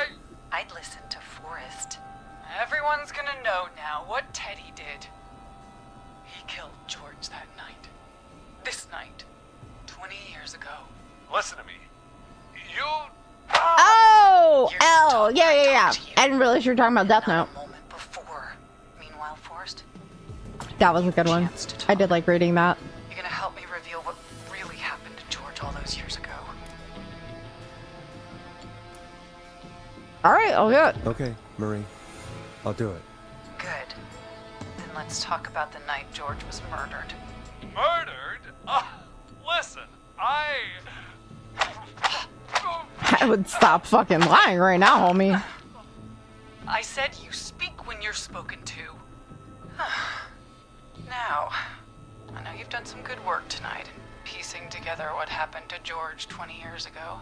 I think that's the only reason she let us live in the alleyway earlier. I can do that. What? Interview you. All right. I'm a radio show host. This is what I'm. I want you to help me and Teddy tell the story, Forrest. Do a That's good what job. she. And hell, you might be the only one to leave here alive. What about Peggy? That's your sister, right? And need to drag this out. We do need to drag this Buy out. Leslie time to get back to Gallows Creek.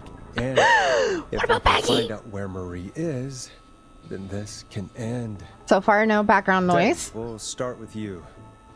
Just talk me through what happened. I guess I really don't need the screwdriver anymore, huh? Start. How would I know? It was 20 years ago. I feel like that was probably your, do you want to die? Do you want to die, Teddy? Because if you don't start talking. What the hell? I didn't say it was going to be painless. All of a sudden, we had to get him talking. Our first team party was coming up. And when I saw the date it was scheduled for, I had an idea for a way we could prank the new guys.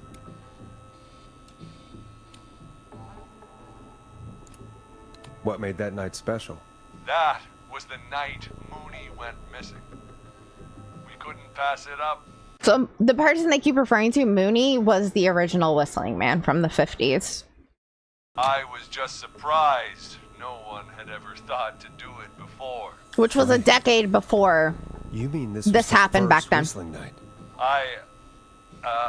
Yeah. Keep talking, Teddy. We went up near Whistling Point. God, who was there? Me, Jason, and George, of course.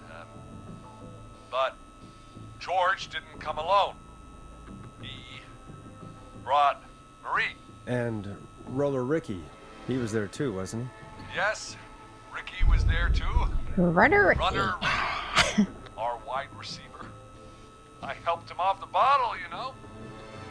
Because I'm a decent man. he? Is that so? Yes. Not because you were worried that maybe he would get a little drunk and spill his guts one day? One day, some people do. He had some issues. Wasn't stable. Wonder why. I didn't want him to hurt his chances in life. So, I helped him keep himself together. You were afraid he would talk about that night, weren't you? Of course. Talking. About midway through the night, we put the prank into action. We looked up at the trees and saw Jason there. Bloody, like he'd just been stabbed. And the Whistling Man. Screaming. George and I and Ricky, we got left behind. But Ricky was in on it too. I know he was. He and Teddy were as close as anybody. Teddy must have told him the plan. Did you ask Ricky? Did you ask Ricky if he knew or not? I didn't see any reason to. Why? Because Ricky phoned up earlier. He didn't know anything about it, Marie. What? Nope. He had no idea what was happening. He said he was as terrified as anybody. Isn't that right, Teddy? You didn't tell him, did you? Ricky never could keep his mouth shut. If we told him, he would have given everything away. But he... well... It doesn't matter. He didn't run his mouth enough to tell anybody about it afterwards. He's still guilty. It was just a stupid prank. Just a prank. How can you still say it was just a prank? Oh, come on. God damn it. Damn. You made George think Jason had been murdered. He thought his best friend was dead. And so tonight you stabbed him for real? It's the role he wanted to play. Not so funny Jason's now, still is it? alive, Makes Marie. sense why she's He at was it. with a friend. We talked her through how to stop the bleeding and got him professional help just in time. Oh. Well, shame he didn't have the good sense to die earlier. He's gonna regret that. Enough about him. Me and George took off running, but somehow we got separated in the woods. I ended up near the bottom of Whistling Point. I still don't understand why this couch has to be lifted up right now. Like, does that mean Peggy's on the other side of it? Like, is she just sitting there on the ground and like that's obstructing our view so we can't figure it out? Or like, what's the point of that? Like, I don't know. I don't know. Okay, so anyway, they took off running towards Whistling Point, which makes sense because they were over in the woods there. So, continue. I noticed George wasn't with me. I panicked. And then, I don't know how he snuck up on me, but the Whistling Man grabs me. I scream, and he starts laughing, telling me it's just a joke. I could stall for time here. I can stall for time here. How did you feel? How did you feel in that moment? I felt like nothing was real. Ask a woman how she feels. Perfect way to stall. And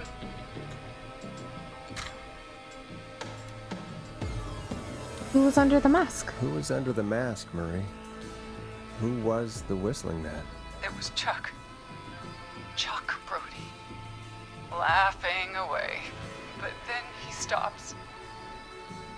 And he's looking up at the top of Whistling Point.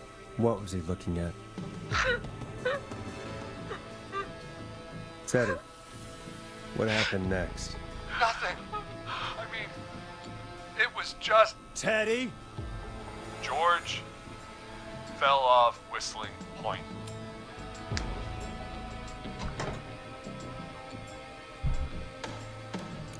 Wait, where were you? Where were you when it happened?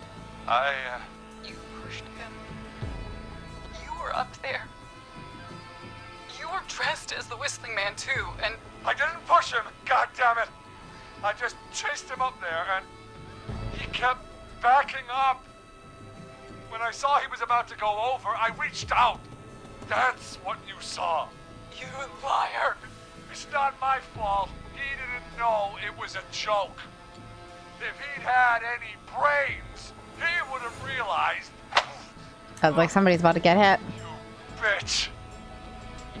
No one's going to believe this. After all you did.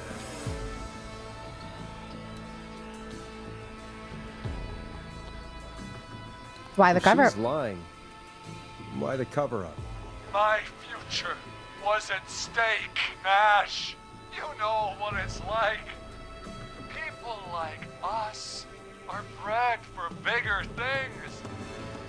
I'm going to be the mayor of this town, Forrest. And then governor. And then, who knows? What happened that night was tragic. It should never have happened. But it was a mistake. Ernie looks bored as fuck. It was just a stupid joke gone wrong. So my father sent Clive out to clean it up. Why should a blip ruin my future? George was a blip? He wasn't a blip. He wasn't a blip, Marie. His father covered it up from there. I searched for George's body all night, but Sandra found him the next morning while out jazz running.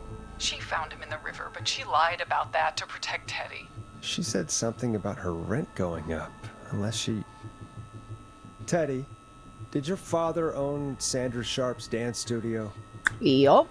It's Gallows Creek, not Sharp Creek. Is that a I take yes? it that's a yes? Yes, okay. We own most of the town.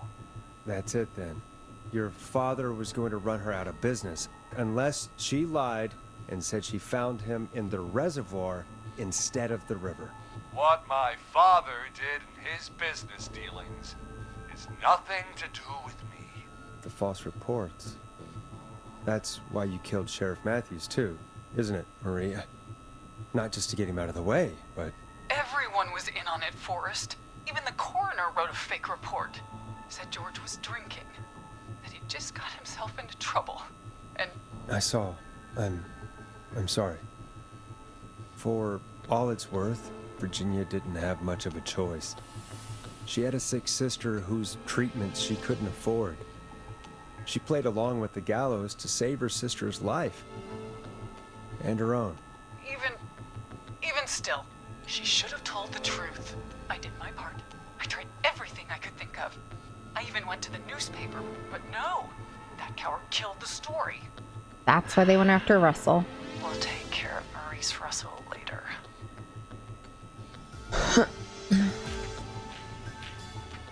You've been through hell, Marie. I'm sorry. You've got no idea. Tell me about it then. Never should have started. He shouldn't have pushed my George off the cliff. He should have been punished. It's coming to a stop. At least for now. Here, where George and I first met, before he joined your football team, was right after he shot the winning throw. Wait a sec. The winning throw. I like the fact that Henry's walking up here to scare me right now. It's a little creepy. All right, well, it's definitely not the roller rink. It was before he joined the football team. I don't know what the right answer is. Hold on. He said it was right where her and right where her and George met. Before he joined the football team, where he threw the winning throw.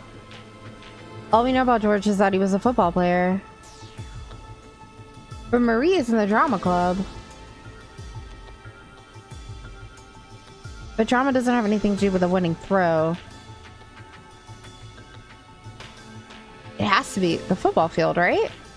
You're at the football field. Jesus Christ! Forrest, you idiot! We're in the gym! and Perfect. Carlos Either way, they got it. I told you not to do that. Wait! It's fine. Teddy can die. I don't really care about that guy. He's dead too now, isn't he? He is. Anyway, I think that about wraps up the interview with Teddy. So, Marie, where? Oh my God. Peggy! Teddy! Peggy, it's been so long since I've seen your face. I worried you wouldn't come. And here I was, thinking you'd forgot me. I'd never forget my own sister. Will someone please explain to me what's happening? Wanna explain, Peggy? Earlier, while you were speaking to Jason, I got a call. Do you remember? Well, it was from Dawn. She said that my sister Marie was there that night George died, and that I should come to the gym for a reunion. And when you walked in, you found out. That my sister is the Whistling Man. Good to see you too, Peggy. Why didn't you tell me any of this? She said that it was my last chance to see my sister. I knew if I told you, you'd try to stop me or Well, at least we know Henry isn't gonna kill on him. the radio, and I just... I'm sorry. This has to be a lot for you. What happened to you, Marie? You just disappeared one day. Disappeared? I was thrown out, Peggy. I begged Mom and Dad to do something about what happened that night, but did they care? No, they told me to stay quiet. They only cared when they learned I'd been with George, and Marie, I'm so sorry. I never Brand, knew. baby. it's not your fault.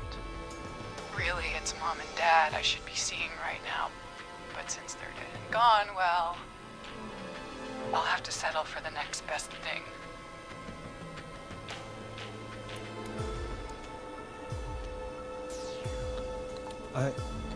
Wait. Eugene, hold on. Is that why you went after that kid in the maze?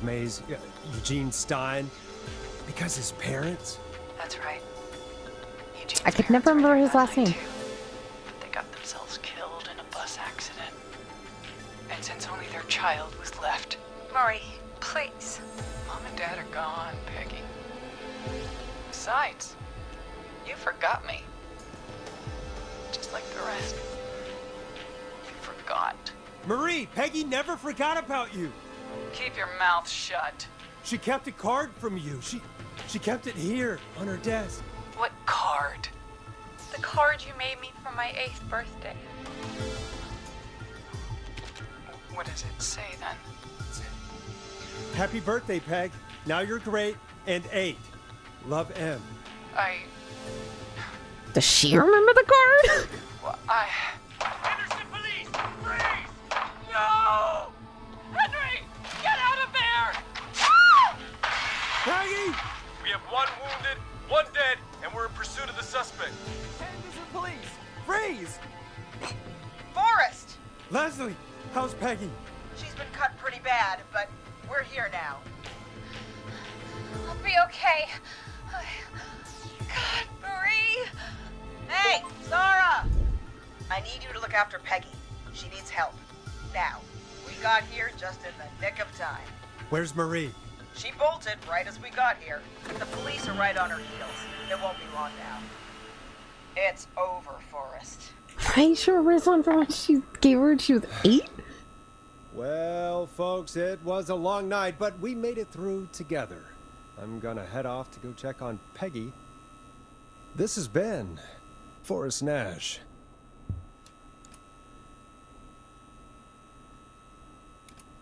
And it's been a scream.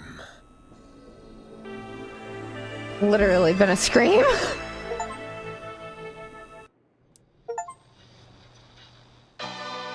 Yeah! Everybody but Teddy died and lived. Oh yeah. Dude, I wanted Teddy to die so bad. I'm sorry.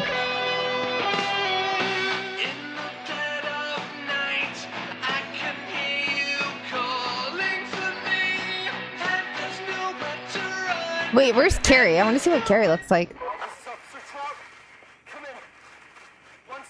Oh, here's Hot Chad.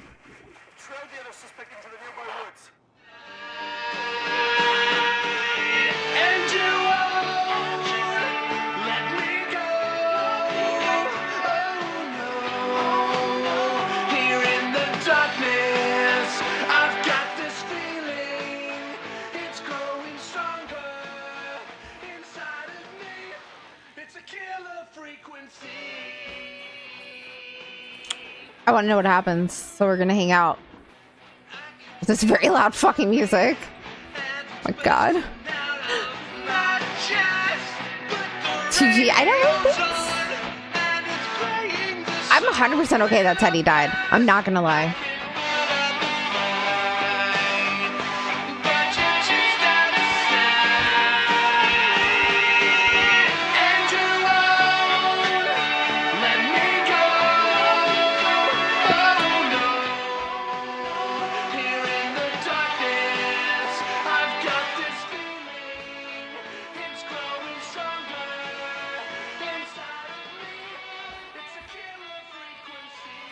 No, I want to see the. I want to hear the epilogue.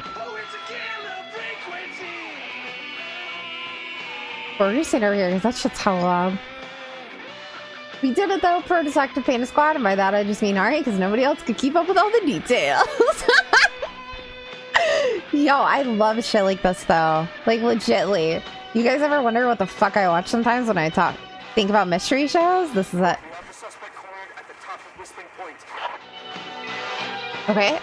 Okay, but which suspect? They're only chasing one right now. So are they chasing Marie? Because they have no way to know where Henry is. So does Marie end up jumping off and then Henry take revenge years later? Because now he's like already primed for it because he's already done this once. So who the fuck does he come after that time? Us?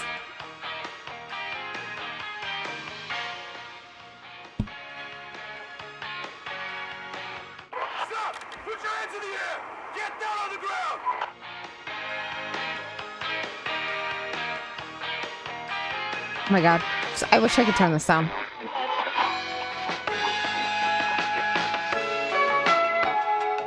move. Nobody else has to get hurt.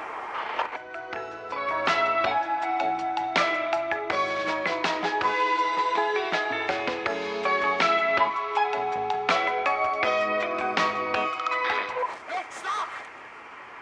Suspect has jumped. Oh, I just heard the splash.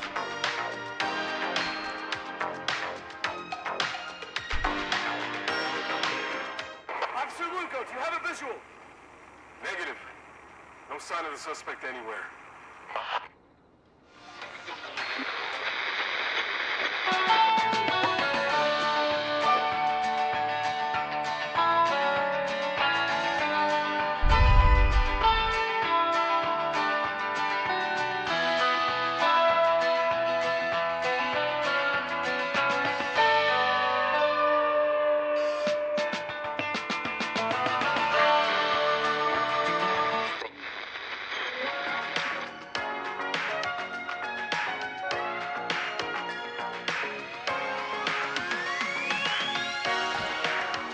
Bro, could you shut up, please?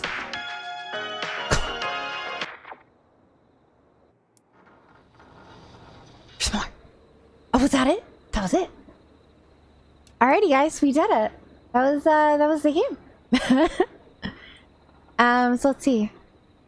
Where's the achievements? Right here? Oh, I didn't get all the achievements.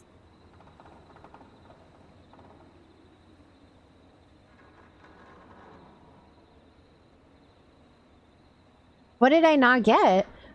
Oh, play sound on the soundboard during a call. Play all the radio ads. Save all the targets. Fuck that. Finish the game in under 4 hours with all callers surviving? You would have to know what the fuck is going on to do that. Nobody survives the whistling man. Oh my god. And there were 2 hidden achievements. Oh, I wonder it. Oh no, because it's right there. I was about to say, wait, if you save it and you don't, is that it? But like, huh.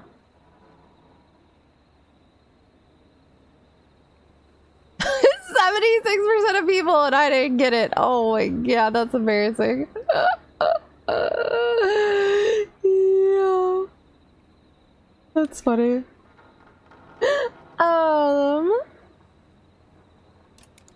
Alrighty, guys, let's I'm like locked out over here. I'm locked out. Send help, please. Oh no, Mochi came with me. Mochi, no. And she's like, I can go with you too. And I'm like, no, you can't. You have to stay in your corner. Oh my god. What time is it? Oh shit, it's 6 a.m. No, that's our one horror game, guys. I hope you enjoyed it. I'm sorry if you missed most of it. That was, in fact, the horror game of 2025. Killer Frequency! Yay! Go us! We did it! I feel like I saved everyone I wanted to save, and I killed the one guy who I thought did it the whole time, and I wanted to do it. Still Lake City was nice and fun! No, see, I've watched 2 different people play that game, and now I can play it myself. Hey, to be fair, one spooky game is more than most Octobers. I mean, yeah. And we actually finished it, which is literally an accomplishment. Because 9 times out of 10, I never even finish the spooky games I start. Like, dead ass. We start one, and then I walk away. I don't even... Y'all, look.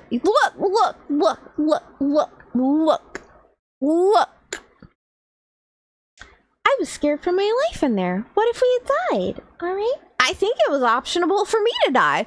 Because I literally got the achievement for surviving. Which means there was a not surviving achievement. Which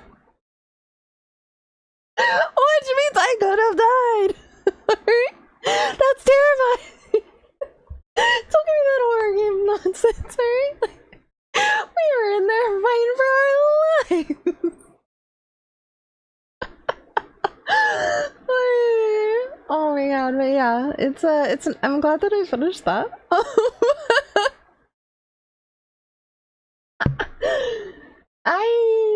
That was a lot though. That was a lot. Ain't gonna lie to y'all, that was a lot. It was. No, overall, I would give that game a solid 10 out of 10. If you didn't get to watch it and or you didn't keep up with all the details, I would highly recommend playing it yourselves if you ever get the chance to. It is in fact very, very fun. If you don't have a brain like me, then you could probably just write down a lot of these details, but I do feel like there was a lot of details in there, and I would like to do a major shout out to all the Nancy Drew books and games that I played as a child, because those helped prepare my brain for these mass amounts of details that I would, can like hold into my brain during all these things that I do that are mystery like. That's really where it all came from, guys. Those Nancy Drew games. Full notebooks worth of notes. Just for the first act. Like, it's insane. I never would have made it as a reporter. I would have been too bogged down in the details. But yeah, that was really fun. Thank you guys for hanging out while I played it. We're not done yet. I'm gonna play something else that is not horror like. But I did want to, you know, just say thanks for hanging out and going on that journey with me because it was really fun and I had a lot of fun with it. So yeah. Okay, so I am now going to switch over to playing some DNA because that's what I want to play.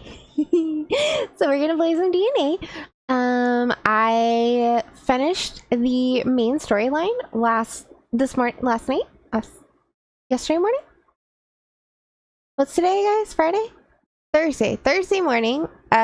Morning. Like I was going to bed and people are waking up to make coffee morning. I finished the main storyline for DNA, so now I just have side quests. I'm grinding out some things. It's Saturday. Yeah, I know it's Saturday. Wait, does that mean burn?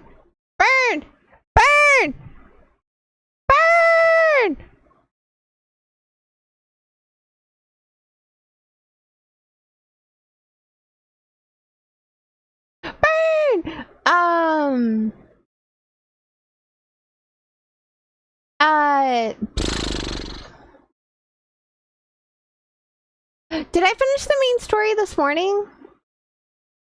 Like Friday morning, or did I finish it Thursday morning? With the singing fight. When was the singing fight? Was that Friday morning or Thursday morning? That was last night. So Friday morning. Okay, so I apologize. My timeline's all skewed. So Friday morning I finished it. So I finished it yesterday morning. I made Burn watch it on Discord with me. That's the only reason I know. Guys, that fight was literally like the greatest thing ever. It was so amazing. Like, we got to play as Fantasio, and now I want to unlock him, and he was literally like singing an opera style thing and like fighting a boss fight, and it was like opera meets Disney, but like old school Disney, not like new gen Disney, and it was so amazing, and I loved it. It's my favoriteest fight in the whole game now, hands down. But yeah, that was like the end of the current main storyline. So now all I have is like doing some side quest stuff, trying to get to level 45. And just like random farming and bullshittery. So I'm gonna switch over, to doing that. You guys are more than welcome, as always, to continue hanging out if you feel like it. If you are tired and you want to wander off for the night, that is completely acceptable as well, because it is very late. So I really do appreciate you guys writing out that storyline with me, no matter where you picked up in the storyline. That was a very excellent game. And thank you for correcting me, Booty, because, yeah, my days are all askewed right now. I'm not gonna lie. They're very, very askewed. Very askewed. Oh, now Adams shows up. Oh, Adams! Where were you earlier when I was yelling for you? You don't even know what I'm talking. No, so we just played this game called Killer Frequency, and it was really good. Were you even listening to the story as it happened, Adams? You were here from the beginning, so like you're the one person I expect to be here for the whole thing. I'm tired but stuck at work. Sad face. Oh, I'm compiling shaders.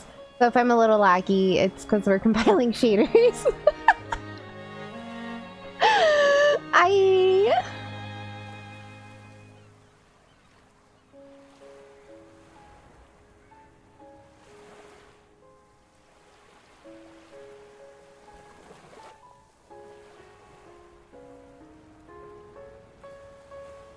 It's time to get all the achievements? Nah, I'm good.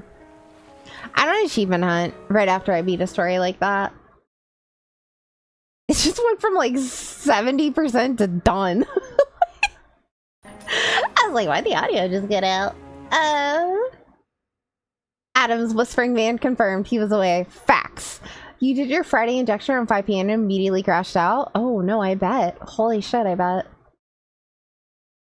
1000% I can understand that.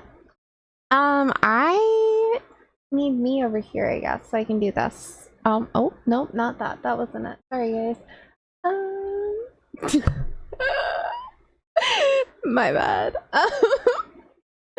Let's see. Scenes, game, over here. Woo! Oh, I didn't click in. Hi, guys. I'm gonna, over here, you know? Oop.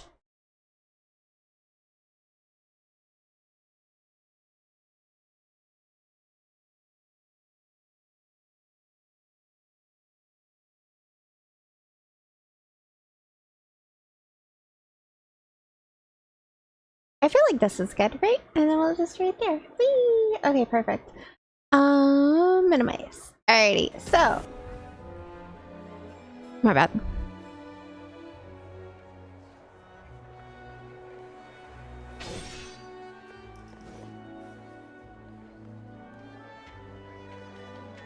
Okay.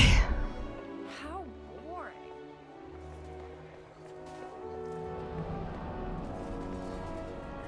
Hi. Alrighty, let's see. New. What do we got?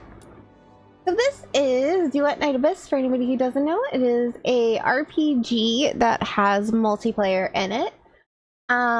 It's not an MMO, just to clarify. It is, but it is an RPG that does in fact have like multiplayer matchmaking stuff aspects to the game, which is really nice, and I love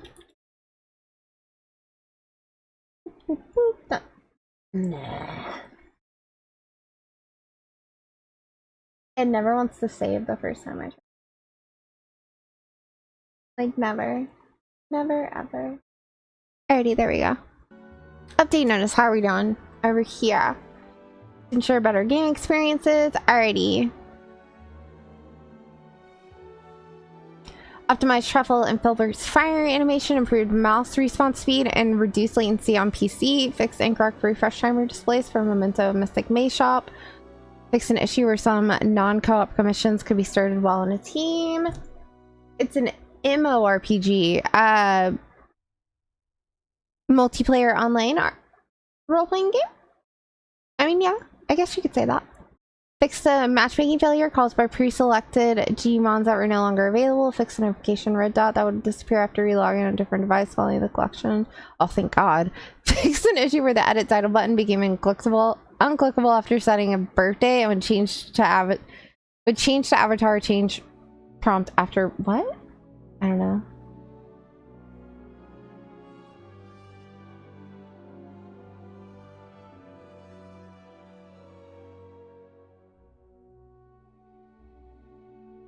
Alright, and those are all the old newses. Okay, cool. Dude, what I want them to fix is this. Like, this won't fix for me, and it's driving me nuts. So I just need to, like, click on every single one of these, because, like, something in here is new. It's driving me nuts. Because on the other ones, I literally just clicked on the top tab and it went away. And for some reason, on this one, it's not going away, and that is literally driving me insane. Nope, we're just stuck like that. Won't go away. Alrighty, whatever. Events! Claim my thing. Let's not click on that. Weave. I already had that one though. Back. Alright. Back.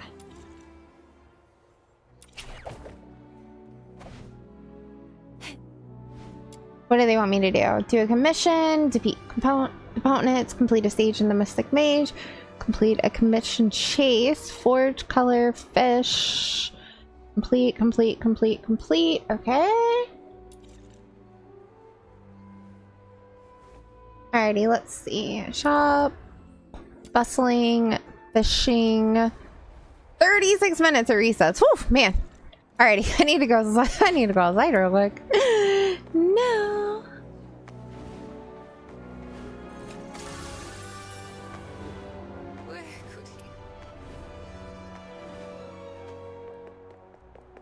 Nope, I'm not going that far back for that. Alrighty, let's come over and fish. Maybe I should try this one on your phone. Yeah, it's not bad. There is no auto battle though, which is like kind of funny considering almost everything else in all the other games out in the world have auto battle now, but this one does not have. Oh, you little. I'm out of here. Oh, I mucked it all up. You'll get yours next time. Just you wait. Okay. Anyhow, she's a loot goblin. Oh, can I not fish here now that the story for it is done? That face. That means I have to go all the way over here.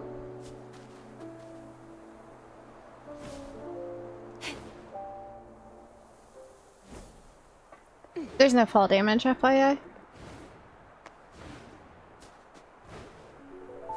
Yeah, this is like one of the rare games that doesn't have auto battle. Which I love, but I know that is not the best choice for mobile combat.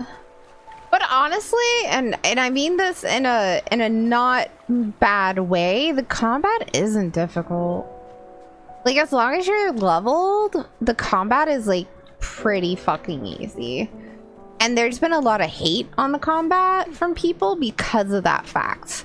People are not happy with the fact that the combat's easy. It's not like WoWa or Genshin combat where like you gotta dodge a lot and stuff like that. It's very just like, here's monsters, click, click, click, click, click. So, oh yeah, no, you can't do that in this game. No, this is not that kind of game. I mean, you could, I guess, potentially if you had like people AFK pull you through farms, but otherwise, no, you can't really. Most everything is pretty interactive in this game. Which, that's also, I think, because they decided to make it free to play, with like the only gacha being for outfits and cosmetics. So it's kind of hard to hate on them for not putting in things like that when we're able to just kind of like actually earn everything in the game ourselves. So I can't be mad about that. I need to complete a commission. A commission, you say? A commission? I guess I can do a character commission real quick. Oh, or a weapon. Better yet, let's do a weapon. Let's go see what they have for sale. Commissions.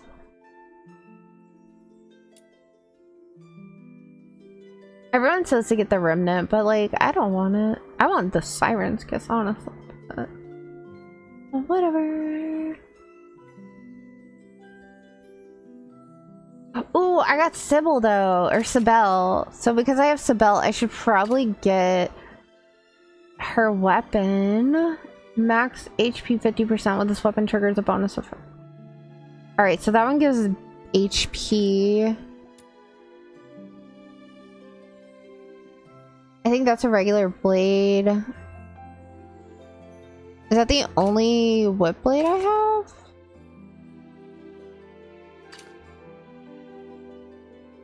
Dual blades. Don't need those. Here, let's look at it this way. Not that. That. There we go. Nope. The other one. I'm just really bad at figuring things out. Great sword, dual blade, katana, pole arm, sword, whip swords.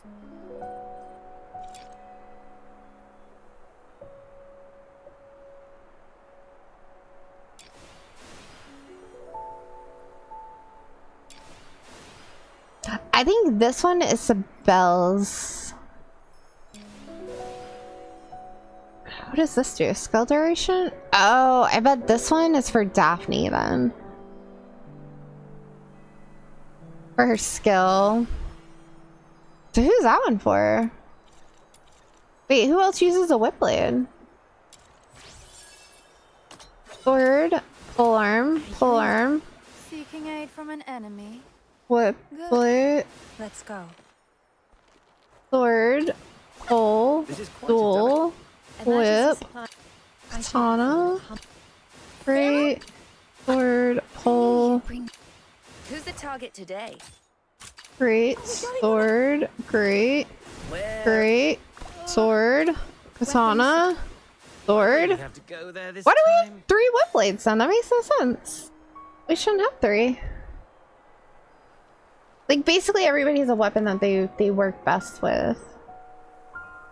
Did I fuck up? Did I go over one? Truffle?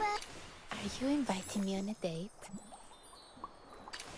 Seeking aid from an enemy. Let's go. Where are we heading for today's haul? This is quite a delicate mission. Shall we do it together? So I definitely need to invest in some Emergency supplies are dual packed, pistols, it looks ready to like. deploy at any time. I shall offer what Samuel, here we go! Are you taking me out to play? Pinky promise. No back. I knew you'd bring me along. Who's the target today? Are we going on an adventure today? You have set the stage anew for me. Where are the sinners? Weapons, supplies. So I guess the other one's just optional. Interesting. Okay, well, whatever. Anyhow, let's go look at the weapons then. Ranged weapons. I have the shotgun right there. Pistol. Is there like a dual pistol section? Okay. So there's 3. Alrighty. Skill duration 15% when a projectile hits enemies or the environment. They bounce once when dealing damage with this weapon. Increase dual pistol damage by 45% for 15 seconds. Okay. Then you have these ones, which is skill damage, just a flat boost. Then you have this, which is crit damage. Dealing crit with this weapon grants a multi-shot. Effects is removed when switching a weapon.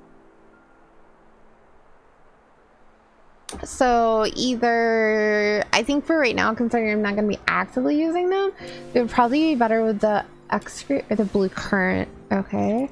Do I have the thingies for either of those?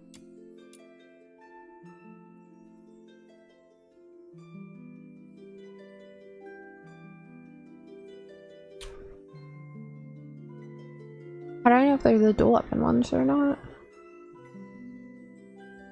Oh, because they look like that, I guess.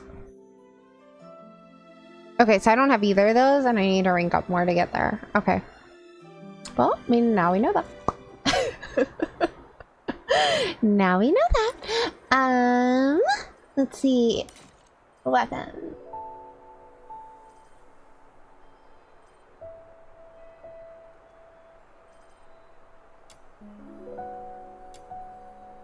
I do need to try to get the whip blade though for Daphne and for Isabel. Seeking aid from an enemy. Good. It seems hatred hasn't completely clouded your judgment. Where's Daphne, guys? Shut. Where'd they put her? Am I blind? I know I'm blind. Oh, the blonde. Emergency supplies are packed, ready to deploy at any time. Okay, there's always going to be someone who is salty about something. Facts. There really always is. You're not wrong about that statement. So she's going to get the level 45 bow that we're going to get, and she's my other support character.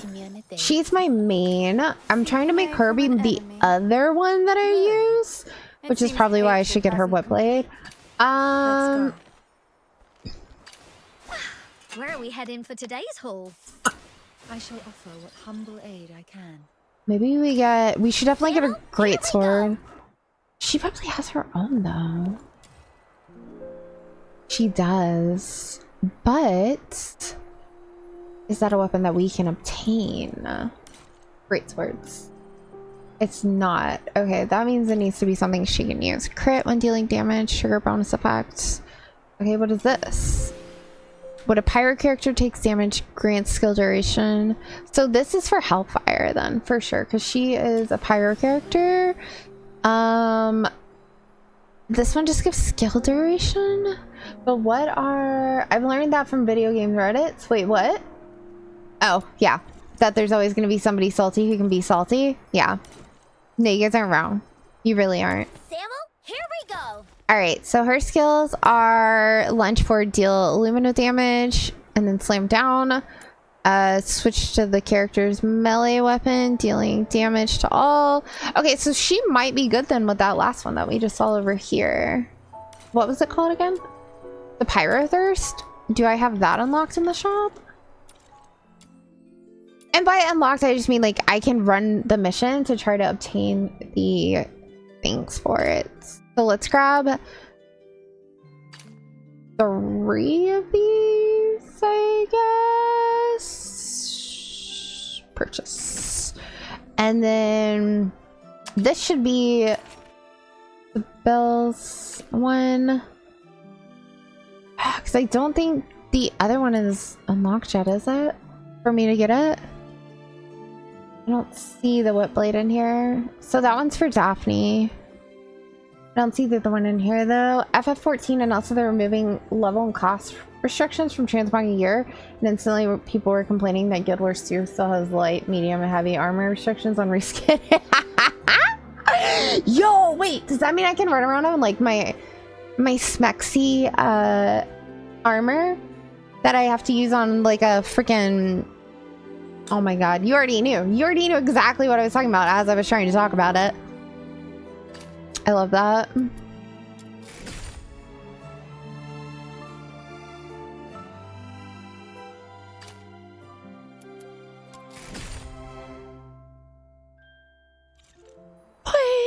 Alrighty, so let's go up here first.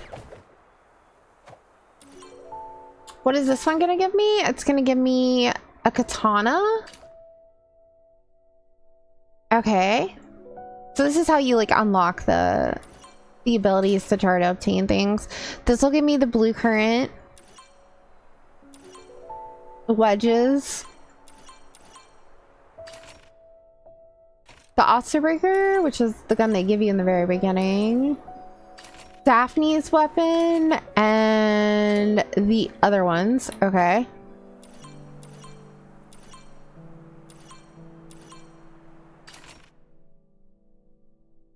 Yeah, no, I imagine.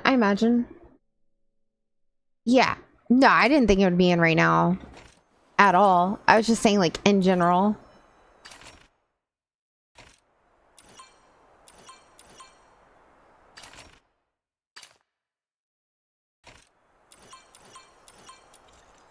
Alrighty, cool.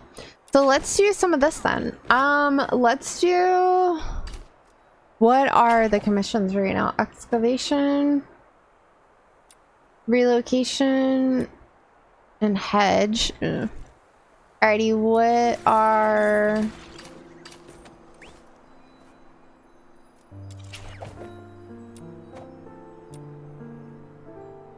I don't like any of these. They don't refresh for 30 minutes. That's insane. Whoa,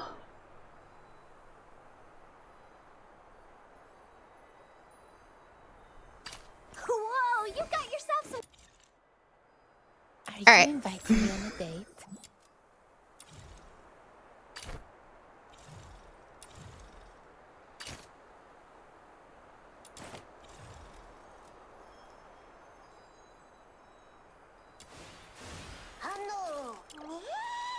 Oh, I did get another one of those, didn't they?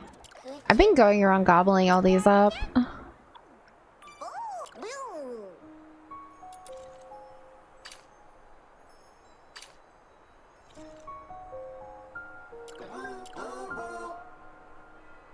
That's what she said. It's true though, I have.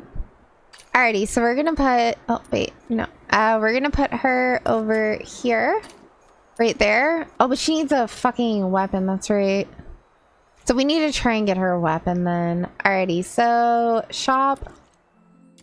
Covert. Weapons. I'll buy 3 of them.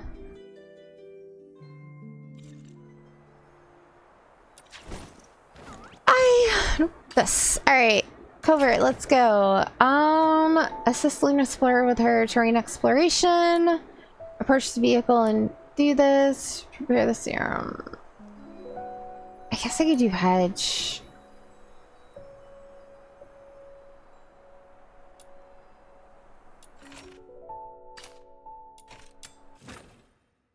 I guess it really doesn't matter too much. This time, we'll make it back safe. My venom is surging like my passion for love. I did bring in the wrong team though. Sure as fuck did. Yep. It'll be fun, probably. Probably. Hurry! Let's find a potion station!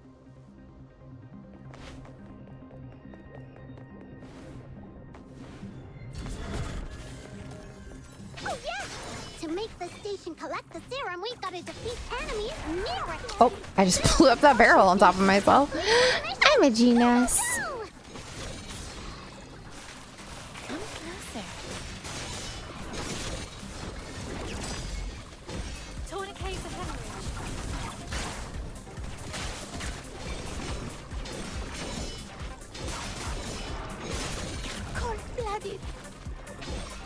gotta stop blowing up barrels on top of myself. I never look where they are because I don't use them.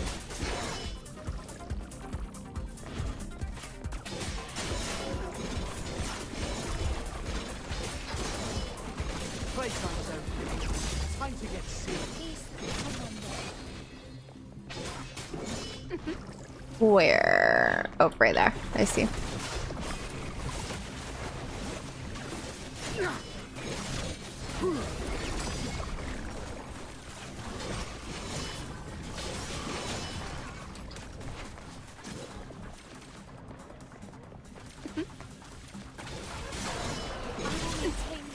I'm like, why is it doing something? Does it need me?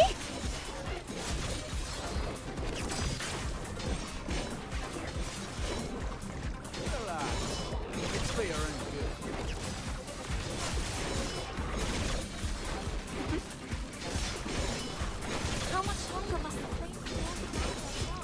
Quest accomplished! Let's get out of here! That way? Okay. With me.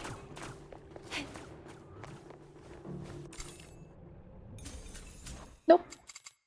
Alright, confirm. I need to I will punish those pick a different who team. aren't faithful to love. Exit. in Exit.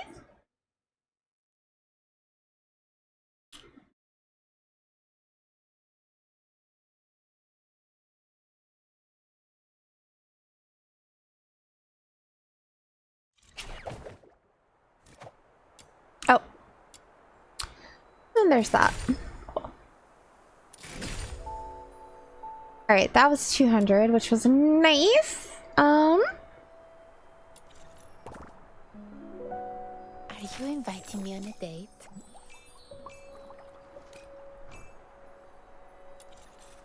Okay. Let's see. Go back in. Covert. Use. I'm fine with Hedge again. Let's do team 3 though? No.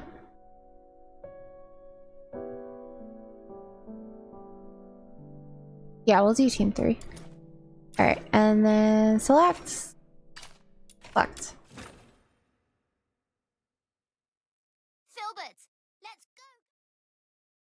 My venom is surging like my passion for love.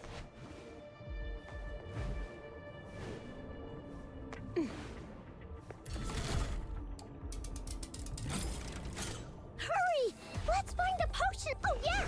To make the stinky collect the serum, we gotta defeat enemies near it! Snow will always tell you what to do.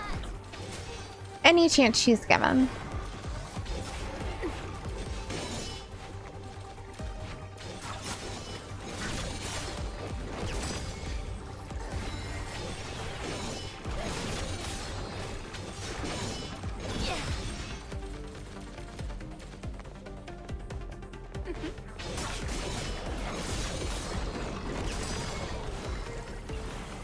I wonder why they're not.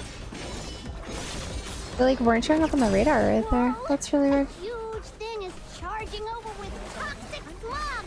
It'll corrupt all the serum in the station! Take it down! Quick! I wouldn't worry about that. Gonna knock you flying!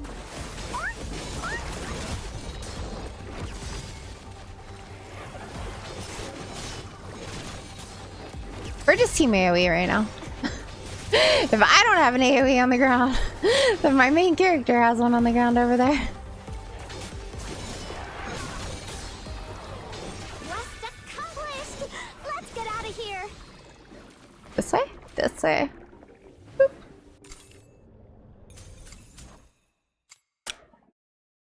feel like it was a lot harder to get that last time, so we'll take that one.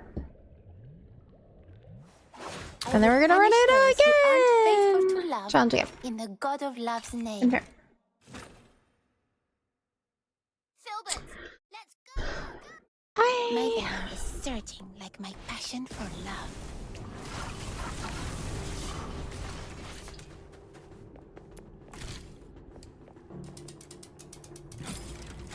Hurry! Let's find a potion station!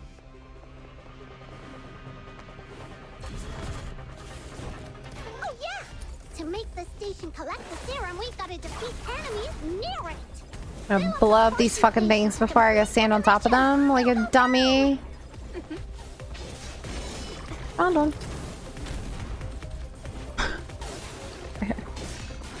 If there's an opportunity for me to stand on this, I always stand on it somehow. I just end up like wandering over to it on accident. I'm just like, over here, over there, and over here, and over there, and over here, and over there, and over here, and over there.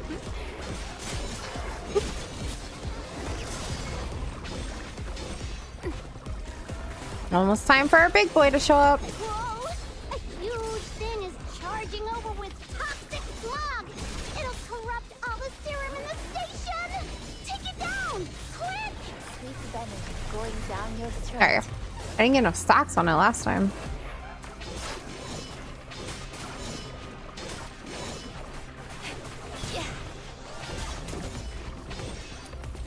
Ah! We're not dodging something.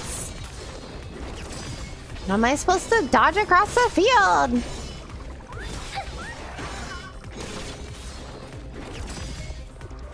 He wasn't close enough.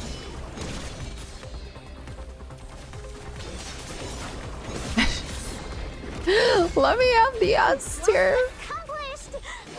Damn it. Oh, there it is. Like, yo, let me get S tier. Come on. I just want it.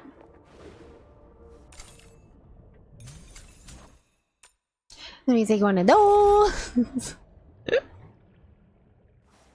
I will punish those who aren't faithful to love in the God of Love's name. Filbert, let's go, It's gonna be kind of hard to tell what class people are in FF once they take away like the armor identifiers for that, because like most of the time you can always tell just based off the armor. So I wonder how that's all gonna work out. Find the potion station. Oh yeah! To make the station collect the serum, we've got to defeat enemies near it. Fill up the potion station to complete the commission. Go, go, go! No violent contact.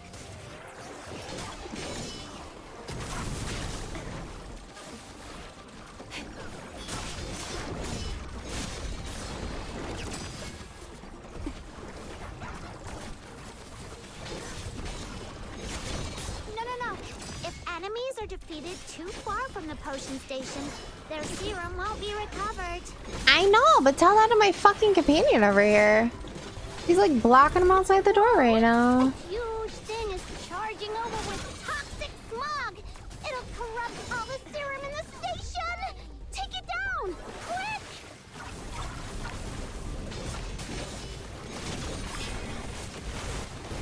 Yeah, you got the desire because you want more fashion options, but you actually think it's good to have some race scanning restrictions, so at least you know who the tank and mage and etc. is by looking at them. Yeah, I agree. FF is a bit more restrictive because there's stuff that's class bound, but I think like medium and heavy is fine. Yeah. I know it would be nice to be able to wear some of my summoner stuff on like a different class. Because like my summoner has some really cute outfits that are like summoner only from like her level up stuff, but like I would like to be able to use them on like say like my scholar because they are technically the same like class in a sense. Oh my god.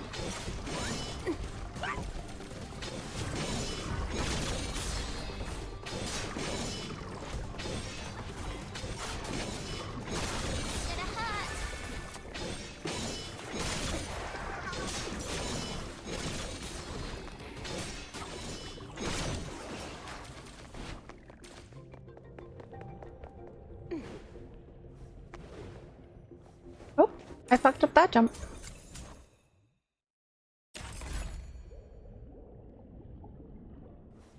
I will punish those who aren't faithful to love in the God of Love's name. Filbert, let's go. Yeah, I wonder how that's all gonna work out though. Is surging like my passion for love.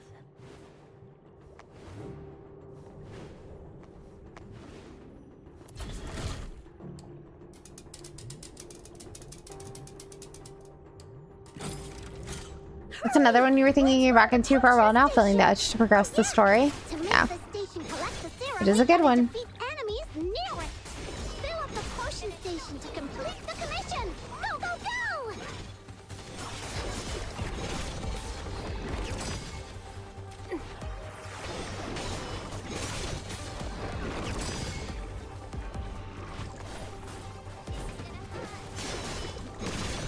You haven't even started the newest expansion? Yeah.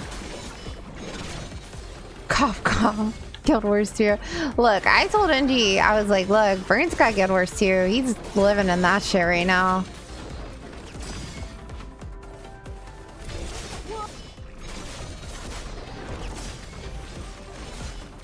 Rot in the sweet aroma.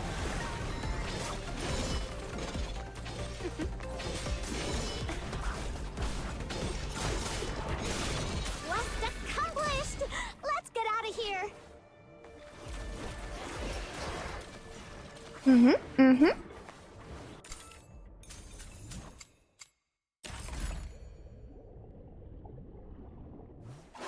would punish Oh yeah, how those was your who story aren't time faithful after to love I left you to go to in the bed? God of Love's name. How did that go? Did it go well? Did you make any progress? Did you like it? My venom is surging like my passion for love.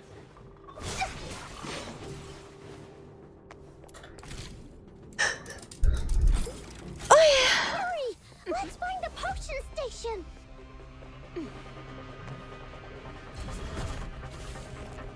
Oh yeah! To make the station collect the serum, we gotta defeat enemies near it! Fill up the potion station to complete the commission! Go, go, go! Okay, there we go.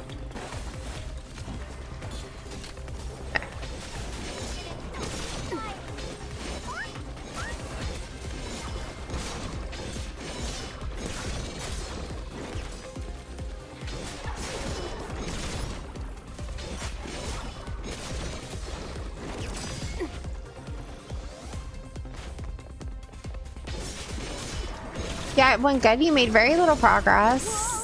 A huge thing is charging over with You mostly did a little exploring and reading several lore books you found and fixed the bug you were having. Other than that, you talked to 2 characters. Damn. You didn't play that long? Burn. Well, then you should be playing it right now. I officially give you permission to go into lurk mode so that you may play your Guild Wars 2 content.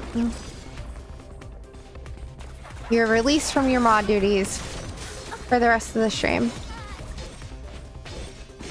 Oh, I did not go forward. No. If enemies are defeated too far from the potion station, their serum won't be recovered. No, don't tell that to me. Tell that to my fucking companions. They're the ones over there fucking going ham outside the boundaries. Let's get out of here. Oh, please. Chat, y'all are my witnesses. I tried to let this man disappear. I would punish those who aren't faithful to love. I did. I tried.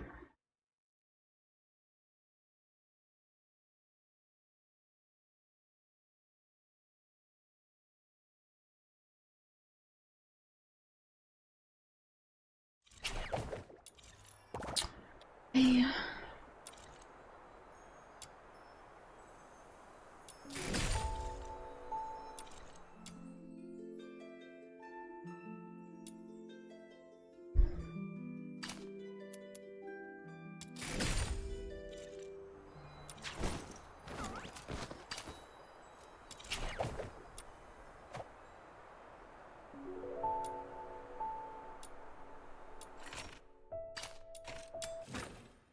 You know, you got distracted looking at pumpkins in that game for a bit and was listening to the game you were playing. I know, but now I'm done with the interesting thing. Now I'm just doing like the boring thing that I would be doing off stream. So.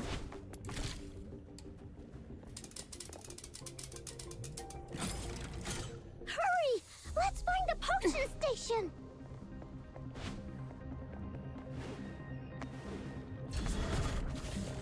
Oh yeah! To make the station collect the serum, we gotta defeat enemies near it. Fill up the potion station to complete the commission! Go, go, go! What is that thing, by the way?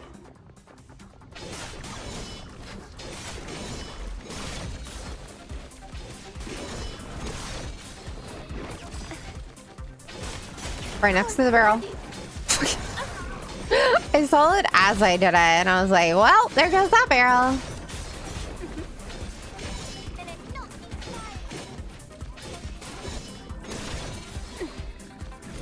Whoa! A huge thing is charging over with toxic smog! It'll corrupt all the serum in the station! Take it down! Quick!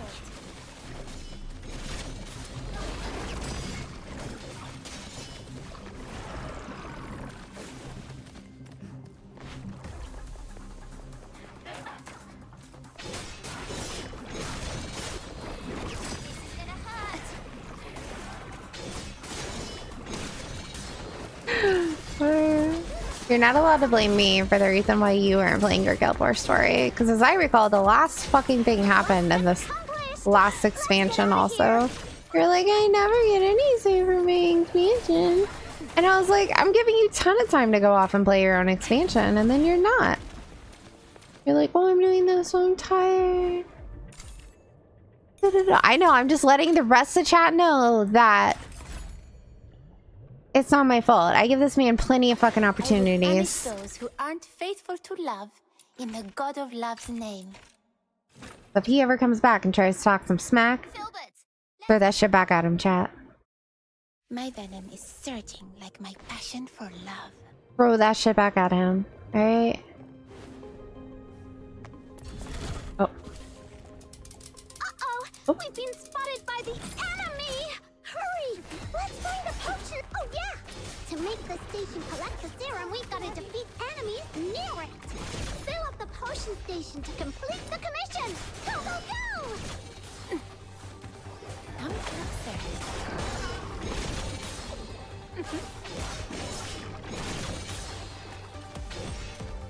Oh. Trying to like throw it around the corner before they got here. It did not work. Oh, my jellyfish is killing them though. That's nice. It was a good jellyfish.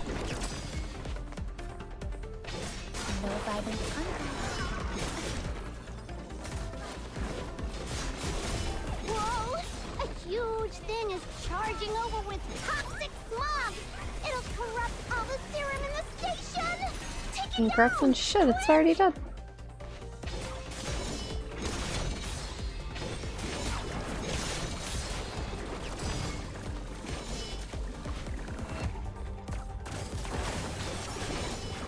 Quest accomplished! Let's get out of here!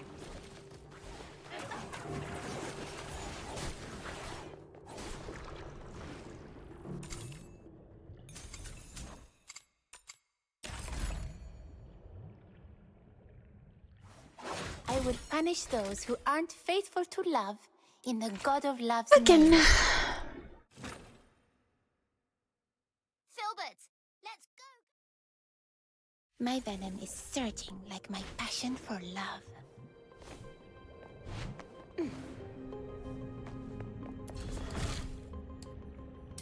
And the same one? Jesus. Ay, ay, ay. Let's find the potion! Oh, yeah! To make the station collect the serum, we've got to defeat enemies near it! Fill up the potion station to complete the commission! Go, go, go!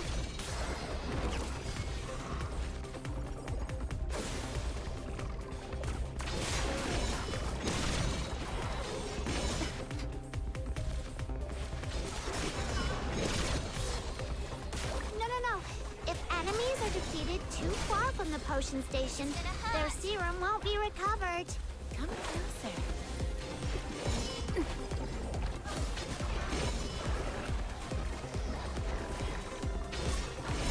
Whoa! A huge thing I didn't break it. charging over with toxic smog! It'll corrupt all the serum in the station! Take it down! Quick! Sweet arrow.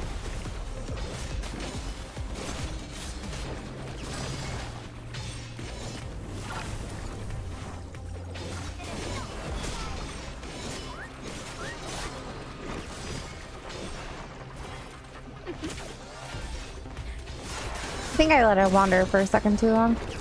I lost more percentage than I thought I was going to. I mean, it's fine. It's just a little sad. Right.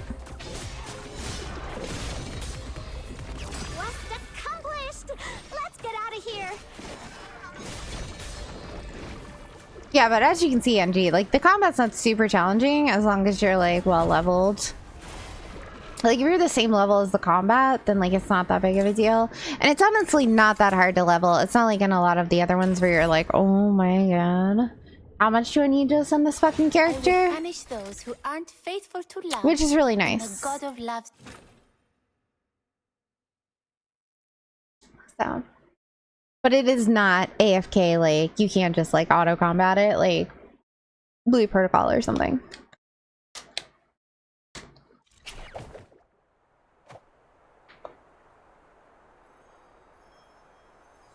Day planner memo. Did I claim another one? Oh, cool. Oh, the day reset. Ha ha. I was like, wait, what happened here? The day reset. Wait, does that mean I need to fish one more time? Perfect.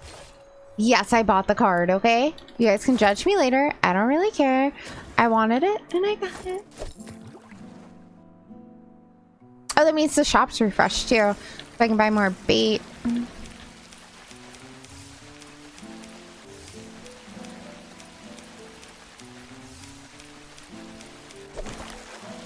I think that was the easiest one I've ever done. Nice. Cool. Over here. Snag that. Are you inviting me on a date? Alrighty, shop, bustling, ice lake, fishing, max purchase. I don't care how much it is. Alrighty, boop. Okay. Combat, memo, claim, cool, grab those, yay! Alrighty, let's see. I can take a photo. Oh, did I rank? Yes, we ranked. We're 42 now. Nice, nice. Okay, let's take a photo really quick. Oh, let's. Oh no, is it gonna? Oh my god. Gonna do that, isn't it? Oh no, there we go. A weird angle. Doop, doop, doop, doop, doop. Oh, there's portrait. I love that. That's even better. I feel like there's more options that I don't know, but whatever. Take a picture. Yay! Cancel. Closed. Yes. Combat, memo, claim, yay! Alright, and then we'll do one commission and it'll be perfect! Alright.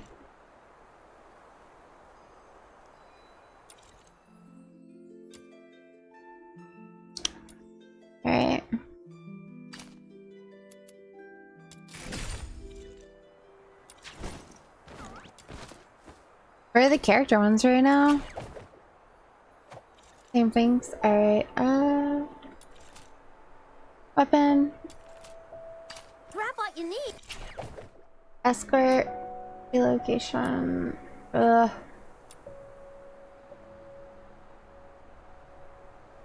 I guess we'll do relocation. I don't know. None of these are that great, to be honest. And I'm not gonna matchmake for any of these because I've been reading on Reddit where a lot of people are getting banned.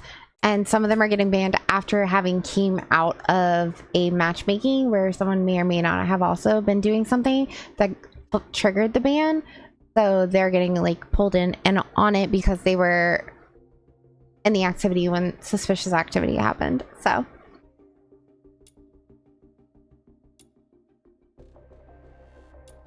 and I'm like, oh, okay. Well, I don't want to do that. So start.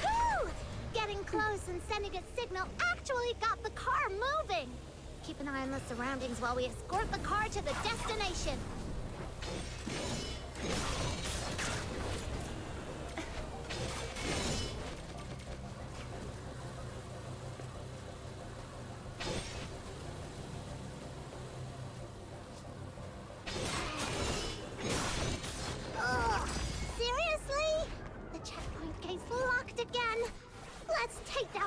Legion Gaia. Bust on through! Gonna knock you flying! The gate is open! Let's keep going! Beep, beep, beep!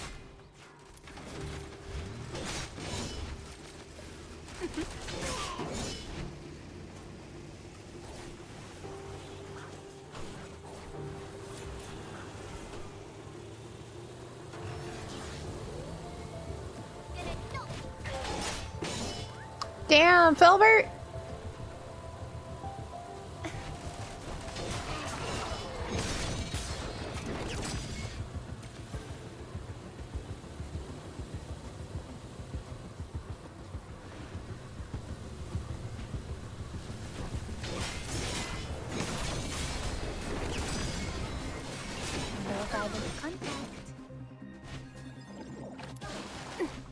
Oh, do I have to?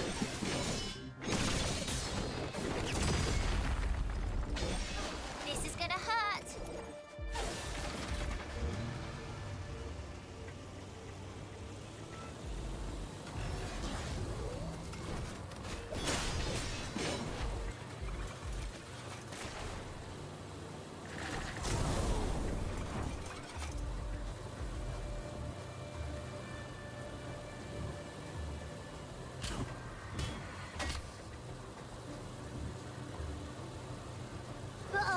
Seriously? The checkpoint gate's locked again. Let's swap these paths and punch our way through.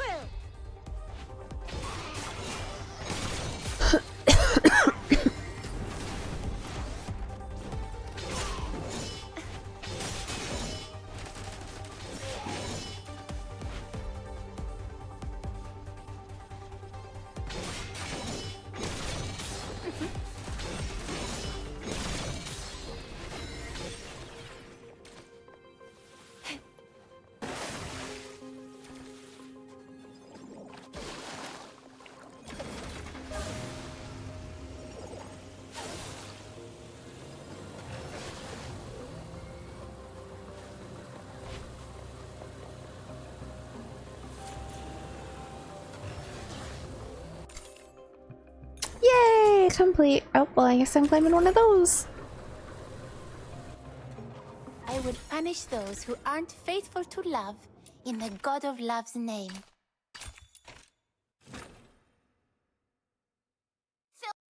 My venom is surging like my passion for love.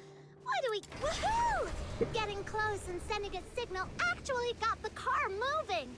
Keep an eye on the surroundings while we escort the car to the destination.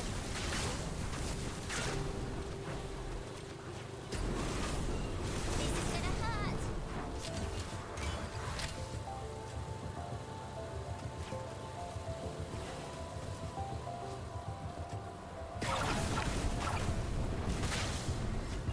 Ugh, seriously? The checkpoint gate's locked again. Let's take down that Legion guy and bust on through. Almost fell down. Sweet venom going down your throat. Done. Start.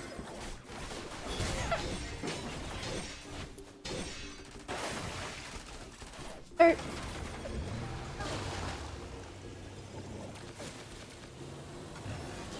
Yeah, it doesn't seem super combat focused. That's fine though if you're looking to roll through and enjoy it.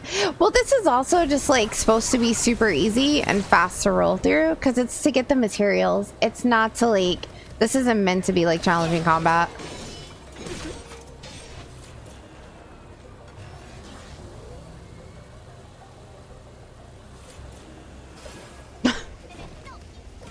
I was like, what is wrong with that thing?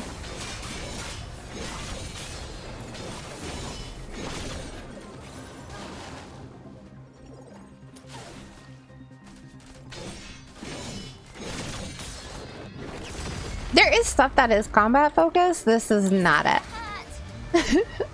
This is not it.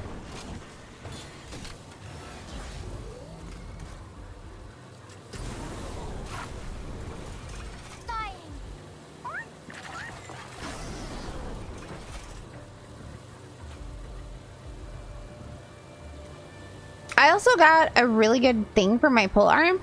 So the pole arm shouldn't do that. Like you see those spears that I'm throwing out, that's not supposed to happen. Checkpoint gates locked again. Let's swat these pests and punch our way through. No violent contact.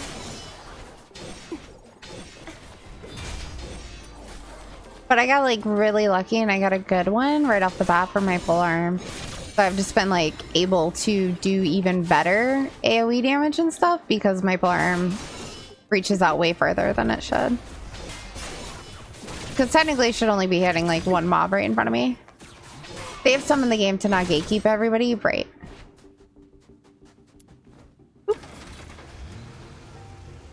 Well, this is also just meant to like collect materials to run through quickly to try to collect materials so that you can either craft the weapon or you can acquire the character pieces or acquire the things to upgrade the character.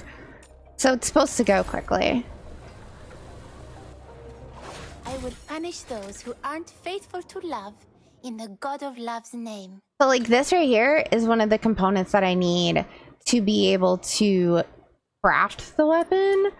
But to actually craft it, I need like the blueprint, which is what I'm trying to acquire.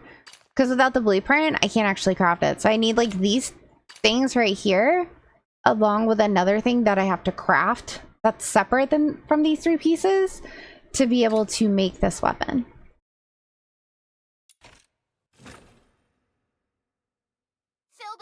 Because like everything in the game, you can either buy things right out the bat and pay for them, or you can run these missions like this. And there's different ones too. And they refresh every hour, so that way there's always like a variety on rotation. But you have to like use a specific in-game currency that is used specifically to buy the focused item to try to get you into this mission, if that makes sense. So that way I can focus on just getting the whip sword blueprint to drop or just getting the character one to drop that I want. Boop.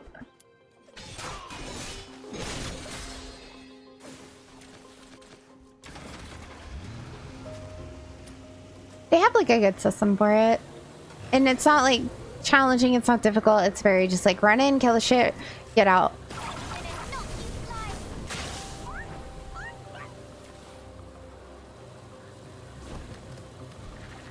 Right. They do have the shop where you can flat out buy the item, but none of the items are gotcha'd except for cosmetics. Like the weapon on my polearm, I got that from the standard banner. And then I got the Psyche skin from the premium one. But I don't have Psyche unlocked yet.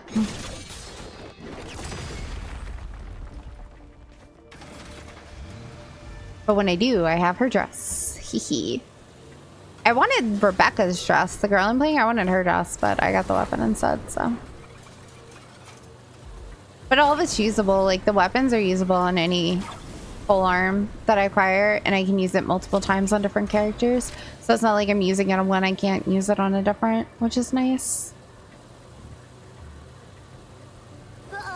Seriously? The checkpoint gate's locked again. Let's swat these pests and punch our way through.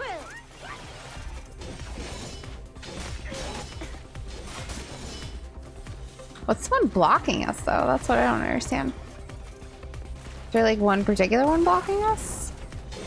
The game gets a lot of comparisons to Warframe because I guess like the devs based it strongly on Warframe. So if you liked the Warframe style of like running through these missions and like it not being challenging but just killing ads, getting in, getting out, then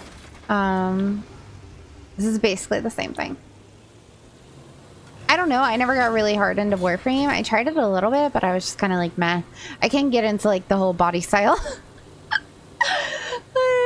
And I was just like, I never knew what to do. I was always so fucking lost. So see, we got the blueprint. So now that I have the blueprint, I can now go back and forge it. I will punish those who aren't faithful to love. Hopefully. And then I can give it to Sybil. And then I'll have a second character that I can level up with on a thing like this that I want to play. Because like there's some things in the game where I have to have like 2 full teams of 3,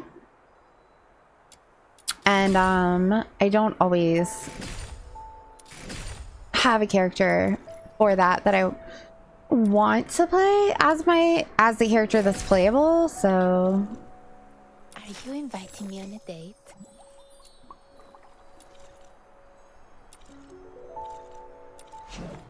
Like now I have this, so now I just need 2 of these and I get it from the forge, and I need to craft it here, which means I need to make 6 of these sands, and I don't know if I have enough to make 6 of them, I'll be honest. I do have enough to make 6. Perfect. All right, so now I'm making 6 of those. And what else do I need for this? 6 sands and 2 of these. Start. Make 2. Forge. And then.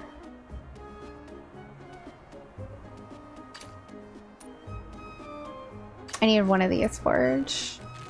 I forge one of those. Forge. All right.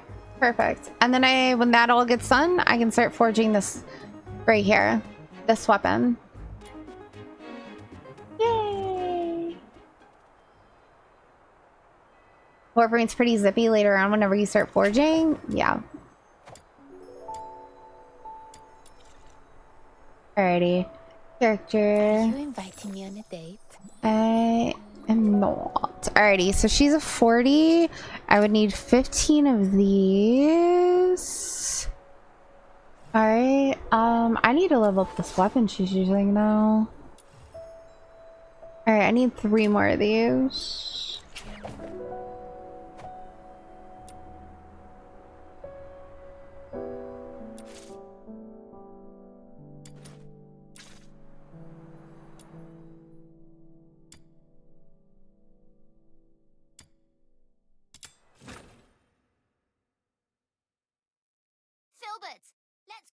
And any character you acquire, you can use as like your combat partner to summon, which is really nice. Searching like my passion for love.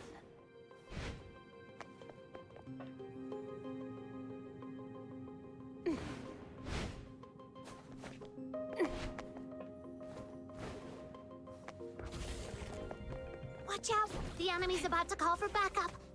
Things will get sticky if we don't nip this in the bud. Found one of the soldiers of the Forsakens! The client asked us to prevent Finale Flare from blowing up, so taking down these soldiers should work in our favor. Let's go!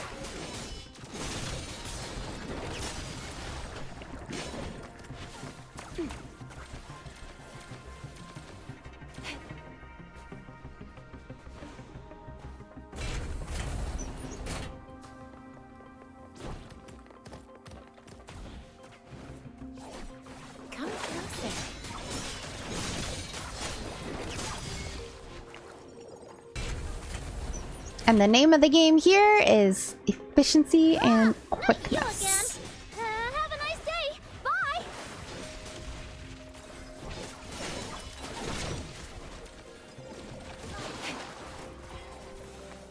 Oh, I've mucked it all up. Oh fuck! I'll get yours next time. Just you wait. Did we kill her? I didn't even realize that was Luna Loot and not Snow talking. Oopsies. Oh, hello, hello. Don't mind me, I'm just trying to quickly get to this flare before it explodes.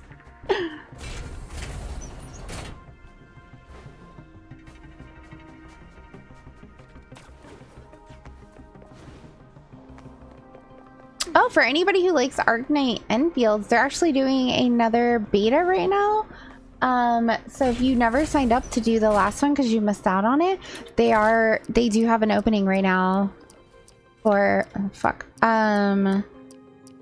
for the beta. Motherfucker. I can't talk and do these at the same time. Not very well at least. Whoop. Come closer.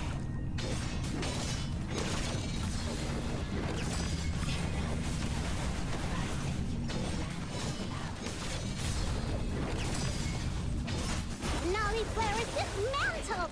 Now let's get out of here. Which I am excited about, and I did reset sign up for it because you have to go back on the website and sign in with the account that you had already. So I did re-sign up for it. I just forgot to check my email today, see if I got in or not. So I was like, if I look and I got in, then we're not gonna play Killer Frequency. So Arknight Enfields is having another beta that started on the 31st. God of Love's name. Did I get any? Okay, I got 2 there, 2 there. Okay, so we have 4 now, so we can exit. Actually, I'm kind of curious. I'm gonna check my mail.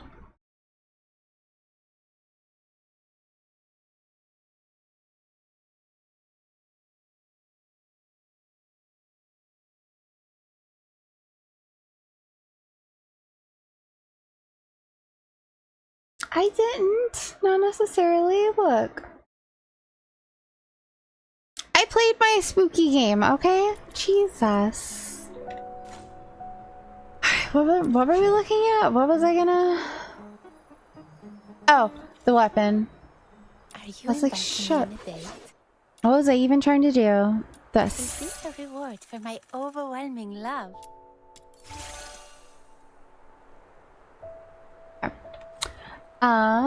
Attributes. Same. Thanks. Alright, let's look at my demon wedge. I have not worked on demon wedges at all. So this is the one right here that I have. I fully upgraded it, but it upgrades my normal attacks to summon Phantom Spear, such strike, and it deals double the damage of the standard attack when doing it. So basically I do a lot more damage with just my basic attack, which is really fucking nice.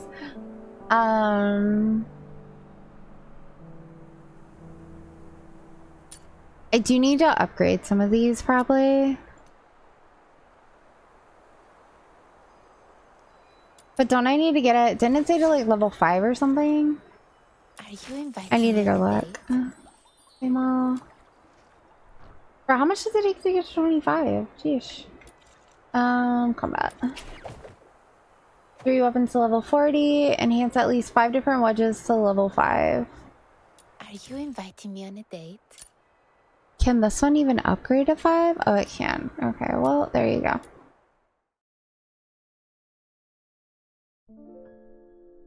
Oh, no, never mind. Go back. Oh, it's because I have so many NGs. What does this do? Skill efficiency? What does this do? Sanity. Alright,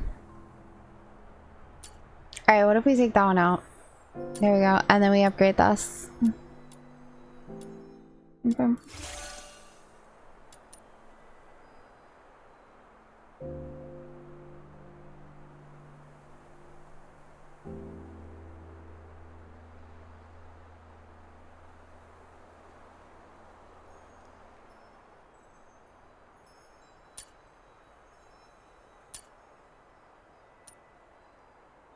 Why does everything want to take away from my HP, guys? I don't understand.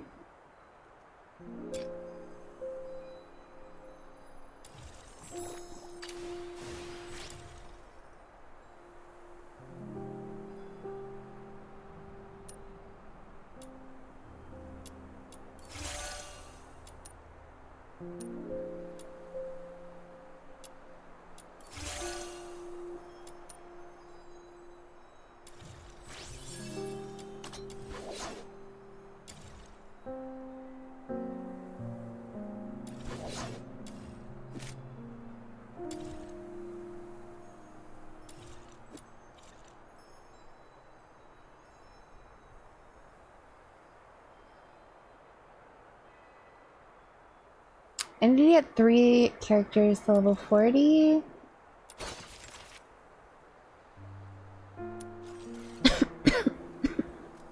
Same.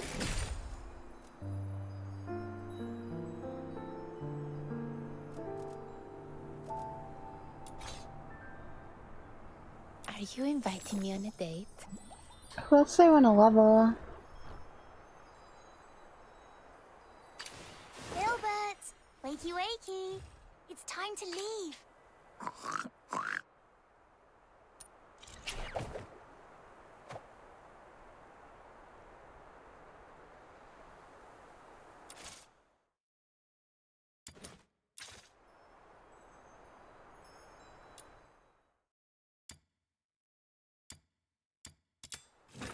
I need to start forging those into the higher tier ones. I've just been really lazy about it. I was gonna do it when I went offline and then I forgot. Searching like my passion for love.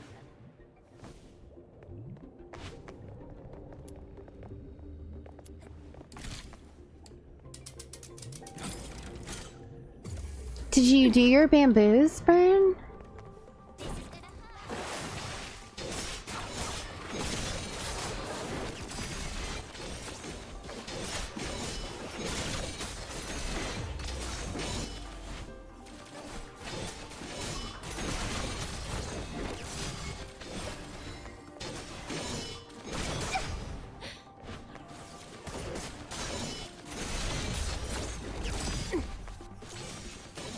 You didn't, but you'll start that now? Another serum storage point.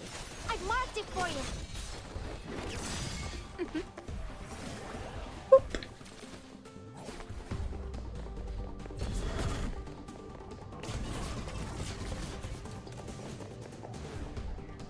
You finally got some more serum. This should keep us going a bit longer. Now, where's the nearest serum storage point around here? I found another serum storage point. I've marked it for you.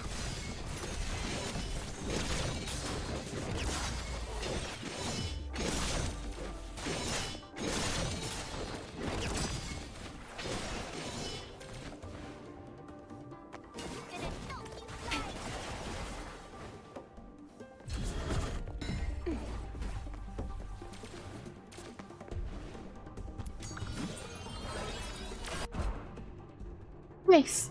Alrighty, so we got 14 there. Okay, perfect. We'll retreat. See chat, she's keeping you from Guild Wars. Whatever. You can literally keep it running behind your Guild Wars. Don't you even? Don't you fucking even? Jesus.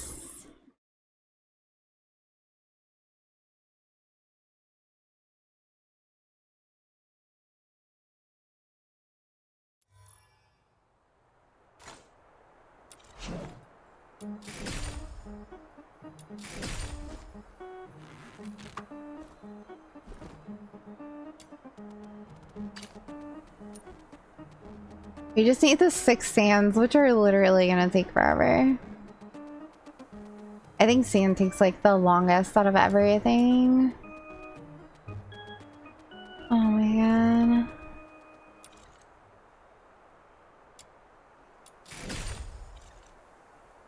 Are you inviting me on a date?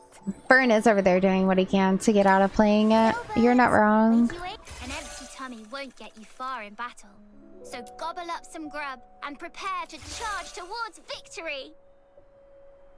I need one of these, and I get it from... Oh, I can forge it. Confirm. There. That made it easy. Ascent. Won't get you far in battle. So gobble up some grub and prepare to charge towards victory. Alright, she's a level 40. Perfect. Love that. Skills. Oh yeah, I can upgrade her skills now, huh?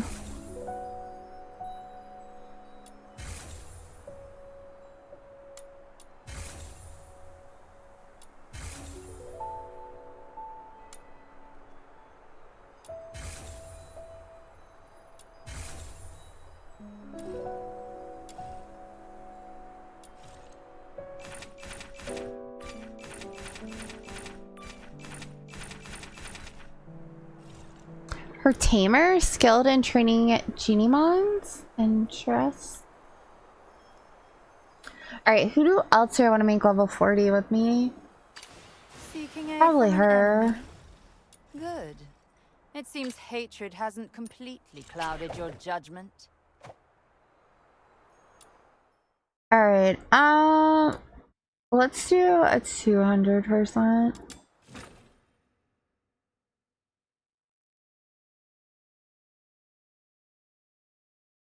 My venom is surging like my passion for love.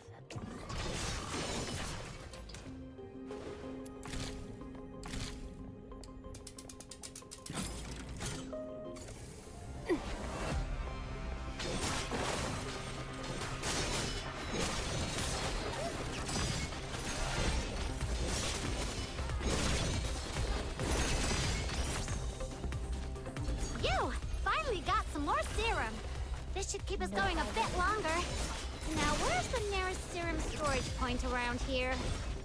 That's brutal. I think that we just pooped into each other.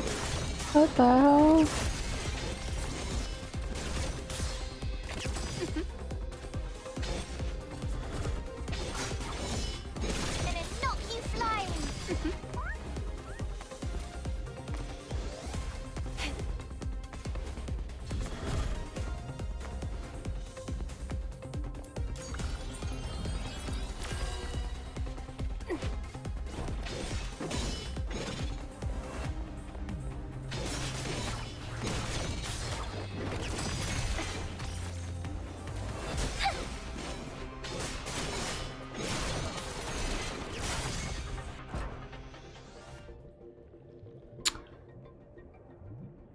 That should be enough, right? I would punish those who aren't faithful to love in the... Because I have to level her up a few times. She's only a 20, so...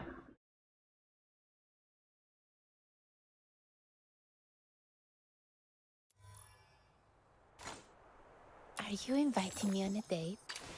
Seeking aid from an enemy. Ascend relentlessly, or be consumed by the abyss. Ascend relentlessly, or be consumed by the abyss. Perfect. Alright, she's a 40 now. We can level up her skills. What even are her skills? Deal electro damage to enemies within range in front and create Allegiance punishment at the location. After a 1.5 second delay, consume Might of Thunder every 0.4 seconds to strike a random enemy within range, dealing electro damage. Lasts up to 10 seconds. When it's depleted, the punishment field dissipates. And a maximum of 3 at a time can exist. Okay. Summon a Thunder Orb at a maximum of 1 can exist at a time. It consumes a Might of Thunder to summon an Enhanced Thunder Orb. The interval for enhanced trigger devastating sword is reduced to 2 seconds since the damage is increased.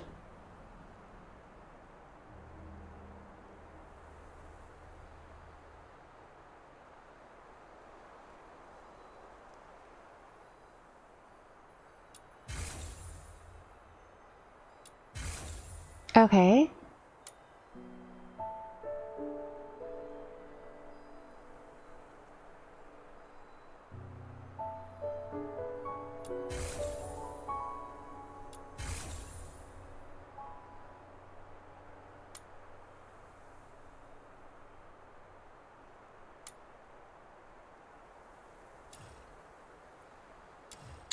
Okay.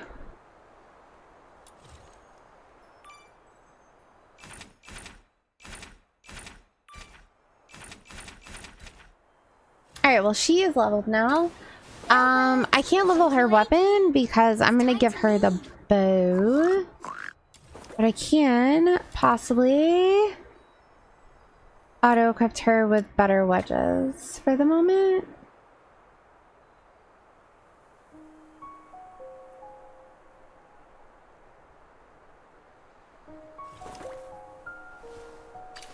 Seeking aid from an enemy. She didn't even have a weapon equipped. It seems hatred hasn't completely clouded your judgment. She'll have that though soon.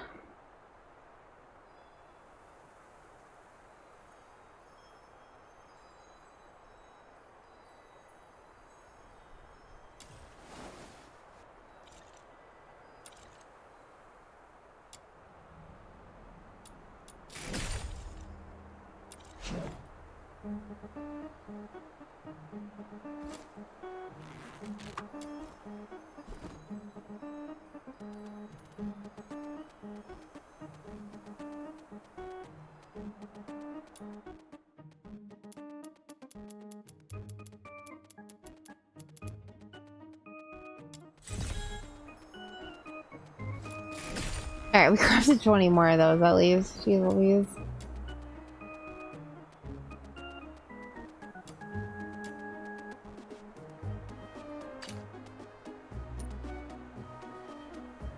Then it's only going to take me 30 minutes to craft those once all those are done. So I'll claim those again later tonight, I guess. I'm when I get on. I really want to know what this exclamation marks were driving me fucking nuts, dude. Alrighty. Wait, did we level to 50 or no? I done. Oh, I need these. Alright, so we need you. Wait, can I forge 15 of these? I can only forge 4. Alright.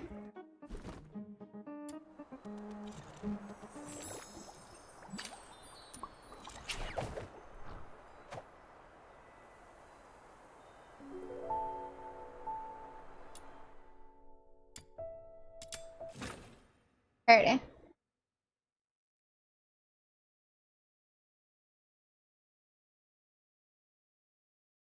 My venom is surging like my passion for love.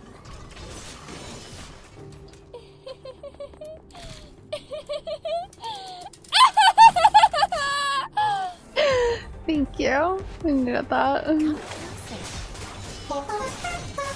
Oh, you want me to hydrate in the middle of this? Okay, I'll do it when I'm done with this.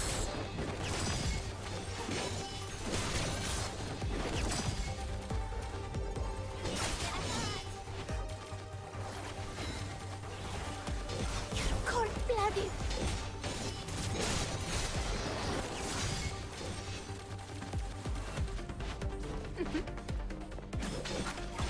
I found another serum storage point.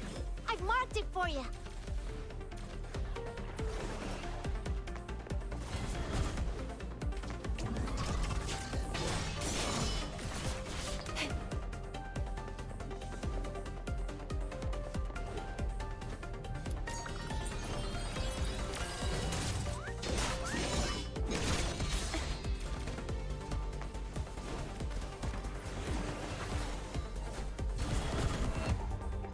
You meant to do hydrate first, but they both start with H's? Oh, goodness gracious.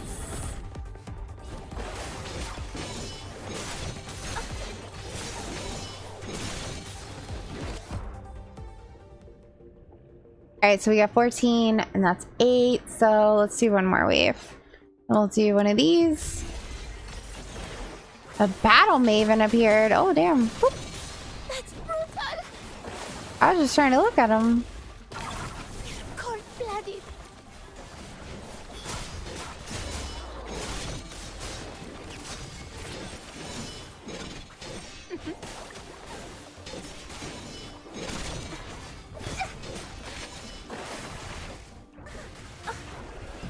Bright in the sweet aroma.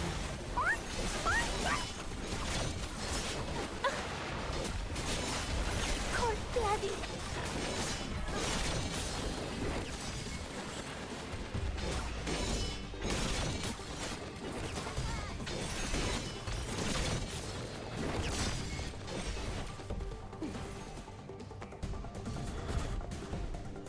Oh, shit. They're blocking the door!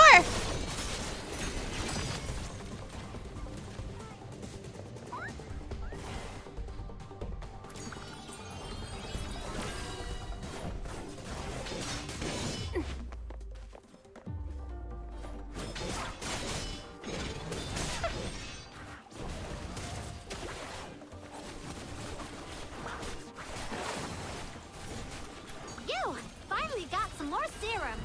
This should keep us going a bit longer. Now, where's the nearest serum storage point around here?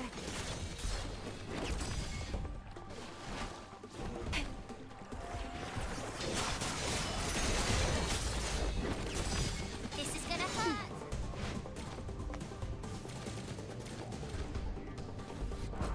Oh, but I just got there. All right, wave 2 gave me more. Okay, cool, retreat. All right, I'm hydrating. I would punish those who aren't faithful to love in the God of Love's name. Wait. All right, there you go. I hydrated. Hey.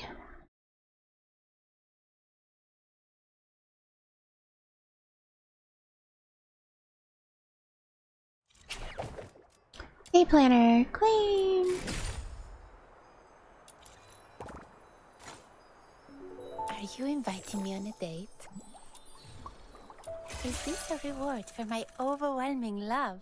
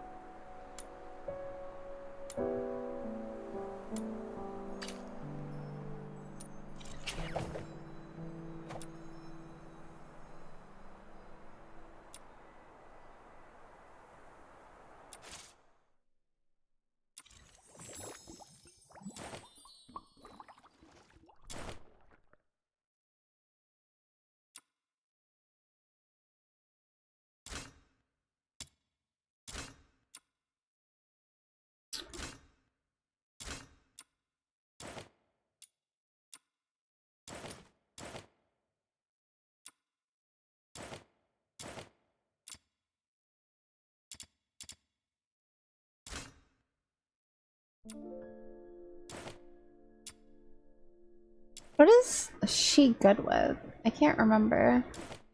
She's good with, what was it? Like whip and dual pistol or something like that?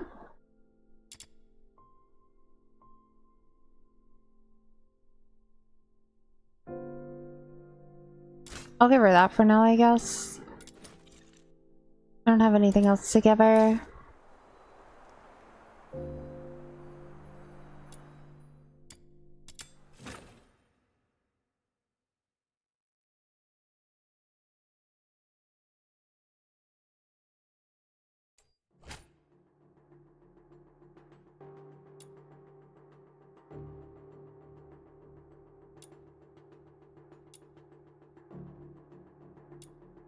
My venom is surging like my passion for love.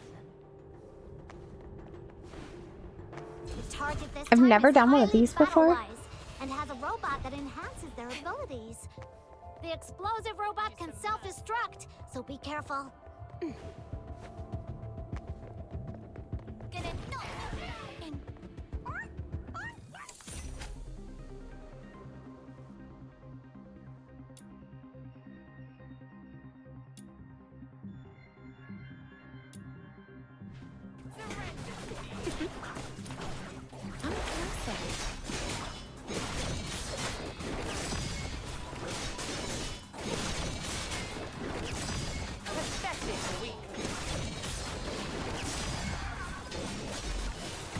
The target has been knocked out. Now seize them before they recover and escape.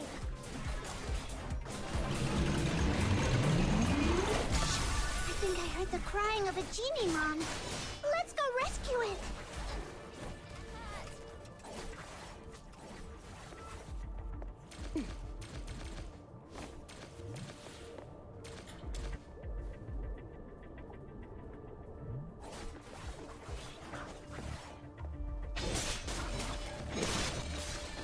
No violent contact.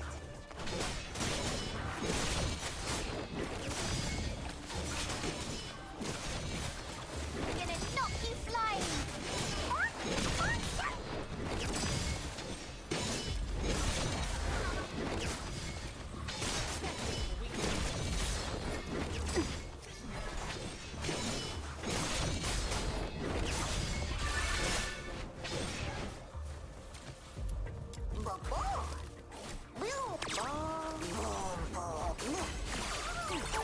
Surrender to me.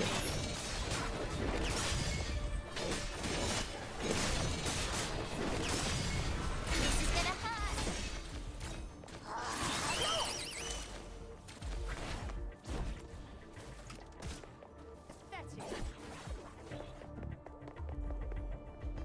Okay, so I think we're done now.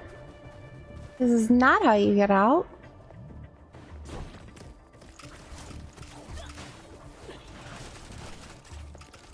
Gonna knock you flying.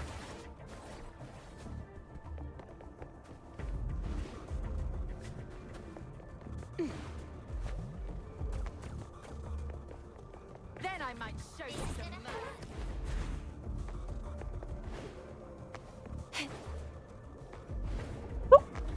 125.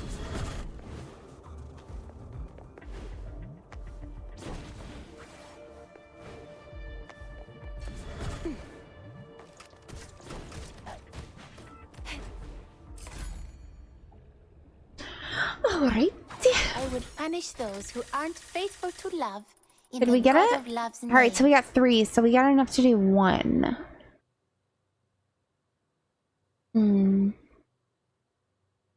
We got enough to do 1. Alrighty. Let's exit.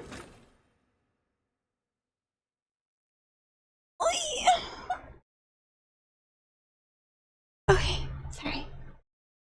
Bye.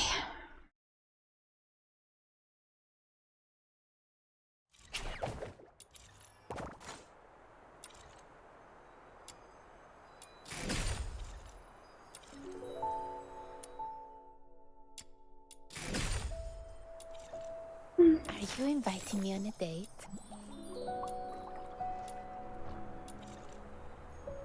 Tutorials, capture, okay, armory, Inviting me on a date. skills. Alright, do I get attack or do I get range? I think I want skill range. Yeah, and then we'll do attack. Because I need those for the thing that I'm trying to do on level 50 to get Lisbel. Oh, so we got this guy. So he has attack 8%. Oh, nice. He's so cute. So cute. Adorable. Alrighty then. Oh my goodness. Alrighty, guys. Toads adorbs. Toads my goats adorbs. Alrighty, and we brought Mochi again. Look at that. I gotta stop doing that for Mochi. Alrighty, guys. I am kind of tired. My eyes are tired. I'm tired. It's been a long day, and my brain is very tired from being used so much. So I think I'm gonna call it here. But thank you guys so much for hanging out. For either hanging out while we were playing Killer Frequency or while I was playing this. Or, you know, like whatever you were here for. Thank you guys. I love and appreciate all you guys. Thank you again for the resubs that we got and the alerts and the chat. And I love it all. Oh my god, they're huge. I hope everyone has a wonderful rest of their night. I didn't even have my own stream tab up to like keep track of my stuff, so lol. I was open it to see if I wanted to raid or anything, and I was like, wow, I don't even have anything of them. Well, it's damn.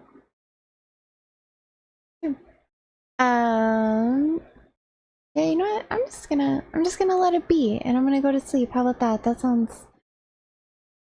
I like that plan. That sounds like a very good plan. Alrighty, guys, we will be back later today.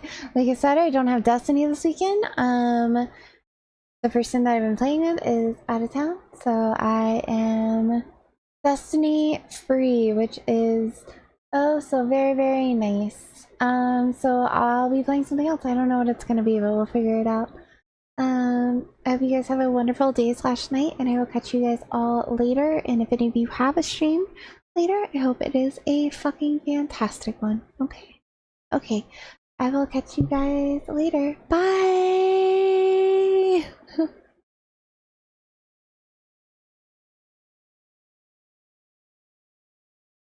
I don't have any outro music prepared. But yeah, just pretend like there's music playing. Da da da.